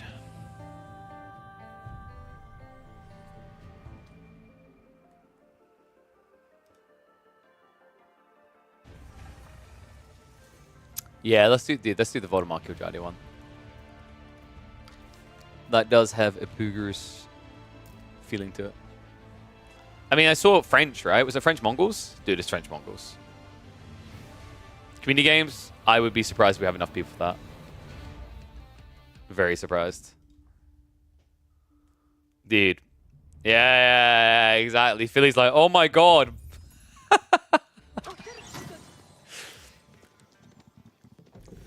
Philly's like, oh my god, finally a game the Mongols can win. It's the battle of the trash sieves. We've got Mongols versus French. Voldemar going up against none other than the Duck, a.k.a. Killjadi. That's right, top 10 player. Versus, I think Voldemar's currently sitting at top 35. This will be a fun one, actually. Dry Arabia. Spawn, not too crazy, right? This isn't like a broken spawn from Mongol Trade. So we should have a quite spicy game on our hands.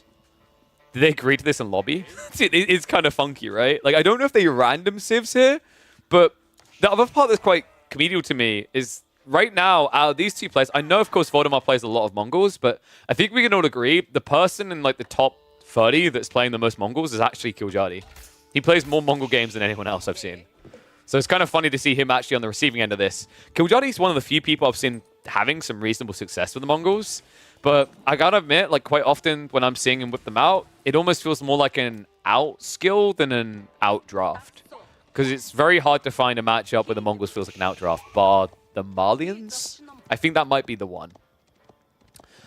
But Mongols French, quite an interesting one in itself, right? Like, the difficulty in this matchup for Mongols, and why I'd say this is quite French favored, is when Mongols try to trade, the French can just block out knights, right? And it's very difficult to kind of like get off the ground and get that Keshik scaling together.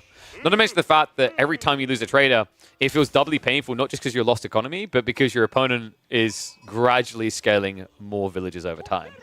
What I'm curious about is whether this is going to be some sort of 2 TC build. I'm also wondering if Voldemar is going to have a reaction to that idea that trade might get shut down by knights. Maybe we see something like Deerstone instead. Could you imagine if this actually turned into a 1 TC versus 1 TC? Now, this is something I wasn't really expecting. I didn't know if he was going to try for the outpost rush still. I mean, in fairness, it's actually a broken spawn for an outpost rush. I wonder if you do this all the time because of how much slower your timing is. But one thing to keep in mind, folks, look at that spawn. You drop an outpost here, it's kind of GG, right? Because your opponent can't play 2 TC. He's just stuck. And what is that? Marv just tried to bribe me with £10. All right, let me slide that in my pocket. I'll go buy some more of those Genji socks. Thank you very much for life. Appreciate you, buddy. Okay, so Scout immediately sniffs this one out. Voldemar up to free swimming already. You can already see the nerf of the passive stone generation, by the way, because like right now you'd be doubling up to 4, right? But you've got that gap. It means you've got less pressure arriving early, and that's really important because it looks like Voldemar is trying to get enough gold for what here? Oh, no, no, no, no, no. Wait, no, no. He got scammed. Oh, Killjadi.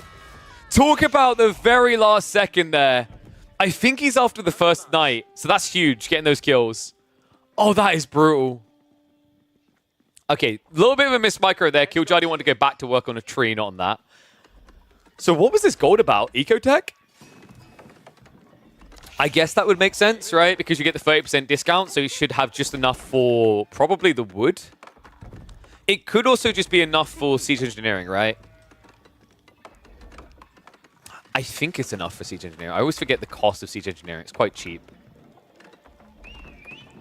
My instincts are telling me, like, he should have enough. No, it's 125 gold. Yeah, I don't know, man. Like, to me, it's kind of weird. Like, I feel as if siege engineering should cost mostly wood and barely any gold. Considering what you usually need it to get out of, like sticky situations, right?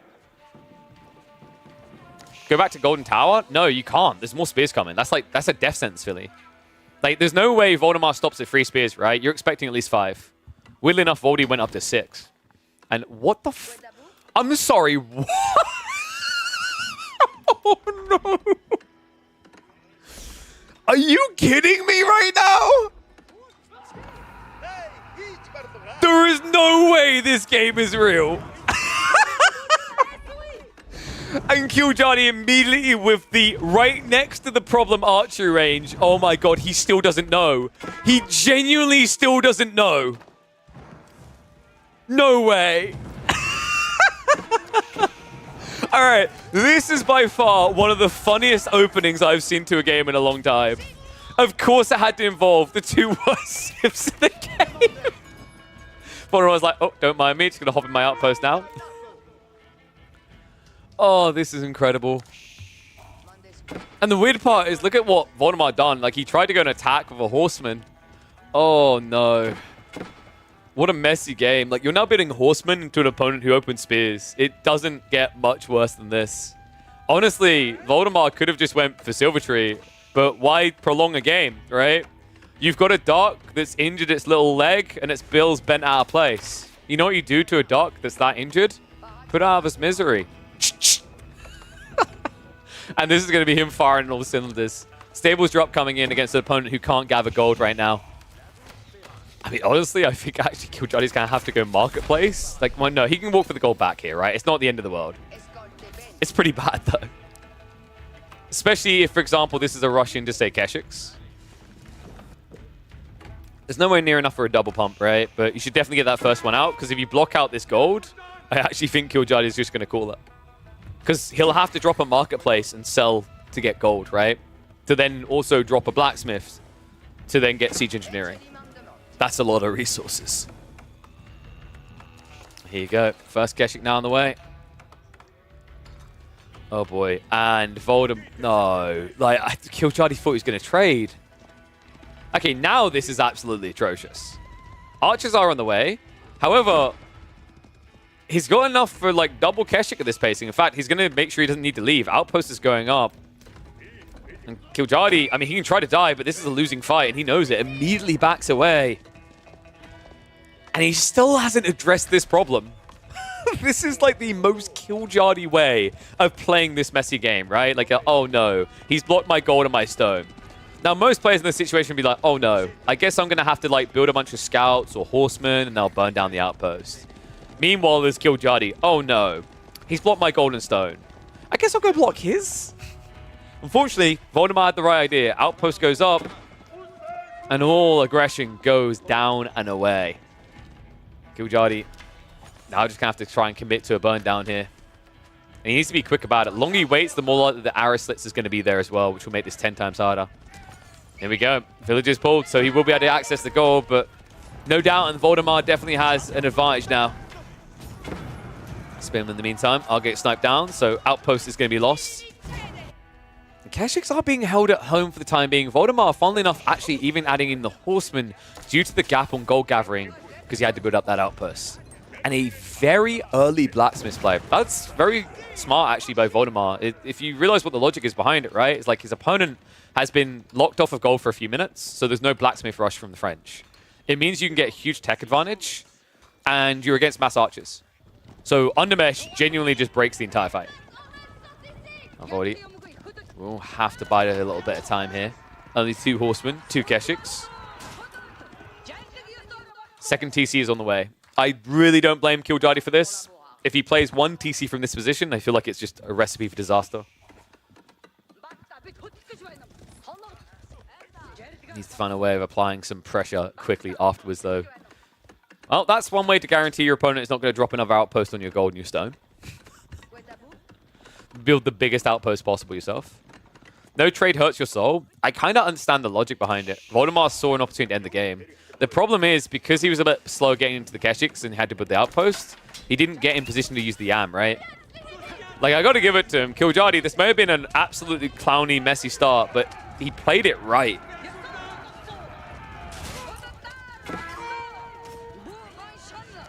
Voldemort.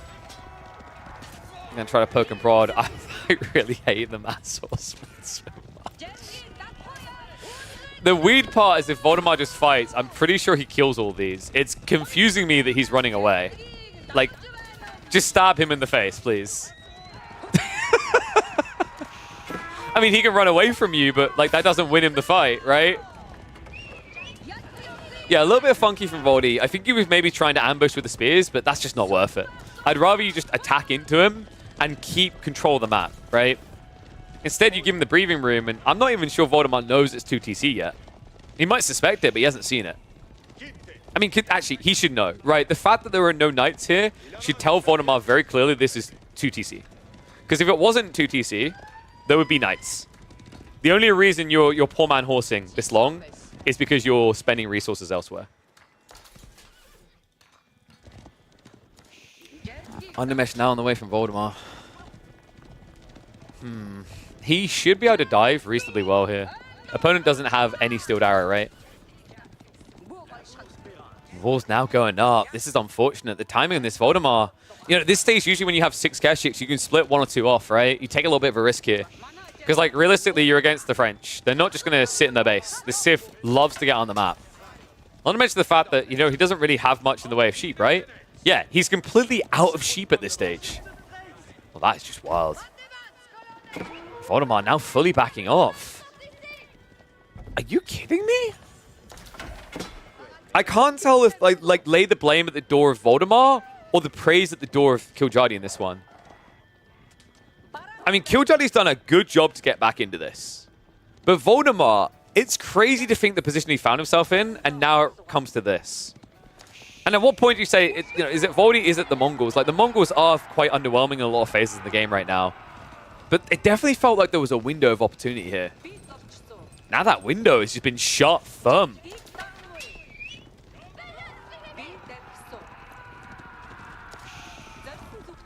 Okay, so Philosbo, like, I love how he's just chipping in on so much this as he is, like, the Mongol spammer aficionado, at least last season. So Philly, let's try and figure out how much of a mistake you think it is from Voldemar. Compared to 10,000 olive oil not being used. Bigger a mistake, smaller mistake.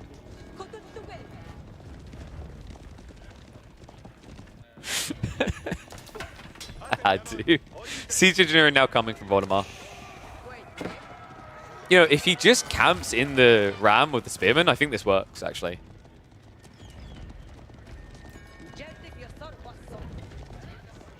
So ram now coming up.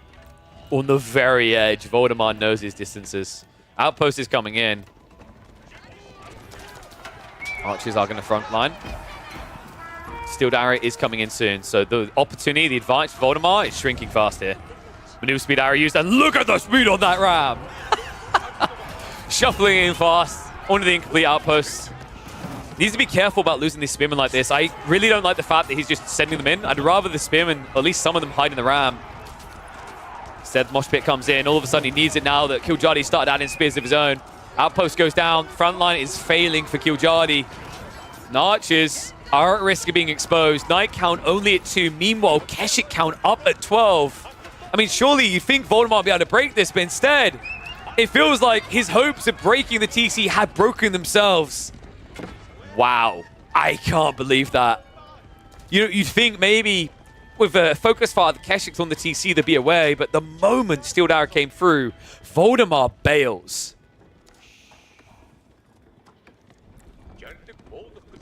Now what? Voldemar going in for the 1-1-1 on a delay, moving into Archers. This is actually getting away from him fast, though. We're talking about a 13 eco lead. Second TC is still up.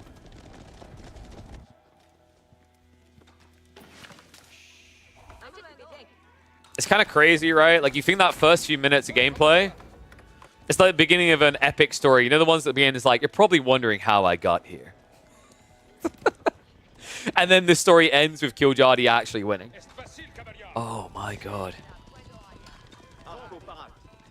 You know, I think that's the real reason why we're watching this Mongol game. Philly's in the chat, and we know it's like deeply offending him.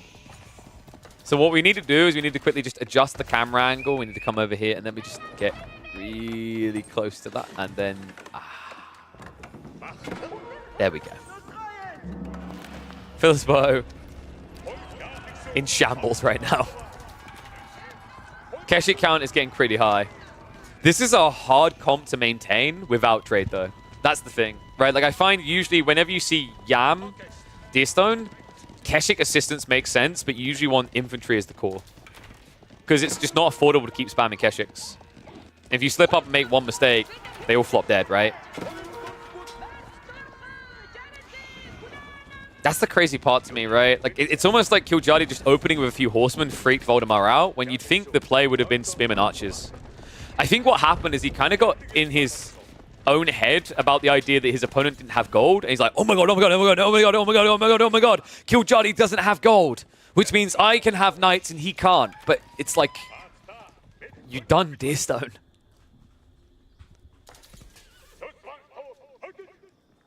The +2 is Rams. Voldemar's only hope. He's an only Rams boy now.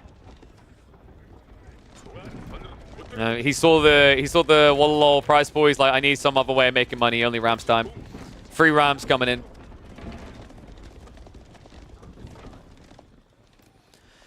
This could break the TC. The problem is whether it's quick enough. It's a 20 eco lead now for Killjadi. Horsemen Knights are hunting in the meantime. They could actually be cutting reinforcements. Archer count getting scarily high here on the side of Orange. Rams reveal themselves. Another attempt at an outpost. We've been here exactly before. This time, though, he's going to cancel it before the bounty is given over. Knights now raiding to the base. It's going to be a little bit of a distraction as a dive comes into the main of France. Keshik torches out. TC not looking long for this world. Rams, I don't know what happened here. Yeah, that looks like a missed micro. They got body blocked or something. Villagers trying for the clutch repair. Dive comes around the back, and it looks like the TC has been broke, but can he now break the base? Attack speed arrow gets used early. But I don't think it was going to find more value down the line. I just don't think it's going to be good enough either way. This game looks like it's already over. Killing the TC simply isn't enough anymore. You need to kill the base. Keshiks have been reduced. 6 of them left over. Archer Mass needs to retreat through. Other side of this, Knights have been cutting reinforcements. Can Voldemar do this? Dive getting more difficult. Only a handful of cav units left over. Buildings are being deleted behind this, but it's a 22 eco lead at the tail end of it. And you've thrown everything at this fight and come up dry. Now he clown cars. Nah, this is done. No doubt about it. 25 to 31 military. He can try to do some clown car shenanigans. I just don't see it really working out here. Killjadi is of a one-track mind. Archers now and forever. Oh my god. Yeah, Voldemar's not even shooting him. It's like, he's panicking. He's not even getting a single shot out. Wow. Well, that was brutal. Voldemar now trying to reboom to the Keshiks again. Second wave Archers is finally going to arrive. But I got to say, it looked like Killjadi was throwing away his cav. I think he done exactly what he needed to. He bought so much time. But Killjadi really needs to learn that wood is meant for stuff. Like, you are a duck, you are not a woodpecker. Please use it. Farm's now on the way. Plenty of room for them. Actually, if he just switches into mass farms at this point, and then spams Knights and Horsemen, that's going to be the easiest GG you could ever imagine. Oh my god. I don't think he necessarily meant to end up with this much wood stockpiled, but it's worked out for him. New walls also going up. There you go, guys. He's finally using that wood. And more archers coming. Meanwhile, Voldemar going in on the Keshiks again after losing this many is insane. This is so difficult now. He is at least stockpiling a lot of food. There is a world in which Voldemar goes for castle here. You know, the interesting thing is with that TC being gone, there is kind of an awkward gold stance on the front side, but it's offset by the fact he's got corner gold, right?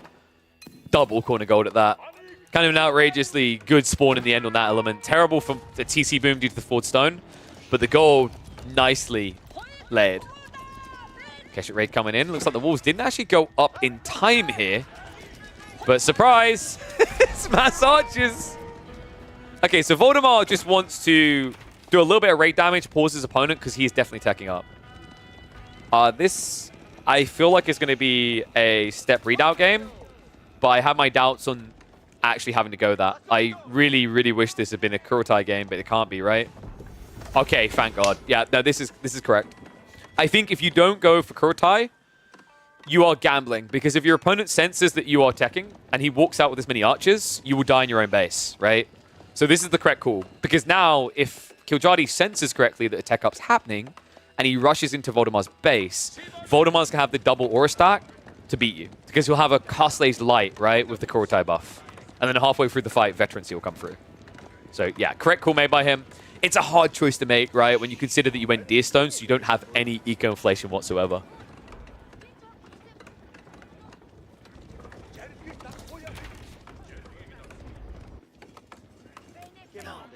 Currently, we are seeing a 1 TC, 1 TC. Farm count has to be at, what, 30? Yeah, 25 right now for Killjardy. He might just mirror the tech up. Voldemar has done the right thing. He's prepped the pack up tech so he can move the Kurultai ASAP. And here you go. Veterancy immediately queued up. Keshix as well. Level 2 ranged armor. This is do or die. If Voldemar can't break the base with this, he'll never win this game. Killjardy immediately stockpiles. What worries me about Killjardy's comp, like, he needs to be so much quicker than this, because the issue you now have is because you went archers and not knights, you can't play Royal Institute, right? So you don't get any value out of Cantled Saddles. There's no way you're going to transition Arbitrary straight away. So you just need the fastest tech up possible with Guildhall, because you need archer veterancy right now. Khan? What the Well, it's a good thing the Kurultai isn't attached to the Khan anymore, or this would already be over. Voldemar trying to find a way back in the game off the back of relics here, but that did just get scouted by the Knights. I don't like that Voldemar's reacting to 3 Knights like this. Like, he needs to be in the base right now. The only other way is if he has Siege Engineering improved on the way, he can get his hands on 2 Mangoes. And that can maybe recover his game. But he needs them really badly here. Tech about to complete.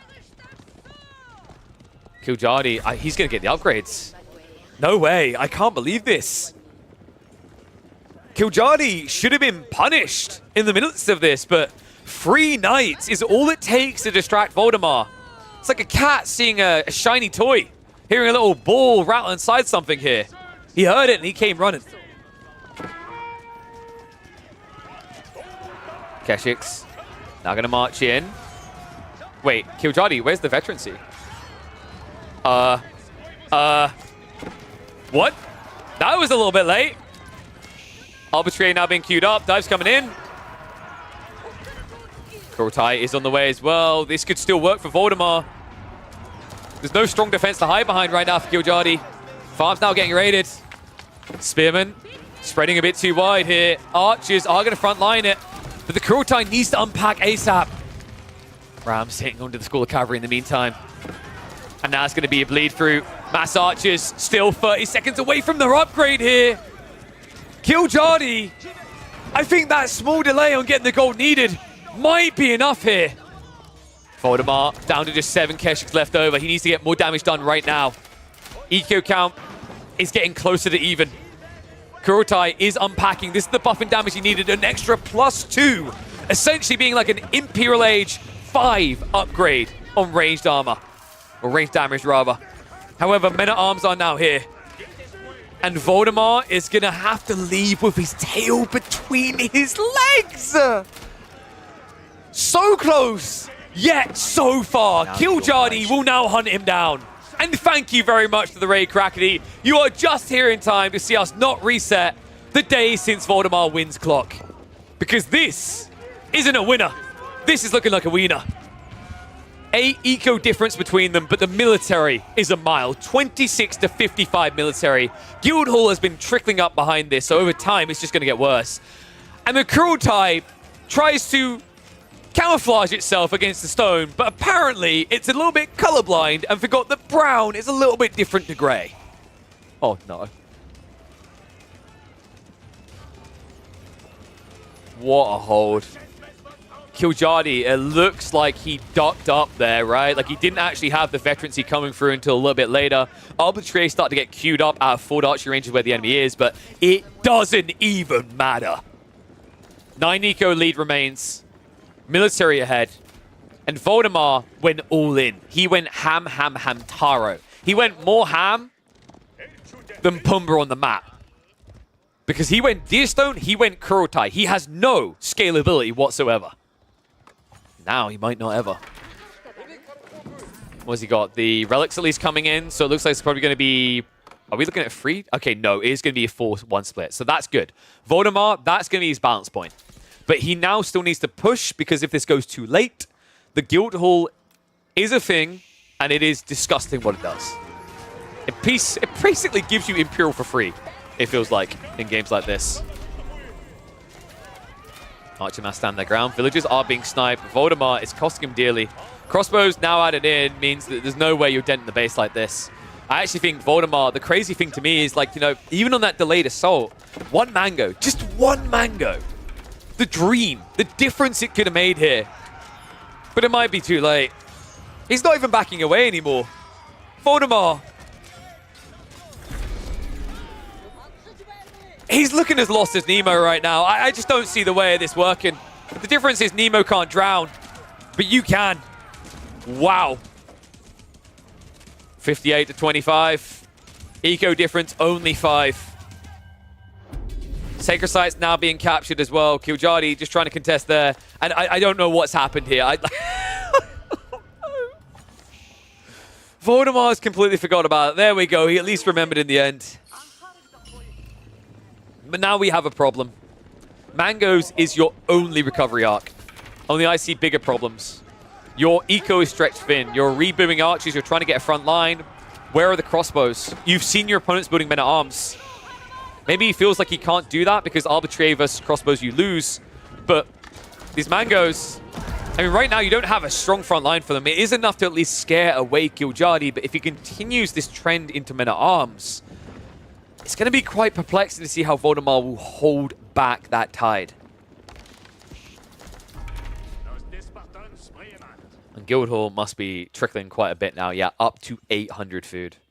Honestly, he could be Imperial Age by 32 minutes. That has to be on Voldemort's mind as well. Like, anyone who's played against Guildhall knows this feeling. You think the game is even. You think it's under control. You think you're doing well. And then suddenly, what? Why are you Imperial Age? How did that happen? Some people will then take to Reddit and be like, oh my god, French is OP. I can't believe they get so many extra villagers, but it's not that.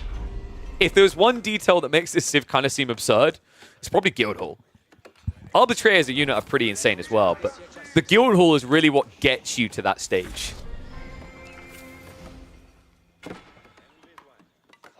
And yeah, turtling is not enough for Voldy. If Voldy turtles, he loses in 8 minutes instead of 5, right? He needs to attack. He needs to attack, or he needs to go for a second TC. He's gathering a lot of wood right now, but it's all just getting invested, so he's definitely looking to attack. 3 Sacred Sites have at least been locked in.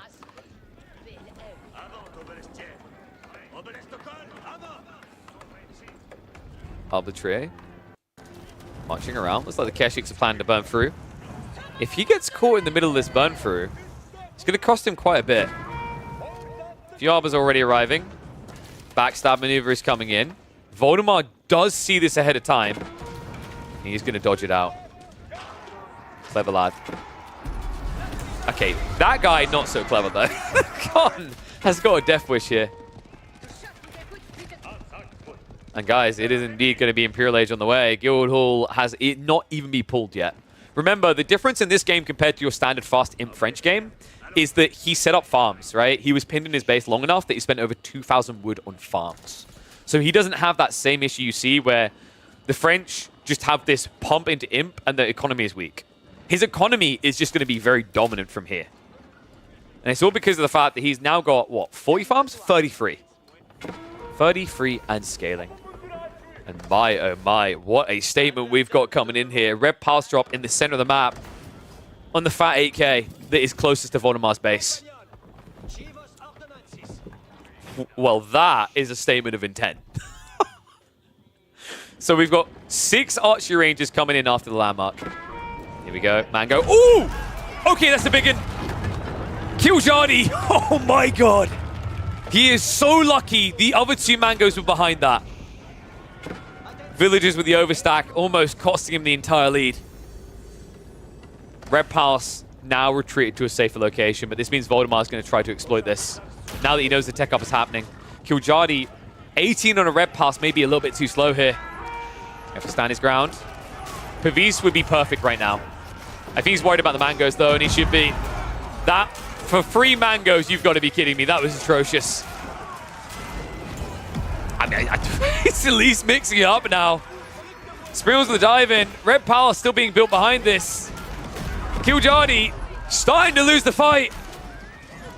And this is without the Kurotai, remember. That thing died a while ago. Red Palace looks like it might just about get up, but it's going to come at a cost. Eco lead now given over. Military lead, most definitely in favor of the Mongols. But the technology lead lies with one man. One myth, one legend. The Duck. All of a sudden, Voldemar's going to have to take a much slower approach to this. If he wants to raid, it's going to have to be elsewhere, and it's going to have to be fast. Crossbow stirrups just got queued up. Golden hat upgrade for the Arbitrator as well. Food had been pulled. So right now, Killjadi is a little bit weak on the economy. But Voldemar, it looks like he's slowing down for Imperial himself. I don't know if I like that here. It's difficult, right? Like, I think this is one of the most frustrating things about France is, same with Joan, if they get that Age 4 landmark, you kind of have to follow them because diving TCs and keeps hurts due to Arbalest placements, right? He has still got the Sacred Site win condition, you are correct, and that's why I kind of want to see him aggro a bit here. You don't have to dive past the TC, right? You don't have to deal with the Red Palace type effect, but what you can at least do is block wood and gold from your opponent, right? Those are the exhaust points you're looking for here.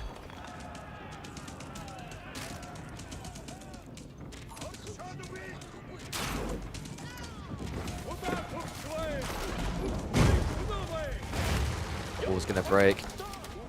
Keep coming up behind this. Killjadi may have just gotten another one up in the nick of time here to save his life. And Voldemar hesitates. He chooses the safer route here. White Stupa now in the way. I don't know why I always choose to say Stupa like I'm German, but am I the only one? It sounds kind of more adorable, right? Like, I know it's a white Stupa, but White Stupa. Which I guess it's like not even German. It might just be more Sean Connery.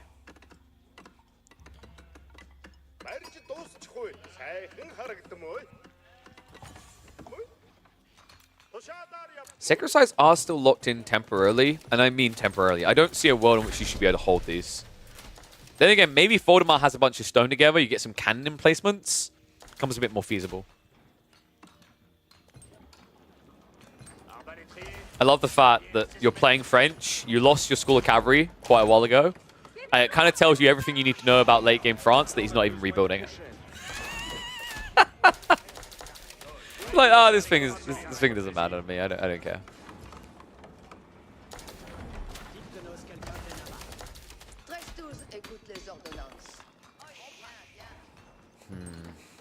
Have we really got an archer approach from Voldemar? Isn't that like the quickest way to lose the game against late game France? Like, think about the units that France is going to build here, right? There's two possibilities as the core.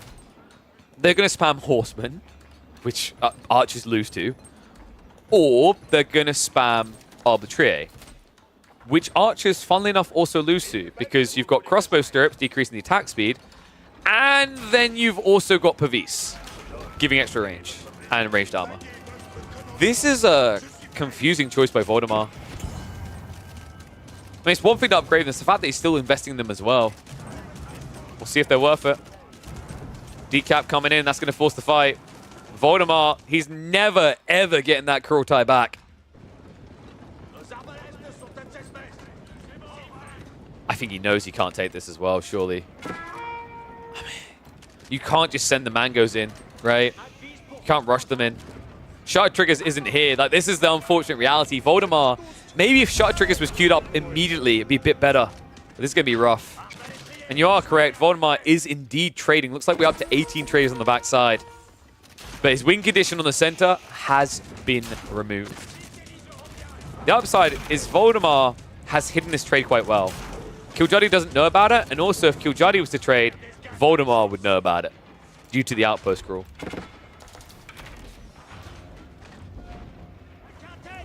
So what's the strategy now for Killjadi? Well, if he doesn't think this trade, he'll probably take a very slow approach to this, thinking that he can starve his opponent out.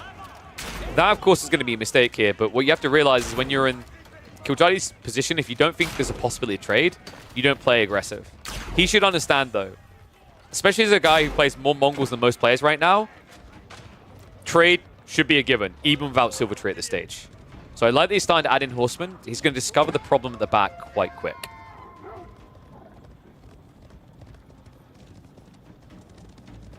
Outpost crawl continues, so Voldemar will have confirmation there is no long-term gold gains. Once the map is dried, it will just be Guildhall providing for the French. Another reason why those keeps are going to be important, remember, they give the discount. You can see, nice little chunk of change off the top. Would love to see him go for enlistment incentives. I think it's definitely worth it as you get deep into the game like this.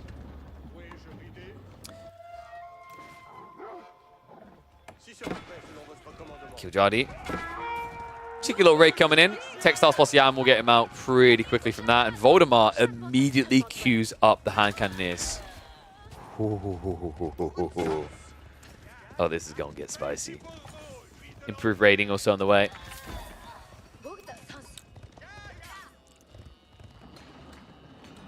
Elite status and military academy coming in. So this is the correct approach. One thing that makes Mongols feel atrocious in late game, unless they have a huge lead, they can't defend. They can't wall, right? So defending is always a difficulty for them. It's why they have Yam, right? So they can move their army quickly into position. But this is why Horseman strats are always super effective at this stage of the game, right? You take the fastest moving unit that you can build, and you just run it down the flanks.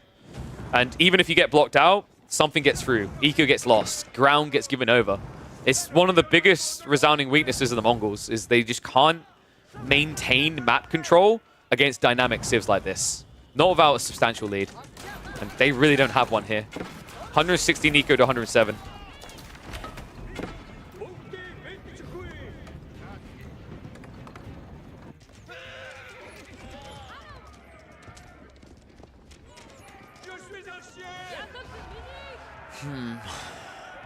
How does Voldemar break this? He goes back in time, he gets a Karnet, and then he gets a Hui Hui Pao. I mean, it kind of feels that way, right? Like, sniping this red pal is going to be very difficult. Horsemen are actually going to charge on in. Arbitrary need to be careful. Sprints have been sniped out. However, that front line is disintegrating. Oh my god. Voldemar, he can't stay here. How the hell could he not kill this many horsemen? I mean, how else? It's mass archers versus horsemen and men at arms. There was only one way it was going to go. Second line is also just made up of archers here, which means it's made up of lies. This is not a strong army. This is about as weak as it gets. This is Voldemar flexing his muscles, his arms, as he goes for that 90-degree angle, and there's no movement on the bicep whatsoever. Arbitrary diving deeper. Horsemen have now reached the mangoes, and I think that is going to be it. I just don't think Voldemar has production on his side anymore is the issue here. He has a little bit of food, a little bit of gold in the bank. But the numbers just don't make sense anymore. Final mango goes down. A lot of crossbows dive for this, but now it's opened the floodgates for mass horsemen with rural bloodlines. Reset comes out from Killjadi as he backs off and gets ready for the next wave, this time with Arbitrary that have got incendiary arrows. And good question about the choice of comp. You do not build knights here because your opponent could easily just be going, say, spears or hand cannoneers, right? Like, you don't really need them. Arbitrary are just more cost efficient. On a civ that doesn't typically just immediately jump into trade, you need to be responsible with your gold, right?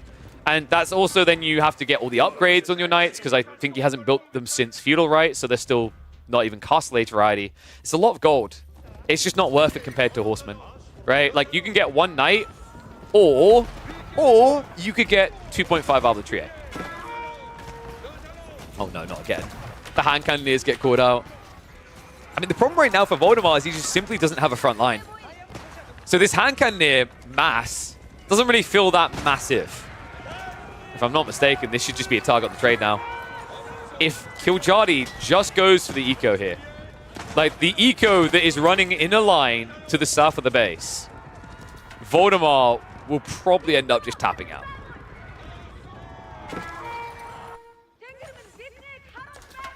Okay, this castle's annoying as all hell.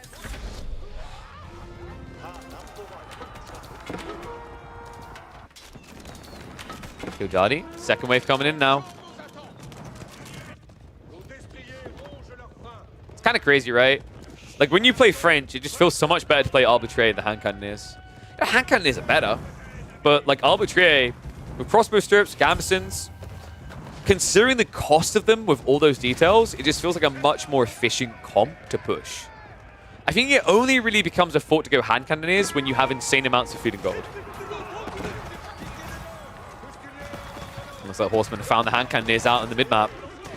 I don't know why Voldemar sent them out here like this. I mean, sure, a lot of Horsemen die, but to kill Gunners? 100% worth it.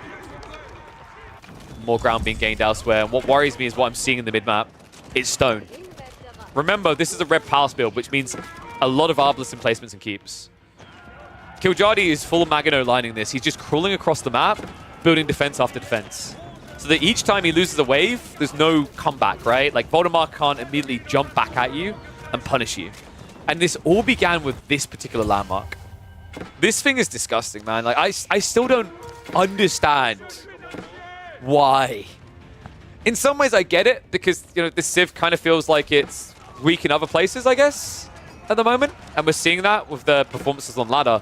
But once that Red Palace comes online, it feels like the fear of God goes into your enemies.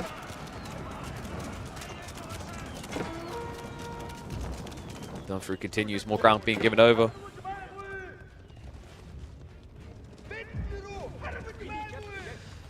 And the Horsemen are starting to hit the trade as well. Voldemar holding on by the skin of his teeth here. But that means now if your army's busy clearing up the Horsemen in the back, who's left to defend the main? Pavis drop coming in. And Spearmen aren't great here. I mean, the Pavis, it's kind of insane. The 9 armor just allows you to stand your ground against this. Horseman might change his mind a little bit. Or not. It just stands up against this. And all of a sudden, Killjadi, after his opponent has hand cannoneers and has spears. Wait, what? What? No. This is how you lose games of Age of Empires. He isn't trade efficient yet, or sufficient, or even existent. He doesn't have a single trader, but he just decided to queue up a bunch of knights. I think this is a problem right now. I mean, if Killjadi just keeps dancing around the flanks of mass horsemen, over time, Voldemar is going to struggle to hold the map, right? But knights are notably slower and more expensive to lose. And you're doing this into mass spearmen and hand cannoneers. Guildhall is... Okay, there you go. He's got 6.2k, but... I mean, still. This feels too early for the knights. And it looks like he agrees, going back to the horsemen. Killjadi finds the mass eco, though. And all of a sudden, those knights might actually be worthwhile. If only they could touch a target. You can feel it slipping.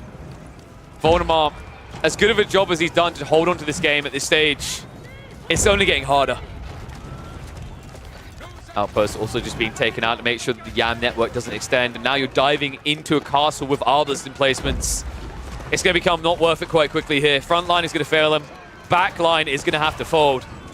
And that is most of the hand cannoneers, actually. If that goes down, Voldemar won't have the critical mass to defend anymore. Oh my god! The Knights bait him onto the Treb! Hand cannoneers down to single digits now. This is getting out of hand. 40 versus 20 military. Second wave comes in, and the Trebuchet has to leave. And there's no doubt in it now. Like, this is over. Voldemar's cannot keep up with this. It's 1.4k versus over 2k on food. And food really is making the world go round right now. The meat grinder never stops for the French. What an insane game. For the way this game started, for how it looked, so simple for GG for Voldemar. Into the recovery arc of Killjadi, and then the back and forth we've had since. To get to this stage. I mean, it shows props from both players, right? Like, this one at least stayed tight from start to finish.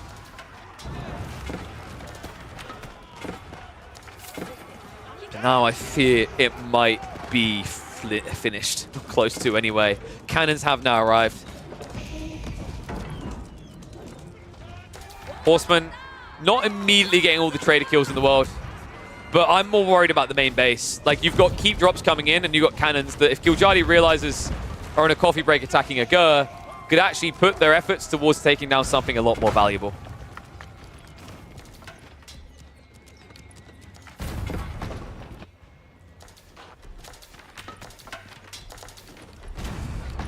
Now, Voldemort, how many traders are we up to here? Because this is a lot, right? Yeah, 50 traders. The problem I'm just seeing in this game is I don't think gold is his problem at all. Food is. Wood is also kind of becoming a problem here, right? Like he's playing straggler trees and small groupings because the center of the map has been dominated by French keep drops. Deerstone hits the deck. Only 2 landmarks left. Remember, one of them is sitting in this base over here. Outposts are going to be taken out by the villager rush out. Looks like we have got a cannon emplacement on the way at least. So, wait, what? No, we don't. What is going... Is it that? Like, what is that bar? What? I'm so confused right now.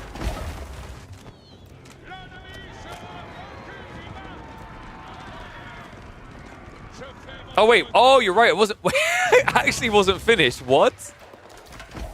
All right, that's full cap. Good eyes, Mr. Hosen. Well, the arbitrary bull is ready to go. One upside, at least, for the Mongols here is if he can convert this into a siege war, then actually Voldemar could have a way back in via that, right? Because remember, he has the improved shot triggers, so you can't actually anti-siege him. You have to kill his siege with horsemen. So, like, in a weird way, if Voldemar just plays Springalds, Spears, and Mangoes, that's a comp that actually could work.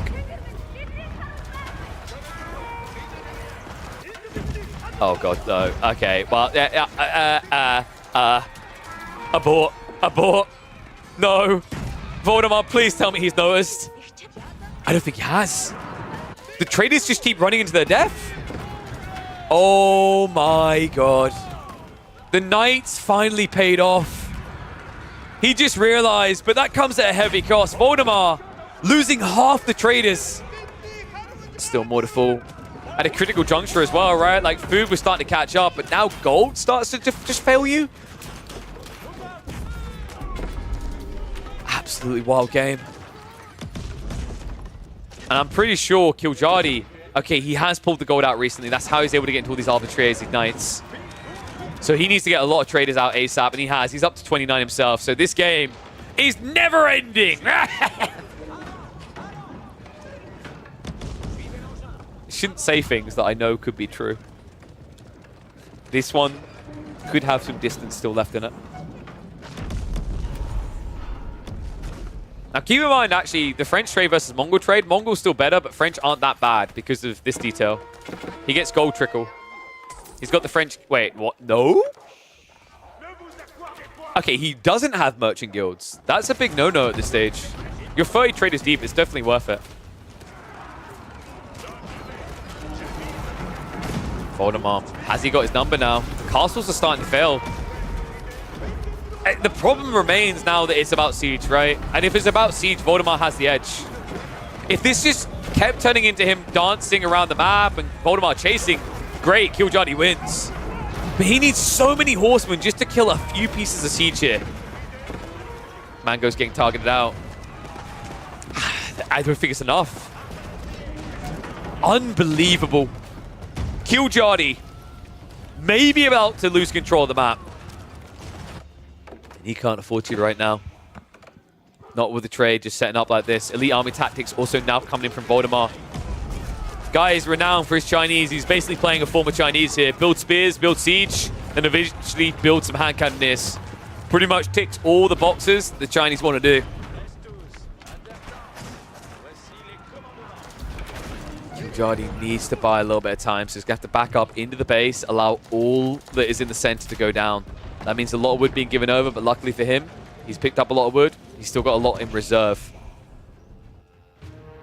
Unluckily for him, he currently does not have a good answer to the Mongol siege. And this is his attempt to get one.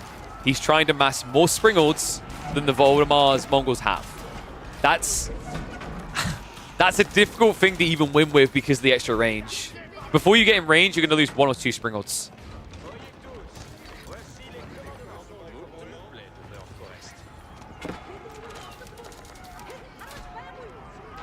Could we be at the end of this? Is there a way that Voldemar could throw this one back towards Kiljardi?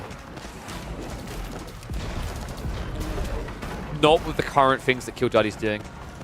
If you were Joan, sure. But you're not Joan. You're just standard French, right? You don't have that attack speed aura. You don't have that rejuvenation. You don't have that consecration to make you efficient on more buildings than just archery ranges and stables.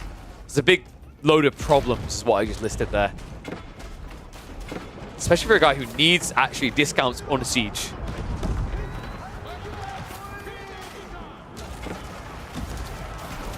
Voldemort.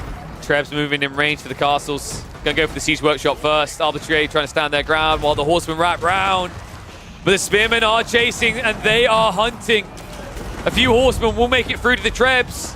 But once again, you gotta ask the question, is it enough?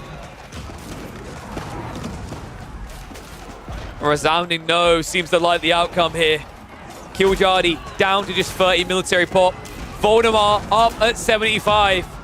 Even without the Kurultai for over 30 minutes, he is doing it.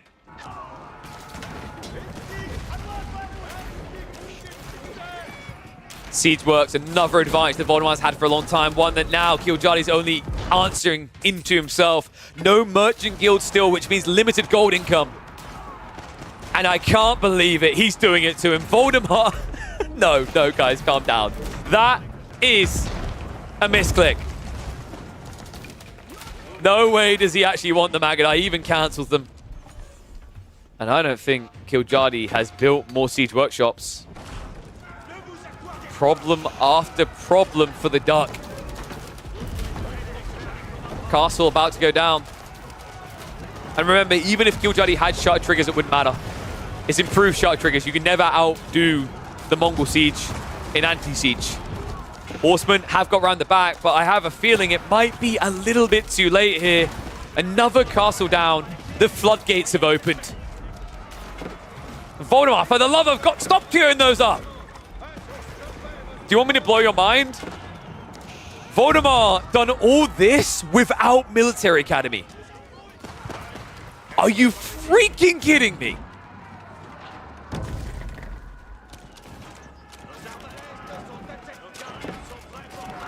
Well, it turns out the boy who lived through that mid-game has not come to die, but deliver death itself. I mean, Killjadi, he definitely has a bigger economy, but the issue is going to be getting the military to defend this. He's got plenty of wood. That's great for Rams. But you can't even try to landmark sneak your opponent here, right? We're talking about a Civ that can just pack their landmarks up and leave. I cannot think of a worse Civ to try and sneak a Ram victory against.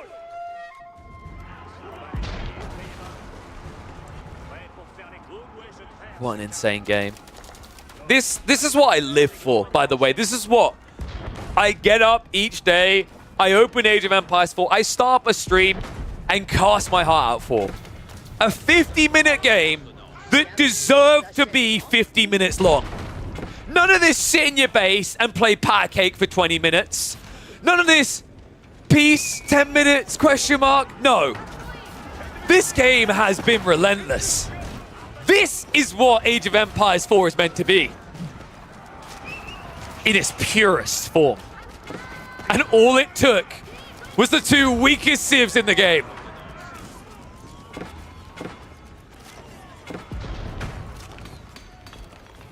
Arbitrary standing their ground. They've got Gambuses to keep them kind of chunky here, but the Spearmen are actually getting good trades. Things have slowed down a little bit as Voldemort needs to recalibrate his production to move in. That's why you need a Military Academy. Bombards are mopping up everything behind those spears. Another castle hits the deck. We are at risk of Killjadi losing trade. Without it, the game is forfeit. Only 14 knights queued up. Only. Why do I say only? Because they're running into 30 hand cannoneers and 30 spears. This one is done. We had to watch, we had to anticipate the possibility that a slip-up, a mistake could be made. God knows there was a few of them on the way, but in the end, Voldemort has done enough. Last wave of the Knights likely to be in this game, and he knows it as well. GG is called. Voldemort, he could have had this game in 10 or 15, but no, he had to make it one of the most entertaining 50-plus minute games we've had. Woo-hoo-hoo! My boy! Well played to the kid. That was impressive. What do we even call that one?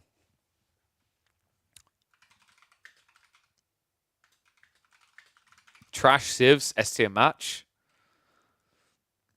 2 of the worst Civs deliver 1 of the best matches. Yes. That's the title. Oh, that's a good one. Behind me? Oh, wait. Was there something there? No, I think we're good. Crackety, why are you trolling, bro?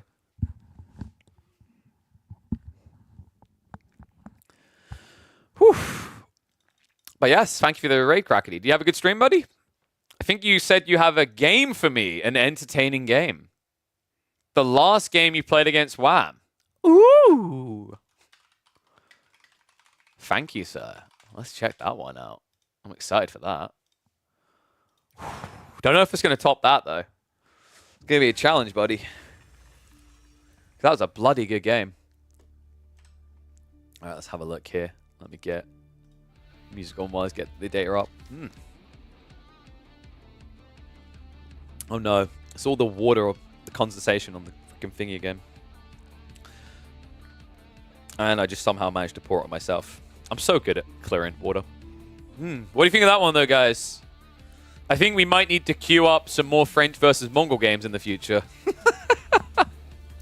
Oh, that was such a sick game. All right, let me open Crackety's data and we'll have a look. China doesn't even need upgrades to... Oh, dude, that one? Nah, dude. No. That game. I mean, actually, yeah, that game. China needs to be nerfed. That game still is deep in my brain with question marks around it. That was such an absurd game. I remember that one. That game broke your faith in humanity. Dude, like, I think Baotun will even admit he shouldn't have won that game. Like, the fact that he was holding his back with no text whatsoever. Such a ludicrous civ. All right, Crackety. Is it the game against... so, AOM player on Rocky River, right? That's the game. Chinese versus Abbasids? Am I correct in that? Oh, what a crazy one. Incredible. Incredibile.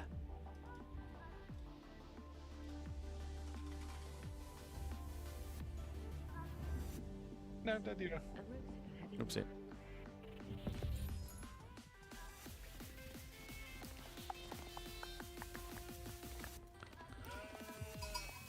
All right, let's get ready for the next one, guys. Whew.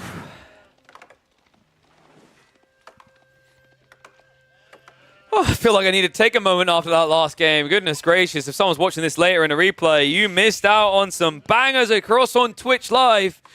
But hopefully another bang ahead of us. Crackety promised entertainment, and entertainment shall be delivered. We've got Crackety here on his classic, the Chinese, going up against AOM player. Oh my god. Can you believe it? I know who this is, guys. If you take the M and copy and paste the M, and then you turn it upside down and delete the O, you have the identity of this player. This is the Canadian kid. It is, of course, Wham01. First of his name on his Abbasids. Actually, like, what I would call one of his signature civs, right? Puppy Paw gets a lot of kind of, like, praise as, you know, one of the Chinese kings right now. To me, Wham has always been one of the best Abbasid players. Puppy Paw has definitely been up there with him, but there's always been something a little bit different that I have to appreciate about the way that Wham plays this civ. This one's going to be a fun one. We've got both players on what I'd argue is the most comfortable civs. I wouldn't have it any other way. Rocky River is going to be where this takes place, and we are already going to check in on the sheep pool because this is very important in the early game for the Chinese. It doesn't really matter that much for the Abbasids, and it's why I'm curious as to why... Oh, Wham. Unfortunately, he ended up in a sticky situation, as you often do. Remember, the Chinese see your scout before you see theirs, so they can pivot their direction to get ahead of you. And it looks like that is exactly what has happened here. And it should allow Crackety, in the second part of this, to pull in a lot of sheep. In fact, unless Wham knows, which he won't, you've got to be kidding me. This is brutal. You know, one thing I'll say is it's much harder to actually lead the opponent as the Chinese versus spotting them out ahead of time, right? Because the logic is that they might see your sheep before you see their scout. So this is even more brutal the way this is playing out. And I think Wham knows it as well, right? Like, you check this entire corner and you found no sheep. At this point, alarm bells are going off in your brain, right? But where do you go from here to get ahead, right? You might be able to run across your opponent's base and catch 2 extra sheep, but that's probably going to be the maximum. And unfortunately, it looks like Crackety is ahead of him on that as well, knows exactly what he's up to. This is really cool from Crackety. Now with this type of scout rotation, you can essentially shove your opponent in. I'm not the biggest fan of him turning like this. I think that was a little bit of a blunder, but luckily he recovers it just in time. And it means that Wham has just wasted the second half of this scouting game getting nothing. This is a perfect example of where China can be really oppressive, right? Because he just sees you ahead of time and he's able to start shoving into you because you don't even know you're potentially cutting someone off yet. And all of a sudden now, what looked like a 8 sheep game turns into a 15 sheep game up against 13 on the other side. Wham basically getting all of his value on the opening only. Eco Wing is on the way though. To be expected here, right? Like, I don't really think Military Wing is that good against Chinese. The problem is that they're always going to build a condensed TC. So getting in and stopping them is difficult. Not to mention that this is a Civ that can easily just rush up an outpost if they see you coming. So this is definitely the right call coming out from Wham. Just focus on your own economy. And this is how you actually kind of compete. Because the cool thing about the Abbasids here, Fertile Crescent with a 30% discount for not much into the extra tech of fresh foodstuffs is kind of insane when you think about it, right? It allows you to easily afford free TCs when your opponent's on 2. That's very important because Song Dynasty makes 2 TC much better for Chinese. But free TC will make you more productive.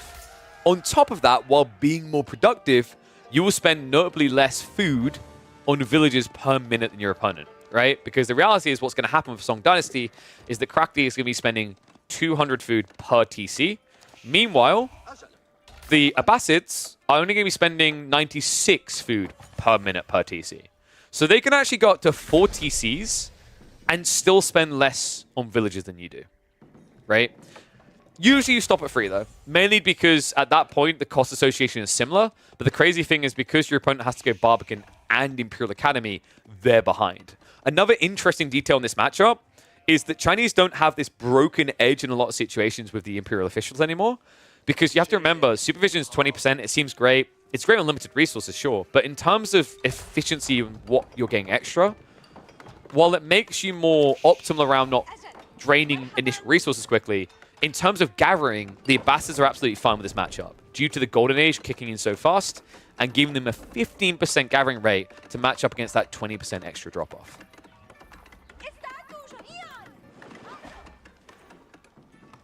All right, get your predictions in, guys. 1's in chat if you favor Crackety here. 2's in chat if you favor Wham, a.k.a. AOM player.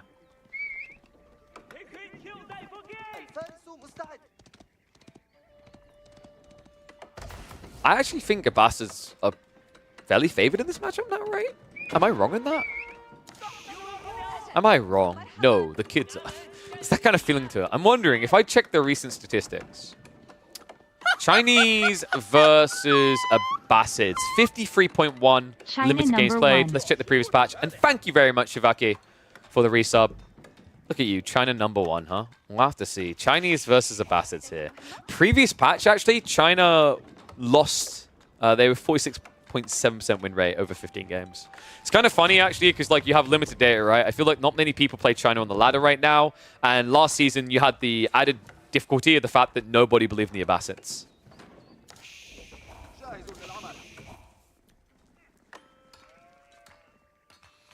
I mean, I don't favor Crackety here. I'm just going to say it, guys. This Barbican is nowhere near a town center belonging to Blue. Therefore, it's not a good Barbican. It's not what I've come to expect out of Crackety. I'm thoroughly disappointed here. So this should be a Castle Age rush now, right? Oh, that's interesting. Why did Wham stop at 210 stone and not get the last bit?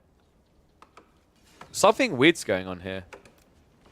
Did Wham miss micro? Miss macro, rather? He's building into camel arches, which is also intriguing.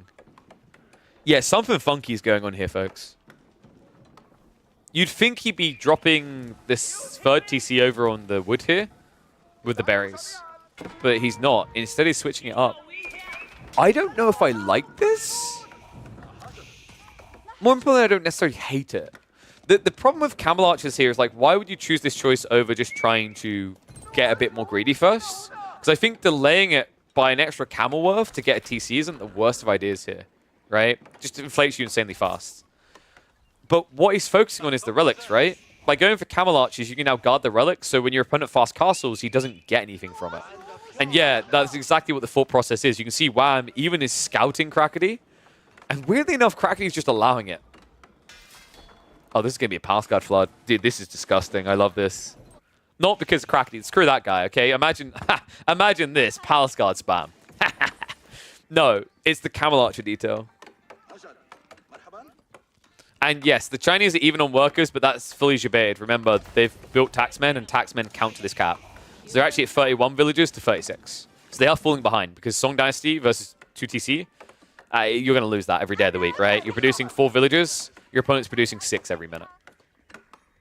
And the kind of crazy thing is, once again, like, you're spending more. It's pretty ludicrous, right? 200 food a minute for you, and your opponent is spending... was 192 per minute. So Clock Tower on the way. Palace Guard Flood coming, but honestly, I really like Wham's build. I think this is smart. He needs to keep an eye out for the Monk play, because that's logical for Crackety here, right? Like, when you go fast castle like this, you push some Palace Guard or some Lancers, and then you immediately start supervising Monk. Ooh, speaking of the supervisor, boys. Cheeky attempt there, not going to work out. Like that he led with the scout, just to make sure that no permanent damage is done here by the hand cannon slits. And Wham, not far from Tech Off himself. A Tech Up that should be Military Wing here, right? Military Wing's quite nice, because actually archers with composite bows aren't that terrible dealing with Palace Guard due to the lower armor. And you open the edge with Camel Riders, which stops your opponent from going into Lancers. Wait, but instead, Crackety's going into Chuganu, right? No, there's no way he sent me a game where he builds Chuganu. With how Crackety knows, what Crackety knows, of how I feel about Chuganu. I can already feel my blood boiling. Okay. Crackety. He really just queue and cancel every single unit you can build out of an archery range. Okay, Archer's pretty cool here. I don't know if I'd say this is better than just going Chuganu. I feel like Chuganu is just logically like a lot more sound here. But it might be that he feels he needs that extra goal for Palace Guard and then maybe for some Monk pushes. And it gives you a little bit more mobility. So I guess the logic is if you're going Palace Guard plus Archers, you can't really leverage Palace Guards well if they're with Chuganu. But Archer Palace Guard, the movement speed is close enough that it's not too bad. Nice micro there, Wham. Just frontlining with the scout. Got to be very careful with this. You've only got a 5 count of Camel Archers, and your opponent has quite a few Palace Guard. And weirdly enough, folks, I expected this to be a play for the relics. It's not whatsoever. Crackety, instead, looks like he's gunning for the enemy base. Military Wing is coming in 1 minute's time. Stables are also being prepped by the Abbasids.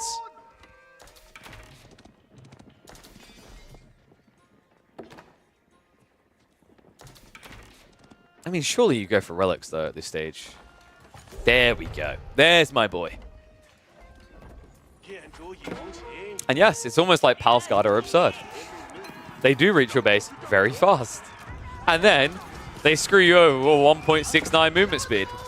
For that nice little chase down. Unfortunately, the problem is he just walked into a bit of a trap. Camel Archers have such high base damage. This is without even having Steeled Arrow right now. And that's now coming in, so the damage is going to hurt a lot more from them and the TC. A lot of auto time being achieved in the meantime, at least. Crackety might even find a few eco kills. Camel Archers are struggling to hold this back right now. What I'm worried about is what Crackety does next. Like, he should be pumping a lot of Monks right now to take all the relics off the map. Because this was a fairly expensive dive, and it didn't really pay off. Somehow, after all of this, Wham has only lost 1 villager at the very end. That was insane. No way did he just do that. I'm impressed, actually. Like, to lose so low with that many units diving your base, pretty incredible. I mean, the people are beaten up, right? But you know what we call this? We call this life experiences, okay? This is training you for the harsh world. This is like when you play Fallout 3 and that person asks you to drink a bunch of radiated water so they can study you, you know? You're like, oh, you're learning about the real world right now.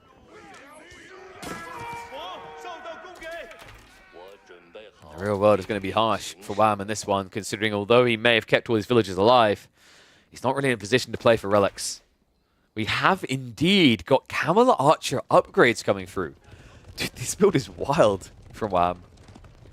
Lancer plus Camel Archer against Archer Palsguard. What would win this? My feelings is that actually Camel Archers aren't that terrible of a choice. You do need to upgrade them first though. Especially against Fit Archers. Yeah, Wham definitely jumped the gun on this one.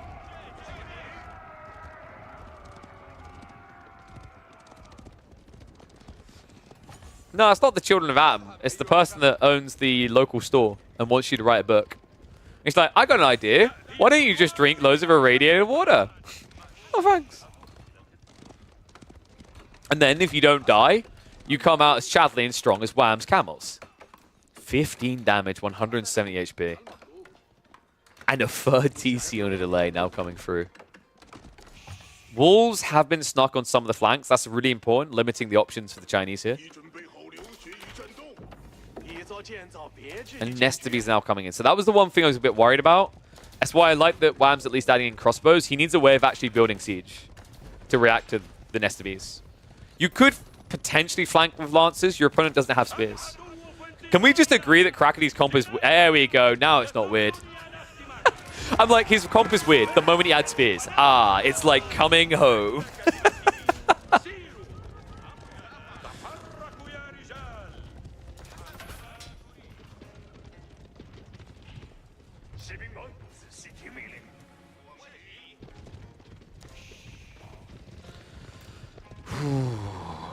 We've still got some issues down the line for Crackety here, right? It's important he doesn't lose this area too quickly because he's playing pocket resources. He's not at a point where he's doing a farm transition. Meanwhile, look at what Abbasis are doing, right? They've got Golden Age, they've got cheaper farms, they could even get agriculture once they're about like 20 farms in. So this is a pretty cozy position for Wham to find himself at. Relic's also now, surprisingly enough, being grabbed by Wham, so we might end up with a 3-2 split. There is a play onto the Y flank, and what am I looking at? There's even fishing going on from Wham.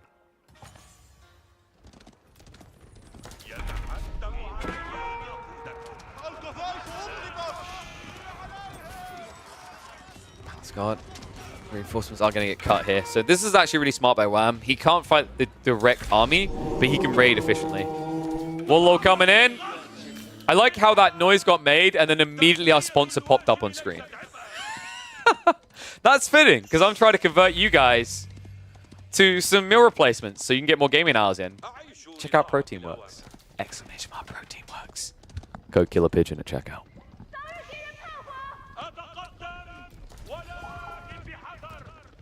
So, Wham, Wham, Wham. Is it a bam, thank you, ma'am? Crossbow massing now occurring. Interesting choice into mass archers. You'd think you might lean archers instead, right? Considering composite bows, because you did go military wing. Is the thought process here that there's less wood on Rocky Canyon? Quite possibly. You don't really get as much wood, right? Like, we've seen this time and time again where it just kind of dries up a surprisingly quick pace compared to a map like Dry Arabia. So that might be part of why Wham doesn't want to lean into archers, because these type of maps, when you're talking about limited wood, for example, that's where China has a favorability to them, right? Is they're taking a limited resource on the map and they're inflating it by 20%. There's not many civs that can do that. Crackety. Getting even deeper across the map now. I can't believe what's happening here. This is like some sort of caravan parade, right? They pack up and move across the next district. He started in his base, he's moving to the center, and now he's moving close to the enemy base, taking every piece of food as he goes. He's that hungry person at the end of the night who's there to clean up all the trash, but he's like, you know, he's picking up cans of beer and he's like shaking them to see if anything comes out. He's scoffing his face with the remains of someone's buffet plate, you know?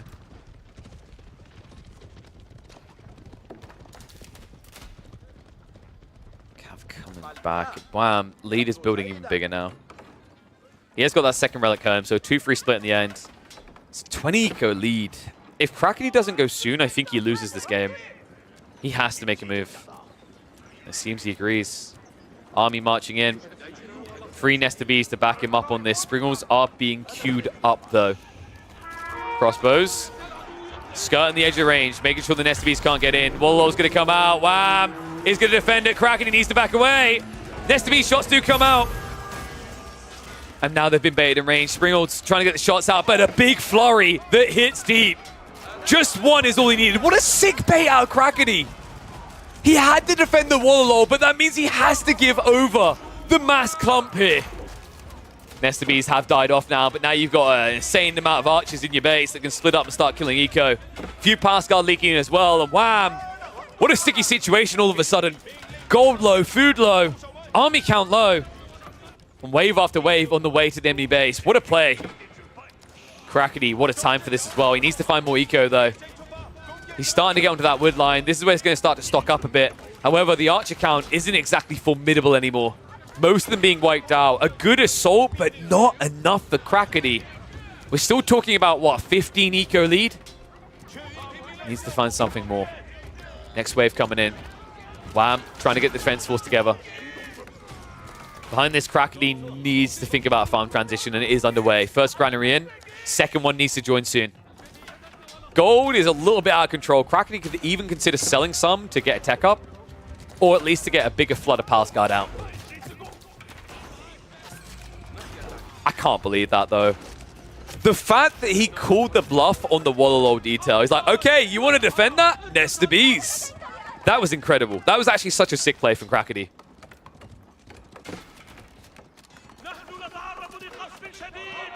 But after the reset, even with that play in mind, it's undeniable what has really happened here.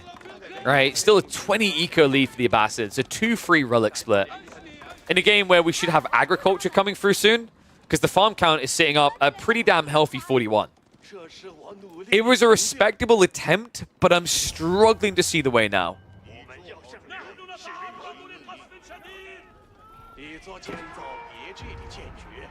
Crackety does at least have the forward line siege, so maybe that's the way. Trebuchets to try and break the base. Crackety still just that one granary cluster, so he's sitting at what, 8 farms? 9. The problem with this Treb play is I kind of get it, but you're in a situation where it's not like you're trying to break for a keep. So it almost feels like slowing yourself down this much is making it much harder to win. Composite bows now coming in. I can't believe this. After such a delay, Wham is going to look to commit to archers. It's been a long time in the waiting as well, but it's pretty smart, right? Like, your opponent is going to have crossbow advantage. They're going to have pass guard advantage. If you just try to double down on crossbows now, it's going to be too slow.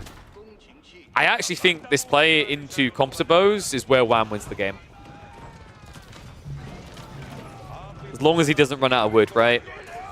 That is one difficulty, is that Crackety is leaning to that second wood line, but you have these small clusters to the east side that you can lean into.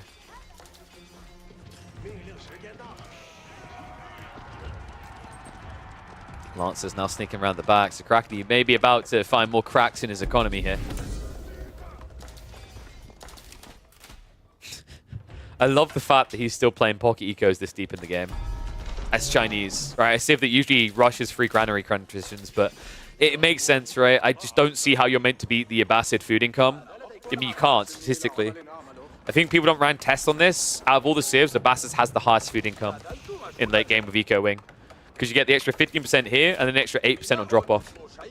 And then on top of that, remember, Golden Age free, 20% gathering rate. Wolves coming up from Crackety. Not quick enough, though. This village is definitely going to get chopped down. So we're starting to march out. Archermass hasn't really come out yet, but they have got the composite bows. Wait, has he really been playing without boot camp this whole time? Oh my god, I think Wham forgot. No boot camp makes this a lot harder. However, not hard enough. I think the biggest problem for Crackity here is every time I look and see he has a military lead, I'm reminding myself it's not all here. A lot of it is running across the map right now, which is what is allowing Wham to stay in this game.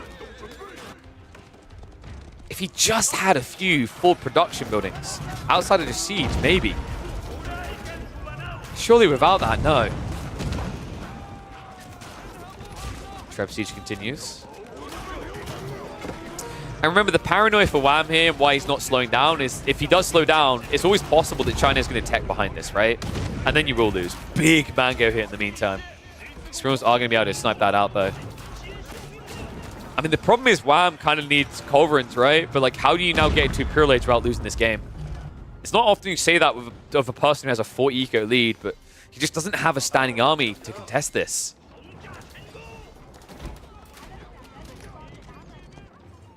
Looks like Wham is ready for some keep drops, though. What is the plan here? Massive wood gathering makes sense, but he needs to get a massive archers together. The problem, though, is archers alone won't win you this game due to the Nest of Bees. And Horseman is now a problem for the Spearman, right? Like, Horseman really feels good once you have biology, not so much before here.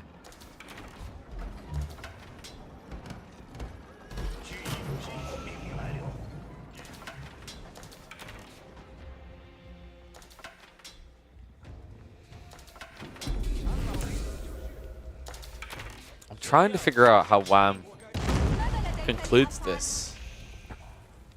The problem of Ghoulims is very tanky, but like Nestabees again, right? Yeah, and if I'm not mistaken, oh, you disgusting, vile human being, he's gonna do the thing I hate. I respect it when Trebs and Mangoes do it, but not when Nestabees do. If he just builds 5 Nestabees and sits them here, Wham's in trouble. And he's doing it again, the wall crawl. The best game I've ever seen using this still has to be that Delhi Mongol game on Highview. I think it had Viper and maybe Puppy Paw in it. Every time I see this play, I love it. Sprimmels can't trade out if you're behind a wall like this. They need an entrance like the gate. Nest of Bees unloading in the meantime, and Wham, I can't believe this. A 40 eco lead, and yet it feels worthless against this. Lancers are trying to wrap around the back, but Spearman quickly giving chase. And Wham, you know, a scenario where he actually gets military advantage is starting to seem less and less likely here. Lancers around in the back. These might not be clocked out siege, but they don't need to be. There's just not enough firepower coming their way. Oh my god, I think he's done it. I actually think he's broken. The problem for Wham is he's running out of gold quickly, even if he had more. How do you get through this siege issue now? And you know what, guys? It's even worse. Can you believe this? Wham never scouted his back gold. He ran across the map to yoink gold from Crackity's side of the map. That's brutal. And the dive continues. Nest of Bees hitting the flurry into the Archer Mass on the backside. I think it's time to throw in the towel at this stage. The first time, maybe you find a way of repelling it, but now, with the siege advantage as it is, the truth of this game becomes undeniable. China is OP. Thank you, Crackity. We'll get those nerfs sorted soon. Oh, what a vicious game. In a matchup that's meant to favor the Abbasids as well. That wall crawl forced the matter. Like, if you're wondering, why did Wham choke? Why did he send the troops out? He had to. If he didn't, the Trebs would have continued this, and the wall crawl would have came. Crackity forced him to commit into a fight he did not want, because he had no way of dealing with the Nest of Bees yet. No imp, no biology, no elite horseman means no solution.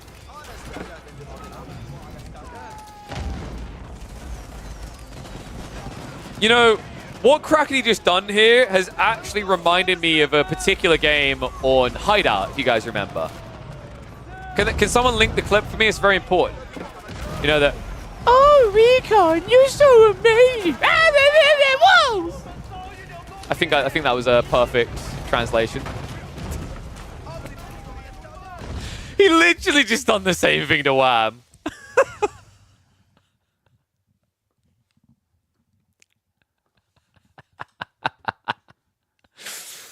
When you become part of the problem you hate. He did, right? He legit just done that strategy. Oh my god. You disgusting human being. Oh, what do we call that one?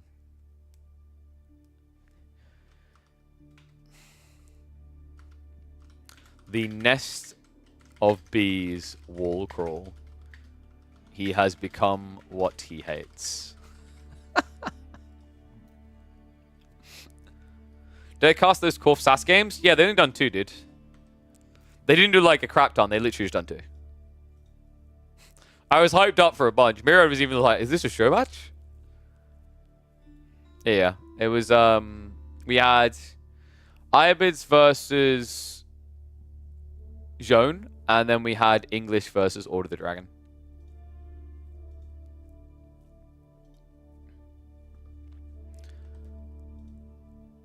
Who won? I have to watch the VOD. Wouldn't want to spoil it for you guys. Second was a prime spot for Great Wall Gatehouse. No. Dude, there's no point. Those Nesta Bees can't move. Alright, let's see what else we got here. Sassy's on. Not playing, though. Who's Voldemar up against?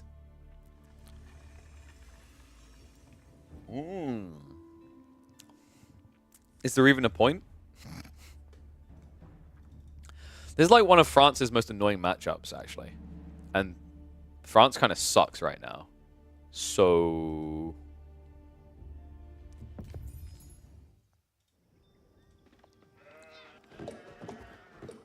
You missed the end? Who do you think won? He who we shall not speak of. We didn't win because we watched China win. And that's losing for me. Oh, 1 second, actually. I just realized... No, don't do that. Why is that? Dude, recycle bin doesn't come up before recovery drive. That's so dumb. I need to delete some things in my drive because I'm down to 100 gig left. Whoopsie. There we go. Get rid of 170 gig of recordings. The things I did for you guys. Can we try Commies Games vote? Maybe after this one? I have this spidey senses that the answer would still be not enough people. I've gotten pretty good at sensing this now, if I'm being totally honest. Actually, 1 second. Let me check something. I'm weighing up. So, he may have just finished this game. Do you guys want to watch this game? Or shall we wait for him to queue so we can have as live as possible? What do you guys think? Choices.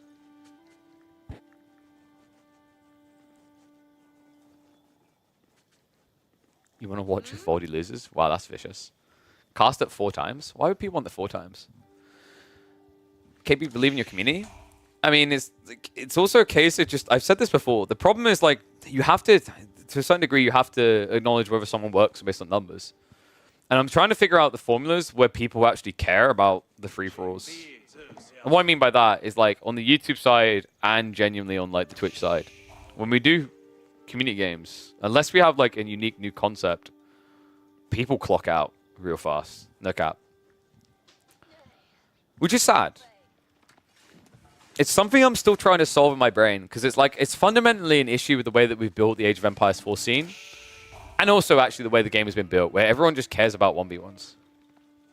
And kind of only 1v1s, you know? Alright. You guys ready? Time to watch Voldemar lose! Well, you can tell who I'm favoring in this one. It's Voldemar versus Killjadi. Last time, Killjadi had the French. This time, it's in the hands of Voldemar. Meanwhile, Killjadi, apparently mad about losing a game, has decided to take the easiest and freest win imaginable. He mans the Chinese. Yeah, this Civ is pretty vicious in this matchup, actually. If I had to list the most annoying Civs for French to play against that they had to dive, it's Chinese and English, right? They are the most frustrating Civs to try and get in the base of. In your opinion, French does very well versus China? It is bold of you to give such a polarizing and controversial opinion when you know everyone and their mum are going to shoot it down. Why do you think French is favored here? Because here's the thing. Before the Chinese buffed the Imperial Academy, maybe I could kind of get behind it. But ever since this thing got buffed, the Chinese ramp up too fast.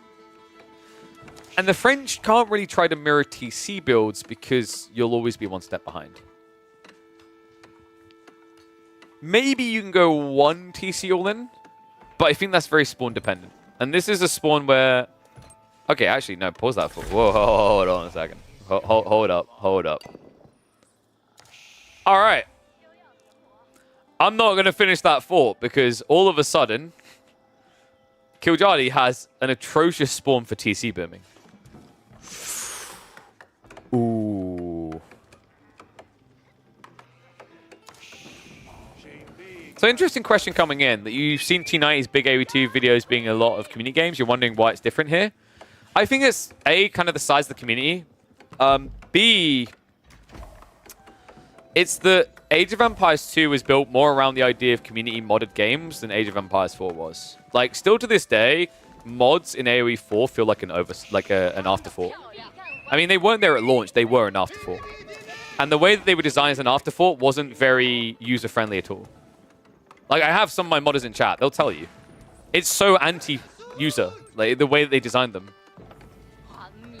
The whole idea of a good modding system is you should be able to pick it up and do some basic crap, right? Without much knowledge.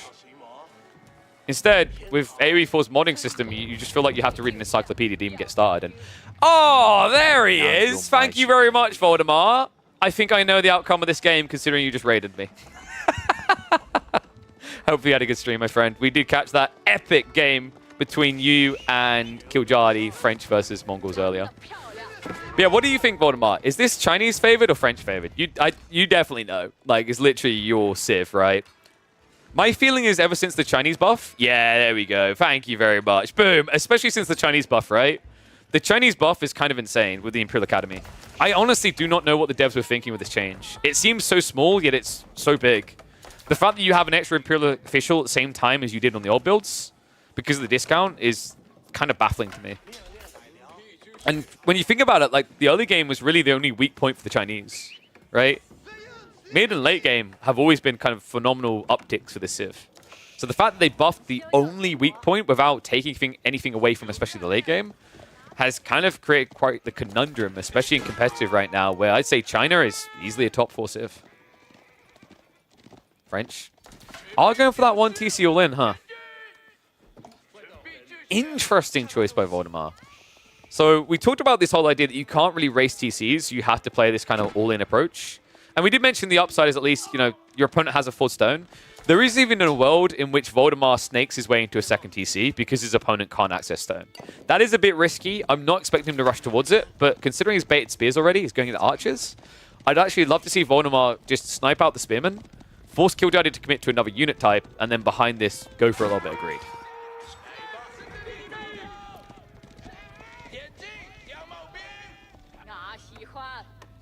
Correct call coming out in the meantime, actually, for Killjadi. So Horseman plus Spearman. Pretty nice comp to work with here. Remember, like, at this stage, the economy of the Chinese is going to be a lot better due to the Imperial Academy and those Imperial officials. But over time, give it enough time, if this feudal goes, say, another 20 minutes, it will favor Voldemar unless Killjadi finds the space to get a Barbican. Which right now, that's another reason why you're seeing Voldemar just keep pressuring like this. He's trying to guarantee that Song doesn't unlock, because if Song does unlock, then passive villager generation once again favors the Chinese.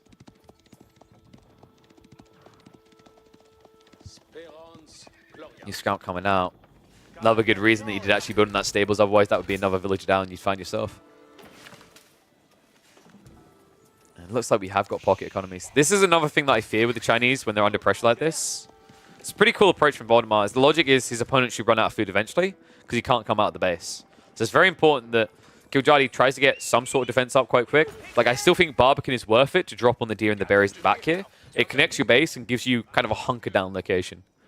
And I think that is what we're after here, folks. 7 villages pulled out. Food being dropped off. Looks like Voldemar has given him the breathing room he needs to get that Barbican up. I don't know if just landmarks like this are so predictable in their exact location, or if I've just watched too many games of Age of Empires 4 at this point. Like, without even being a tile off, exactly where we were anticipating.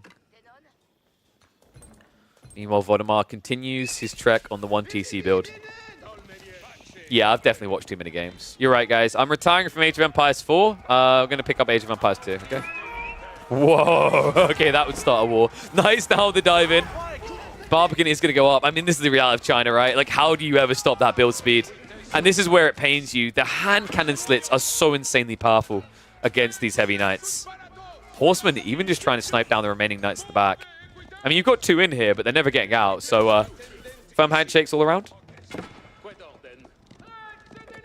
question now is, does Voldemar go for a second TC? And if not, why the hell do you have 1 stone?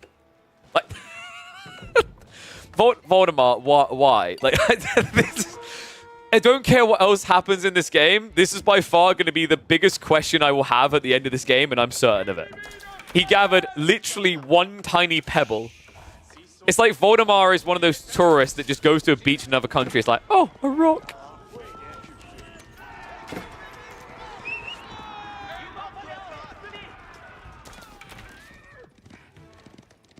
Voldy. If you're going to go for a full commitment here, you need blacksmiths, right? Like, you're going to have to find your way into a round to start pressuring properly. It's so tough with this type of spawn, though. Like, what do you pressure? The TC? No, 7k. Barbican? 5k. We've seen so many players lose because they try to ape a Barbican. I mean, clown carring sounds pretty disgusting here, if I'm being real. You know what I've yet to see anyone do, by the way? And I actually think it's kind of underrated. Clown car knights. You want to object right now because of spears, but like, even in games where there's not spears, the idea of just basically someone pulling villagers towards a ram and then 5 knights jumping out. I need that in my life so badly. How did Voldy lose a villager? I think we've had horsemen prowling. In fact, it looks like they are hunting again. Does Voldemar know? He's shifting up there, so he seems to suspect it. Wait, can cavalry not go inside rams? Am I imagining something there? Maybe I am. Huh, why did I think they could? Why can't they? I mean, we let elephants garrison inside castles, even though they're twice the size of the doors. Not to fat shame them, but... Alright, Hosen, new mod.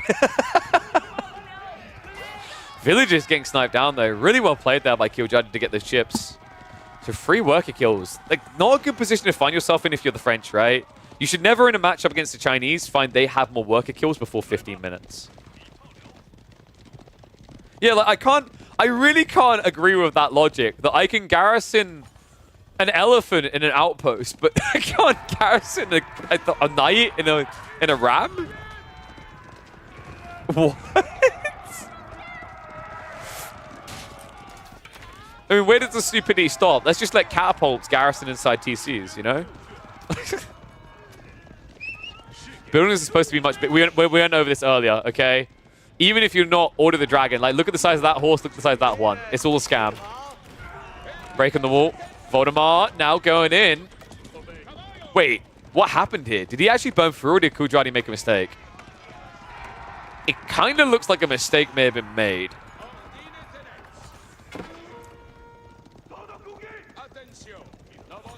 Horsemen plus spears against knights, and against knights plus archers is a big scam. So what I'm hearing there is we need to nerf the Chinese. This is my rule anytime Crackety speaks.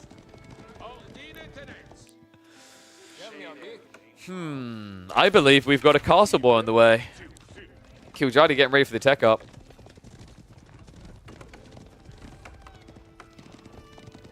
Nerf knights? Okay, hold on a second. Crackety just revealed his real rank. I knew it. I knew it all along. Anytime you see Crackety be a conk, Voldemar is remote access controlling his PC. Nerf knights. Did you really just suggest we nerf France?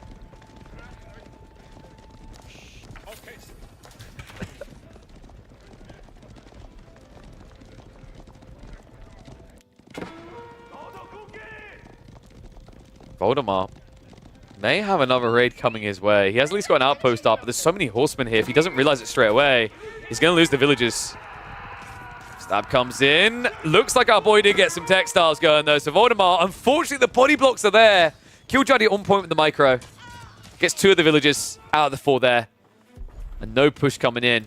Now when push comes to shove, you have to turn this into a macro game to get up into castle because Killjadi is on his way up into castle.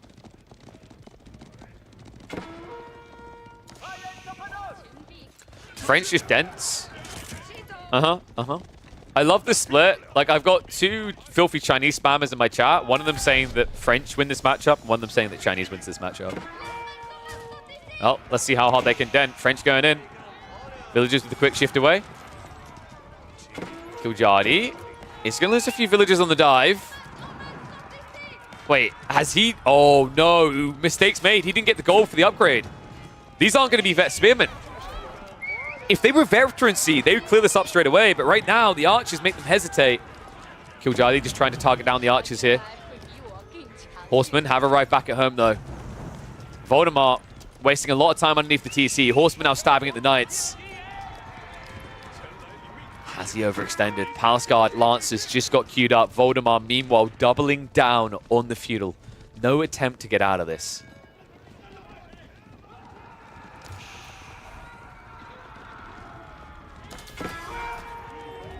I mean, actually, like, Killjadi's playing this really well. He's proven to be quite the thorn in the side, right? Like, I think Voldemort, if he can't get back in the base in the next, like, minute or two, you have to tech up immediately or you're losing this game, right? Like, you can't just bulk archers now and hope to go back in against Nesta Bees. This is the point where Chinese becomes pretty dented. They just build Spearman and Nesta Bees and laugh. It's why I hate the Civ with a passion.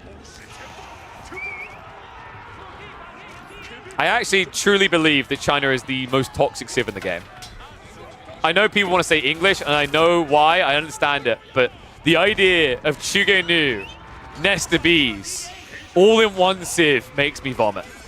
Spearman, what just happened here?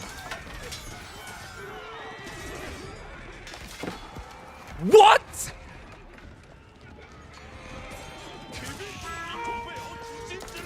Where is the upgrade? There is no way Killjadi just sent all those spearmen out without the nice new plump leather to protect them. And the shinier, pokier sticks. No, he decides the Castle Age is for... and sends them out with not a chance in hell of beating knights. I can't believe this. Voldemort has to have a smile on his face right now. He just got gifted a game. Villagers now being hunted. We thought Voldemort might need to tech up. We need to go in, and he goes in at the right moment. Food is now expired. Killjadi has none to work with here. I mean, this has to be over. He's got a small reprieve. He's moved out with a handful of villagers onto the berries, but it's 8 workers gathering food right now. If Voldemort just backs up, builds 2 rams, and comes back in, this is over. I am at a loss of for words. I mean,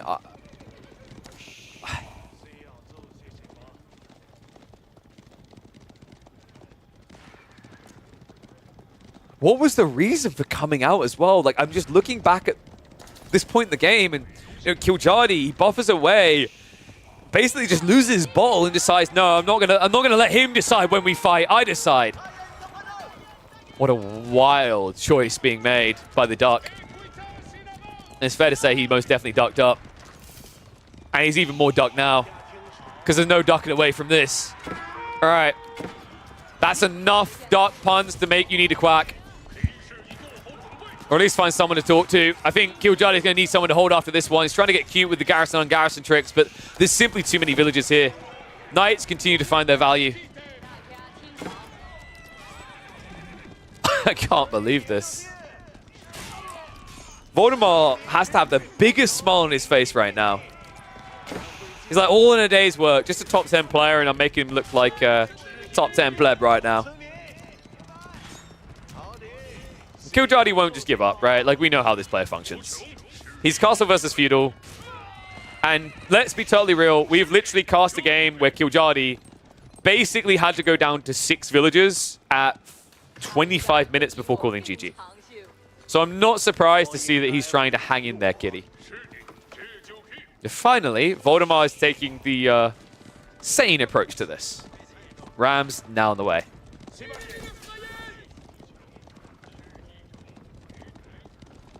I wonder, could Voldemar like go for a second DC behind this? Just to eco-inflate? I guess it's not worth it at this stage. Better to just keep chipping your opponent's eco, right? So first round being built. Knights are being prepped by the enemy, but the Knights really aren't the saving grace here for Killjardy. The problem with Knights here is French Knights, with their charging, can somewhat compete with Castle Age Knights, right? They get that absurd bonus damage.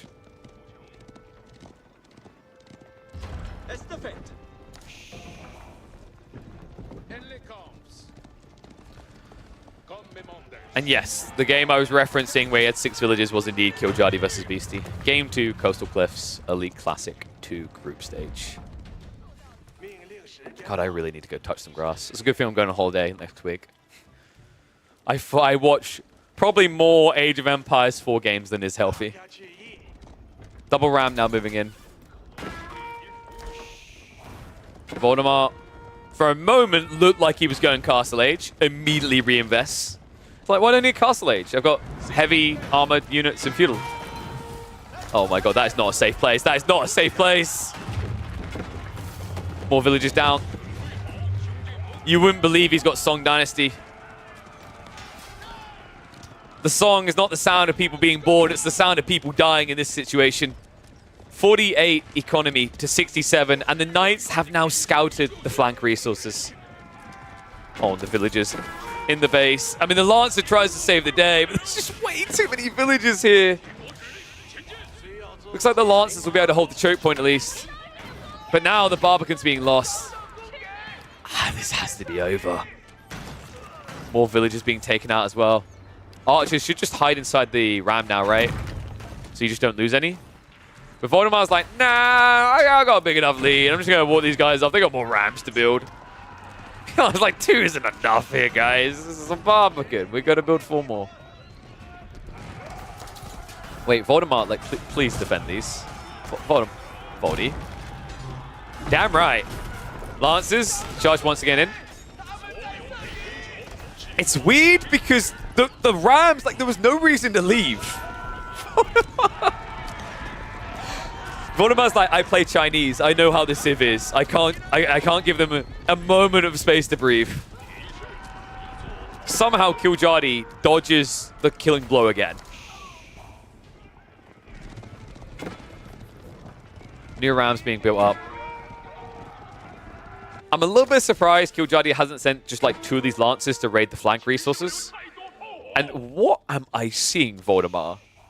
We're 21 minutes into a game, man. Have some self-respect. Do it at 6 minutes or do it at 40. He's actually trading quite early. Well, that's one way to inflate your economy.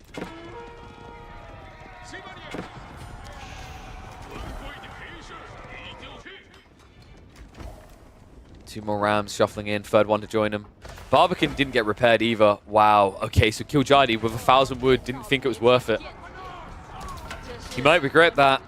2 Rams coming in again. No extra farms like to get added successfully here. Killjardy will get 1 load of food before he has to go run and hide in his house again. My count getting kind of out of control. I wouldn't be surprised if Voldemar pulls the trigger on a pow play into Castle Age here. Royal Institute would just GG this game straight away, right? Cantled Saddles alone would be good enough, not to mention if you somehow get to Royal Bloodlines. Knights are shuffling out onto the flanks again. Less and less food here. And, you know, you're reaching a point where there's not much left to fall back on after that. Astronomical Clock Tower is going to be targeted down first, funnily enough, by Voldemar. Well, this is one of the biggest beatdowns we've watched in a while. I do think that Killjardy does sometimes bring these upon himself when he refuses to leave like this. I can just imagine the text chat. Not until you tech, bro. I'm waiting.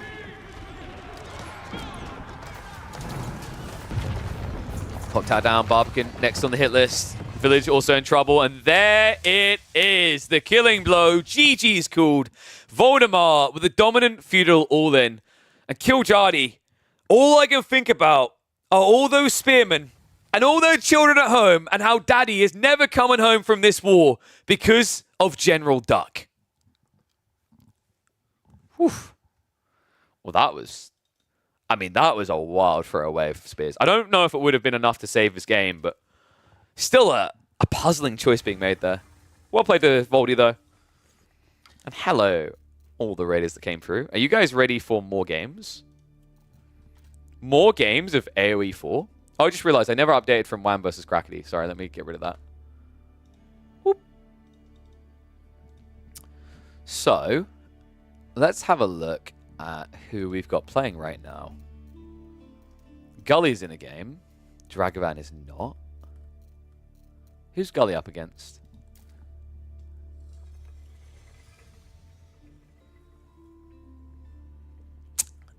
No one I'm familiar with. Let me check the live listings and see who else we've got. If not, we can watch this and check out a new player. Hydrate. Dude, that's not hydrating, that's dehydration.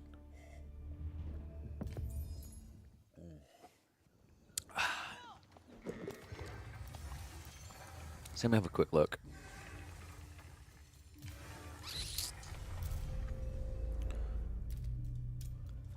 Can we try vote for community games? I guess we can try. See what people want. What to do? Host FFA community games. Cast Pro 1v1s.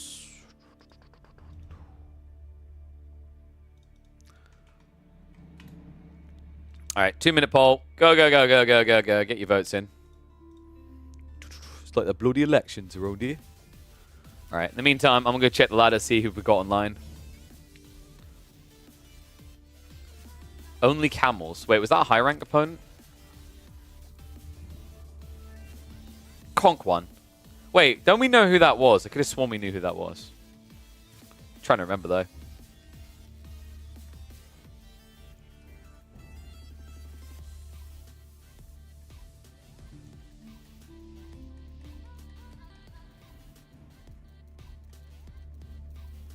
Let me have a look. I'm not noticing any too many names. Oh, Geo versus Leozim. They're kind of high ranked. Wait, was that MSN? Damn. Guy's down to Conk 1? What happened? I look like a GTA character. Wait, really? What? Rogan? Oh, I guess that's 530 still.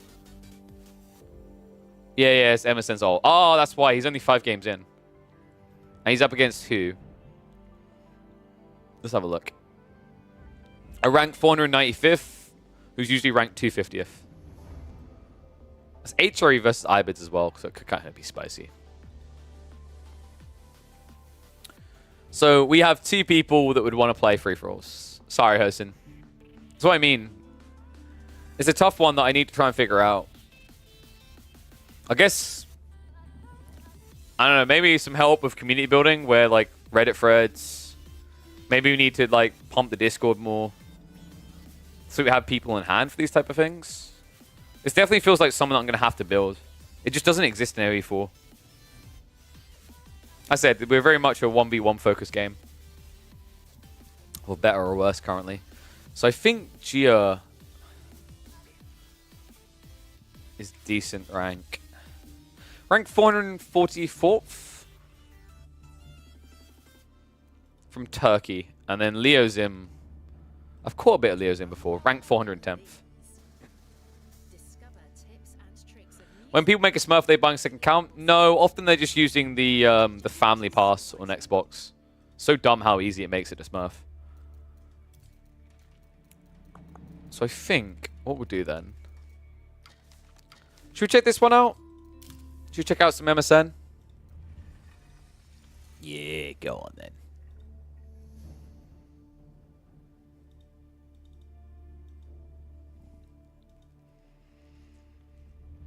Ooh. Guys. A thing got announced. Did you guys hear about the thing? There's a thing. Would you like to know what the thing is? It's the thing with the thing. Eyebrows, eyebrows. What thing, KP? The thing! Da, da, da, da. New tourney! Hold up. Master of Realms is here. I still think Master of the Realms would have sounded a bit better. EGC's next tournament, $25,000 tourney featuring 5 map categories. So we've got open map types, closed map types, water map types, hybrid map types, and chaos map types. Pretty cool format. Gives you a nice kind of breadth of maps. I kind of like that because sometimes certain players will just dodge what they view as toxic matchups to them because they don't feel like they can win. Like the classic one is when you're against Lucifron or Vortex.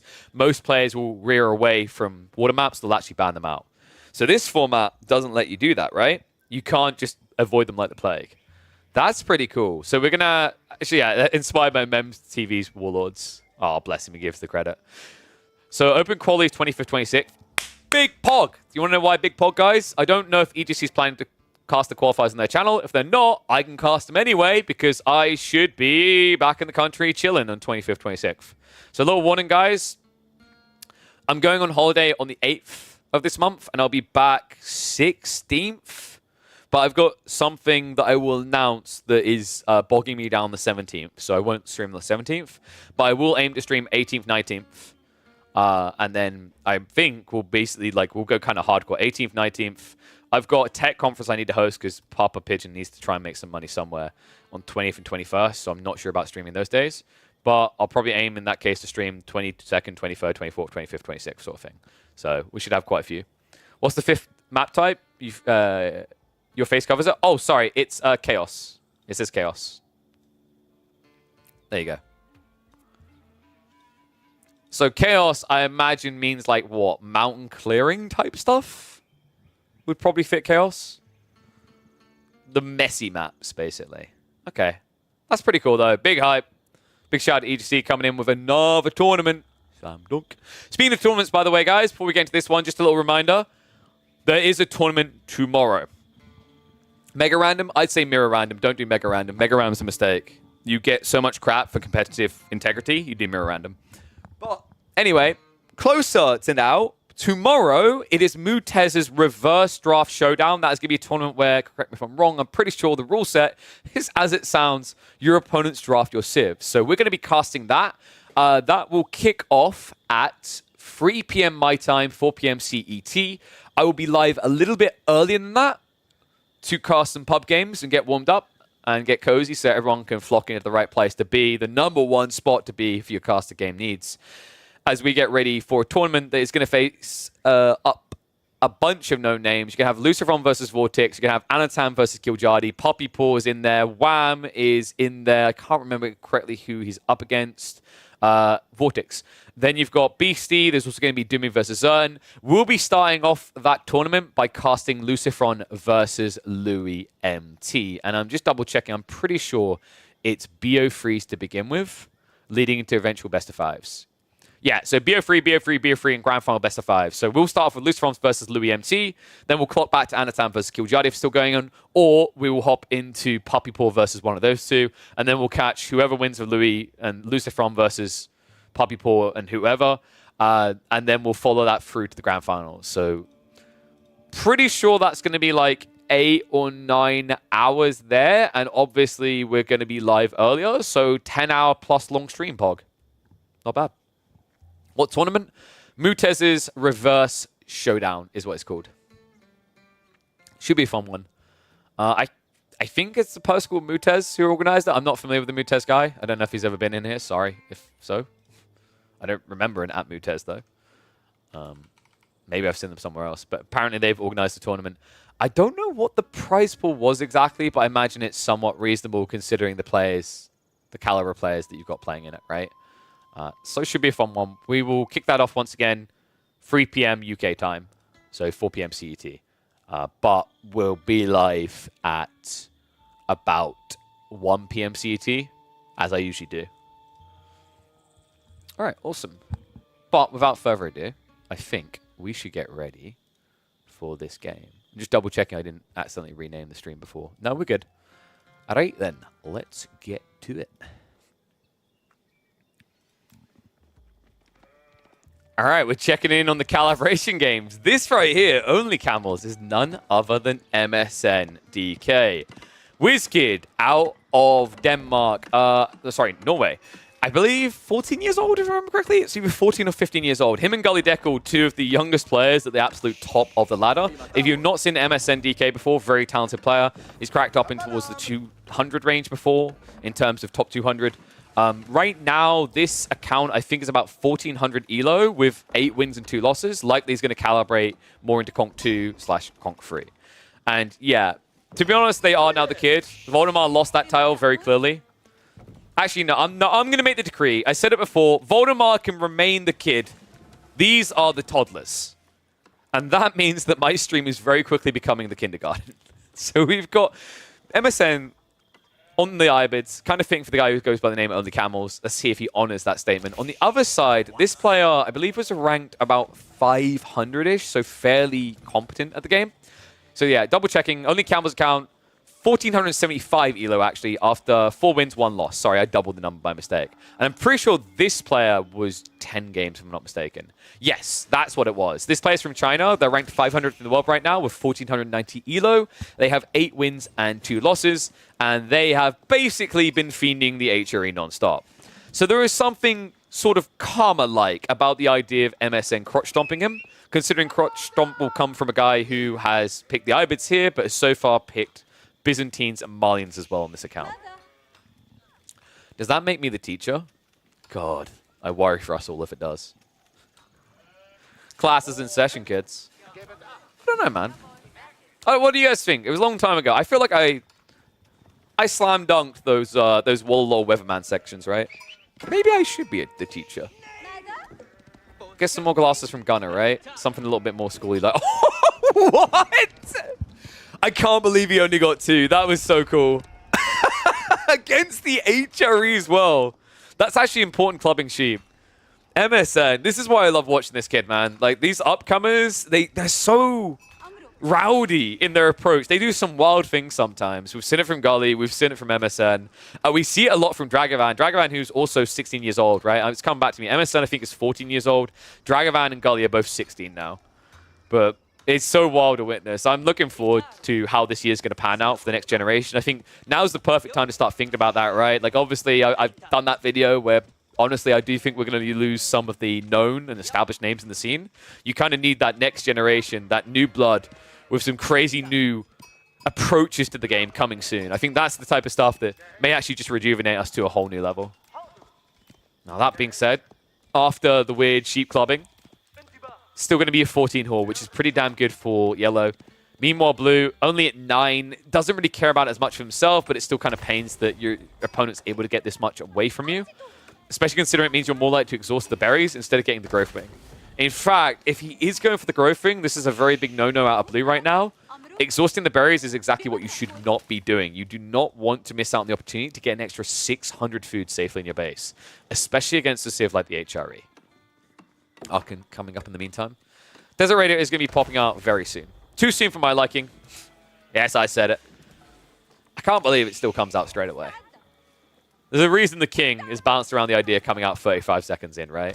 I don't know if you have to be that harsh. Maybe a 15-second delay before the first would be quite effective. So tech out complete. Arkan has been dropped right on the wood. Was there really no better option? I'm not sure I can agree with this idea versus this Arkan. You're against a civ that fast castles, right? Like, worst case, you have to build a small wall here. But this is way too good of a value prop. You drop the Arkan on the south side, next to the tree line. You buff your gold, and then you buff the berries. And why not do that, right? You're already building an outpost here anyway, so what's the difference between an outpost and a wall? Just feels like a wasted opportunity by yellow rather, to get much better value out of the Arkan Chapel. Now, well, I don't know what's going on there. Were they thinking of going for a mining camp? Nah, you don't go second TC here, right? I think he is. Or is that just for the outpost? It's definitely for the outpost. Okay, thank God. Yeah, I don't really... Like, there are certain civs going second TC makes a lot of sense against fast castle Ibids. Those that notably get the TC really quickly. For me, HRE, there's just better quick value, and that's fast castle, right? And I think that might be what we're in for as a race here. 2 horsemen are going to be pumped out to deal with the Desert Raider. This is already something that's really annoying about contesting Ibid's fast castle. To contest it, the opening of the door requires that you add in a stables and 2 horsemen. So you're spending to even get started. 390 resources? Kind of insane when you consider that is an Ibid player already a quarter of the way there to their tech up, right? You might have the 40% better gathering rate, but honestly, on this type of spawn, it doesn't really exist. Gold gathering has got 6 people on there. This is looking like a fast castle split. There's a decent amount of wood being gathered, but I think that's more going to be about farms as time goes on. Meantime, Desert Raider. Oh, okay. MSN kind of outplayed him a bit there. That's a lot more damage than should be done. He even gets the kill. Okay, that's sick. And he's going to get another strike in. That's pretty brutal. You've basically lost 2 horsemen if you think about it, because the first strike from the Desert Raider is going to kill you off. And by the time the horsemen get to the base, that second Desert Raider is going to be in. Really well played by MSN. Love that start step, just kind of exploiting a little bit of extra micro there to use that better attack speed to overwhelm. Love the fact that he just pulled slightly away from the horseman to make sure he didn't get that extra strike in. Tricky, sticky situation now. Both of them definitely targeting that castle age, but it's fair to say that the issue that now is going to occur is both these horsemen should end up dying to the next Desert Raider, and then all of a sudden, it's going to be capable for Blue to camp one of these relics close to Yellow's base.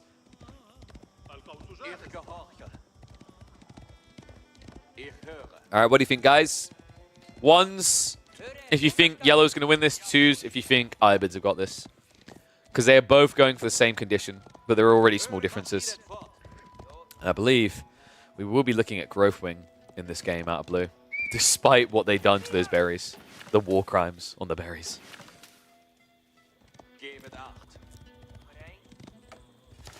Rats getting added in now by Yellow as well. Makes sense, right? You can't play stables units into Camel Lancers. It's a death sentence, so it has to be Spears. Spears with March Enduro is pretty damn effective. Love the idea of him just pumping Spears as he ages up as well. It does mean you'll eventually get countered because your opponent will go into Archers, right? But it's all about getting that step ahead to kind of disarm him. There you go, guys. Growthwing now on the way. You really need this to even compete with the HRE's economy if you think about it, right? Like, this is a Civ that is getting a 40% gathering rate buff on most of its economy due to the double prelate build. I don't know, like, are you trying to refund this? This horseman looks like when someone buys something from a store, they've clearly used it, they haven't even bothered to clean it, and they return to the store and say, I demand a refund. No. Take it home, fix it. Regnit's now on the way. And those Desert Rays we talked about is a problem, right? Like, if you guess wrong with your first prelate pull, you're going to lose a huge advantage and give it over. And you know that Blue is nibbling at your heels, right? It has to be this fast tech build. 45 seconds until the Growthwing completes.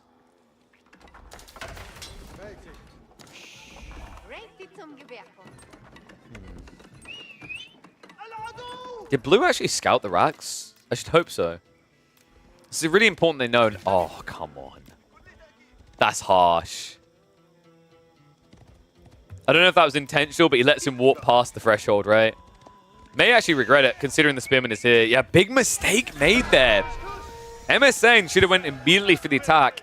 A little bit too slow, and all of a sudden now race out towards that central relic. Second Desert Raider on the way over to try and intercept. Camel Lancers should be getting queued up, but apparently someone's a little bit slow on pulling the trigger here. Boom. Second stable's there. Is he slightly suboptimal on this? Yeah, that was my worry. Doesn't have quite enough food there for the second stables. Mosk is coming in straight away, though. No, I know you hadn't aged up MSN. I was talking about the timing on having double stable pump. Oh, that's what you're going for. This was not a good game? Well, thank you. You were really inspiring me, buddy. Keep on hanging in there, kitty. What, are you agreeing with Crackety's video? Is that what I'm hearing coming?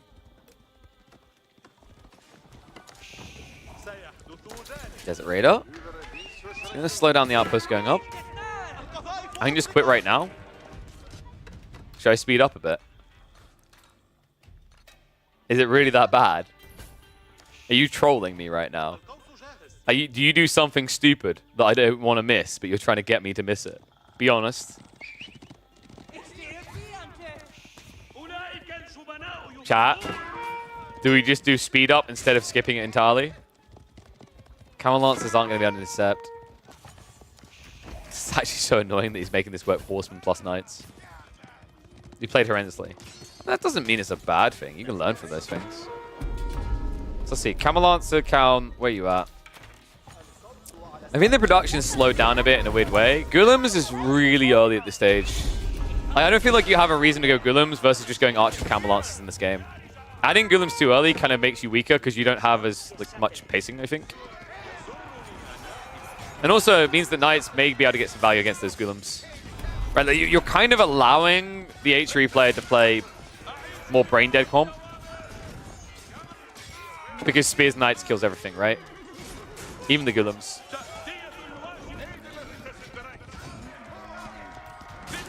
Well, I mean, that wasn't the worst of exchanges. The problem is now that you have to run away, you're going to lose the archers, right?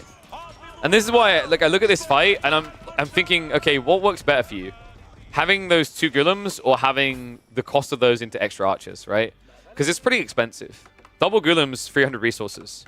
So you could have had an extra, what, basically 4 archers? And yeah, the relics, I mean, that I saw coming a mile off. I think you genuinely have to play a little bit of Feudal Age as Ibids in this matchup. Unless you're logistic winging. It's not a bad thing either, because you can just build into like a few horsemen and a desert raider. And then the H3 can't fight you, right? If they fight you, they have to build spears and they stay in the age longer. It gets worse? No. How can it get worse? What did you do? No. You didn't just ape into the TC, right? No, no. You don't just get wall on tower, no? No. Well, wait, so what is the logic in this outpost, actually? I am now very curious to this detail. That outpost just feels kind of worthless. Like, it legitimately is pointless. Because your opponent has stone up here. He's trying to stop a fast imp, but his opponent already has stone. Miss Rally to TC. Huh? Of course, the classic, I need stone from my enemy's base to get a TC. I've seen it so many times in the past. Nothing weird about it. Alright, so villagers shifting out into the berry patches. I mean, this is just going to be fast imp, right? Flash comes in, and Archer's going to get overwhelmed. Like, this is the concern, right? Like, if you had the Archer mass earlier, you would have held the spears back and then Lancers beat Knights. Now, get out of the game, I guess? Gold is still stockpiling ridiculously as well, right? 4 relics at this stage.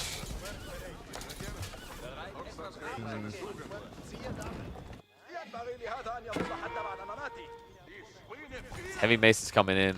I mean, now this feels painful because if you go into Lancers at this from this count versus Men-at-Arms count, Men-at-Arms will win that as well, right? Crossbows is the correct call by you at this stage. The problem is, like, you've kind of now just missed the window because this should just be imp very easily. You know what will make you feel better? The problem, I know what the problem was this game, because I can see it by your food. You, MSNDK, were clearly hungry.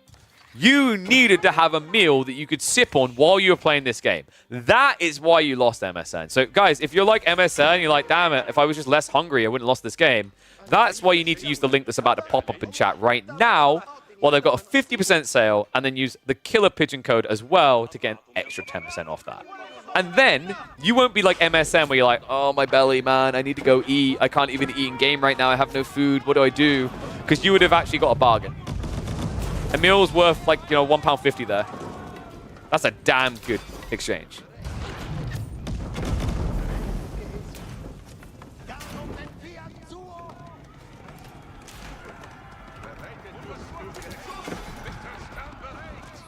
Bold choice to go with the Manjadine, by the way. Okay, I'm actually curious, MSN. What was the thought process behind the Mango? Because you're up against it. Like, if you were playing Feudal Archery, I get it, right? But, like, there's literally no reason he'd build anything that a Mango kills. You had the res. Okay. Probably could have been a few more archers. I can kind of understand it if you can reach the farms, right? Because, like, you scud the farms, but they're all the way at the back. Can you at least get the mango? Yeah, just about. This is just going to be Kim in the next, like, 3 minutes. If you keep going this way about it, okay. Okay. Okay. Probably not, but okay. This is so bold. This is so bold, it's the type of thing that will make you go bald. God damn. 10 villagers run across the map when you're under 50 economy to build a keep. MSN really, really, really wants that stone.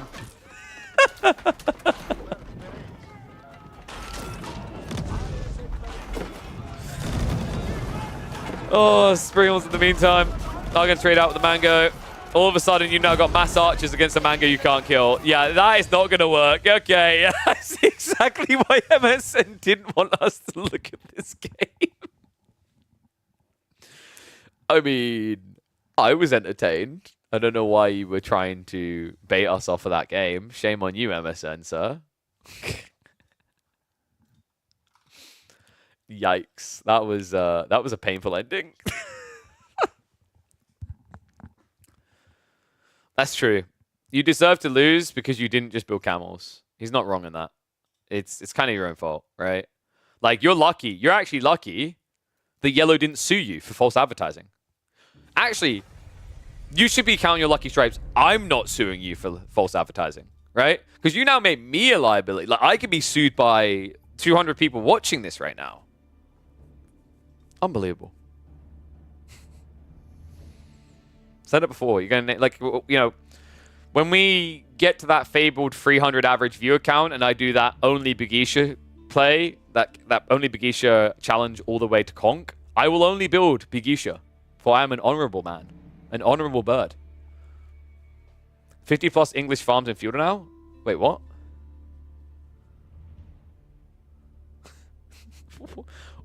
What is this game you just described to me? Was it the one we were thinking of watching where you were against a Delhi player? Oh god, why? Wait, I have to check Summer first. Because you have your data open, and this guy doesn't. Okay, I'm sorry, Kali. I think you accept the truth of this right now. That's Louis versus Beastie. In fairness, I think you nod your head and accept. We gotta watch this one. Yeah, this is Louis versus Beastie. Oh. Because he changed his name to green, right? From green to purple. Oh, he's climbing as well. Up to third on the ladder. That's right. This is live right now. It is happening. Louis MT up against Beastie. Two of the most cushy and cozy boys in the last 40 minutes of a 2-hour game, you'll see. And they face off here on Lipany, English versus French. Two very powerful civs in the meta right now. Fight. Is Beastie just doing colors of the rainbow, by the way? We had green the other day, now he's into purple. And French's OP is, of course, Louis MT. So, this is an intriguing choice. Is Beastie just chasing top spot on the ladder now? Or is he randoming? I'm kind of curious. Did anyone catch this? Was this a random from Beastie? Because I feel like practicing Roost, you're never going to get it, right? Like, you shouldn't anyway. So it's a little bit weird in that regard.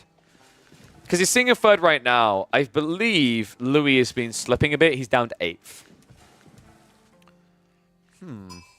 He picked, you dirty picker. On Lipany as well.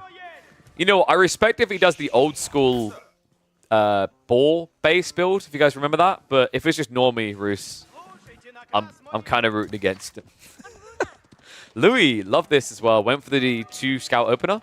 Just trying to deny some of the gold away. And this is pretty bold, very early on going into the wheelbarrow. But remember, the highest level play, a little tip for you guys. Really important, you do want to queue up wheelbarrow straight away. In the event that you cannot get enough gold for your tech up, optimally, cancel it. It's so simple, and yet I see people forget it. They come through a wheelbarrow, and then they wait an extra 40 seconds for a tech up, which in this matchup is brutal, considering your opponent will have a king out by then. So opening not too bad. Did we get a snipe out on the deer so far? What? Are you for real right now? Okay, that is so griefing. Dude, if I'm Louis, I actually walk some villagers out here and start gathering. That's insane. That is the safest food and also the biggest blocker. Beastie, this might end up a bit harsh for him, right? All the sheep have now been sniped out, so he has to find the wolves quick enough, or he has to cancel the tech. He's got a second wolf over here. He just noticed as well. No. Okay, so Beastie, the good news is he should at least get enough for a tech up. No, this is bad now. He's going to get one wolf. He's going to have to wait for 2 ticks of... Yep, exactly. That is bad. Anytime you find yourself doing this, this is why I advise people to just consider cancelling the wheelbarrow, right? He has to send out 6 villagers onto the gold. Abbey of Kings is already on the way. Louis in a very good position to start this game off. I can't believe that. I can already hear the moaning about that spawn. The safety of those deer. There was no split at all. Like, your opponent couldn't even go in for it, right? Purple, aka Beastie, this feels even worse, right? You actually get the wolf in the end, but it just doesn't matter because you had to gather on the gold. He does at least make up for it by setting up the mining camp. That optimizes a bit better. So it could have been a lot worse. I've seen games where people can't even think about going out into the gold because the stone is nowhere nearby. This at least is a redeeming factor for him, but he's still yet to build the Kremlin.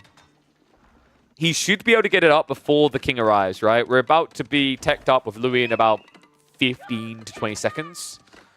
And the king will take another 35 afterwards. But what the... Wait, is he doing the Barbican? That works with a Kremlin, right? Like, I think it works with practically any defense that isn't an outpost, if I remember correctly. So he's going to pull the boar in, and it's going to attack the Kremlin, right? Okay, that's kind of sick. Because we don't really see that from the Rus often. What a cool build. So the question mark now is, with double scout, does Louis even see this? Because he's checking the stone, but he doesn't know where the TC is going to be. This would be wild if BC dropped a TC here after going here with a Kremlin. I'm not expecting that, though. He might just simply go for a slow TC over here. And it looks like Louis does know about it. The Ballin? No, the Creme Ball. The Creme Brulee. It's the Creme Brulee. Oh, this is the creme brulee right now. The creme de la creme. Unfortunately, Pumbaa is not willing to travel that far. I just love how Pumbaa has a short-term memory. If you don't attack him every few seconds, he forgets. So king out. Stone being gathered. It looks like Beastie's TC is going to be a lot later, as you'd expect here, right? Like, he hasn't been gathering wood because he wants to move across here onto the tree line. Okay, so this is a great spawn for Beastie right now. We just need to pick up his primary TC and move it a little bit over here. And then it's a perfect spawn. Man, this is rough. Well, you know how I said sometimes you just have to accept it and cancel wheelbarrow? This is what happens when you don't cancel wheelbarrow. You hop through some wild hoops to make it better. Second TC now already coming up. Big advantage here, right? So, what is the focus now for Beastie, considering how much later his TC is going to be? I don't know if you want a blind fast castle. You don't want a free TC, right? That feels too greedy. You're probably looking at some feudal pressure. Is that really that feasible in this matchup, though? Lombos make it so difficult to get the dive in. And the Abbey of Kings is really what is the sore spot right now. I think it's a big part of why most civs don't want to play feudal against English, is that healing makes it so much harder. It's that classic kind of feeling, right? Against certain civs that you see. Sometimes it's to do with the XP factor of things like Zhone. Other civs, you remember the old days, it used to be Delhi with their herbal medicine. You're like, okay, I need to get out of feudal age quickly here. Otherwise, I'm dead, right? These civs that have that level of sustain prove to be really frustrating. And when you consider the English attack speed aura, the extra range on Lombos, it makes it even less desirable to try and play all in feudal against them. Which means we'll be heading into a later phase of the game. Now, the later phases have an interesting balance to them. Castle Age is pretty good for the English, actually. They have some really strong point hits around the men-at-arms, the Lombo Mass. Where things can get a little bit dicey is when it gets to deep Imperial Age because of the Rus Streltsy Horseman comp with Siege. The cool thing, though, is English tend to ramp into Imp so quickly that they can actually shut Roos out of the game before those big bloated gunpowder armies come in. How's he going to secure his gold? Just walls, man. Just wall. It's fine. Just it's not like the king's already in. He has at least got the Kremlins, right? Wait. Okay, now I'm getting a bit confused. Is he going horsemen? Well, he's definitely not going knights with this income. Okay, like, congrats. You can build 1 knight a minute. That's not great. Double stables. He's genuinely going to like horseman spam here, which is very different than what we've ever seen from the Roos before, right? Like, that's not standard. Unless this is pro scouts, which is kind of sick, but you'd be waiting a very long time.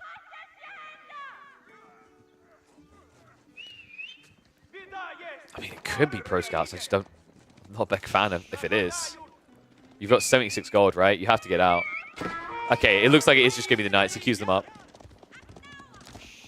Well, the problem with the knight to get rid of the king is, like, it's only 1 knight. He has at least got the militia.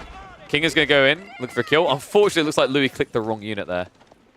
So obnoxious how tanky this guy is, though. You only do 10 damage per militia stab. Feels really good against a standard knight. Feels pretty terrible against a king that heals the damage off.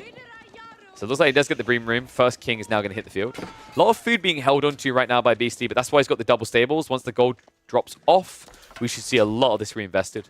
On the other side, I'm wondering, is Louis actually going to do this? A fast castle build. King goes down as well. That's wild. Why would you go double stables for scouts? Because you really, really want to attack on Titan this crap, okay? Let me have my dreams.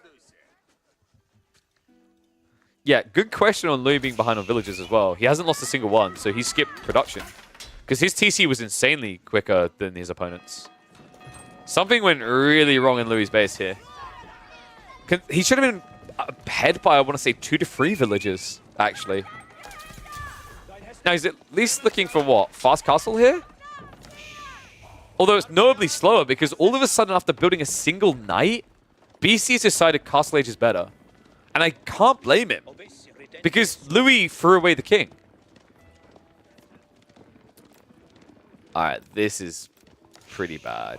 Oh yeah, sorry, you're right. Second scout of Louis, that is correct. Yeah, but once again, that doesn't make up for the rest of it. Because remember, Louis' TC was like 30 seconds quicker, I think. It was definitely quicker than Beastie's. So the fact that Beastie's almost 2 villages ahead, something went wrong. King marching in. High Trade House is on the way, though. Is Louis just dead? His tech up isn't too far away. Sometimes it's disadvantageous against Roos when you try to knight spam, but the difference is with White Tower here, you protect your base and you're also able to ramp up your knight production quite quick. So it's not really the end of the road for him. But the tempo is going to switch to the mid-map. It's going to be about relic racing here. Both of these players love the double monastery pumps. Beastie is starting to gather quite a bit of wood, so I'm expecting to see a double money drop. And you can already see that Louis is holding on to quite a lot of wood as well. He lost 2 to 3 vills? No, he didn't. Worker kill count. Louis killed 1 villager. Beastie has killed none.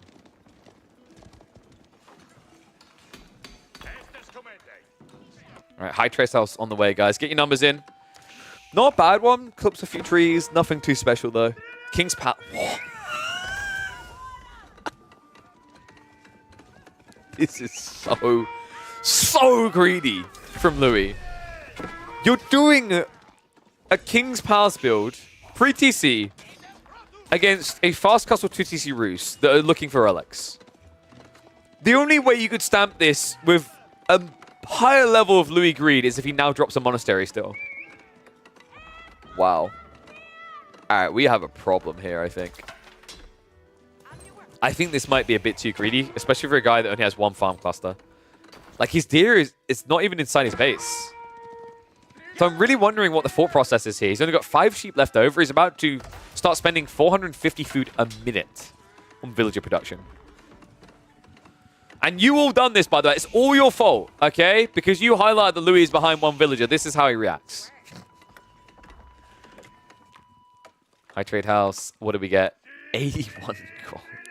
I think he still has another trick tool to come in there. There we go. 163 gold. That makes more sense. So actually just a single oh no, there we go. Double monastery as expected. Yeah, Louis is doing something really different in this game. This is not standard Louis play. It is Louis, by the way, just to confirm. French OP equal Louis. But usually in these games, he would go 2TC White Tower, pump Knights, and then add double monastery, right? Oh, wow, build. Arch is now being prepped by Pink.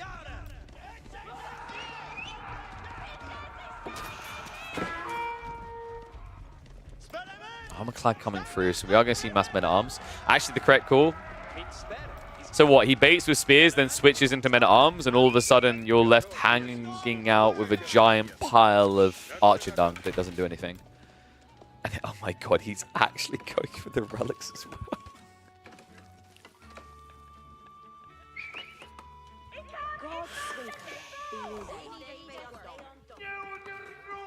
At this point, I'm just frankly gonna say it, like Louis may be the single most greedy player on the ladder. And guys, don't be a douchebag. Like, do not ruin the game for other people.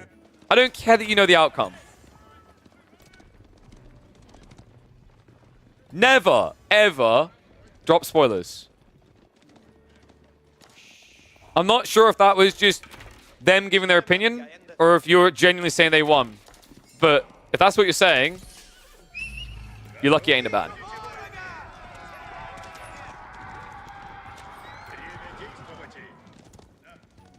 I will never understand why people do that. I'm hoping now they legit were just like, oh, I think blah blah's won this.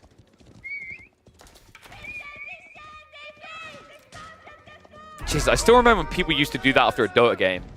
Because they watch it in like Dota TV and they had a 2-minute advantage and they just come in and ruin it for everyone. And I just do not ever understand why people do it. What is the logic there? You're so lonely in the basement with no grass around, no human contact. You're like, you know, the only interaction socially I can get is I can ruin a game for people. Like I said, though, if you weren't ruining it, then fair enough. Just think about the way you type that in future. But if you genuinely were, yes, I am full on sending that comment at you. Beastie archers plus knights down the front, and it is going to be into a mass melee mosh pit coming from Louis. And all of a sudden, this level of greed is been proven to be a bit too greedy in the past, right? Like, the meta is very heavily shifted towards 2TC, sometimes 3TC. But 3TC and monks, you see how it's failing. It's going to be 4 relics versus 1. Yeah, Beastie carving up the map big time here. No raid opportunities.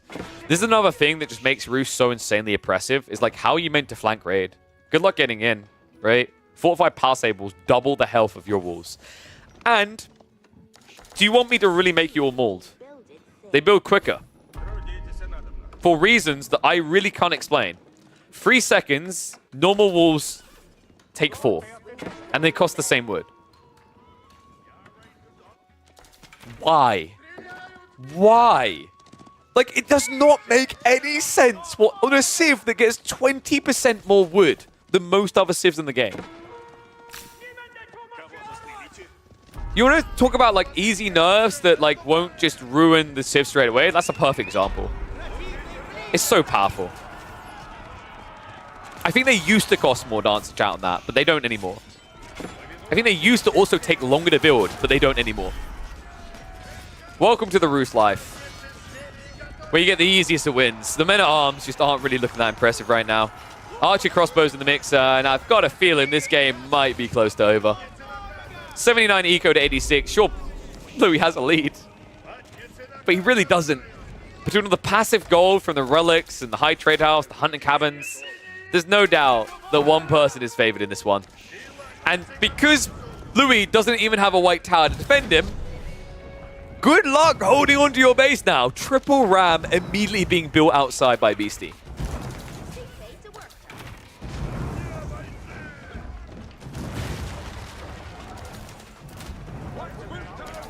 Louis looking a little bit lost right now. Literally just has mass men-at-arms against mass knights. There are quicker ways to lose the game, but not many. The main one would be hold the delete key. Boyer's Fortitude now on the way in. If he brings in the Warrior Monk as well, which he has done, one stab and good luck. Louis putting all his hopes, pinning it all on a Mangonel. Mangonel in a dream. Well, those sacred sites, those, my friend, are Lippanese sacred sites. Who cares about logic? And arms. Well, luckily, at least castles work that time. Usually Network of Castles just bugs out, as it did for a moment there. Unluckily, it really does not matter. Even without Boyer's Fortitude, he's convincingly winning this fight. Yeah, this game is over. Beastie. Oh, you gotta be kidding me! Oh no! Could you have arrived at a worst possible time? The one hope of recovering that goes down in the easiest way imaginable.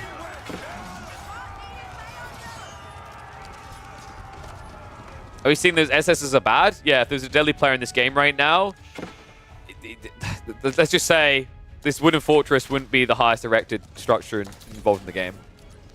You get my drift, like, seriously. Two sacred sites on a map like this so close together, like, once again, good thing Delhi are not in the game.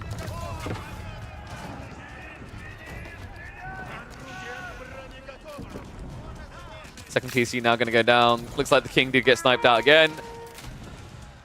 I believe this is close to a wave of the white flag. Louis MT, he might like his grinders, he might like his tough recoveries, but he's also not delusional about the state of games.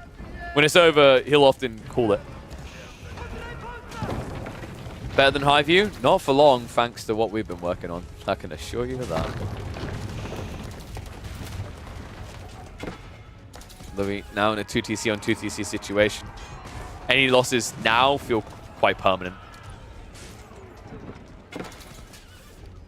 BC having plenty of gold to work with, can do whatever he wants. I mean, he could even go for Castle Age here. Remember, he's got Sacred Site ticking down behind this.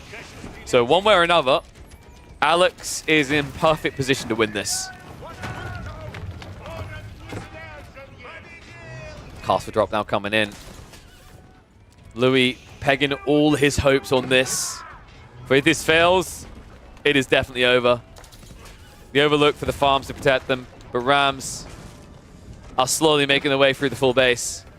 And not again. No, not again. Not like this. Mango, you can't keep doing this. The Mango, one strike is all he needs, and he'll find it. And that should be that. Amount of archers and crossbows behind this will easily clean up the men-at-arms. Another Mango comes out, but it's wasting time on the wrong targets. Just too many troops are dead now. At this point, you don't even have a front line to protect the siege. And are you kidding me? Wallops him that hard and then immediately meets defeat. Yeah, here's a golden thought for you. Don't come into chats and spoil the outcome of the games for people. There's a word for people like that. It's called douchebags. Actually, there's many different words. There is literally no need for it. Don't be that person. I can guarantee you everyone in the chat is just thinking, wow, what a bell end.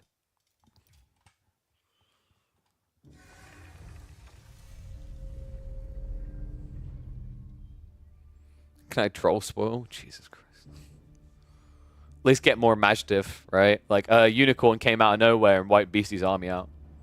I never get it. It's almost like then the weird part, like I noticed this in Dota 2 when people would do it.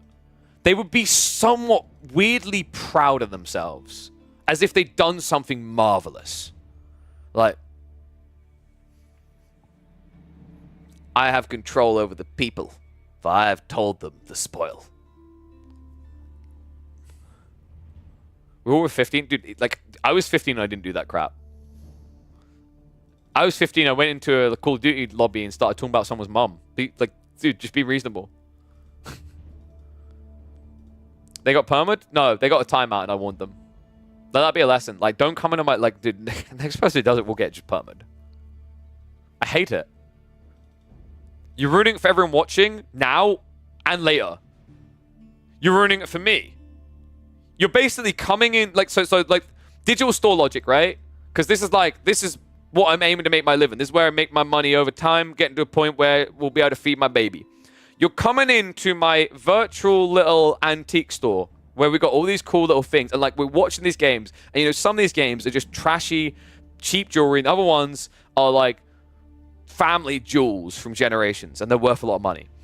And you've basically just taken like a potential family jewel, and you've just like licked it, and then rubbed your butthole with it, and then stomped it, and broken you've broken the crystal. In real life, that would get you a lawsuit, a penalization, and probably the shit kicked out of you. Stop being a bellend.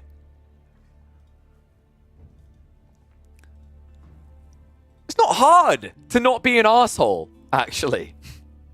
It's not as hard as people think. They're playing again on the ladder. All right, run it back, baby. Japan versus... Is that Abasins? Abasins. Yeah, let's go for this. Big poogers. They're only a few minutes in as well.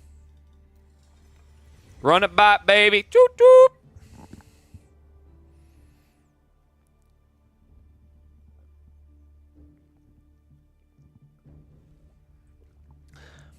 Beastie won by Wonder. I'd expect nothing else from the glimpse I just got of the game that's 9 minutes in.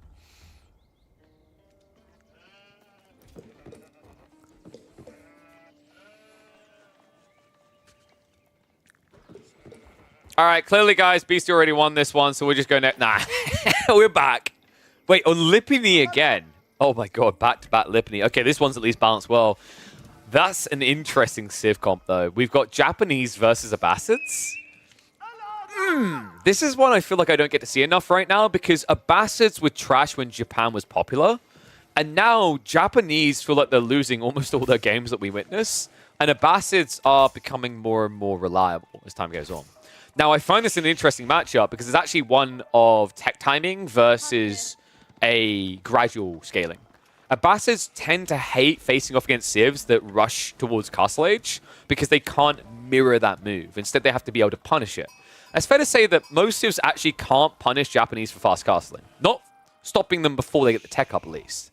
I'm wondering if BC maybe has a solution to that. Maybe a civ that can build rams without even seeing the siege engineering could be the solution. So, let's check out the spawn and see what we're dealing with. Berries on the back, Double D on the left side. You know, long term, deeper in the game, I do see an issue for Louis on a gold front. I actually think if Wham, I'm so used to saying Wham with Abbasids. If Beastie in the teal called purple, that's so funnily confusing, decides to go for more of a feudal pressure all-in game, you could actually see Louis just getting completely gold starved. So we'll see if he wants to go for that approach. I'm expecting a second TC either way. First choice of the game is, of course, going to be whether we're going military wing. Military wing isn't the worst of ideas. It will guarantee the outpost is forced on both sides of the gold, which puts your opponent behind. And I legitimately think there's a lot of power behind the idea of just going for a ram fairly early. And I freaking knew that Dragavan, as soon as I started talking about that idea, would turn up in chat suggesting a proxy range. Legit? Yeah, actually. Like what? You go for, let's see, in this game, I mean, screw military wing. Who cares about that? Go eco wing. Yeah, still go the second TC, do the proxy now. In fact, you know what is possible here, guys, is trade wing. I really like trade wing because it ramps you up pretty quick. But it looks like it is going to be standard play. So military wing now on the way. Meanwhile, Louis should be prepping for an outpost after the tech up comes through. Crystal House is going to be dropped on the tree line. I like how B just came in for a while, basically made this, I want to say, like, close to meta, really. I think this is the optimal way to play Crystal House. Not necessarily right up against the TC, but definitely on the tree line. And then just bug it off to zero space, right? People just discovered a lot of value in that, because you have to remember this is a universal drop-off building. AKA, anything you build it next to, whatever the resources you're grabbing, can be dropped off in this building. So, for example, you could drop it on the stone. In fact, I wouldn't be surprised if in the future we see a build that involves dropping a Kura Storehouse on the stone to gather for a second TC. The idea of that's kind of wildly efficient, right? Because you could gather the straggler trees to get the second TC. Kura Storehouse gets popped, and then you just gather the stone. And you can even quickly move across compared to dropping a forge, because you would basically move villagers from the food across, seeking garrison, and then you'd ungarrison the other side. Noka's farm's not under TC. Joke's on you, son. That's where my second TC that I'm going for with that stone comes in. Looks like we might be getting a second TC. 2 villagers out in stone. It's not all telling here. It could just be about the daimyo. But it would be an intriguing idea, right? In an Abbasid matchup, to not go for fast castle, instead playing along feudal. Early wing about to complete. No sign of stone gathering, but considering how many people we've got in the woods, I'm expecting it to still be a TC play. Oh, should we have predictions? Guess we could.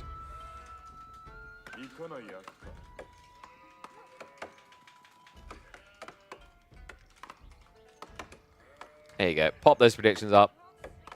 Get your bets in. Love that we got Takasaki in the way. I'm such a big fan of berry gathering, man. Like this Civ, once you get the tier 2, they are better gathering on berries than Abbasids. I actually think Japanese is like low-key pretty insane on Lipany. Doesn't get enough credence, enough credit. So stone gathering as it is, this is 100% just a daimyo play. There's no second TC to come, right? Like the numbers don't really add up when you've got 7 here, you're building the stables. This is all about getting that Uma Bannerman, so you basically have a mounted samurai in feudal age. A weaker mounted samurai, but still a mounted samurai all the same. The problem though is you haven't really shown the appropriate respect to military wing. Now, this isn't the end of the world for Louis, right? He's still going to have enough gold to get into that Uma Bannerman where it's ready to go. The problem right now is he doesn't have enough stone for the Uma Bannerman, and he's about to get blocked there too. This is a huge mistake by Louis. There is legitimately no reason to not build an outpost on a spawn like this to protect either the gold or the stone. Especially against archers. This isn't like you're up against Lombos where you need 2 outposts. 1 outpost would be good enough. And because you're gathering stone, you can even go arrows. It's like, arguably, you don't need to be on the gold. You just need to outpost the stone to get your daimyo and to get the gold trickle alongside for Uma Bannerman. Instead, you have quite an awkward predicament now. Rax is being added in, archer range stables. It looks like we're actually getting a 1 TC all-in build from the Abbasids.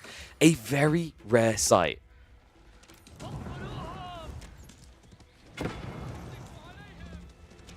That's wild. It's been a while since I've seen a good old 1 TC all-in Abbasid build. I think, you know, in a way, Louis got kind of overly cute with this. Now he has to go trading. Horseman is wrapping around, but I mean, 1 Horseman isn't really going to be that fearful. Your opponent already has a Rax as well, so you can easily guard against this as it comes in. You need the Uma Bannerman ASAP. The problem is there is no ASAP to this. You have 205 stone, you're not getting a sliver more. He has to now commit double Rax for Onibagisha, which isn't going to feel great here because your opponent has got archery ranges. He's going to be scaling them. I think Louis might be dead. I mean, he has got a slight eco lead, weirdly enough. Something happened there. But now BC's putting more economy into military because he's staying 1 TC with fresh foodstuffs, right? So he's spending less food per minute on villager production. That means he's got more to oppress his opponent. There you go, Onibagisha queued up from 2. So, after some initial resistance, Louis is essentially playing the Neptune build that Neptune used to beat him. But it's not the Neptune build, because at this point, Neptune would have like 20 military already. The crazy part to me is BC did back up, but he didn't back up to go for an advantage play on economy, right? Like, he's still going all in on feudal. What a wacky game. Horseman now arriving. Only 2 Spearmen here to defend. He's going to have to turn around. Tries to micro the archers away. Targets onto the Onibagisha. Good surround here. Louis should be getting a good fight out of this. Beastie going to do the best he can with the limited forces. Does bail after he loses the infantry, so Horseman will be able to get away from this successfully. A good pushback, and now access onto the stone or gold is achieved. In fact, Louis even adding in the outpost to guarantee the same mistake does not happen again. It's good timing as well, considering BC just arrived with the second wave. Do we just see one ram here? It's double outpost, so I feel it's the safer way to go. If you feel like it's critical that you break this gold, you need a second play. Like, you can't just rely on infantry and bio. A ram is the only way you'll break this efficiently. That was impressive, though. With such limited gold, he got just enough Onibugishi together to repel that. And even had enough stone left over for the arrow slits. Goes to the fortify as well. Beastie, what's the play now? It feels bad to have to go for a TC this late, right? Like, I think if you go TC this late, your opponent is just going to go Castle Age, and he knows it. And it'll be even easier for him to go Castle Age, because with the Kura Storehouse, and the fact he's already added in additional farms, he's not going to run out of food like he would in a different game, right? He still has 11 sheep here. So ram it is. Louis, correct call. Just trying to cut reinforcements right now. Can't take on the main army, right? Like, you are definitely outnumbered. But I think he did actually glimpse that, right? Scouting the formation, so he definitely knows about the ram coming. And he's already fortified the forward outpost. Arrow Slits is coming in on the secondary. I believe he's just got the Onibugishi sitting in there. That's really smart. Onibugishi are the best unit to put inside because they can quickly be ungarrisoned and get a shot out with their attacks and get back in. Horsemen are a little bit different because their attack speed is a lot longer, so they might get hit by spearmen. But with Onibugishi, you can attack so quickly, you can swipe and then jump back in the tower, usually before the archers can hit. Onibugishi. Villagers going to garrison instead. Armies are similarly sized on this attack. A lot of BC's troops aren't even here right now. Ram going to get target down. Outpost is going to be fine. So Siege gets lost here. Spearman getting some good value up against the Horsemen. But now you're going to lose the army to the outposts. Villagers do have to shift away. BC not quite able to find a kill there. Sick read by Louis to get the textiles ahead of time. Definitely paying off. Torches are out to try and finish this outpost off. Bigisha are going to have to run for the hills. Beastie, it looks like he's actually broken him here. Louis does not have much gold to work with. And this is incredibly frustrating if you're a Japanese player ever playing like this, because you are now sacrificing to stay alive. The most important tech to win you the game. If you cannot get Tatara, then this Onibugishi play is worthless. It's insane the damage increase you get out of that melee tech. Right now you're hitting for 6 damage, it's a +1. Then you can get the second level here. That's a 25% damage output increase on a unit that attacks insanely fast, every 0.875 seconds. Louis has indeed taken a risk here. Are you kidding me? There's no way. If Beastie somehow sees this, I think he's just patrolling around the back. In fact, Louis may have been a genius about this, because if he'd gone to the closer gold, Beastie would have seen him. Instead, the deeper gold, which Beastie doesn't even see, is going to allow him to get gold to scale Bigisha. Oh my god. I can't believe that. There is only a tiny sliver of land in the center that has not been scouted. And that is the part he needed to scout. Bigisha now trying to mop up the archers. Not too bad of a trade for them overall. Still a big lead now building for BC elsewhere. Most of the archers are camping onto the gold. I think despite that sick little hiding spot he's found outside the base, it's going to feel mostly irrelevant. The military lead is getting out of control at this stage. 25-7. He's at least cleaning up the Rams, so that is costly for Beastie, but still doesn't excuse the fact that he's almost 20 military behind.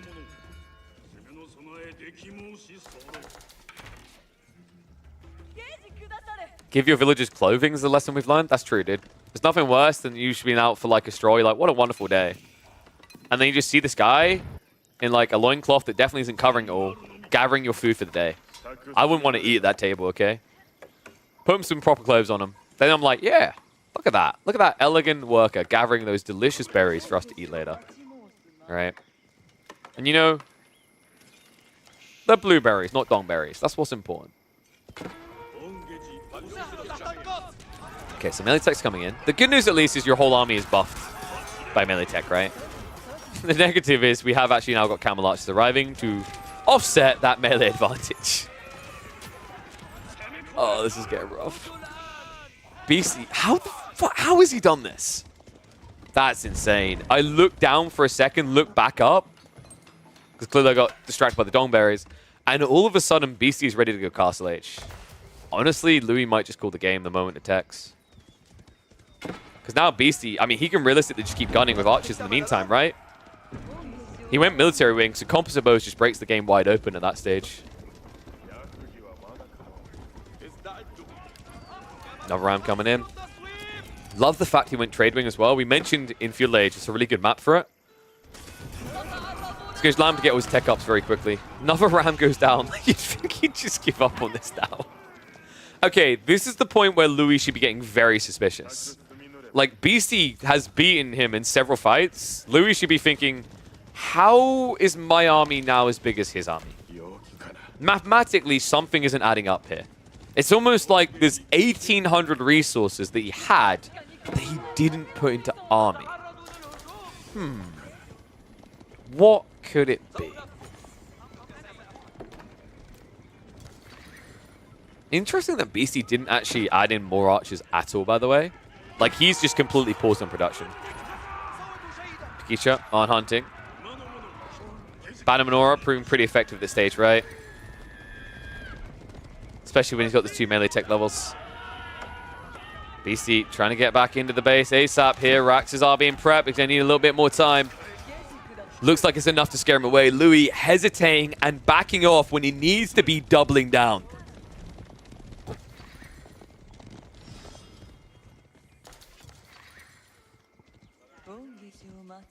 You secretly love trade games because you're actually a member of the Trade Federation.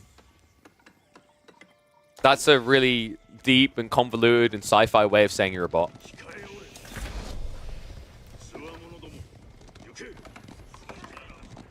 Horseman Bagisha now looking to punish, but they have to be fast about this. Archer upgrades on the way in. Weirdly enough, not Gulam's coming out, more spears. Huh? That's more like it. Beastie, I mean, Gulam's just win this game instantly. Mass Bagisha and Horseman against chunky units that thrive on attacking armorless units. Perfect.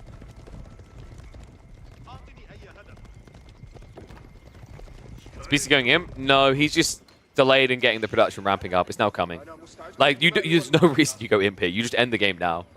You don't even need crossbows, actually. You just go Gulam's Lancers. He's showing a lot of respect to Louis, assuming that Louis is teching as well. But the reality is Louis is not ready for a tech at all. Raid on the flank. Actually a smart move here. Louis, the reality is he knows that this deep into Field Age, his opponent has to play out the base. The difference between Japanese and the Abbasids here is the Japanese just can build farms at home because they get them from the Kura storehouse. They have their conversion there, right? For the Abbasids, there's no way that Beastie could have kept that pressure up, built those rams, lost those rams, and then still teched up and built farms at home.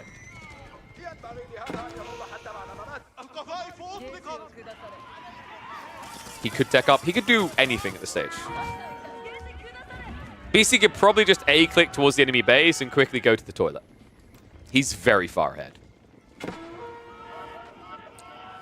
And that's why Louis has to bank on a quick recovery. And if there's one landmark in the game that fits that category, I mean, this is one of them, right? The floating gate, the Yorishiro drop that can boost you up. He could get the Owner Bagisha all immediately up to veterancy and continue the spam. I actually think that this is a game where going for the stables probably loses you the game. You're too far behind. I don't like Mount Samurai from behind here. You'd be much better served by upgrading your existing infantry and then getting into a mixture of Samurai eventually.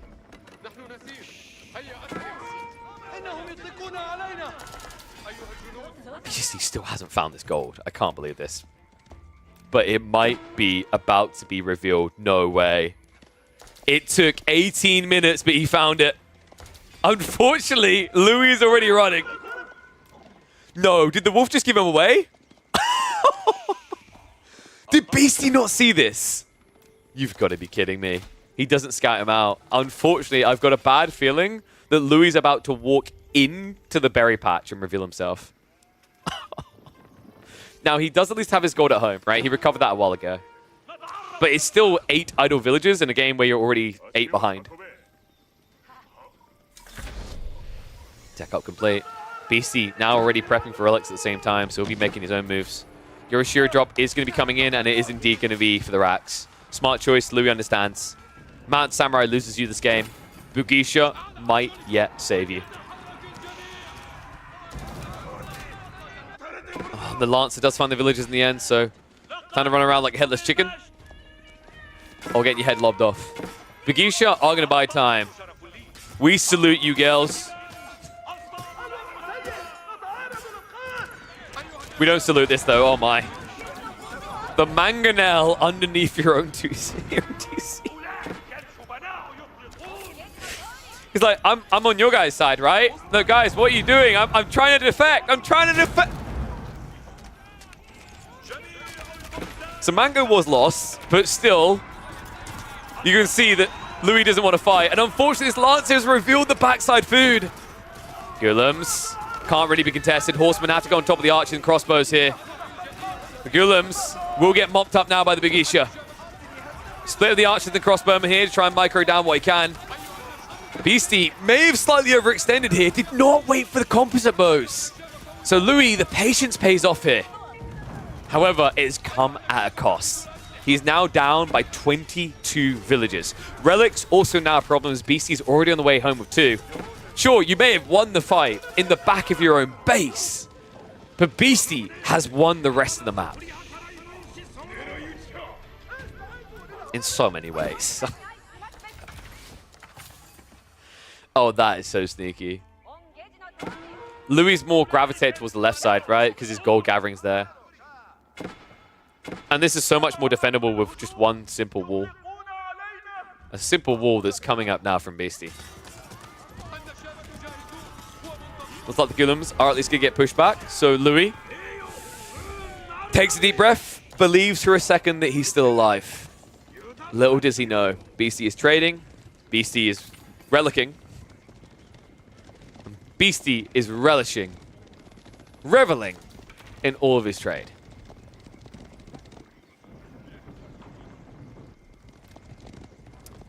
Now, it's one thing to win a fight in your own base, but without Banner Menorah, with just Bugisha, this is much more bold. Starts to approach Beastie's base. So he's going to back away. We have now got Mounted Samurai getting added in on a delay. An interesting choice considering that Beastie has still been building Spim.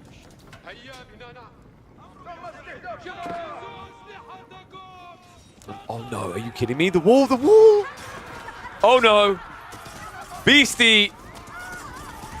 What happened here? The wall just a moment too late. And that's going to reveal the trade as well. Wall's going to be coming out from Beastie just to let his opponent know, don't come here, the relics are already gone. So in the end, Louis can only settle for the safest relic on the map. Collision traders have been found. Looks like he's splitting up the forces now. Bugisha getting a bit overzealous with the dive in on the Mango. And I'm a little bit surprised by this, actually. Louis, that was the perfect moment to double down with the Bugisha. He backed away temporarily and sacrificed the Horseman. Yeah, a fight that should never have been given. And now, this means there can be a rewall. Wait, no. Wait, what? No, that's like 5 free kills right there. Yup. Well played by Beastie, by the way. He did get the level 2 melee armor. That's really smart here. You have to get these techs against Japanese, especially against Bugisha. You're throwing the game if you don't.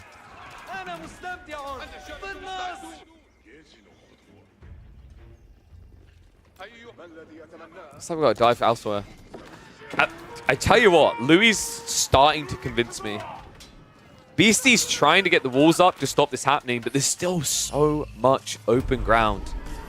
In fact, if Louis just splits off into 2, maybe 3 different groups, he can hunt everywhere at once. Instead, he's going pocket to pocket, which is giving Beastie at least a chance of getting out of the way. Unfortunately, it looks like he's a little bit slow this time. Moving in. Even with textiles, it doesn't matter here. Oh my god, Louis. Mass Bugisha proving to be Beastie's undoing here. Oh, Vico being lost. That lead he built up so hard, not looking so big anymore. Relic should be dropped in safely. So there's no way that can be taken away, but what can be taken away is the village account. What is happening in this game? Beastie, he's so busy microing to defend his trade, he didn't do anything about his wood line. 10 eco difference now, and shrinking. Bugisha are now outnumbered, so they should get outgunned and shut down here. But you're going to see Louis doesn't care about the main fight. He just dodges it. Zoom, zoom, baby. People asking, do Gulams beat Bugisha? Yes. Pretty heavily handily, right? Your attack speed isn't that much worse than them, but you do double strike. The problem in this game is you can't fight them because they never fight you on fair terms. That's why you're in a game where militarily it's 51-27. That's a huge advantage for Beastie. But he can't use it because all his units are too slow. Everything that Louis is doing is about mobility. I love the fact that behind this, although he might not be able to get the relics, he has the sacred sites to trickle more gold in his pocket.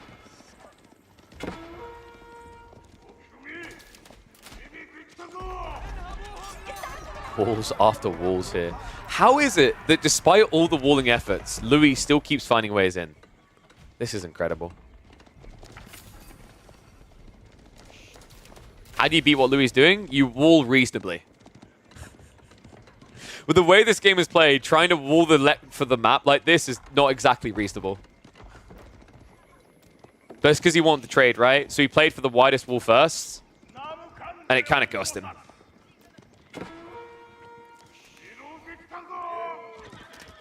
Trade once again going to be intercepted. Free TC now from the Abbasids, who did not go Eco Wing, by the way. They went Trade Wing. This is at least very smart. The armor is pretty sick here. Armored caravans against Owner Bugisha means you should not really be losing traders very quickly to raids. The villagers, on the other hand, once again get caught walling. And all of a sudden, look what happened to the military count. Eco's about to be even. At this rate, actually, Louis is going to be ahead against free TC. On 1 TC. Oh, I see. More trades being taken out. Archer count being carved up like a turkey at Christmas. Walls are at least going to complete. So, whoosa, deep breath, sigh of relief. Beastie will finally be able to... Oh. There's more gaps.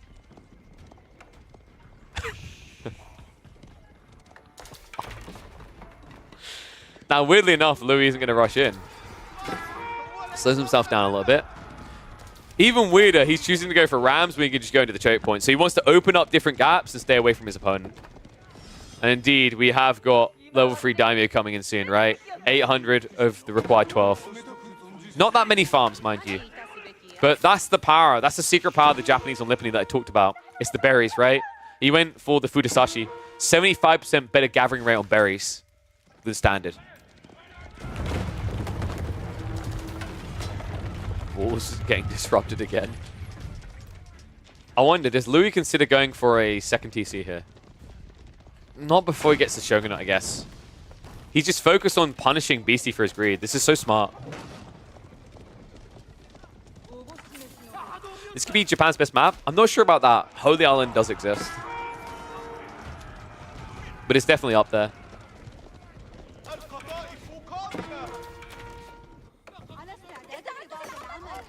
It's like the last of the Raiders. Last of the Samurai has been cleared up for the moment. However, not for long. Walls are being breached. Trade is about to be incepted again. Oy, oy, oy. This is sick. I think Beastie's had enough. He knows he can't just keep reacting. He needs to be proactive. He's moving in. And Louis immediately moves out. 34 villagers in retreat. He didn't gather enough stone for the Shogunate, though. This might prove to be a problem. Army is going to try to cut off the trade again. And my god, the amount of samurai count. Beastie wasn't expecting this. He barely has any spears. Mistakes have been made. This is so disgusting. You know, I put my power rankings up, and I think some people were like, yo, whoa, whoa, whoa. Are you saying Louis is doing better than Beastie right now? Yes! This man is insane! How many players could do this with Japan? This is incredible. Man Samurai will chase down the infantry. Beastie about to lose a fat blob of the army. Trade is still being cut off. He's at least 3 TC. But what has he really got in that corner if you think about it? Not much gold for sure. Army gets mopped up. Looks like the Bagisha getting a perfect fight as the veteran archers do come out from behind the tree line, behind the walls. A little bit surprised by that choice. Rams, in the meantime, are denting the walls in the center. And Louis is ready to start flooding in again. Last of the berries in the center here are under his control as well. Actually, quite a few berries. And you know what? That's a big thank you very much. You know what the dream is when you're playing against the Abastas as Japanese? They drop a mill and then don't eat what they came for. An extra 600 food for you to gather at a better rate of 75%. Woo-wee! Wall's also going up. Just to block the re-wall. Wood being gathered in a dangerous position right now by Beastie. Louis just about out of vision of seeing it. Is Beastie just dead now? I mean, how is it he's got 1,700 food and it just doesn't matter? Look at this, 2,600 food income due to the berry mass. Army's just getting flooded. I can't believe he's done this. GG gets called. Louis, under pressure from the start of this game, on the ropes for half of it, and yet somehow he pulls it back in the most disgusting of ways. Raid after raid. Tempo kept up to a maximum of 10. This guy may be fabled for his late game, but he just played it like an 11 out of 10 Vortex. Attack, attack, attack.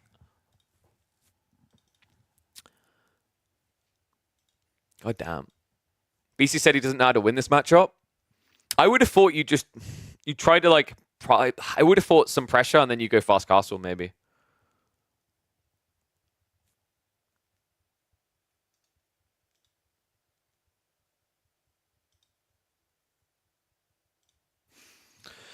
It's a tough one. Like, what's your strongest unit? Like, he had the right idea locking me into feudal. I think maybe BC's mistake was actually just going castle. I'm not sure he needed castle. That would be where I'd go with that one. One sec, I need to check. Was that the thingy game? Time. Yeah, let's delete that one. That one will get uploaded. This one might though. That was sick.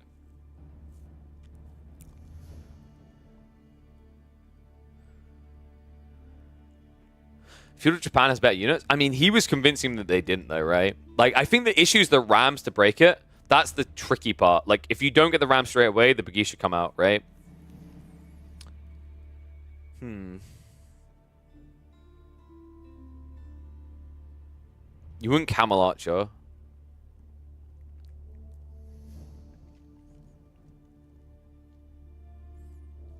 Interesting one. Let me think. What do I call that one?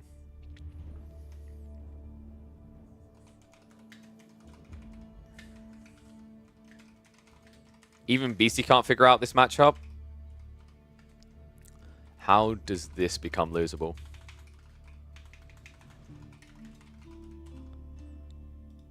I think that's a good thumbnail, right?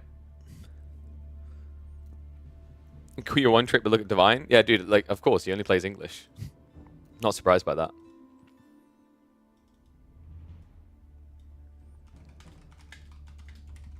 I think how is this ever losable on a thumbnail showing that push is really good, right? Or should I focus more on the raiding to get back in the game? Choices. Hey guys, have you clicked that link yet? You probably should click that link. You know you want to. It's 50% off right now for those shakes. Oh, there you go. Winston likes some shakes. I've seen him, like, his pre-cast warm-up, he shakes his booty. But this is, like, a different type of shake. It's a protein shake. Well, meal replacement shakes are these ones, actually. Kind of tempted to make myself another one, actually. Do we want Divine versus Beastie, do you guys think? Or do we go somewhere else?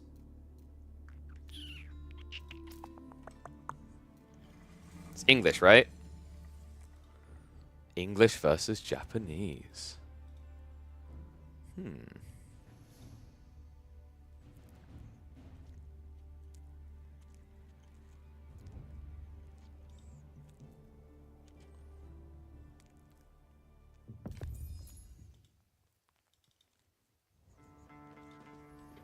To beat 2TC King, you fast castle and build Onimusha. Alright, let's get ready for it.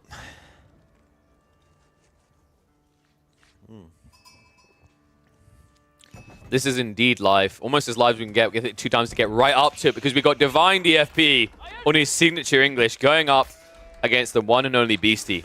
About to show us how Japanese crotch stomp, karate chomp. Actually, karate is Chinese. How they... Someone give me a martial art from Japan. However, they martial art his ass into the ground. Because I actually really like Japan in this matchup. The King build is quite interesting for the English right now, but double outpost and a fast castle should still be the way to go. However, Beastie immediately takes a different approach here. Stone being gathered. Is this 2TC? This is the 2TC Daimyo build. Wow. It's been a hot second since I've seen this. That's a cool idea. So this build was popular when Japanese first came out. The whole idea is that you gather stone up to the point that you get the Daimyo upgrade, and then you get TC. And the reason that works is because look at the gold right now. You're going to get way too much stone by the time you get the tech up gold. So you just keep gathering, right? You upgrade the Daimyo straight away. You continue through until you've got enough for a TC drop. You tech up the Kura Storehouse. Then you gather the straggler trees to get a second TC. That's really cool. I have not seen this one in a hot second. Other side of this, Divine should be going for the Abbey of Kings 2TC build. If, however, he goes 1 TC, he could potentially break this. What? He goes Council Hall. Okay, this game is already wild. That's kind of cool though, right? Like, I still like Abbey of Kings, but I guess he's worried about the timings, which I understand, because I've actually watched 2TC Japanese just spam Yuumi and win. Like, I'm not even kidding. You can actually beat the English with mass Yuumi, because Lombos overkill Yuumi, and Yuumi gap close too quickly. And on 2TC, you can afford all of them, right? 2TC actually makes that very spammable, because you drop the second TC on a tree line. So really smart choice here by Divine to just try and get ahead of the momentum, because if you had to go double archery range, that would slow down his timing. And yeah, I love how I make the Yuumi comments whenever Faye turns up. It's brilliant. Even she, the greatest of Yuumi haters, has to admit 2TC Yuumi spam beats English Lombo. So Kura on the way, and that means we have got a 1TC all-in coming out from the English here, right? Unless this is fast castle and baited council hall, but that would feel kind of weird in this game. I still think King's better in that situation. The other thing I really like about Lombos opening against Japanese is like you can't easily outpost. You have to double outpost, right? There are some matchups for the Japanese, but they're very optimal at their tech up because they just can build 1 outpost and go fast castle. You can't do that here. Looks like we should be seeing... Wait. There we go. I was like, where's the TC? It's on the Ford Gold. Interesting. I'm wondering, did Beastie do this because of the gold spawn? Like, that is a very aggressive gold spawn. It actually makes a lot of sense if that was his first thought, as he got in the game, saw where his stone and where his gold was, and went, oh, I'm against English. If I don't actually go for the TC play, I'm going to get broke. You are going to want an outpost on the north side, by the way. So, Beastie, he has still got 1 on wood. Probably wants more here. Because the problem now is, like, the Lombos can come in and start sniping you here. So you need to actually get defense here ASAP. The problem now is you won't be able to do that quick enough. So instead, you're going to have to rely on getting Yuumi to push this away. You could go Horseman. How many sheep did he get, though? 11's not too bad versus 8. Usually the way the Yuumi build goes is you actually open Horseman, you force a reaction to Horseman, and then you come up Yuumi. Because the whole idea is at that point, Yuumi plus Horseman will beat Lombo Spear. Especially with the production speed you have, right? In 2TC, you can afford a lot more production buildings, and also Yuumi come out a lot quicker than Lombos. Yeah, Campfire, an interesting choice here. Oh, that's kind of cool. So Divine is trying to see what's built back here. He wants to know if his opponent is going for Raxes, Archer Rangers, Stables. Unfortunately, this is the dumb thing about the campfires that I really don't like. You just spent 25 wood for something that can be hit once and die. A scout can hit it and kill it. It's so bad when you think about it that way. I would rather the campfires have, like, I don't know, let's say they start off strong with 50 health, and every 1 second they lose 1 health. I don't think that would be Imber either. That would be pretty reasonable.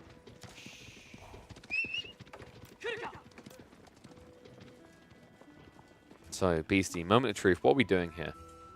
Because that's a lot of wood with no real commitment. Double stables it is. Do you really need double stables right now? Because I'm thinking like Undermesh, Rushed, and 1 stables plus 1 archer range, and then you scale into 2, right? But I think the logic here from Beastie is he's already got the Uma Bannerman ready to go. He just needs the stables, right?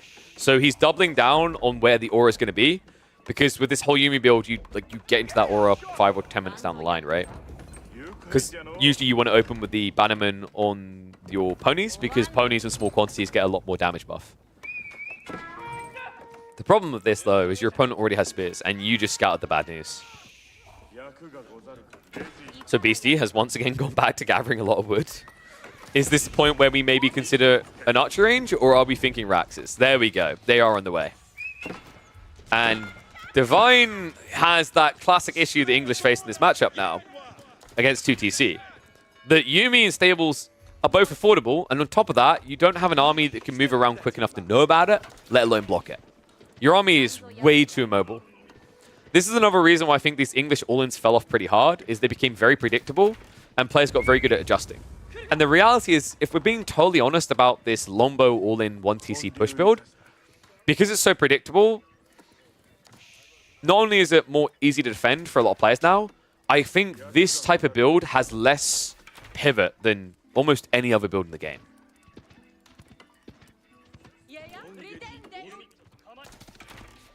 Because at this stage, basically your comp becomes build more Lombos or die, right? You can't go men-at-arms until you got like 3 farm clusters. So you're either backing off and going Castle Age with no now real advantage, or you're playing more Lombos into something you should know is going to get countered. And love this. It is indeed going to be Yuumi Bannerman.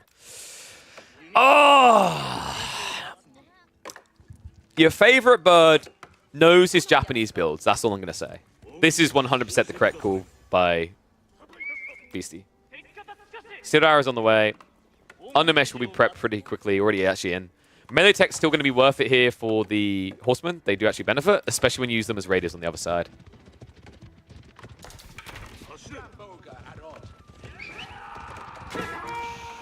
Actually, Divine has been doing some different builds as well. We've actually been watching him do a balance of these kind of fast castle builds and the Council Hall old school build. You know, like, if there's a time for Divine to be an English spammer, it's this current meta, right? Now that the Abbey of Kings has been built, he actually has some diversification to his strategies. There's options now, whereas before, it was, do you like Council Hall and do you like bows? Pew pew. Like, honestly, English mains kind of feel like English historians, where they tell you how important the Battle of Agincourt is and then fail to mention, like, all the other losses or the back and forth for France over several hundred years. Fun fact. When you think about it, you can actually boil down a lot of European history to how much England and France hated each other. And how we would screw over each other at any chance. Weird that we became such good allies later. Double ram push now coming in. Horsemen are cutting reinforcements. Yuumi Mass isn't quite there. Sometimes it's okay to lose the TC at this point because you've got quite a big eco lead, right? But he's going to look to defend. Yuumi show up. Horseman. Looking for a target here. The Rams are actually backing up. I think that's a really big mistake. Even though the villagers are coming, you just need the TC gone right now. If you don't kill it now, it's over. Villagers pushing the Rams even further back. Are going to back off now. Yuumi able to trade up against this. Barely any spearmen left over. And Divine, this is pretty much over. I can't believe the timing on that. Sick read by Beastie. I think he was willing to concede the TC, but then he noticed there was no undermesh. The moment he saw that detail, he understood Steeled Arrow plus the Yuumi is a win. He goes in. And that's why the Horseman belly tickled, right? Like, the belly got hit. Some of these are brand spanking new off the factory line, right? Because of the fact that the Lombos could not do enough damage. It's fine. Now just trying to build up a proxy base at the center to get reinforcements fast. Meanwhile, Beastie now rapping to intercept. This is another beautiful thing about Yuumi at this stage, is the 1.38 movement speed couples with the Horseman quite well to go raiding. And you know Divine's not going to dent your base now because, well, the TC survived this stint. The Villager hasn't even repaired the Rams. And even if they did, the army isn't really big enough to try and contest the TC again.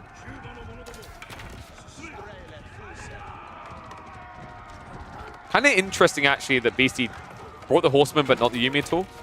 Then again, he might be looking to dive at the Rams, and indeed he is. There we go, some freebies. Divine, I think he's just dancing like a monkey to Beastie's tune now.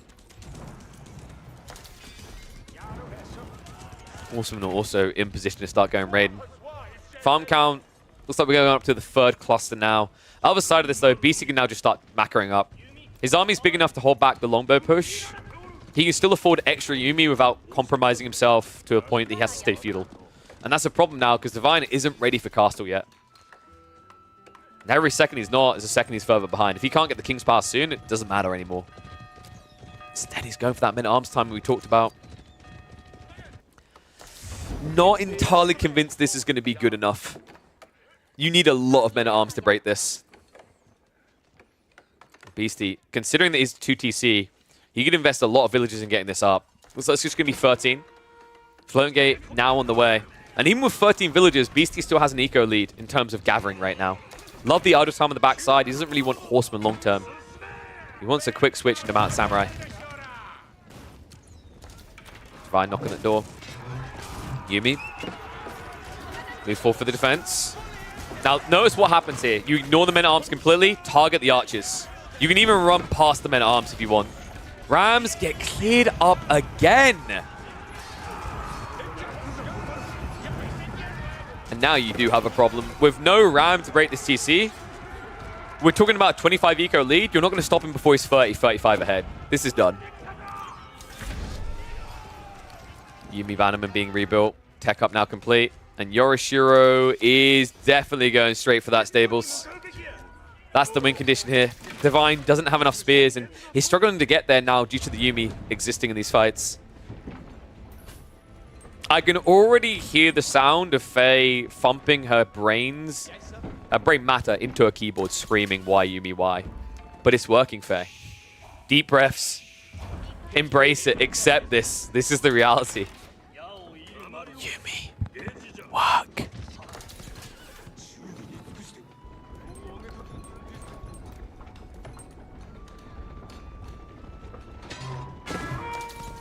I haven't been upgraded yet, though. It's more about the Mount Samurai count. I think you can afford to just sacrifice the TC now. It's a little bit worrisome when you put the stable on the front side like this with the Yorishiro, but the TC has done its purpose here. You've got a huge eco lead. You just need to not lose it.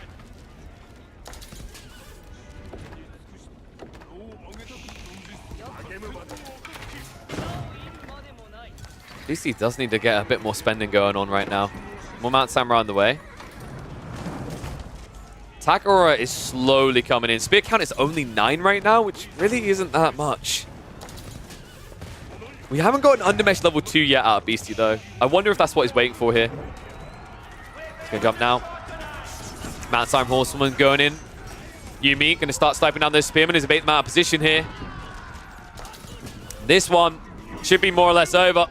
Attack Speed Aura is at least making it look somewhat competitive, but with the Spearman count on the front line looking pretty small at only 4, Mounted Samurai will be able to win this one out. And only 1 melee tech level needed. It's kind of crazy that he didn't even need to upgrade the Yuumi to just keep breaking through this, right? But it's all about focusing on these knights. He just needs Mounted Samurai to GG it. Divine maybe a little bit reluctant to wave the white flag, but I think he's not going to delude himself too much longer. Once the Mounted Samurai start breaking out, you won't even be able to tech up anymore.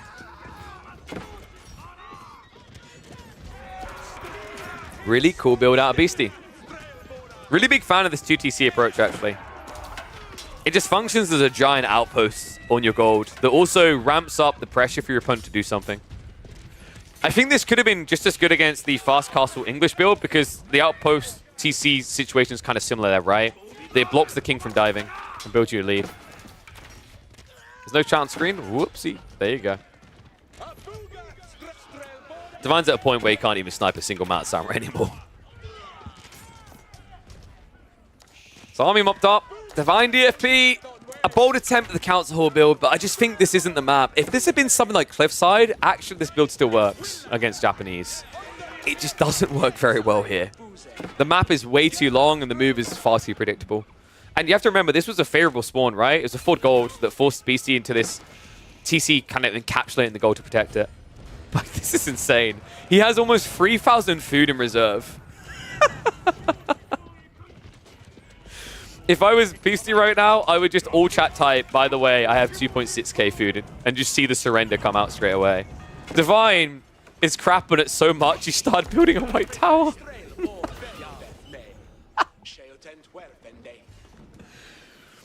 One TC white tower.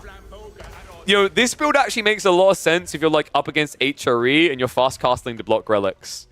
It doesn't make that much sense at 18 minutes into the game. Oh, God. I love that BC has still got 2.5k food. He's like, let's build Yuumi. Really like that unit. All right, let's speed this up a bit. Let's be totally real. Divine should not be winning this game. Yuumi start poking at the farms.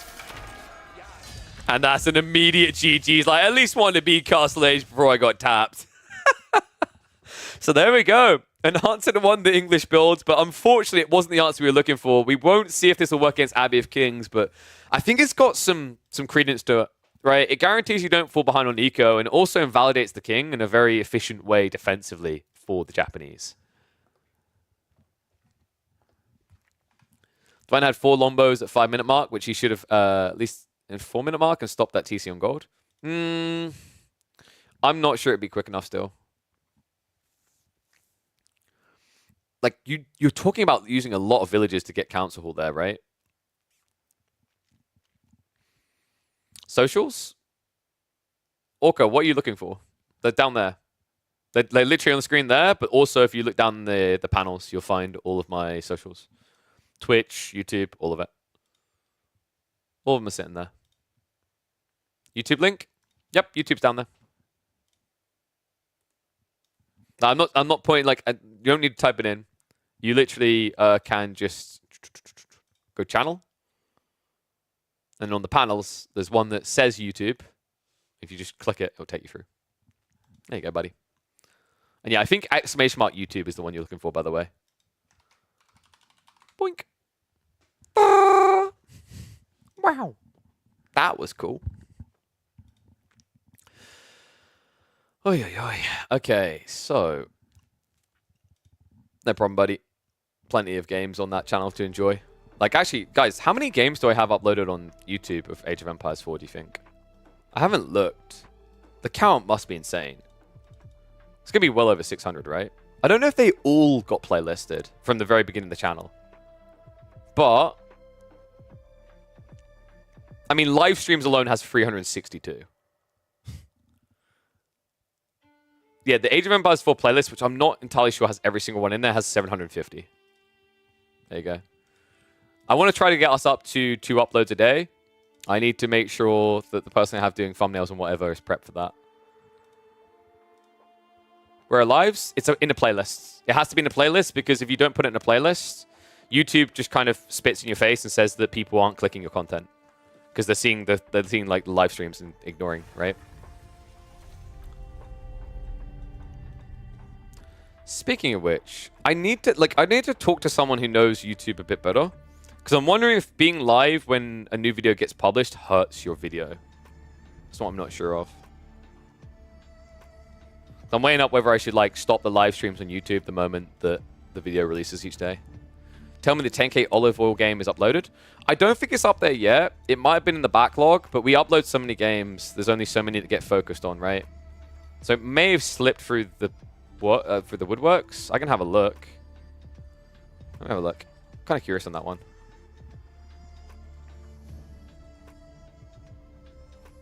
So.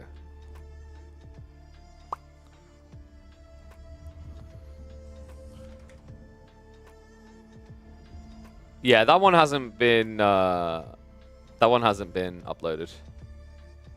one hasn't been like queued. I might actually ask for that one. That one was so stupid.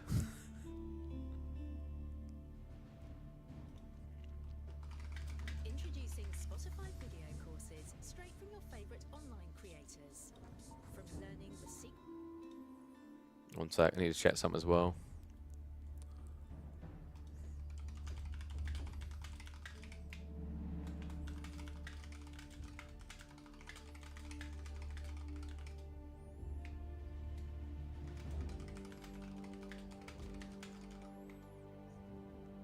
Alright, there we go.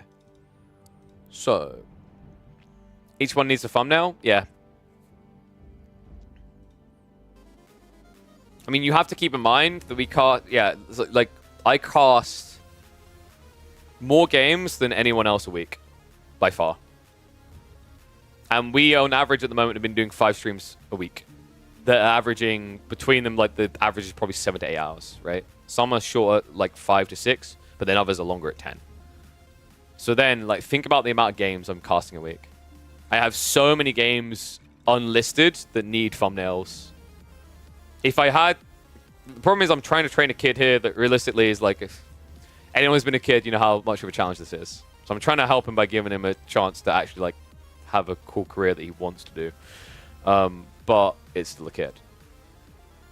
So, like, I'd like to be able to get to a stage where we're uploading 3 a day, which I think is feasible, but it's challenging. Anyone's been a kid? Yeah, dude, some people just grown adults straight away. Is it everyone? No, dude. Like, have you never met... Don't you remember that kid in, like, primary school who genuinely acted like a 20-year-old? They were, like, super intelligent, and they just knew everything. And, like, they were just so beyond rattles and Yu-Gi-Oh cards, you know? You never went to school with one of those people? I did. Kid was a freaking genius. Oh, let me see if they got another one. Came to know about me from EGC Tourneys? That's pretty cool. Yeah, I think I've like... Okay, do we actually really want to do another one? Do we want to do another one of Divine?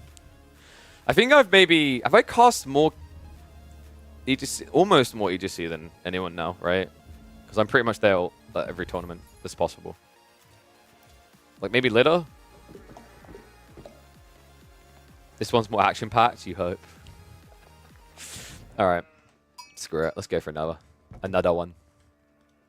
I wonder if we make this the last one. Like, what are we at?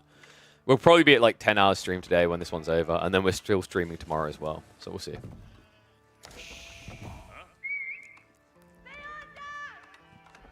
$12-hour stream? No, because we'll probably be doing like an 8 or 9 hour stream tomorrow as well. Pacing, Philly. Chill. That whole point about you want your games to get uploaded, this is a problem with 12-hour streams. It's not going to get uploaded then, is it?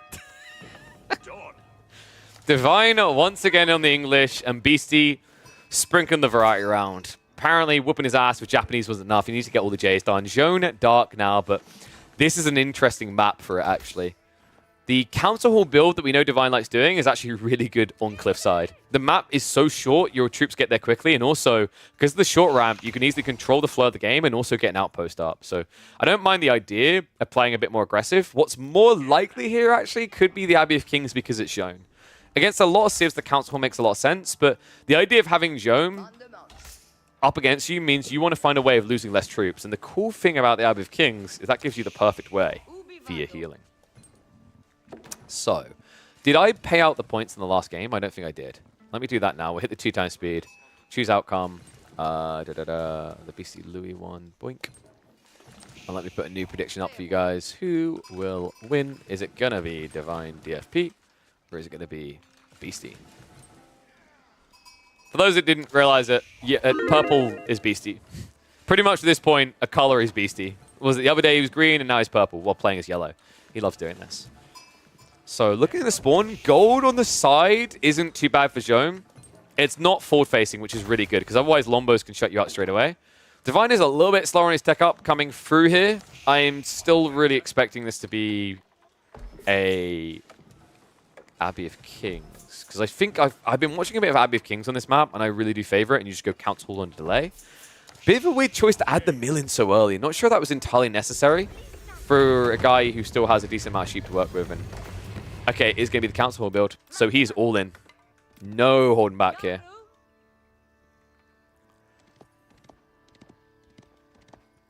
Divine doesn't fast castle? Oh, no, no. The King build isn't about fast castling.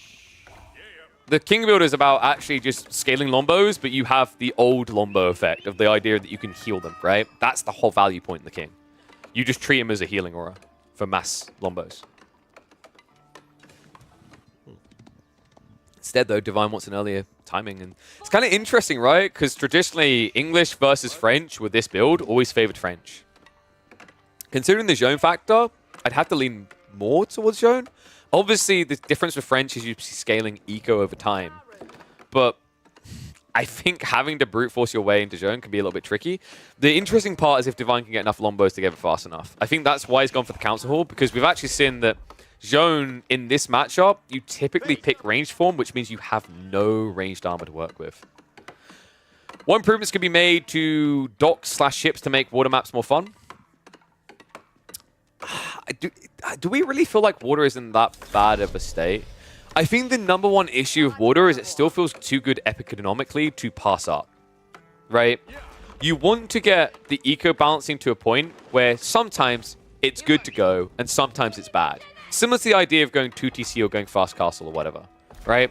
So maybe you could argue water needs a slight nerf on the gathering rate still, but the rest of water I think is in a really good state. I would say deep water fish, like what are we still at 1 on deep water fish, I think? Go down to 0.9, or did they go down to 0.9? And 0.75. Wait, is it 0.75 for fishing boats? Okay, yeah. Maybe go down to like 0.7. Shoreline fish is like what, like 0.5? Oh, sorry, it is 1. Okay, I was right. I knew you were scamming me. Yeah, bring it down to 0.9, and I think shoreline fish is 0.75 or 0.6. Bring that down a little bit as well. I think the boat system's fine. The fights are good. No, I think the rock, paper, scissors works quite well right now. You could maybe argue that, like, demo ships are a bit prevalent. So, if anything, I'd say what they done recently, because didn't they buffed the archer ship, right? The archer and the Smrills, I think, are like 10 food less. That's a smart direction, because right now demos are pretty impressive. Okay, they did change it, deep water fish to 0.9. Yeah, okay, 0.85 then. Bring it down by 0.05 decimal. I think you're fine. Anyway, looks like Divine is going for a 2TC build with a Lombo opening. For reasons I can't really explain, because I'm not Divine. That was like the crappiest explanation. This is a very weird way of doing this build. Zone, in the meantime, is just going to tank the damage from the Lombos. The Knight is finding so much value here. It's just a single Knight. Second TC is already on the way, by the way. BC is doing this while going for a TC. Fair to say what's happening to Divine right now is really, really bad. He would have been better served by going Lombo Spearman all in than what he's doing now. He does at least get rid of the Knight, but it's come at a price, right? He ends up losing one of the workers. Zone gets some XP. A lot of wasted time. And now, with the difference in TC timing, we're going to be talking about, what, 2-3 eco lead, maybe? Yeah, this is pretty brutal.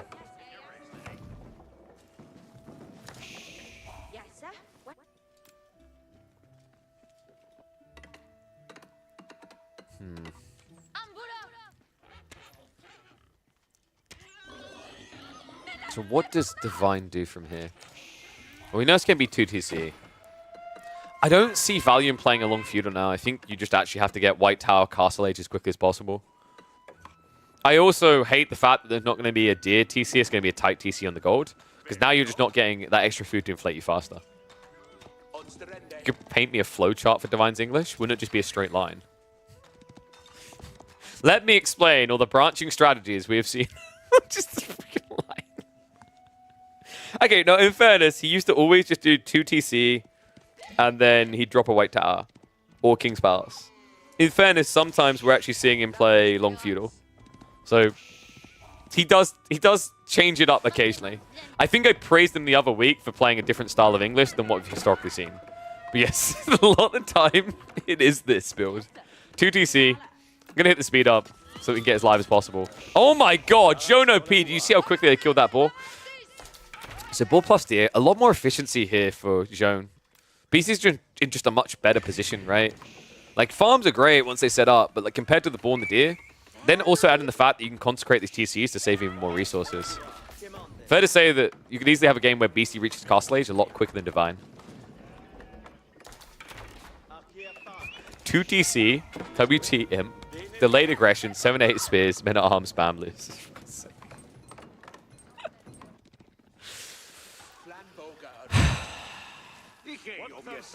So what you're saying is we're getting it. Blacksmith coming suggests we're getting all in from Beastie though. Oh wow. Wait, what? What is he up to? Wait, is he going to build the production buildings right next to Divine's base? What? What is this? Okay, this is disgusting. Is he legit going to build archery ranges on the other side of the tree line? Divine's trying to go Castle Age, right? Or is this for the deer? Is he really sneaking the deer? And the boar? He is! Wow. Talk about understanding your opponent, right? Like, Divine doesn't tend to play wide. I'd actually say if the players in the top 100, Divine is the one who will least frequently play flank resources. He very much kind of sits in the base, right?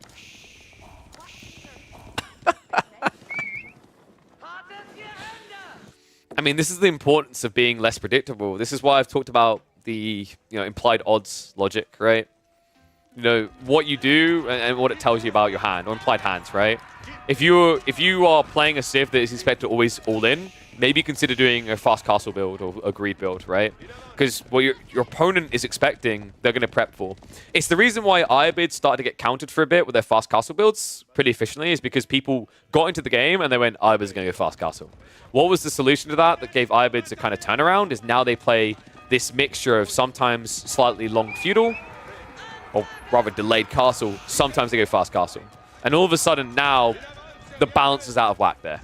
But if all you're going to do is pretty much the same style over and over again, your opponent is going to use this against you. And BC's done a phenomenal job of that. Tech up on the way and mirrored perfectly in timing here. Guildhall and White Tower built up at the same exact time. Divine will be slightly quicker on the tech up, but I doubt it's going to be quicker out onto the map. And the crazy part is that BC's also building walls all the way across the map while doing this tech up. Isn't going to secure many of the relics with these walls. A little bit surprised he didn't shift this one a tiny bit further forward. But what he's going to do is guarantee that no Night Raids are going to be coming in, right? Because that's the whole power point of the White Tower. In fact, add in the strength of defense and that production rate is why White Tower just feels a bit too good. Because remember, you pump out Knights in half the time it normally takes. I know the temptation is to say, well, whoop-de-doo, just build 2 stables, have the same effect. But the difference is when these units arrive. Same with anything, right? Same reason why Council Hall can feel quite bonkers is that it's 2 production buildings in one. But by doing that, not only do you save 300 resources, but also you get them out much sooner.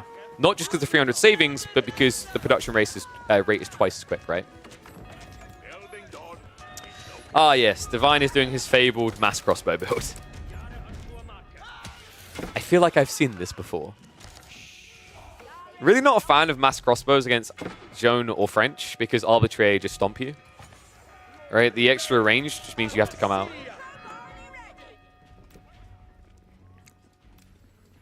Now, hear me out. Divine wins this by going Imperial. Have I got any Imperial enjoyers in the chat? It's actually not the worst of ideas, truth be told. Fast Imp here is pretty damn strong because of the search point. You just get into the Wingguard Raiders, and then you flood the map. Same with actually just going Rangers. In this map in particular, I actually rate Rangers really highly because you just have these controllable choke points. So you just get a meat shield and there's no flank force, right? And you have a 9-tile Longbowman. All of a sudden, Pavise doesn't look so OP.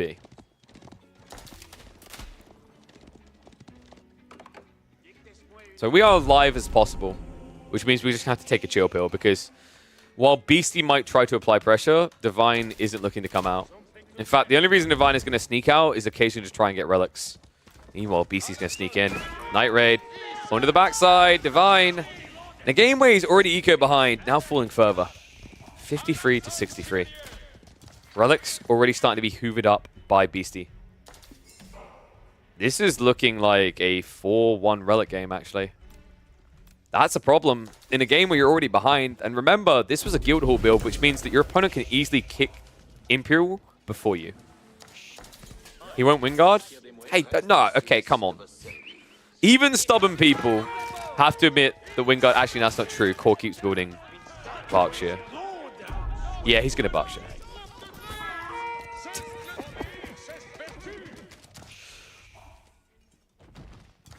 So that raid is going to be shut down.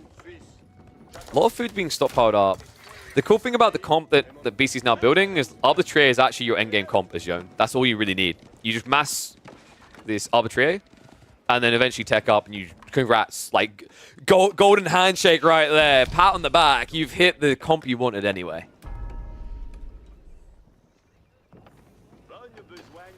Yeah, but you're assuming he's going Berkshire, the center sacred site.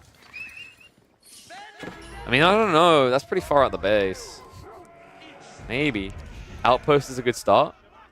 Nice snipe. Did actually block the Relic from being taken back. So all of a sudden, actually a 3-2 Relic split. Things looking a little bit better for Divine.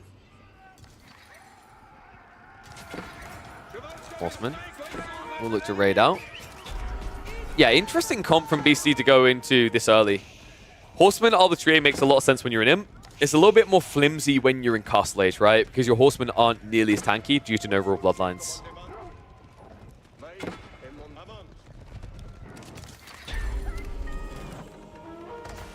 I just love how Faye's natural state of existence is flaming one of two things. Yuumi or Divine. Poor guy. Then again, he brings it upon himself.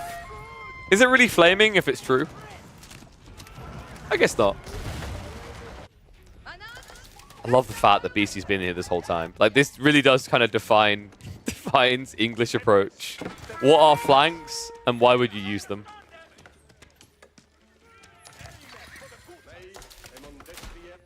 In the meantime, Horseman now going to raid into farms. Oh, Relic just about gets dropped off inside in time. So, Divine, what is the plan from here? Because if he waits too long, he's going to get out-blobbed.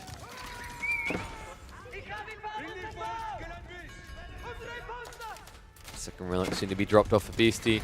Divine, he's going to start torching the buildings. Beastie, surely you have to fight this. Losing Consecrations is expensive, especially when you're non-stop pumping like this. There we go, Clash comes. Nice to enough to push him away. Yeah, this is kind of cool, actually. He very quickly went into the equipment, right? Or not the equipment, the Consecration full buff. So it's not just food cost reduction, it's all cost reduction. So he's getting Horseman for 90 resources. That's how it becomes affordable. That's the difference between French and Zhone, right? It's like we mentioned that with French, you have to wait until Imp because this isn't affordable. With Zhone, that sliver of savings actually makes it a bit more doable at an early phase before you have full farms.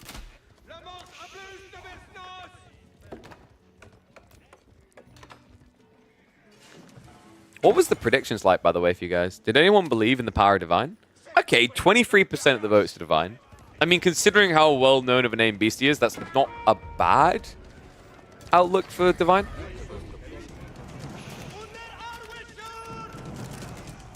The problem I see in this game is that this Ray, I'm not sure Divine is going to go for Imperial because this fight's going to happen. And it's going to bait him to reinvest, right? He needs to get Imperial before Zhone. If you don't, you're in trouble. Because the longer in a castle, the more likely level 4 Zhone is. And if Valorous Inspiration comes out, it's over. Horseman, he could actually get the pinch here if he just runs past it. Goes in a little bit deeper, starts to stab in. Heavy losses here for Divine in the retreat. Crossbows are following this up, which means he'll be able to reset and move him away pretty safely. That's a lot of XP farming now going on. Dive goes in deeper. We're still not at the White Tower yet. Choke point, you think it'd be good here, but the amount of Arbitrary following this up, it's not. Yeah, this is over.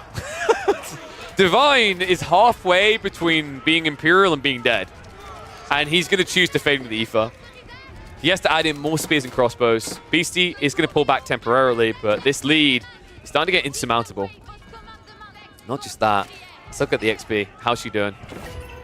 You go, girl. Only 270 towards 1,500, but That's going to snowball fast with the amount of units about to fight.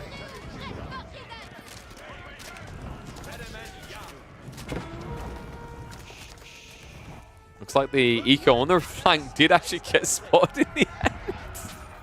But not before BC pretty much took most of what was here, right? Like, I think he missed out on 4 deer, but he got the boar and 3 deer. Thumbs up, happy with that.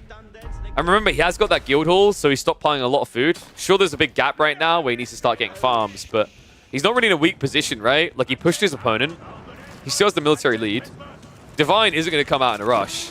And I hate this for Divine. Whenever you have to do this against ranged Zhone, it's a loser. Building mangonels against Zhone like this just doesn't work. Her Divine Arrow does 100 damage. She can snipe you out pretty easily, especially when you consider that you've only got 130 health. You're basically borderline death the moment that Divine Arrow shot comes in.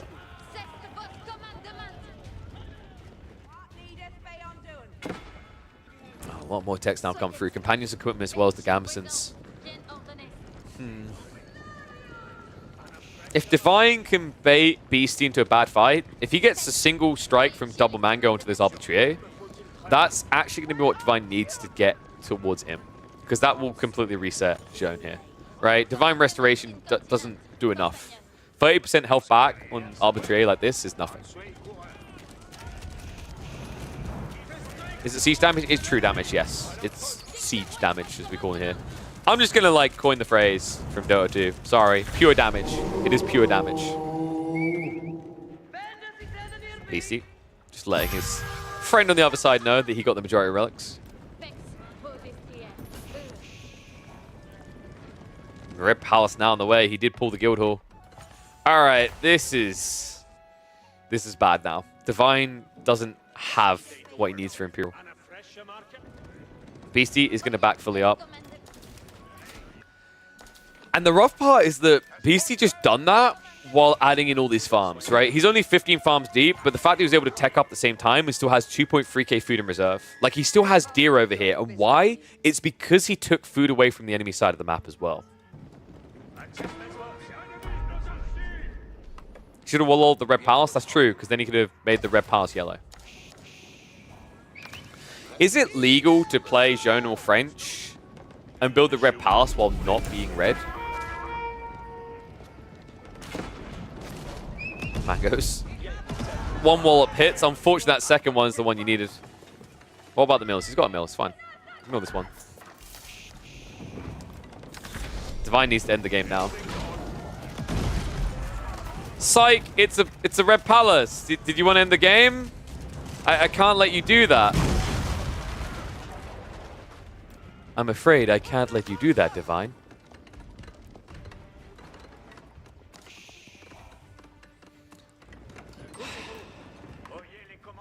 Please don't Berkshire afterwards.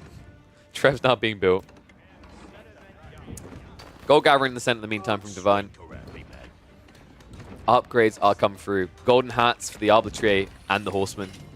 Zhone is not near level 4. That's at least the one piece of good news for Divine. If she was, this would already be over. Valorous Inspiration demands it. But this is still a rough and tough one. Horseman raid in the meantime going into the base. A lot of idle eco, but at least he's minimized the losses. Dodges death here. And it means that he doesn't have to bring the army back. That's the good news, right? This is the power of White Tower. Only White Tower. Do not build Berkshires. No, please, stop building Berkshires. All of you. You know who you are. Be honest. Classic Beastie's like, ooh, is that gold? Don't mind if I do. What? That must have been a misclick. You would never send spears in here. You said nothing in range of this. Like, this is a death sentence. Anyone who's ever tried to dive a Red Palace to kill it knows exactly what I'm talking about. Look at it.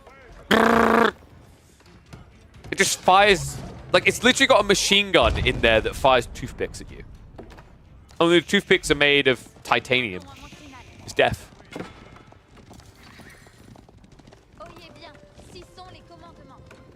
It's fine. See more traps wheeling out. It's going to break through soon, but the question is, are you going to like what you find when you do?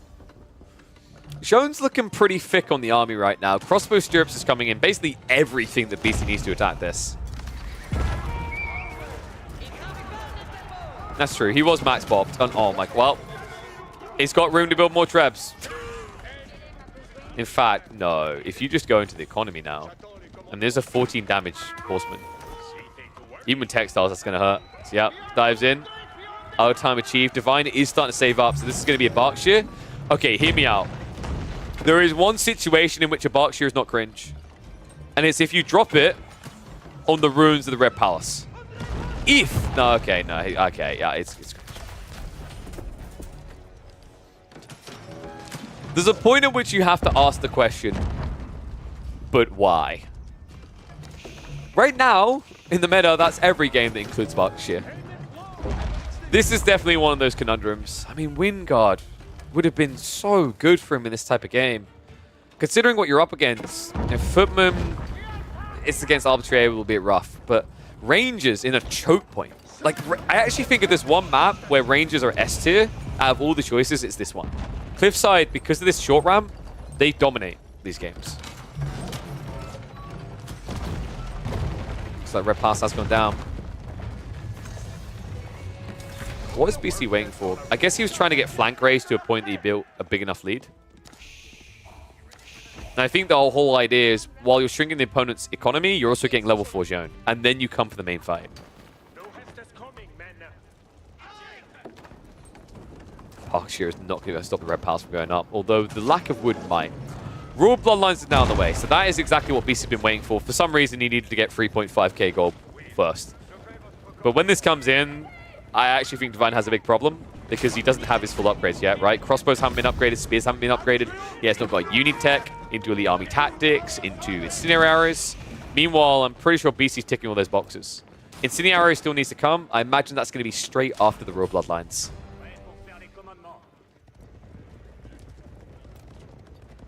These boys are about to get thick. Joan as well. In fact, where is Joan? Am I blind? Did she go home? She did. Yeah, she got popped and dropped. Okay, so kind of a shame she's not here with the Horseman, because that could have been a huge amount of XP banked. Still, let's see how hard this can hit. Divine pulls back to the defenses. Biology now in, though, plus the free ranged armor. So 7 ranged armor against these defenses means he can dive for a very long time. This man put on his scuba suit. He put on his oxygen tank. He ain't coming up for air. Town center is going to start to get hit. He could even burn it down if he chose to. Instead, he's going to choose to back away and just keep resetting to keep the food income low for Divine. Meanwhile, Beastie, the classic one, just builds up bigger and bigger reserves. And look at that. Chemistry coming with 4 cannons. Well, that's one way of dealing with the Berkshire quick. Trebs are hitting on the Skilled Cavalry now, so it's about to be 2 of the 4 landmarks down, but you're never going to find the Guild Hall over here, right? The game would be over a different way before you landmark snipe him here. And yes, Beastie did burn the old monastery. They have yet to be picked up. Unfortunately, Divine is still pop-locked. So Beastie killing Eco is actually doing him a favor. There we go. That's the solution. Good guy Beastie helping Divine out. But he's not helping himself out because he's got Spearman producing first. Well, the good news is there's a lot of gold before he runs out, and he has got enclosures, right? So it's not going to kill his game. But still free economy missing. Horseman, wrap into the back here. Straight into the Trebs and the Mangoes. But a thick enough line to protect. And after he's thrown him away, what happens? Beastie immediately starts pumping Knights. Incendiary is now on the way in. It's kind of funny, right? Like, Beastie's very content and happy in these type of games. And Divine just gravitates towards them. It's almost like the pull of a sun, yoinking him in. He can't help himself. Against Beastie, of all players. Like, the problem with Divine's approach here is, like, this works for some players because they exploit the map. Divine is very much a more defensive player where he won't take the flanks and take resources. Like, you already see on the map, you see the difference, right? Beastie's out here, dropping keep, securing golds on the flanks. Divine's only plays down the center. There's nothing else happening. He's taking the hardest to reach resources, but it means also it's the hardest to hold. Spirals are going to take out the cannons. An ambitious choice to just head on in with the mass cannons. A lot of XP coming the way of Joan, though. Beastie needs to respect the Mangoes. Divine Restoration is going to get pumped here. Attack speed aura is doing God's work right now for the English. And wait. Oh, wow. He got forced back off the Bavis. Okay, level 4 Zhone should almost be in. And Beastie now in with the hand cannoneers. That is a surprising and unexpected choice here. Well played, though. Divine able to at least push in here. Beastie, is this actually happening right now?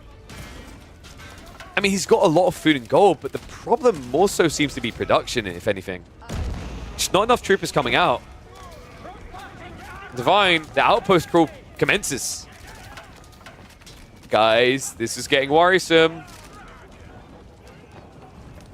I mean, building hand cannoneers as well is kind of wild. Like, most games I'd say no. This might be one of the very few where I say yes, because Divine hasn't got any Lombos. However, pivoting Lombos shouldn't be that difficult for him. How the This is wild. Trebs now hitting the primary TC. That'll be the third landmark. At that point, actually, Divine could just rush the guild hall if he knows where it is. PC with the ambitious war. Kind of worth it for the idle time alone. So that's going to be a dive towards the main. The Arbalest placement does hurt, remember. But that's why he's got a lot of torches out. TC getting assaulted. Villagers being pulled to repair. And Zhone. Beastie, what? He got level 4. He got level 4 and died. This is big. Zhone de Blast. Horseman around in the back as well. Trebuchet's left exposed. The crossbows come too far forward. Beastie. It's almost like he was setting the mousetrap. Valorous Inspiration gets activated with that attack speed on the hand cannon. It's just galling their way through. And somehow, with half the population, has he done it? Has he done enough to hold? Divine Restoration comes out. Hand cannoneers have to back away from this, but all of a sudden, Divine's route to success does not seem so simple. Woo-wee! Talk about a little bit too deep, a bridge too far. Divine on the verge of what looked like victory there. Beastie pushes him back, and now the Horsemen are in full swing. Hand cannoneers to assist, and now you have to worry about that oh so frustrating Valorous Inspiration every 60 seconds.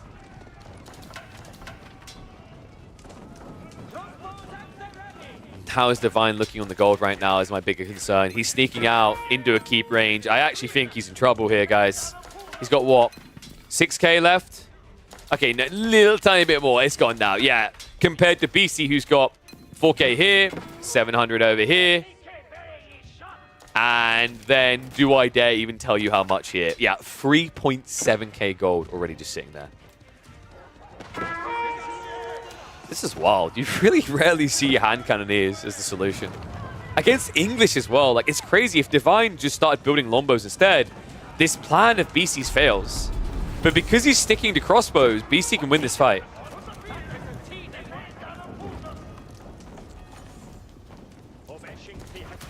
Yeah, Faye, kindly shut up, okay? Like, we don't need enough French. They've had a hard enough time. Give them a buff first. Oh my god. How about this for a buff? Up by 40 villagers. Doesn't even finish him off. Guys, sometimes you have to leave a survivor to let them tell the tale.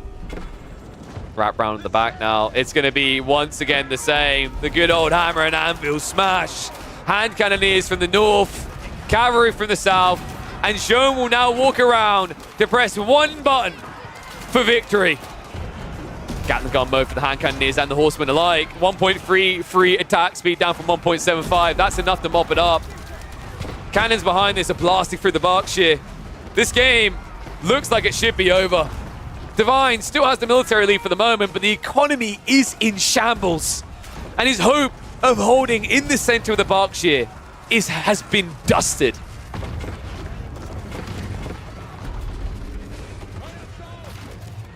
Oi, oi, oi. Beastie may have been reset, but it's the reboom that now worries me. Divine has to go in for a pretty aggressive play here to try and stay in control of this game. Raids on the backside have been blocked out. For some reason, there was a villager building a keep up on their own. More farms are coming in because Divine's only way of getting gold long-term in this game is indeed going to be enclosures.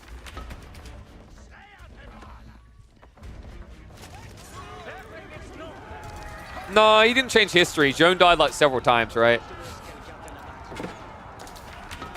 So technically, England still don't know what they've done. Just more standard histories. French very angry afterwards. Good old 100-Year War. Divine. Wait, has he actually switched the script? A guy who usually takes a very chill pill slow approach is diving pretty hard. Mangoes. Gonna try to wall up this down. Beastie may need something more than just hand cannoneers here. They're taking way too long to produce. Food also proving to be a big problem right now. Are you kidding me? On the precipice of a victory, now with a 55 economy lead. Can Divine do this? Mangonels keep sneaking out. So crossbows gradually just getting slapped down. Villager repair coming. No, no, no, no, no, not this, not this, not like this. Don't make it one of these games. Do not make it one of these. He won't. Unless. It's just where is your army? Here they come. Knights. Now showing up. Jeune de Blast is up to something somewhere. I just don't know where. Am I blind? Where is she? She's just wandered off on a trip abroad. Bottom of map. Oh, you're right. Oh my god. Wow. So she's just clearing up the farms. I mean, why not? This is classic Beastie, right? Why address the problem front on when you can just kill their economy? Holy crap. Divine now down to 78. Beastie has lost some as well. Guildhall has not been pulled yet, right? No, he's sitting on 6,000 gold. His problem right now is food. This is tricky. I mean, the weird part is he has so many farms, but so many of them feel unoccupied, right? He's got 35 farms. He only has 9 food workers right now. Something's gone wildly wrong here. He got idled on the primaries, but he still had the secondaries that weren't really being worked with. That's why. Look at this. Multiple archery ranges coming in. What is this game? Joan, meanwhile, in the land of blasting. Wait, just Divine Restoration. Champions are going to be coming in soon. Can you imagine just spawning a cannon back here for the spite? Doesn't even need it, really. He could just wait for the trickle back, but does choose to get that juicer. Okay, Divine is completely chill-pilled, which I actually think is the worst possible thing you could be doing right now. Your opponent did not have that big of an army. As long as you don't let him control siege, it should be easy to shut this down. Especially considering that Joan isn't there, so she's not controlling the siege anyway, right? So all of a sudden, Springles is just the way for England to win. Divine still keeping 2 of those landmarks burnt down. Looks like Joan is going to get sniped out here. Just before? Maybe not. This is so tilting. You're wasting 10 plus units in your army, right? So over 10% of your military force chasing this. And you still can't catch it. No, that is not a quick wall. That is a slow wall. Are you kidding me? Please, just die.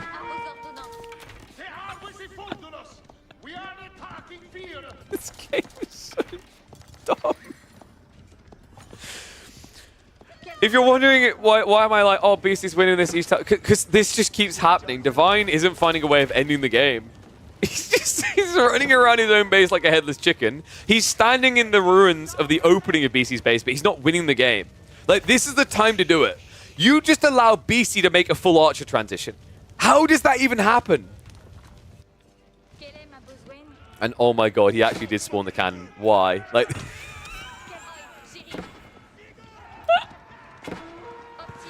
Divine's like, I really want to play an RTS tonight. Beastie's like, oh boy, who wants to play a minigame? Y'all ready?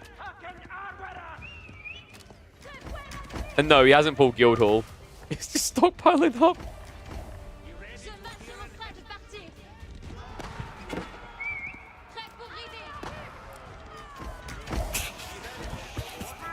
You know, you all came to watch an RTS, but actually we're just watching an RPG adventure.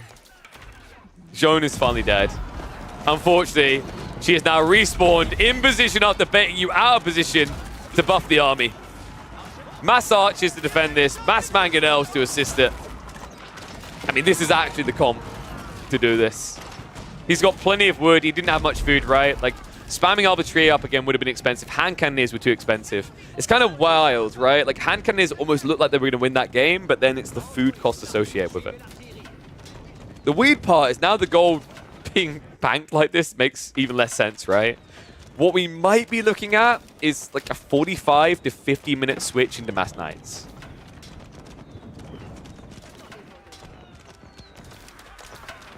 Oh yeah, you mean the intentionally die to the enemy throne so you can buy back and then respawn and help your team? Classic. Good old Beastie, the Dota player. Trip Mangonel. Divine needs more Springles right now. It's so difficult against Joan, but you need it. Shouldn't really be any arguing against that. How, like, he hasn't had Military Academy this whole time. I mean, you could kind of tell with how slowly Hand Cannoneers were coming out. It's kind of wild, actually. I feel like recently I've been watching quite a few players overlook Military Academy. Even in games where you can't afford non-stop pump, it's worth it for the surge points, right? Like those Hand Cannoneers especially. 35 seconds versus taking 33% off that. Like, it's actually bonkers just how much quicker you get them.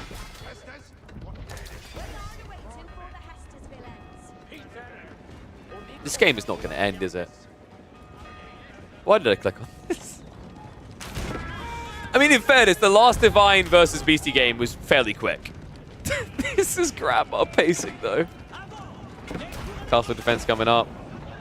We are reaching CG cutie points, folks. Ignore the bio, pay attention to the siege.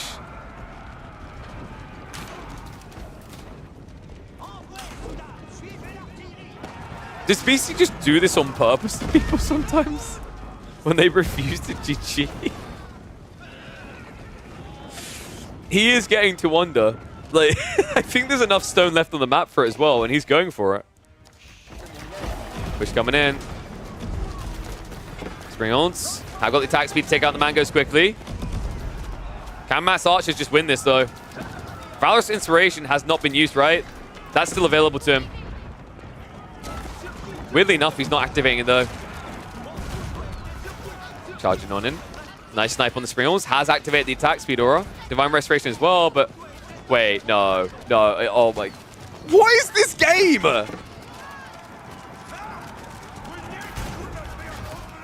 I can't tell if it's just English attack speed is this dumb. Or if BC is just really screwing up on his production levels. I think Mass Archers with Valorous Inspiration can win, yeah, against crossbows, yeah. Definitely. You kidding? The attack speed? You just have to time the assault, right? I think, yeah, like the siege is the bigger problem here. He has now got the Springle count, which is what was missing. Knights are now surging through. Legitimately, now would be the time to actually have got Mangonels. Castle defense to assist. Troops just falling out fast. Divine. Can he keep this up, though? If the crossbow mass ever shrinks, I think the game is a forfeit, right? And he's getting close to the enemy base, but the archer mass, I just feel like there needs to be more archery ranges behind this. I can't believe I'm saying that for a guy who has 12 archery ranges right now. That being said, frontline wave is starting to thin a bit. Cannon's even just sniping them down one by one. Just AK wood, he could build a country. And we shall call it the Amazonian jungle.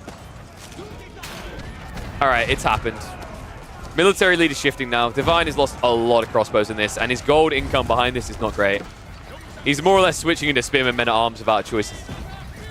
Which you'd think would be good against Mass Archers, but considering how high their damage is, considering the Valorous Inspiration, the assistance of the Horsemen, it's not great. What is happening to my frame rate? Too many fire arrows.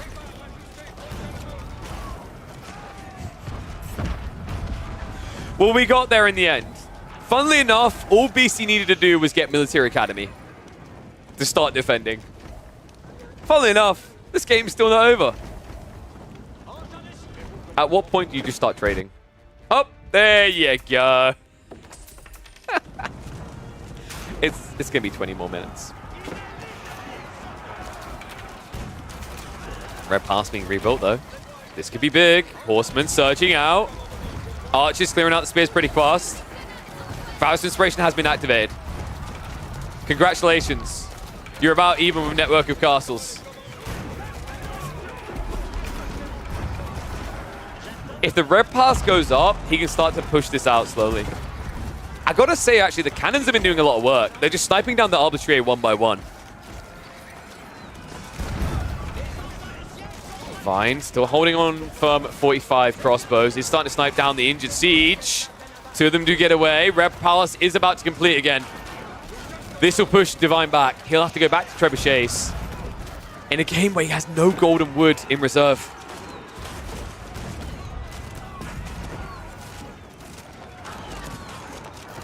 Is Divine really going to dive this? I mean, that's a death sentence. You can't go underneath a Red Palace with no melee. His army is practically all crossbows right now. He's going to try to dive past, but this is going to cost him dearly. Beastie now even rebooming with a School of Cavalry for some reason. Not that it's really essential here. Still, this is going to cost you, surely. What is happening in this game?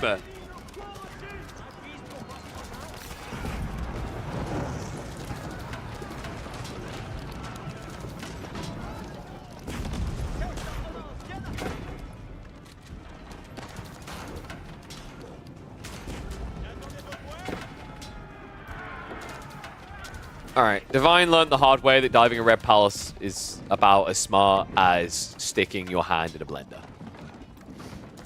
I'm glad he learned this lesson and still has one hand to play AoE4 with. Let's see if he can use that hand to win. He's finally gone back for the Trebs. And CGQE... Oh, fuck's...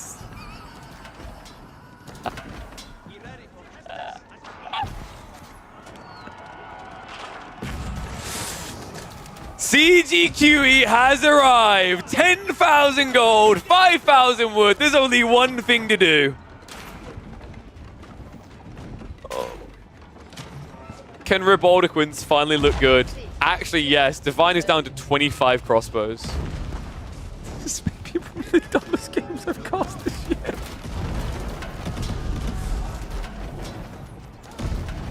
Mango Smush. Divine doesn't really have the resources to start going into a siege war now. The warps are coming through. Where are the Reboldiquins, by the way? Am I blind? They're not even here. No, they haven't even made it out into the battlefield yet. The Mangoes need to die for that to happen. You went full siege. Do not go full siege. If he actually wins doing this, 4 Reboldiquins just hit the field. They're coming. It's happening. Reboldi's moving in. Divine needs to back away. Please, please do it to him. Literally nothing but siege. Build Mangoes and build Reboldiquins. My God, he's doing it. Berkshire almost has been rebuilt. Can he get it up in time? 8 clicks on the Mangoes to slow them down here on a single crossbow. Warps are coming in big. If you charge this, you die. It's 8 Reboldiquins. Shots. I'm going to need more than 1 shot, 2 shot after this one. I'm basically going to have to make the biggest cocktail ever. He gets annihilated. Mango, stay alive. How is this working? 69 population in siege. He's basically gone into the shop and bought one of every sparkly thing he can find. 10 Mangoes, 8 Reboldiquins, 5 Springalds, and now 3 cannons queued up. Oh God, I can't with this game. I could have just went off. I could have just chilled, but it's happening. The wonder in the corner is on the way.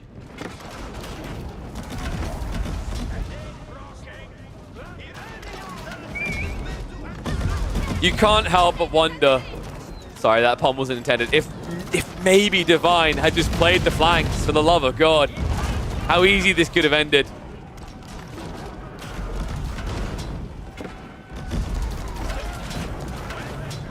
Full siege and a Wonder coming behind. Now I am kind of annoyed because at this point, Divine's brain is going to be like, I can't really call GG because then I would lose to this. So now he has to play it out. Oh my God.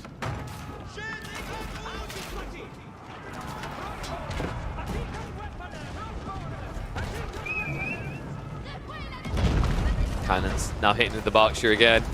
Robotiquin's front lining. Oh my God! He's actually making Robotiquins look decent.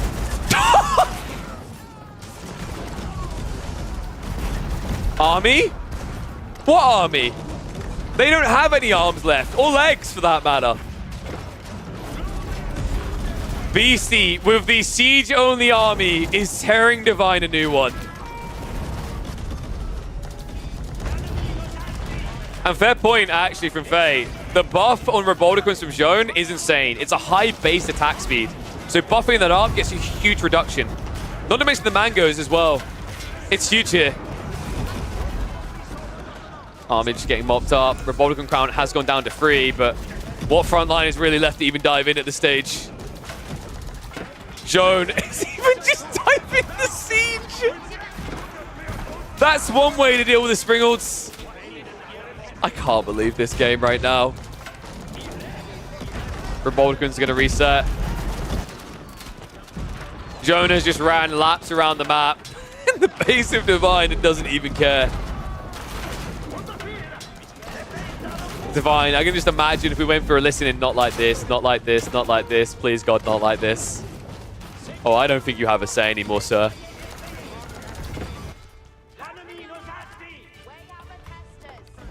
I don't know if this is like... I'm curious, actually, from people watching live. Would you watch this on YouTube? Because my brain is like, for the early game, no. For this, kind of. It's so silly that it got to this. So absurd.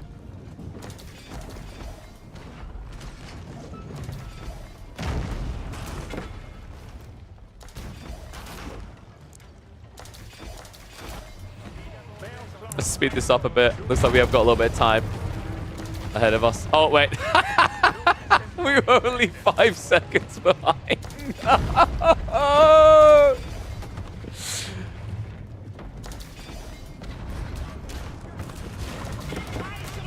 Yeah, Beastie doesn't need to trade, guys. Guildhall's already up to 2.2k again. He's not losing siege quick enough here. And the walls as well to create the fat choke point. What? Define. Sees mass Robotiquins is like mass men arms. Yes. That is the way.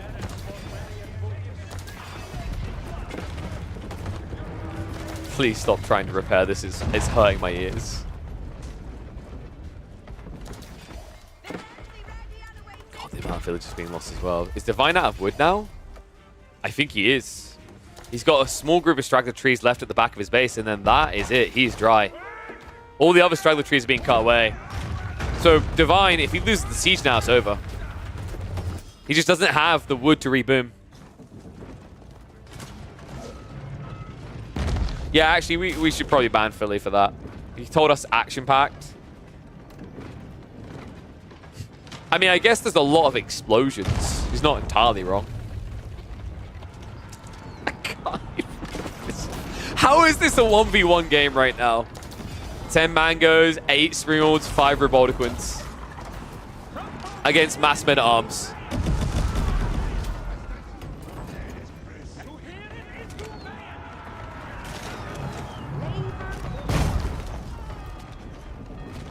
I mean, in fairness, you can't clock out, right? There's enough explosions for it to be a Michael Bay movie at this point.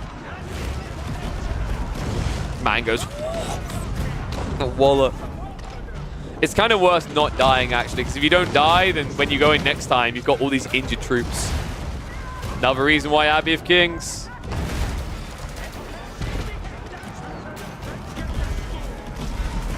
Springles are at least sniping out the Roboticons now. Mangoes need to turn and shoot. Divine getting a bit of ground, but immediately loses it. Springles getting a bit overzealous here, but it doesn't matter. Just too many men-at-arms dead. Oh my god.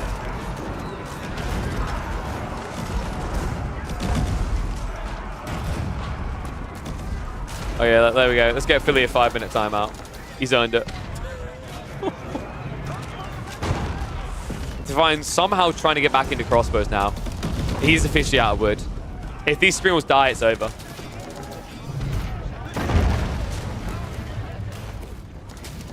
Like, actually, right now, BC's getting a little bit outplayed on the siege. Maybe, just maybe, it's men-at-arms, not spears. Horsemen try to get through. A few are leaking around the back here, and that might be enough.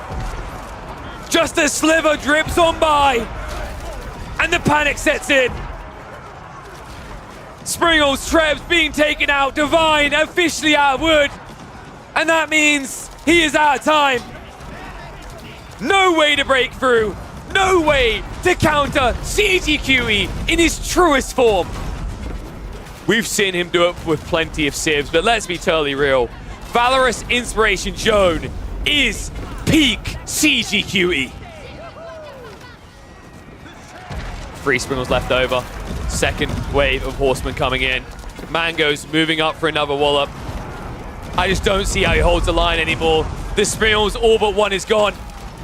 Any hope of clutching this up has faded from existence for Divine. And a maximum of 9 minutes before he fades from this game permanently.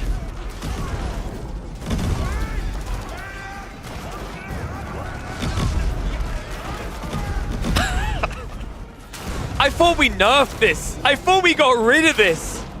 It was like Age of Siege will never happen again. But when you play like this, it's just 55 minutes away.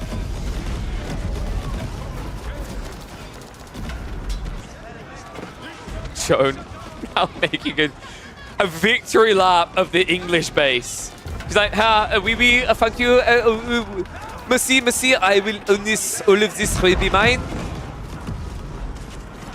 She's basically the villain from Johnny English.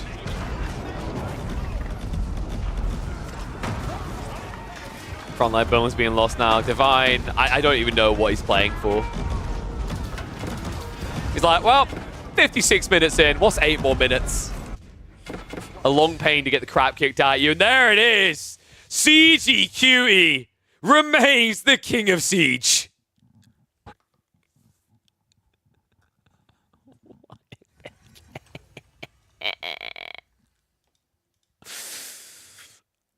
Oh, God, my brain cells. What was that game? Guess which players got queued again after a certain someone dodged wham. Wait, did Divine just dodge wham?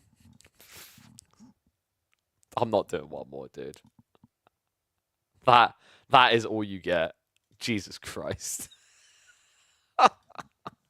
Like, okay, 1's if that's even uploadable on YouTube, 2's if hell no, stay away. Like, that's not uploadable, right?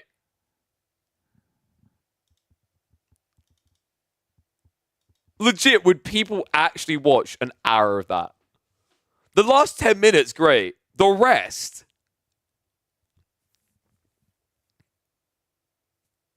Upload the last 10 minutes of Siege? I mean, maybe. What do I just call that one? CG Cuties final form. Joan was built for Beastie. And I put a note that hard cut down early game. Mostly about last 10 to 15 minutes. There we go. Oh my god. That game. Alright, we've been going for 10 hours. We're going to be casting tomorrow.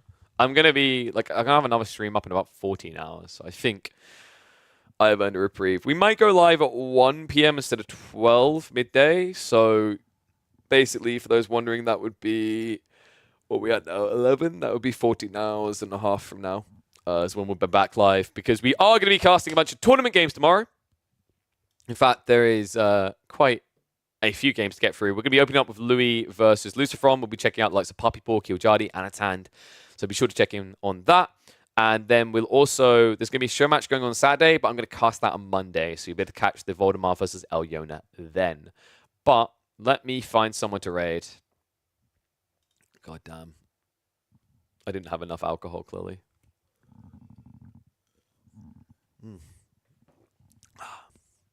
That was needed. Very limey. Well, tournaments are running tomorrow. There's a show match between Elyona and Voldemort, best of 7, and then there's also going to be a reverse draft tournament where people draft each other's civs. What I'm going to do now, though, is I'm going to raid the one and only Whimsical. I feel bad for him. He got dodged. Divine chickened out of him. Now he finds himself in a Basamira up against Raresh. We pray for him. Go spam your emotes. Go have some fun with Wham, guys. I'm going to clock out now and get ready for the games tomorrow. Make sure you are here by 1 p.m. UK time. We're going to do some warm-up games where we watch a few of the ladder games, and then we'll be straight in to peak tournament Age of Empires 4. Hopefully, I'll see you all then. Toodaloo.